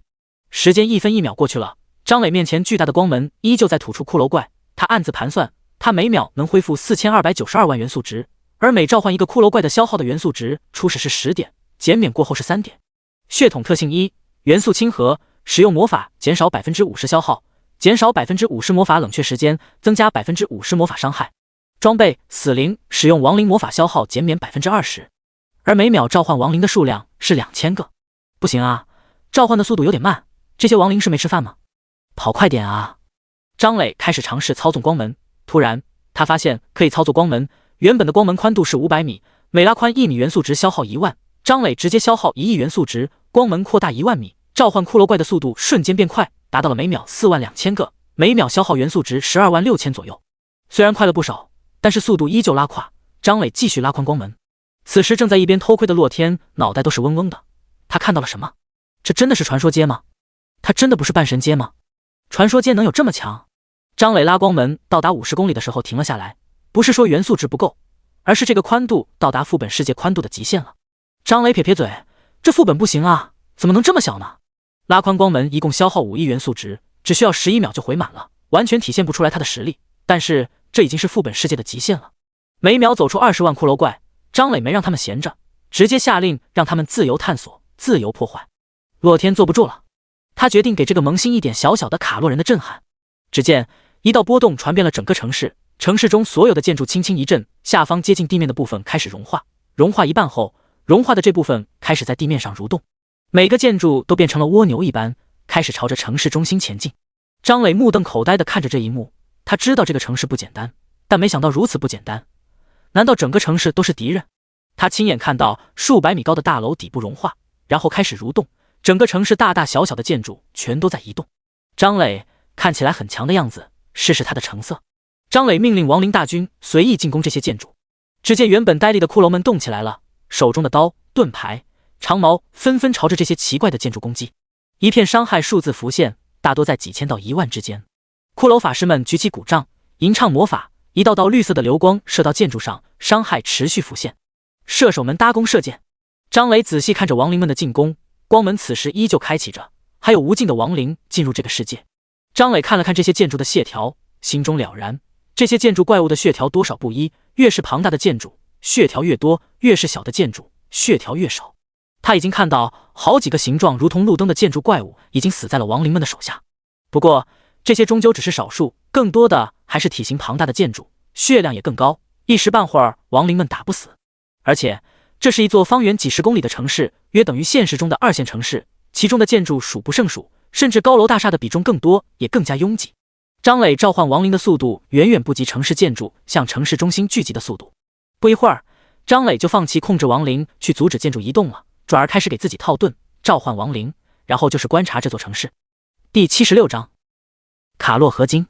张磊接过一个骷髅怪收集来的打死路灯爆出的材料，卡洛合金材料，卡洛人制造的附魔合金，可制作装备。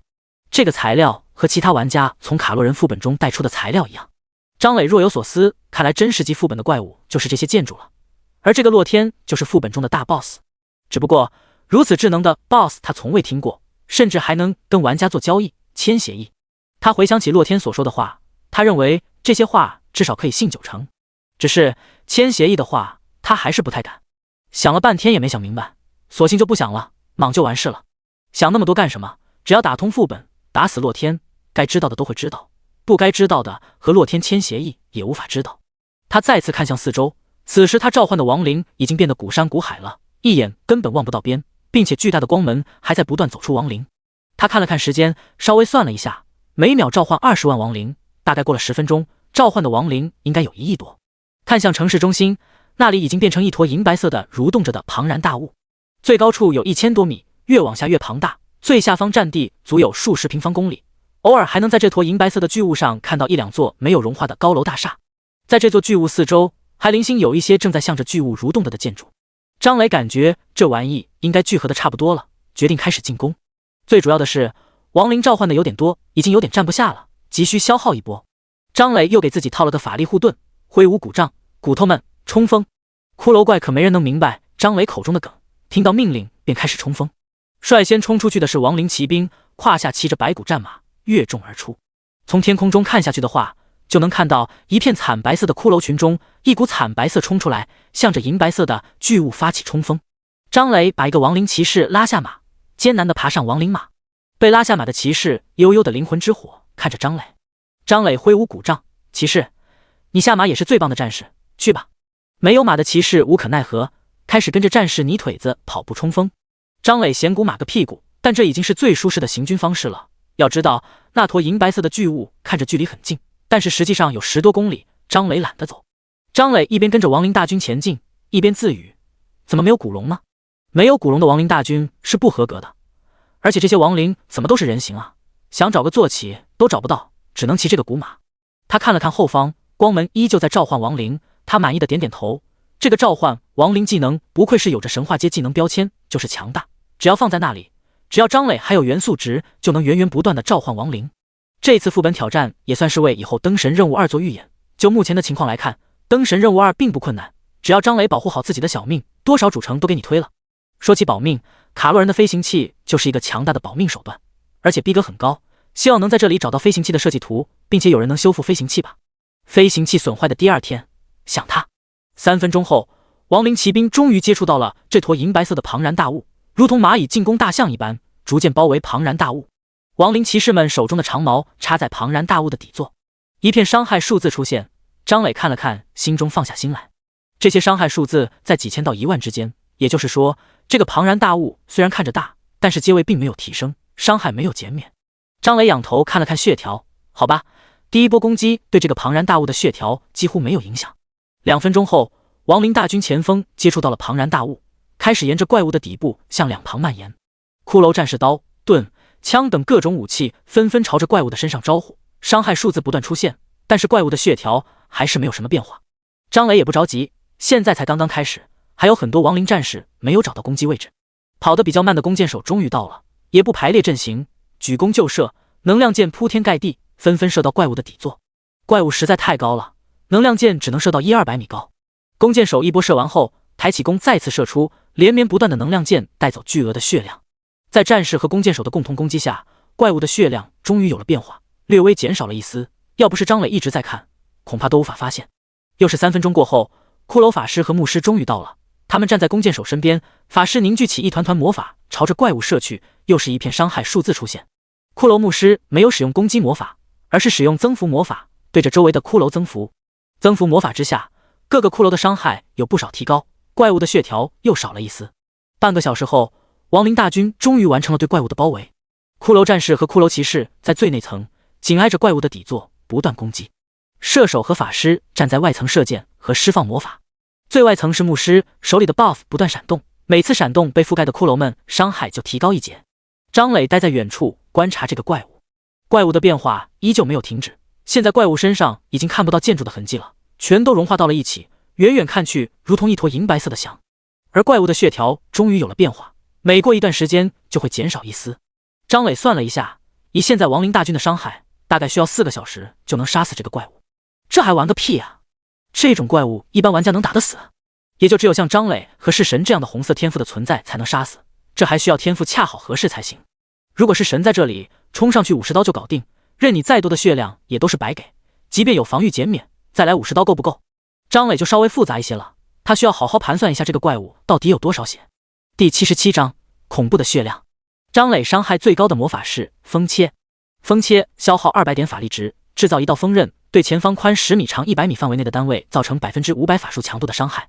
但是张磊这次并不打算使用风切，因为上次在现实中打那个血量恐怖的树状怪物已经察觉到了，对于身为极限法师的张磊来说，如果进攻单体生物，不应该按照伤害最高的魔法来成倍消耗法力值来释放魔法，他应该根据伤害数值除以所消耗的法力值来确定相同魔法值能造成的最大伤害的魔法是什么。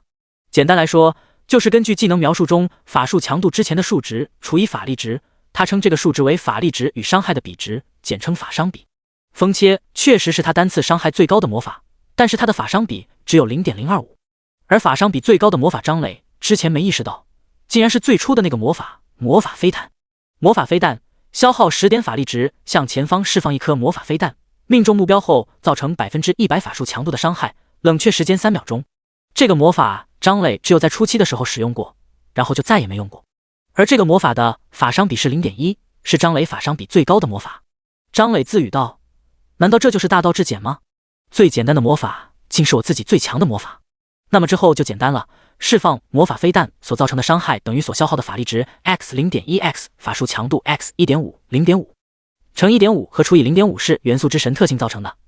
血统特性1，元素亲和，使用魔法减少 50% 消耗，减少 50% 魔法冷却时间，增加 50% 魔法伤害。减少消耗对张磊的极限法师中的超限施法来说等于增加伤害，减少 50% 消耗，对外表现就是增加1倍伤害。增加 50% 伤害，在数值上表现为乘 1.5。 根据计算，每1点元素值，魔法飞弹能造成 12.87 亿伤害，而张磊有429亿元素值，两者相乘约等于 5.521乘10的19次方，是恐怖的5521斤。张磊越算越觉得心惊，没想到自己的伤害已经这么恐怖了。随后看向怪物头顶的血条，这血条有多少？自己极限输出下，他欠自己几条命。计算完毕，张磊决定先稳一手，先稍微攻击一下怪物，根据血条比例算一下怪物的血量。100万点元素值瞬间消耗，1287万亿伤害起手，以示敬意。只见一个明亮的魔法飞弹从张磊的骨杖上飞出，晃晃悠悠地砸到庞然大物的身上。这个魔法飞弹在众多亡灵的攻击中丝毫不起眼，甚至略显寒酸，远不如骷髅法师们的魔法绚烂多彩。终于，魔法飞弹跨越100米的距离，终于砸到了怪物身上。一个巨大的伤害数字出现，这个伤害数字的大小远超骷髅们的伤害数字，一连串的零出现在怪物庞大身躯的头顶。1287万亿，怪物的血条顿时减少了 2% 多一点。张磊看到这一幕，心里有数了，区区5斤的血量，自己全力出手之下，他还要欠自己1000多条命。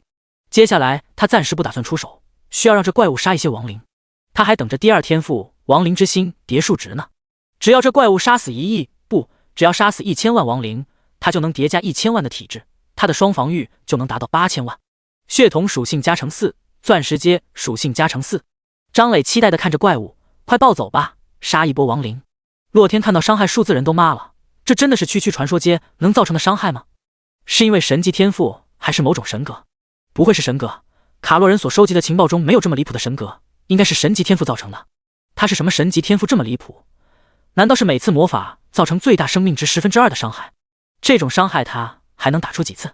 原本准备给张磊一个教训的洛天慌了，自己的事自己最清楚。别看自己利用卡洛合金制造出了无比庞大的怪物，但这个怪物只是怪物而已，并不是 BOSS， 甚至连阶位都没有，不会被阶位压制，也不可能价位压制别人。最重要的是，攻击手段十分单一，只有砸这一个攻击手段。已经活了无数年的他，并没有看透生死，反而更加渴望活着。他通过怪物发出宏大的声音：“不如我们再谈谈协议的事，可以由你来拟定协议，只要把我的条款加进去即可。”张磊听到洛天这么说，顿时放心了。他慌了。张磊反而说道：“我的实力你看到了，你的作用呢？给你个机会，看到这些亡灵了吗？杀死他们，杀得多了，我不是不能和你签订协议。”洛天狐疑地看向张磊，他总觉得这家伙有什么企图，杀死亡灵。他获得的是亡灵之神的神格，亡灵之神神格给予的第二天赋吗？洛天沉思片刻后，决定如他的意，但是有一件事要说清楚。洛天再次开口：“我知道你有亡灵之神的神格，也知道这个神格所赋予的第二天赋的能力，但我依旧会帮你杀死这些亡灵，只因我真心想要复活。我们不是敌人。”洛天的话回荡在副本世界中。张磊沉思片刻，还是觉得情报太少，不敢答应洛天的要求。至于洛天明知张磊的第二天赋还要帮张磊杀死亡灵，张磊会对他表示谢谢的，其他的事再说。什么？你说张磊出尔反尔，不守信用？杀死洛天后，谁知道呢？洛天说到做到，原本变成一坨的银白色庞然大物突然动了起来，从底座上长出无数条长长的形似手臂的条状物，对着底座周围的亡灵大军就是一阵横扫。被正面扫中的亡灵顿时如同被全险半挂撞到一般，飞出几十米，灵魂之火直接熄灭。被擦到的以及被波及的亡灵也是东倒西歪，灵魂之火一阵波动，差点熄灭。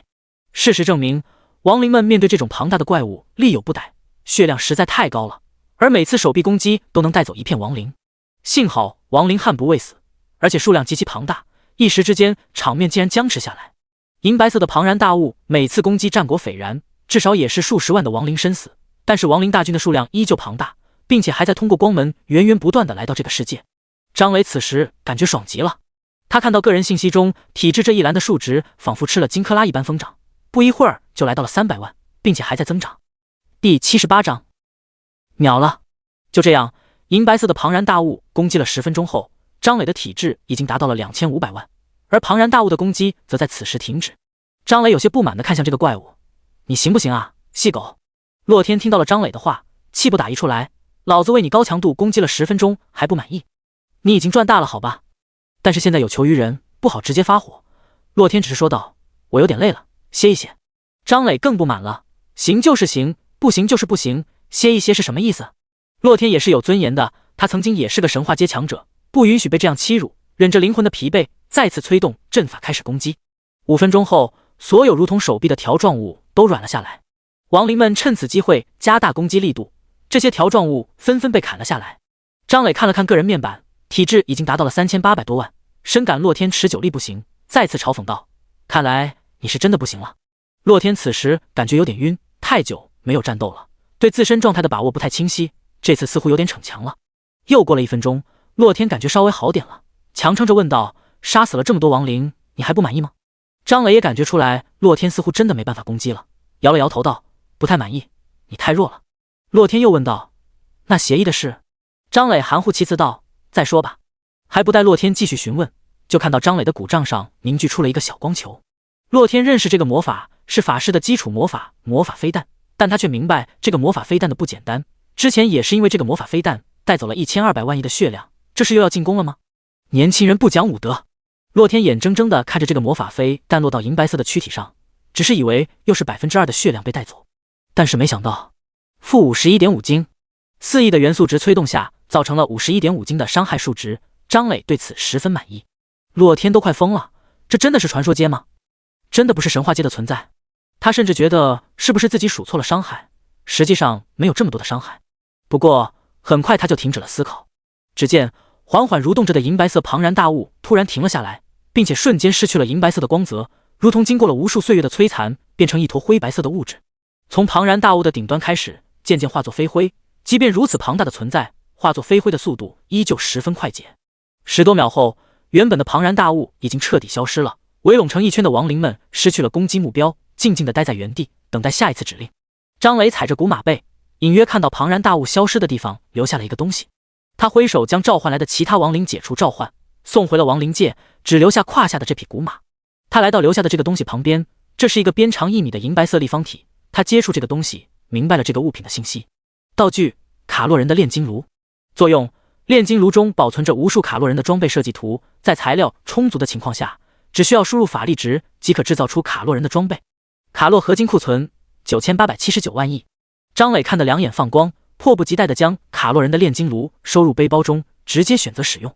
系统提示：道具卡洛人的炼金炉中有残魂，是否进行分离？残魂？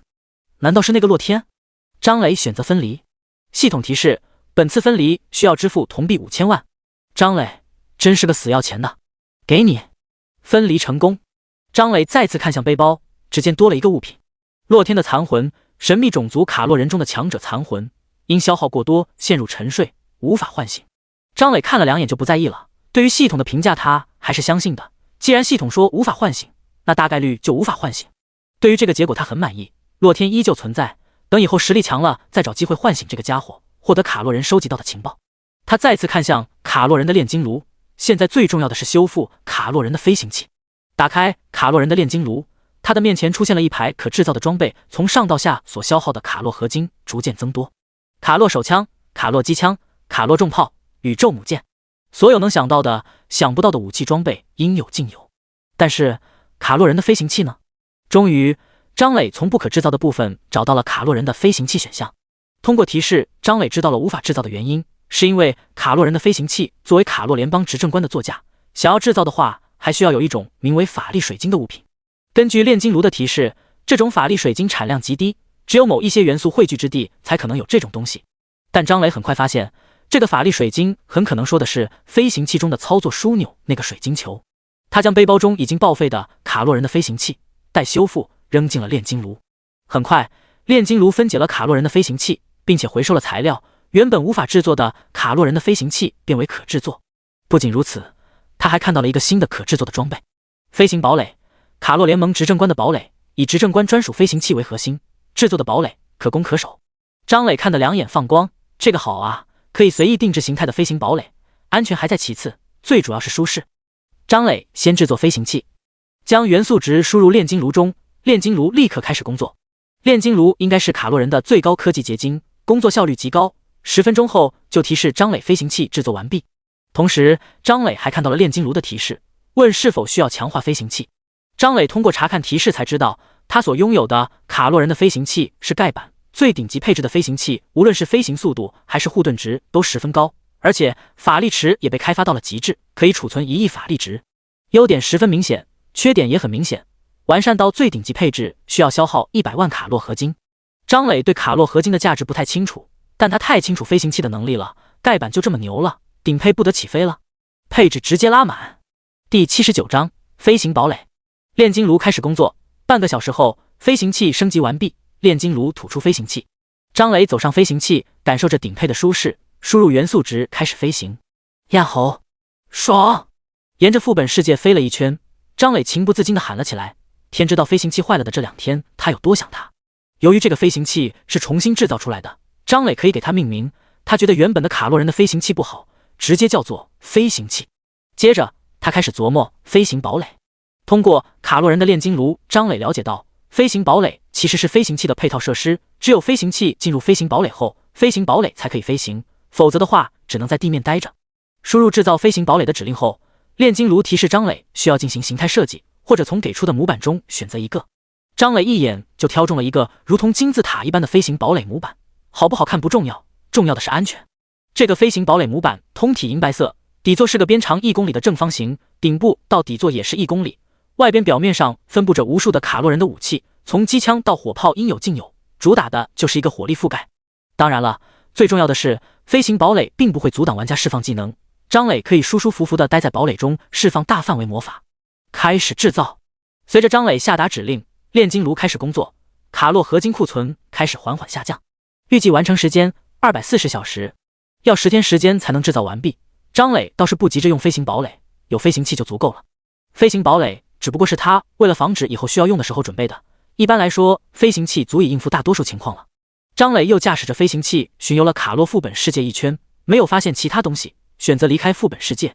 卡洛人副本之外，几百个玩家聚集在这里。就在1个小时前，他们这些玩家都在卡洛人副本中战斗，但是突然之间就被游戏系统传送出来。出来后，卡洛人副本显示无法进入。这么奇怪的是，他们还是第一次见，所以都决定在这里看看还有没有什么新的进展。张磊一出现就看到一群玩家围着自己，吓得他差点就用大旋风把他们宰了。玩家们看到张磊的打扮，心中也满是妈妈屁，晦气，遇到了脏东西。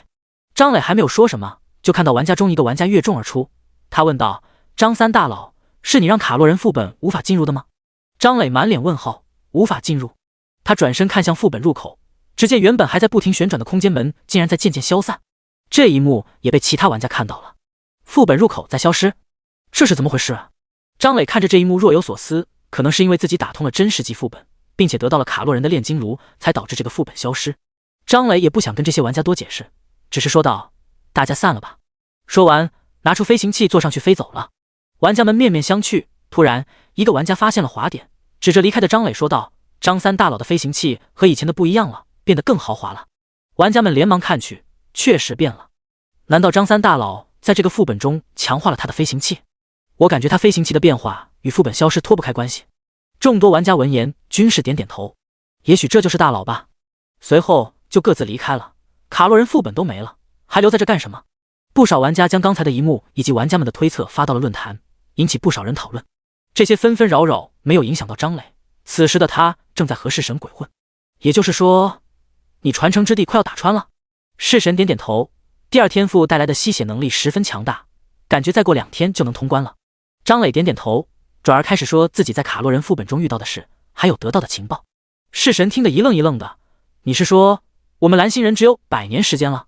张磊也有些苦恼，不知道啊，这一切都是洛天的一面之词，他让我跟他签协议，我哪敢啊？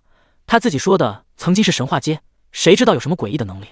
弑神安慰道：别想那么多了，车到山前必有路，而且100年时间啊，要是在神魔游戏出现之前，咱俩谁能再活100年时间？至于100年之后的事，爱咋咋吧。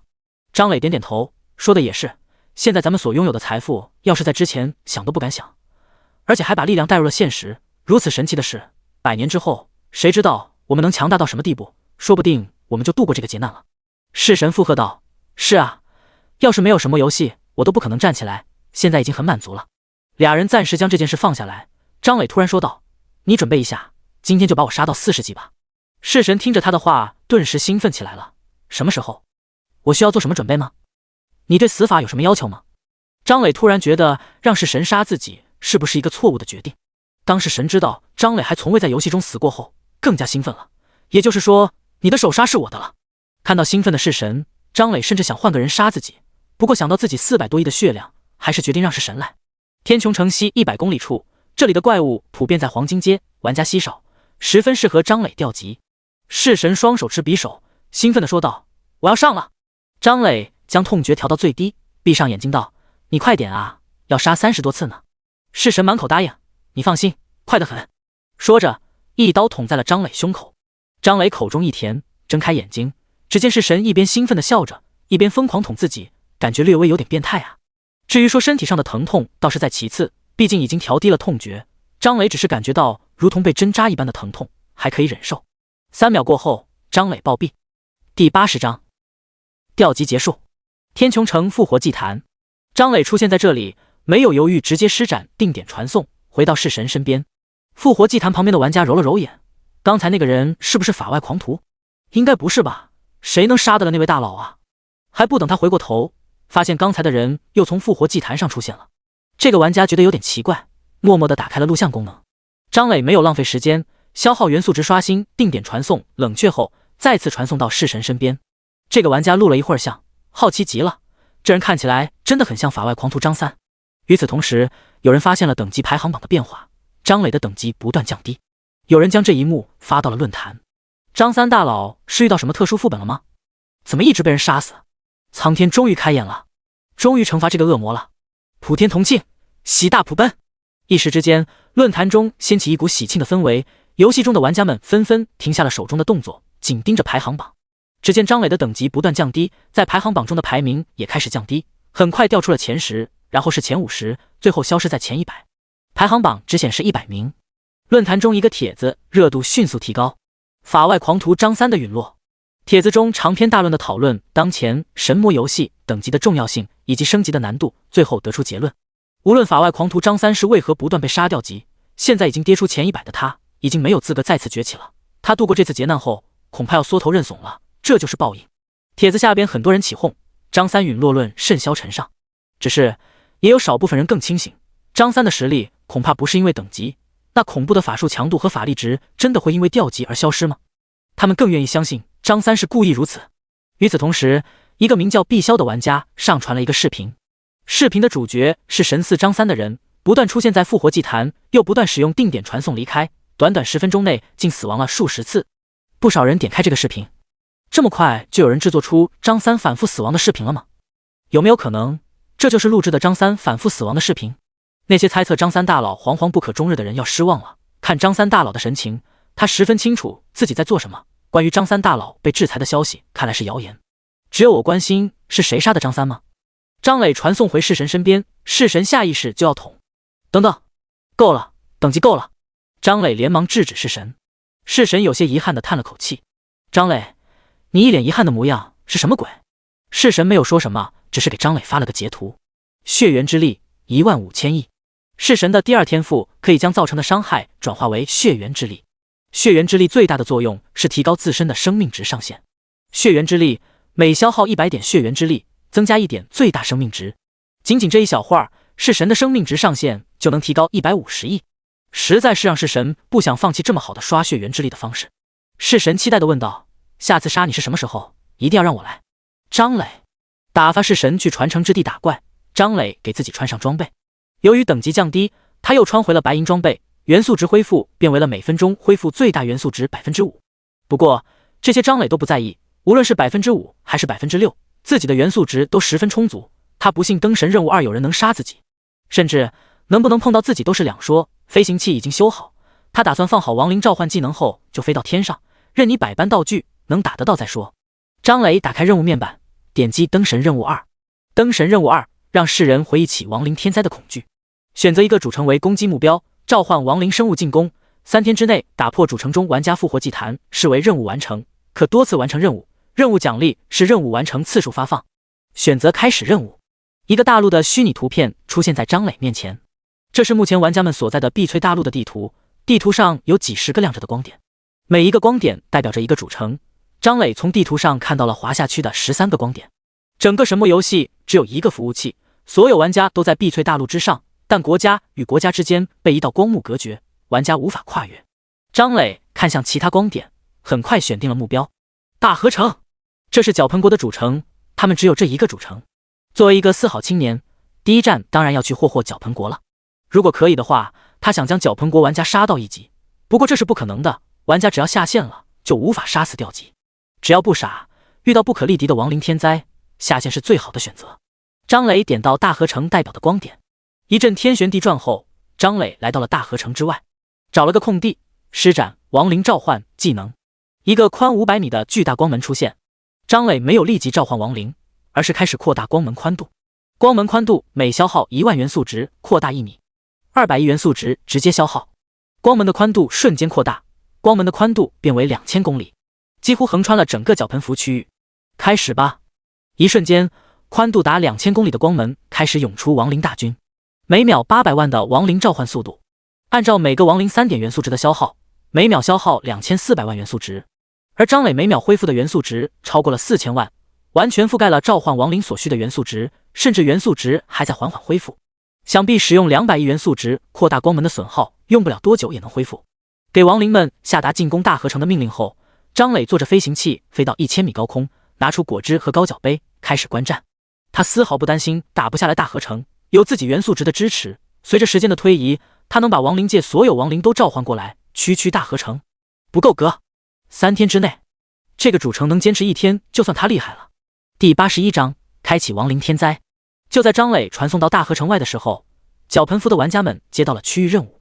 任务：守护大河城，在亡灵天灾之下守住大河城3天，3天后视为任务完成。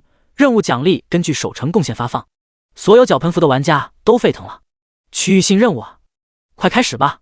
我要杀亡灵，快把没上线的玩家都叫上来。区域性任务出现了，守住3天而已，我们角盆国7000万玩家随随便便就守住了。我认为这时候需要选出一个领袖来带领我们完成守城，各自为战不可取。在下不才，愿担任这个领袖。很快就有一个大公会在世界频道发消息，希望各中小公会和散人玩家听从自己的命令。其他大公会不干了，凭什么他们都听你的？应该都听我的才对。亡灵还没来，大公会之间倒是先发生了斗争，都在争夺守城指挥权。大河城城主此时也在忙，指挥原住民撤退。攻击主城其实和原住民们没什么关系，对此游戏系统早有安排。守城任务发布后，有一片区域玩家们无法进入，亡灵也无法进入，只有原住民可以进入。这是原住民们的避难所，他们不会参与守城，只会在这等待3天。3天后守城成功，自然是各回各家；守城失败，普通原住民转移到其他主城继续生活。城中的重要 NPC 则留下来给脚盆服的玩家发布灾后重建任务。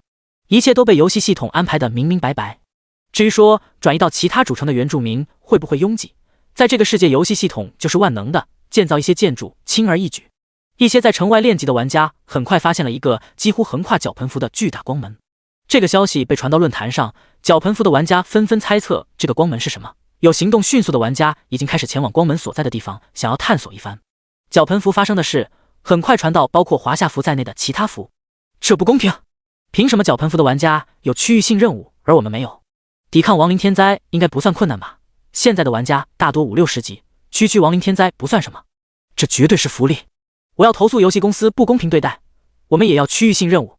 弑神又通过一重挑战，从传承之地出来就看到论坛中的消息，看来灯神任务2开始了，我也不能懈怠。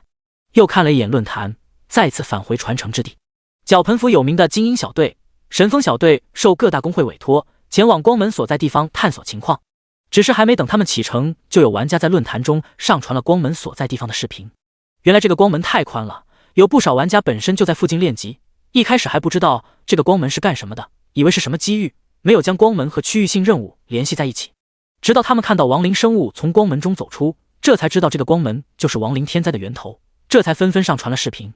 从视频中可以看到，源源不断的亡灵从光门中走出，走出的亡灵也不停留，直接就向着大河城冲去。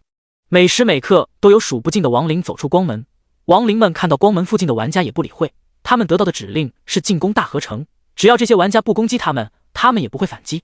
张磊对这些零星的玩家也不怎么在意，只要这些玩家敢攻击亡灵，一瞬间就会被亡灵反击致死。事实上，这些玩家看到近在咫尺的骷髅架子，有不少玩家选择直接攻击，而他们也是球锤的锤，身边的亡灵们一拥而上，甚至不需要亡灵法师和弓箭手的出手，就死在亡灵战士的乱刀之下。还有一些玩家则是直接趴在地上，因为亡灵界中走出的亡灵阶位都不低，都在黄金阶之上，而如今的玩家们大部队还在青铜阶、白银阶，对上这些亡灵实在是阶位压制太严重了。冈坂日川是一位黄金阶的精英玩家，今天正好在城外带妹，结果就在光门附近看到源源不断涌出的亡灵，没忍住发起了攻击，结果就被亡灵大军乱刀砍死，真是太惨了。站在复活祭坛上都有些不敢回想之前的场景。啊！身边突然传出一声尖叫，冈坂日川看向旁边，是他今天带的妹子没穿裤子，原本姣好的面容此刻全是惊恐。裤子匠，没事了，我们已经回到大河城了，那些亡灵进不来的。冈坂日川看着惊慌的没穿裤子，忍不住搂着他的肩。没穿裤子顺势靠在冈坂日川的胸膛，眼泪汪汪的看着他。日川君，那些是什么？冈坂日川一副见多识广的样子说道，不过是一群骷髅而已，很弱的，要不是今天他们数量多，我能杀穿他们。嘴里说着大话，眼睛瞥了一眼战斗信息。你受到攻击，生命值8578。你受到攻击，生命值7945。你被法外狂徒张三杀死。冈坂日川发现了异常，自己是被法外狂徒张三杀死的。反复看了几遍战斗信息，确认眼睛没有花后，他将战斗信息截图发到论坛。我死在亡灵的手中，为何战斗信息提示我被法外狂徒张三杀死？谁是法外狂徒张三？冈坂日川很快就发现，不止他一个人是这种情况，不少死在亡灵手下的脚盆服玩家也发出战斗信息，无一例外都是提示被法外狂徒张三杀死。有一个常常逛外服的玩家想起来，华夏服有个玩家叫这个昵称，在论坛上说道：“我知道华夏服有个玩家叫这个昵称。”华夏服的玩家怎么可能来我们脚盆服？一定是巧合。我不关心这个玩家是哪个服的，我只关心亡灵天灾是不是他引来的。有个大聪明突然发帖道：“是不是找到这个玩家，杀死他就能提前结束亡灵天灾？”有道理，但只知道一个昵称怎么找这个人？傻了吧？大公会垄断了这么久的游戏资源，拿出几个找人的道具很难吗？第82章亡灵攻城。张磊此时在窥屏脚盆服论坛，神魔游戏的论坛翻译能力十分强大，所以不会其他国的语言也可以无缝交流。他害怕有银币使用什么特殊道具阴自己，关注着论坛也许会有意外收获。现在意外收获来了，要通过道具来找自己。那找吧，我就在这里。张磊低下头看了看下方的大河城，他就在这个主城正上方2000米处。从下边看的话，不特别注意的话，肯定看不到他。张磊看向远方，此时已经有亡灵走到大河城之外了，而更远处则是真正的亡灵大军，无边无际的头骨反射着太阳光，一片雪白。但这片雪白并不美丽，看到的人只会觉得心生凉意，因为这是亡灵天灾。张磊安静地在上空看着，脚盆服的大公会最终没有使用道具找出张磊，也许是觉得亡灵天灾并不是什么灾难，反而是福利，对寻找张磊并不迫切。时间1分1秒过去，终于亡灵大军来到了大河城城下。抵达战场后，亡灵们开始排兵布阵，骷髅战士排在最前方，骷髅骑士排在侧翼，后方是弓箭手和法师，最后是牧师。当然了，这种排兵布阵可以说十分粗糙，不仔细看根本看不出排兵布阵的痕迹，并且由于后方亡灵还在源源不断的走过来，所以一切都显得十分混乱。张磊尝试着操控，很快就放弃了，亡灵太多了，根本操控不过来。亡灵天灾要什么策略，要什么兵法，莽就完事了。随着张磊下令，亡灵们发起了冲锋。大河城第一时间开启了主城防御。主城防御是遇到攻城事件后自动开启的一种防护罩，拥有全体参与防御玩家的 1% 血量的护盾以及 1% 的双防御力。如今大河城的主城防御就有120亿护盾值，堪比一般的钻石阶 BOSS 的血量，双防御力也超过了1亿。在此时，大多数玩家还在青铜阶或者白银阶的情况下，这种程度的护盾已经足够应付一些普通的攻城事件了。不过，面对铺天盖地并且依旧在源源不断走出光门的亡灵天灾，依然显得十分无助。终于，一个骷髅战士终于来到城墙处，长刀砍在主城防御上。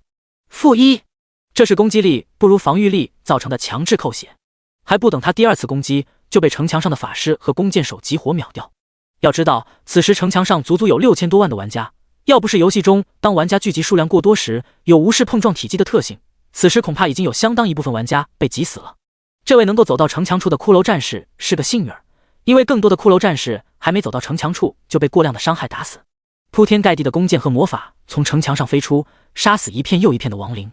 城墙上脚盆服玩家们兴奋地大喊：区区亡灵天灾，在我脚盆国勇士面前不堪一击。战前紧张的氛围一扫而空，有人开启直播。这直播不是为了给脚盆国的玩家看的，毕竟大多数脚盆国的玩家都在这里守城了。这些直播是为了给外服的玩家看的，让他们看看我们脚盆国玩家强大的实力。张磊对这一幕毫不在意，这才刚刚开始，亡灵天灾的恐怖还没有展现真正的威力。一些骷髅法师和弓箭手找到了自己的位置，纷纷开始进攻。一时间，不仅有弓箭和魔法从城墙上飞下，也有相当数量的攻击飞到城墙上。只是玩家们的弓箭和魔法落下后会杀死一部分亡灵，亡灵们的攻击被主城防御护盾挡住。很快，城墙之外亡灵的骨骼堆出一条死亡之路，很少有亡灵能跨过这个距离。张磊眼睛一眨不眨地看着主城防御护盾值正在缓慢的下降，根据下降幅度推算，如果保持这样的攻击频率的话，10几个小时主城防御护盾就会被摧毁。不过现在大河城面临的只不过是一面城墙的进攻而已，除此之外，另外3面进攻的亡灵已经快要到了。10分钟过去，与这面城墙相邻的2个城墙外，亡灵大军到了，相背的城墙亡灵大军即将到达战场。由于张磊释放的光门极其宽，所以张磊将光门中召唤出亡灵大概分为4部分，分别对应大河城4面城墙。现在负责攻击另外3面城墙的亡灵终于到了。大河城上的脚盆玩家也发现了这一点，几大公会互相商量了一下，就在世界频道发消息，指挥其他玩家分散防御。一阵鸡飞狗跳后，终于各就各位，4面城墙上都站满了玩家，每一面城墙都有大公会的人指挥防御，亡灵们也开始了进攻。果然，4面城墙一起进攻的话，主城防御护盾下降速度开始变快，只要维持这样的局面，不用5个小时主城防御护盾就会攻破。张磊悠哉悠哉地看着这一幕，心中暗道：保持这样的局面那是做梦。其他职业他不知道，但他懂法师职业，这个游戏的法师职业十分强大，拥有大量 AOE 魔法，是这种防御战的大腿。亡灵开始攻城后，就有不少亡灵死于不明 AOE， 但是法师的缺点也十分明显，那就是耗蓝极高。平时也就罢了，法师们会计算着伤害和蓝量，战斗或者刷怪勉强能跟得上。但是现在是什么时候？是守城战。刚开始战斗的时候，法师们不由自主就要多释放魔法来抢夺守城贡献，造成了大量伤害溢出，也间接的导致很多法师的蓝量被浪费。结果就是，当攻城战持续20分钟后，法师们不约而同的发现蓝量不够了。而亡灵大军可没有疲惫一说，大量的亡灵只来得及发出一次攻击就被干掉，想疲惫也做不到。并且亡灵大军还在源源不断的从光门中走出。不约而同的，四面城墙的大公会指挥者同时发现了玩家们伤害不足了。外在表现就是有更多的亡灵战士顺利的走过城墙外的一段死亡之路，将长刀砍向了主城防御护盾。与此同时，也有更多的亡灵法师和弓箭手能打出更多的伤害。主城防御护盾的血量开始更快的速度下降。第83章，主城防御护盾破。大公会的指挥者都不是傻子，很快就明白为什么会这样，但他们也无能为力，只是在世界频道不咸不淡的喊了2句，让广大法师玩家注意蓝量消耗，不要造成伤害溢出。这是个无解的难题，除非法师们统一编队、统一指挥，并且经过一段时间的训练，否则伤害溢出这件事谁也无法避免。又过了几分钟，弓箭手们也出现问题了。这个游戏虽然没有体力限制，但是长时间不断拉弓射箭，不可避免的会让准头降低，伤害变小，攻击频率降低。准头降低还好说，毕竟城外亡灵大军密集到极致，不可能打不中。伤害变小和频率降低可就要命了，这让更多的亡灵跨过死亡之路，来到城墙下攻击。主城防御护盾的血量进一步加快减少。各大公会的指挥者商量了一下，决定派遣战士出城攻击亡灵，延缓护盾血量降低的速度。由于主城防御护盾的存在，导致亡灵打破护盾之前无法爬上城墙，也因此这段时间战士和刺客们显得有些无所事事，只能使用为数不多的远程技能释放一下。出城迎敌的话，可以贴着城墙边战斗，待在护盾之中还是很安全的。四面城门打开，战士玩家们走出城门，但他们还没来得及顺着城墙边布防，不少玩家扑通扑通趴在地上，脸上露出恐惧的神色。张磊在高空也看到了这一幕，心中暗道：你们待在城中也就算了，有主城提供的阶位保护，不受阶位压制的影响，但你们走出城来就要面临亡灵们的阶位压制了。现在的普通玩家阶位只有青铜阶或者白银阶，黄金阶就能称得上一句高玩了，钻石阶更是寥寥无几。1个月前，华夏服还只有张磊和弑神2人是钻石阶，现在的话，达到钻石阶的也不超过10个。玩家人数如此多的华夏服都这样了，人数少的绞盆服更别提了，全服玩家加一块也只有2个钻石阶，而且他们还是大公会的会长，怎么可能出城战斗？而反观亡灵大军这边，最低的阶位都是黄金阶，钻石阶数不胜数，零星的还有传说阶的存在。面对玩家们简直是降维打击，出城后别说战斗，能站着不趴下都算是精英了。出城迎战的计划泡汤，战士玩家们只能退回主城中。现在绞盆国玩家也明白了，这次的亡灵天灾恐怕不简单，哪怕是普通的玩家也感觉到了吃力。刚开始根本没有亡灵能走到城墙边，但是现在不仅亡灵可以走到城墙边攻击，甚至这些亡灵越来越多，法师和弓箭手已经处理不了这些亡灵了。更严重的是，站在稍远处的骷髅法师和骷髅射手已经无力处理，现在越聚越多，魔法攻击和弓箭越来越多的攻击到主城防御护盾。张磊对此毫不意外，他盯着主城防御护盾，还剩20亿，还剩10亿，还剩1亿，还剩100万，还剩1万。主城防御护盾破，咔嚓，如同一个瓷器一般，一道道裂痕布满主城防御护盾上，随后彻底碎裂。绞盆服玩家面露惊恐，护盾破了，再也无法像刚才那样躲在护盾后尽情攻击了。一时之间，城墙之上的玩家乱糟糟的，有人想下线，有人想后退。各大公会的会长不得不往世界频道发鼓励的话：伟大的绞盆国勇士，区区亡灵不足为惧，请拿起你们手中的武器，保卫我们的大河城，胜利最终属于大河城。绞盆服玩家终于平静了一些，他们想起来只不过是游戏而已，死了就死了。张磊脸色认真了一些，正餐要开始了，他依旧不打算出手，这些可都是智力和体质啊。玩家杀死亡灵，张磊获得体质；亡灵杀死玩家，张磊获得智力，这简直是双赢。张磊赢2次，这也是他让弑神把他杀到40级的原因。绞盆服的玩家大部队都在40级以上，这一波杀完起码能增加几千万智力，甚至上亿也不是没可能。死亡只是掉1级而已，肯定有人头脑不清醒，死亡后复活继续抵挡亡灵的进攻。张磊希望这些头脑不清醒的人越多越好。终于，玩家和亡灵接触了，一只亡灵踩着城墙爬了上去，数十个附近的战士提刀砍向亡灵。-100，-120，-210，一串伤害数字浮现，这些玩家都愣住了，自己的伤害什么时候这么低了？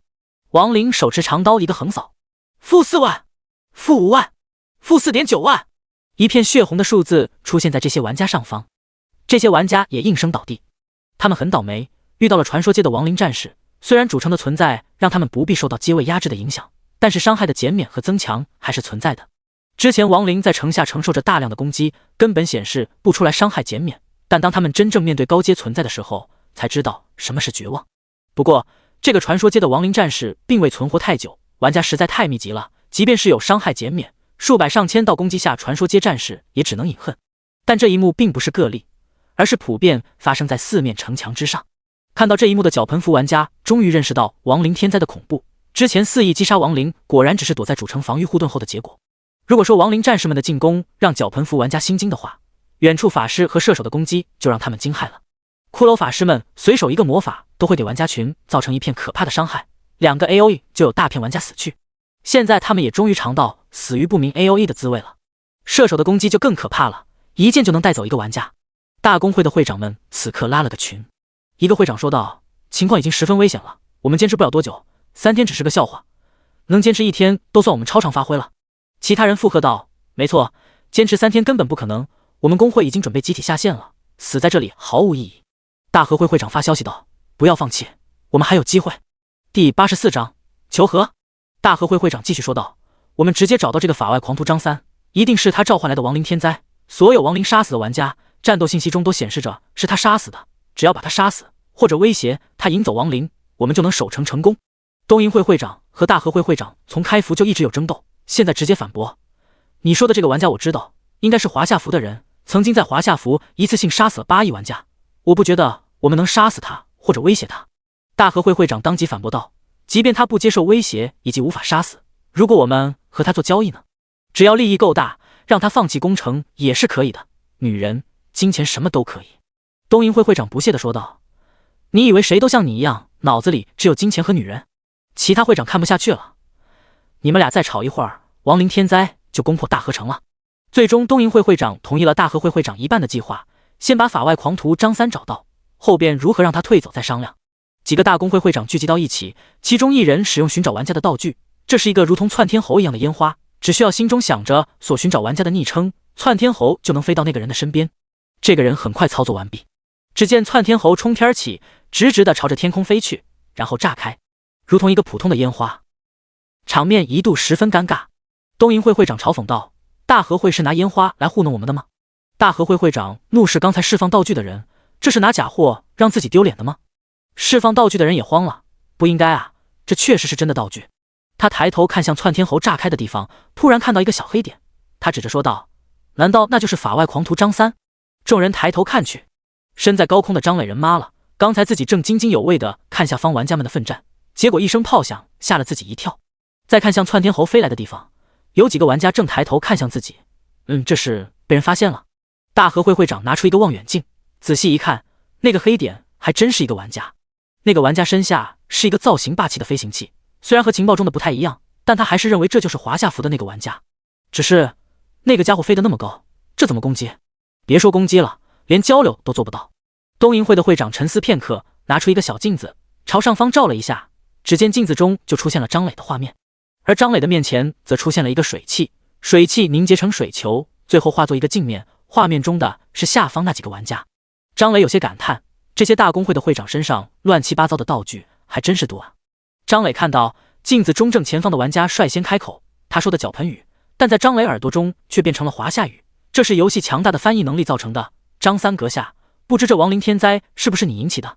好家伙，来质问我来了。张磊换了个舒服的姿势，是又怎么样？东瀛会的会长心中一滞，多久了，自己身居高位，除了同层次的人，谁敢这么跟自己说话？但他还来不及发怒，大和会的会长就挤过来说道：“张三阁下，不知如何你才能让亡灵退去？”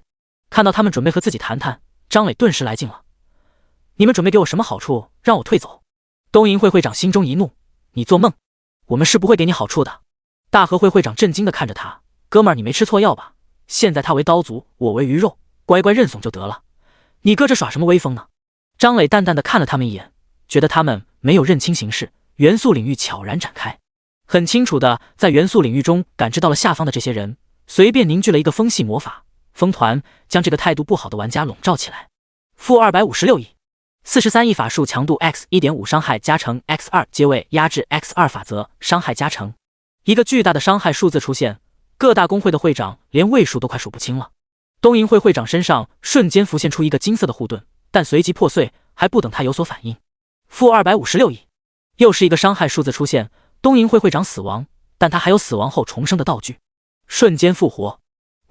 他的话还没说完，又是一个伤害数字出现，东瀛会会长彻底身死。他爆出一个钻石阶的装备，但是在场的会长谁也没起据为己有的心思，只觉得自己的性命已经握在了法外狂徒张三的手中。他能杀死东瀛会会长，就能杀死自己，甚至杀死自己更加轻松。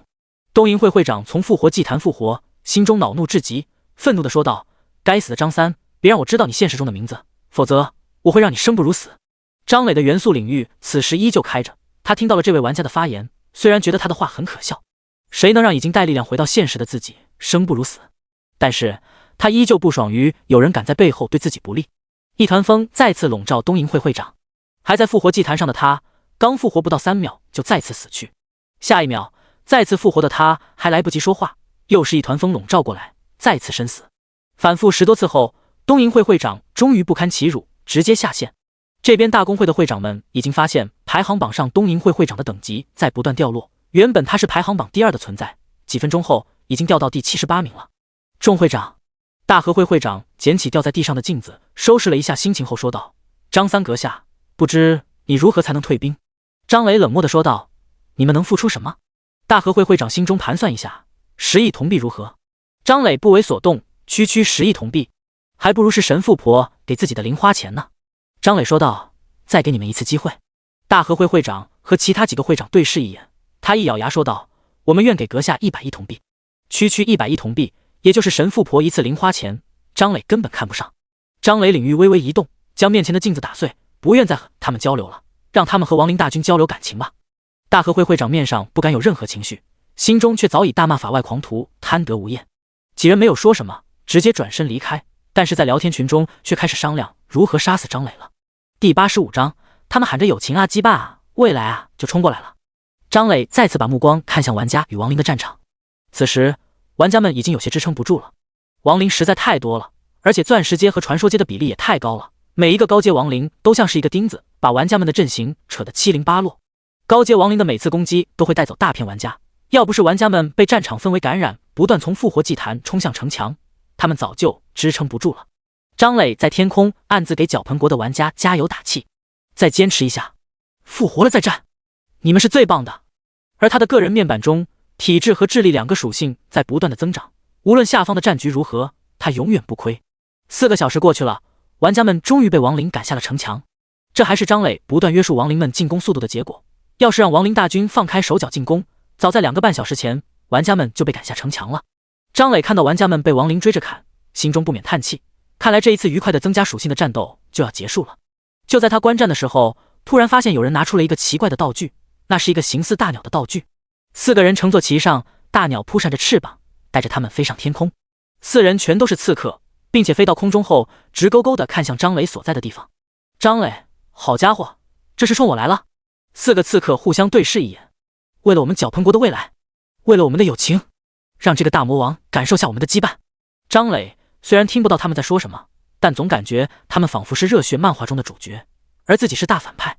他们的决心张磊感受到了，但他还是不打算给他们接近自己的机会。一阵风吹过，4个人连同大鸟一起掉到地上。张磊，我还没出力，你们就倒下了。不对，没有伤害数字出现。再次查看元素领域，果然发现了异常，4个细小的灰尘正在以每秒10米的速度冲向张磊。张磊在领域中清晰地看到，这4个灰尘赫然是那4人的模样，估计又是什么奇怪的道具吧。张磊心中猜测。风系魔法再次出现，并且对准了4个灰尘。-512亿，-512亿，4个伤害数字浮现。周围安静了，张磊仔仔细细地开着元素领域检查了3遍，终于确定没有异常。奇奇怪怪的道具真多。虽然张磊不相信这些玩家能杀死自己，但是还是不能掉以轻心。他开着飞行器远离了大河城正上方，默默地看着亡灵大军追杀绞盆服玩家。对于外服的玩家来说，这几个小时他们欣赏了一场跌宕起伏的战争大戏。一开始绞盆国玩家大杀亡灵的时候，就有机灵的玩家在外服论坛开启了直播，并且有人开启了收费观看的模式，每个人10个铜币，铜币不多，但架不住观看的人多呀。一开始没什么好看的，毕竟杀死亡灵的场面玩家们见多了，但是后边就不一样了。亡灵占据上风，并且随意屠杀玩家的画面，广大外服玩家真没见过。开启直播的玩家看到，随着战局不利，观看的人反而变多，也索性不关直播了，开始找各种角度拍摄战场真实画面。脚盆服玩家被亡灵追着砍的画面，着实逗笑了不少外服玩家，尤其是华夏服的玩家，怪也不打了，等级也不升了，专心致志地看亡灵屠杀脚盆玩家的戏码，并且发弹幕品头论足。这小鬼子属实把爷逗笑了，这是在刮痧吗？用点力啊！不懂就问，这是抗日亡灵吗？你们还有没有同情心？我们都是人，同族被屠杀怎么能看笑话呢？不想想亡灵天灾到我们这里该怎么办？你们怎么能站着说话不腰疼呢？我就想问一下，有没有瓜子饮料矿泉水让我坐着看？好家伙，40米的长刀没收住，杀了换敌军衣服后葬。小道消息，召唤亡灵天灾的是法外狂徒张三大佬。我去，真的假的？真的，脚盆服早就爆料了，所有被亡灵杀死的玩家战斗信息都写着被法外狂徒张三杀死。我看看去。同去。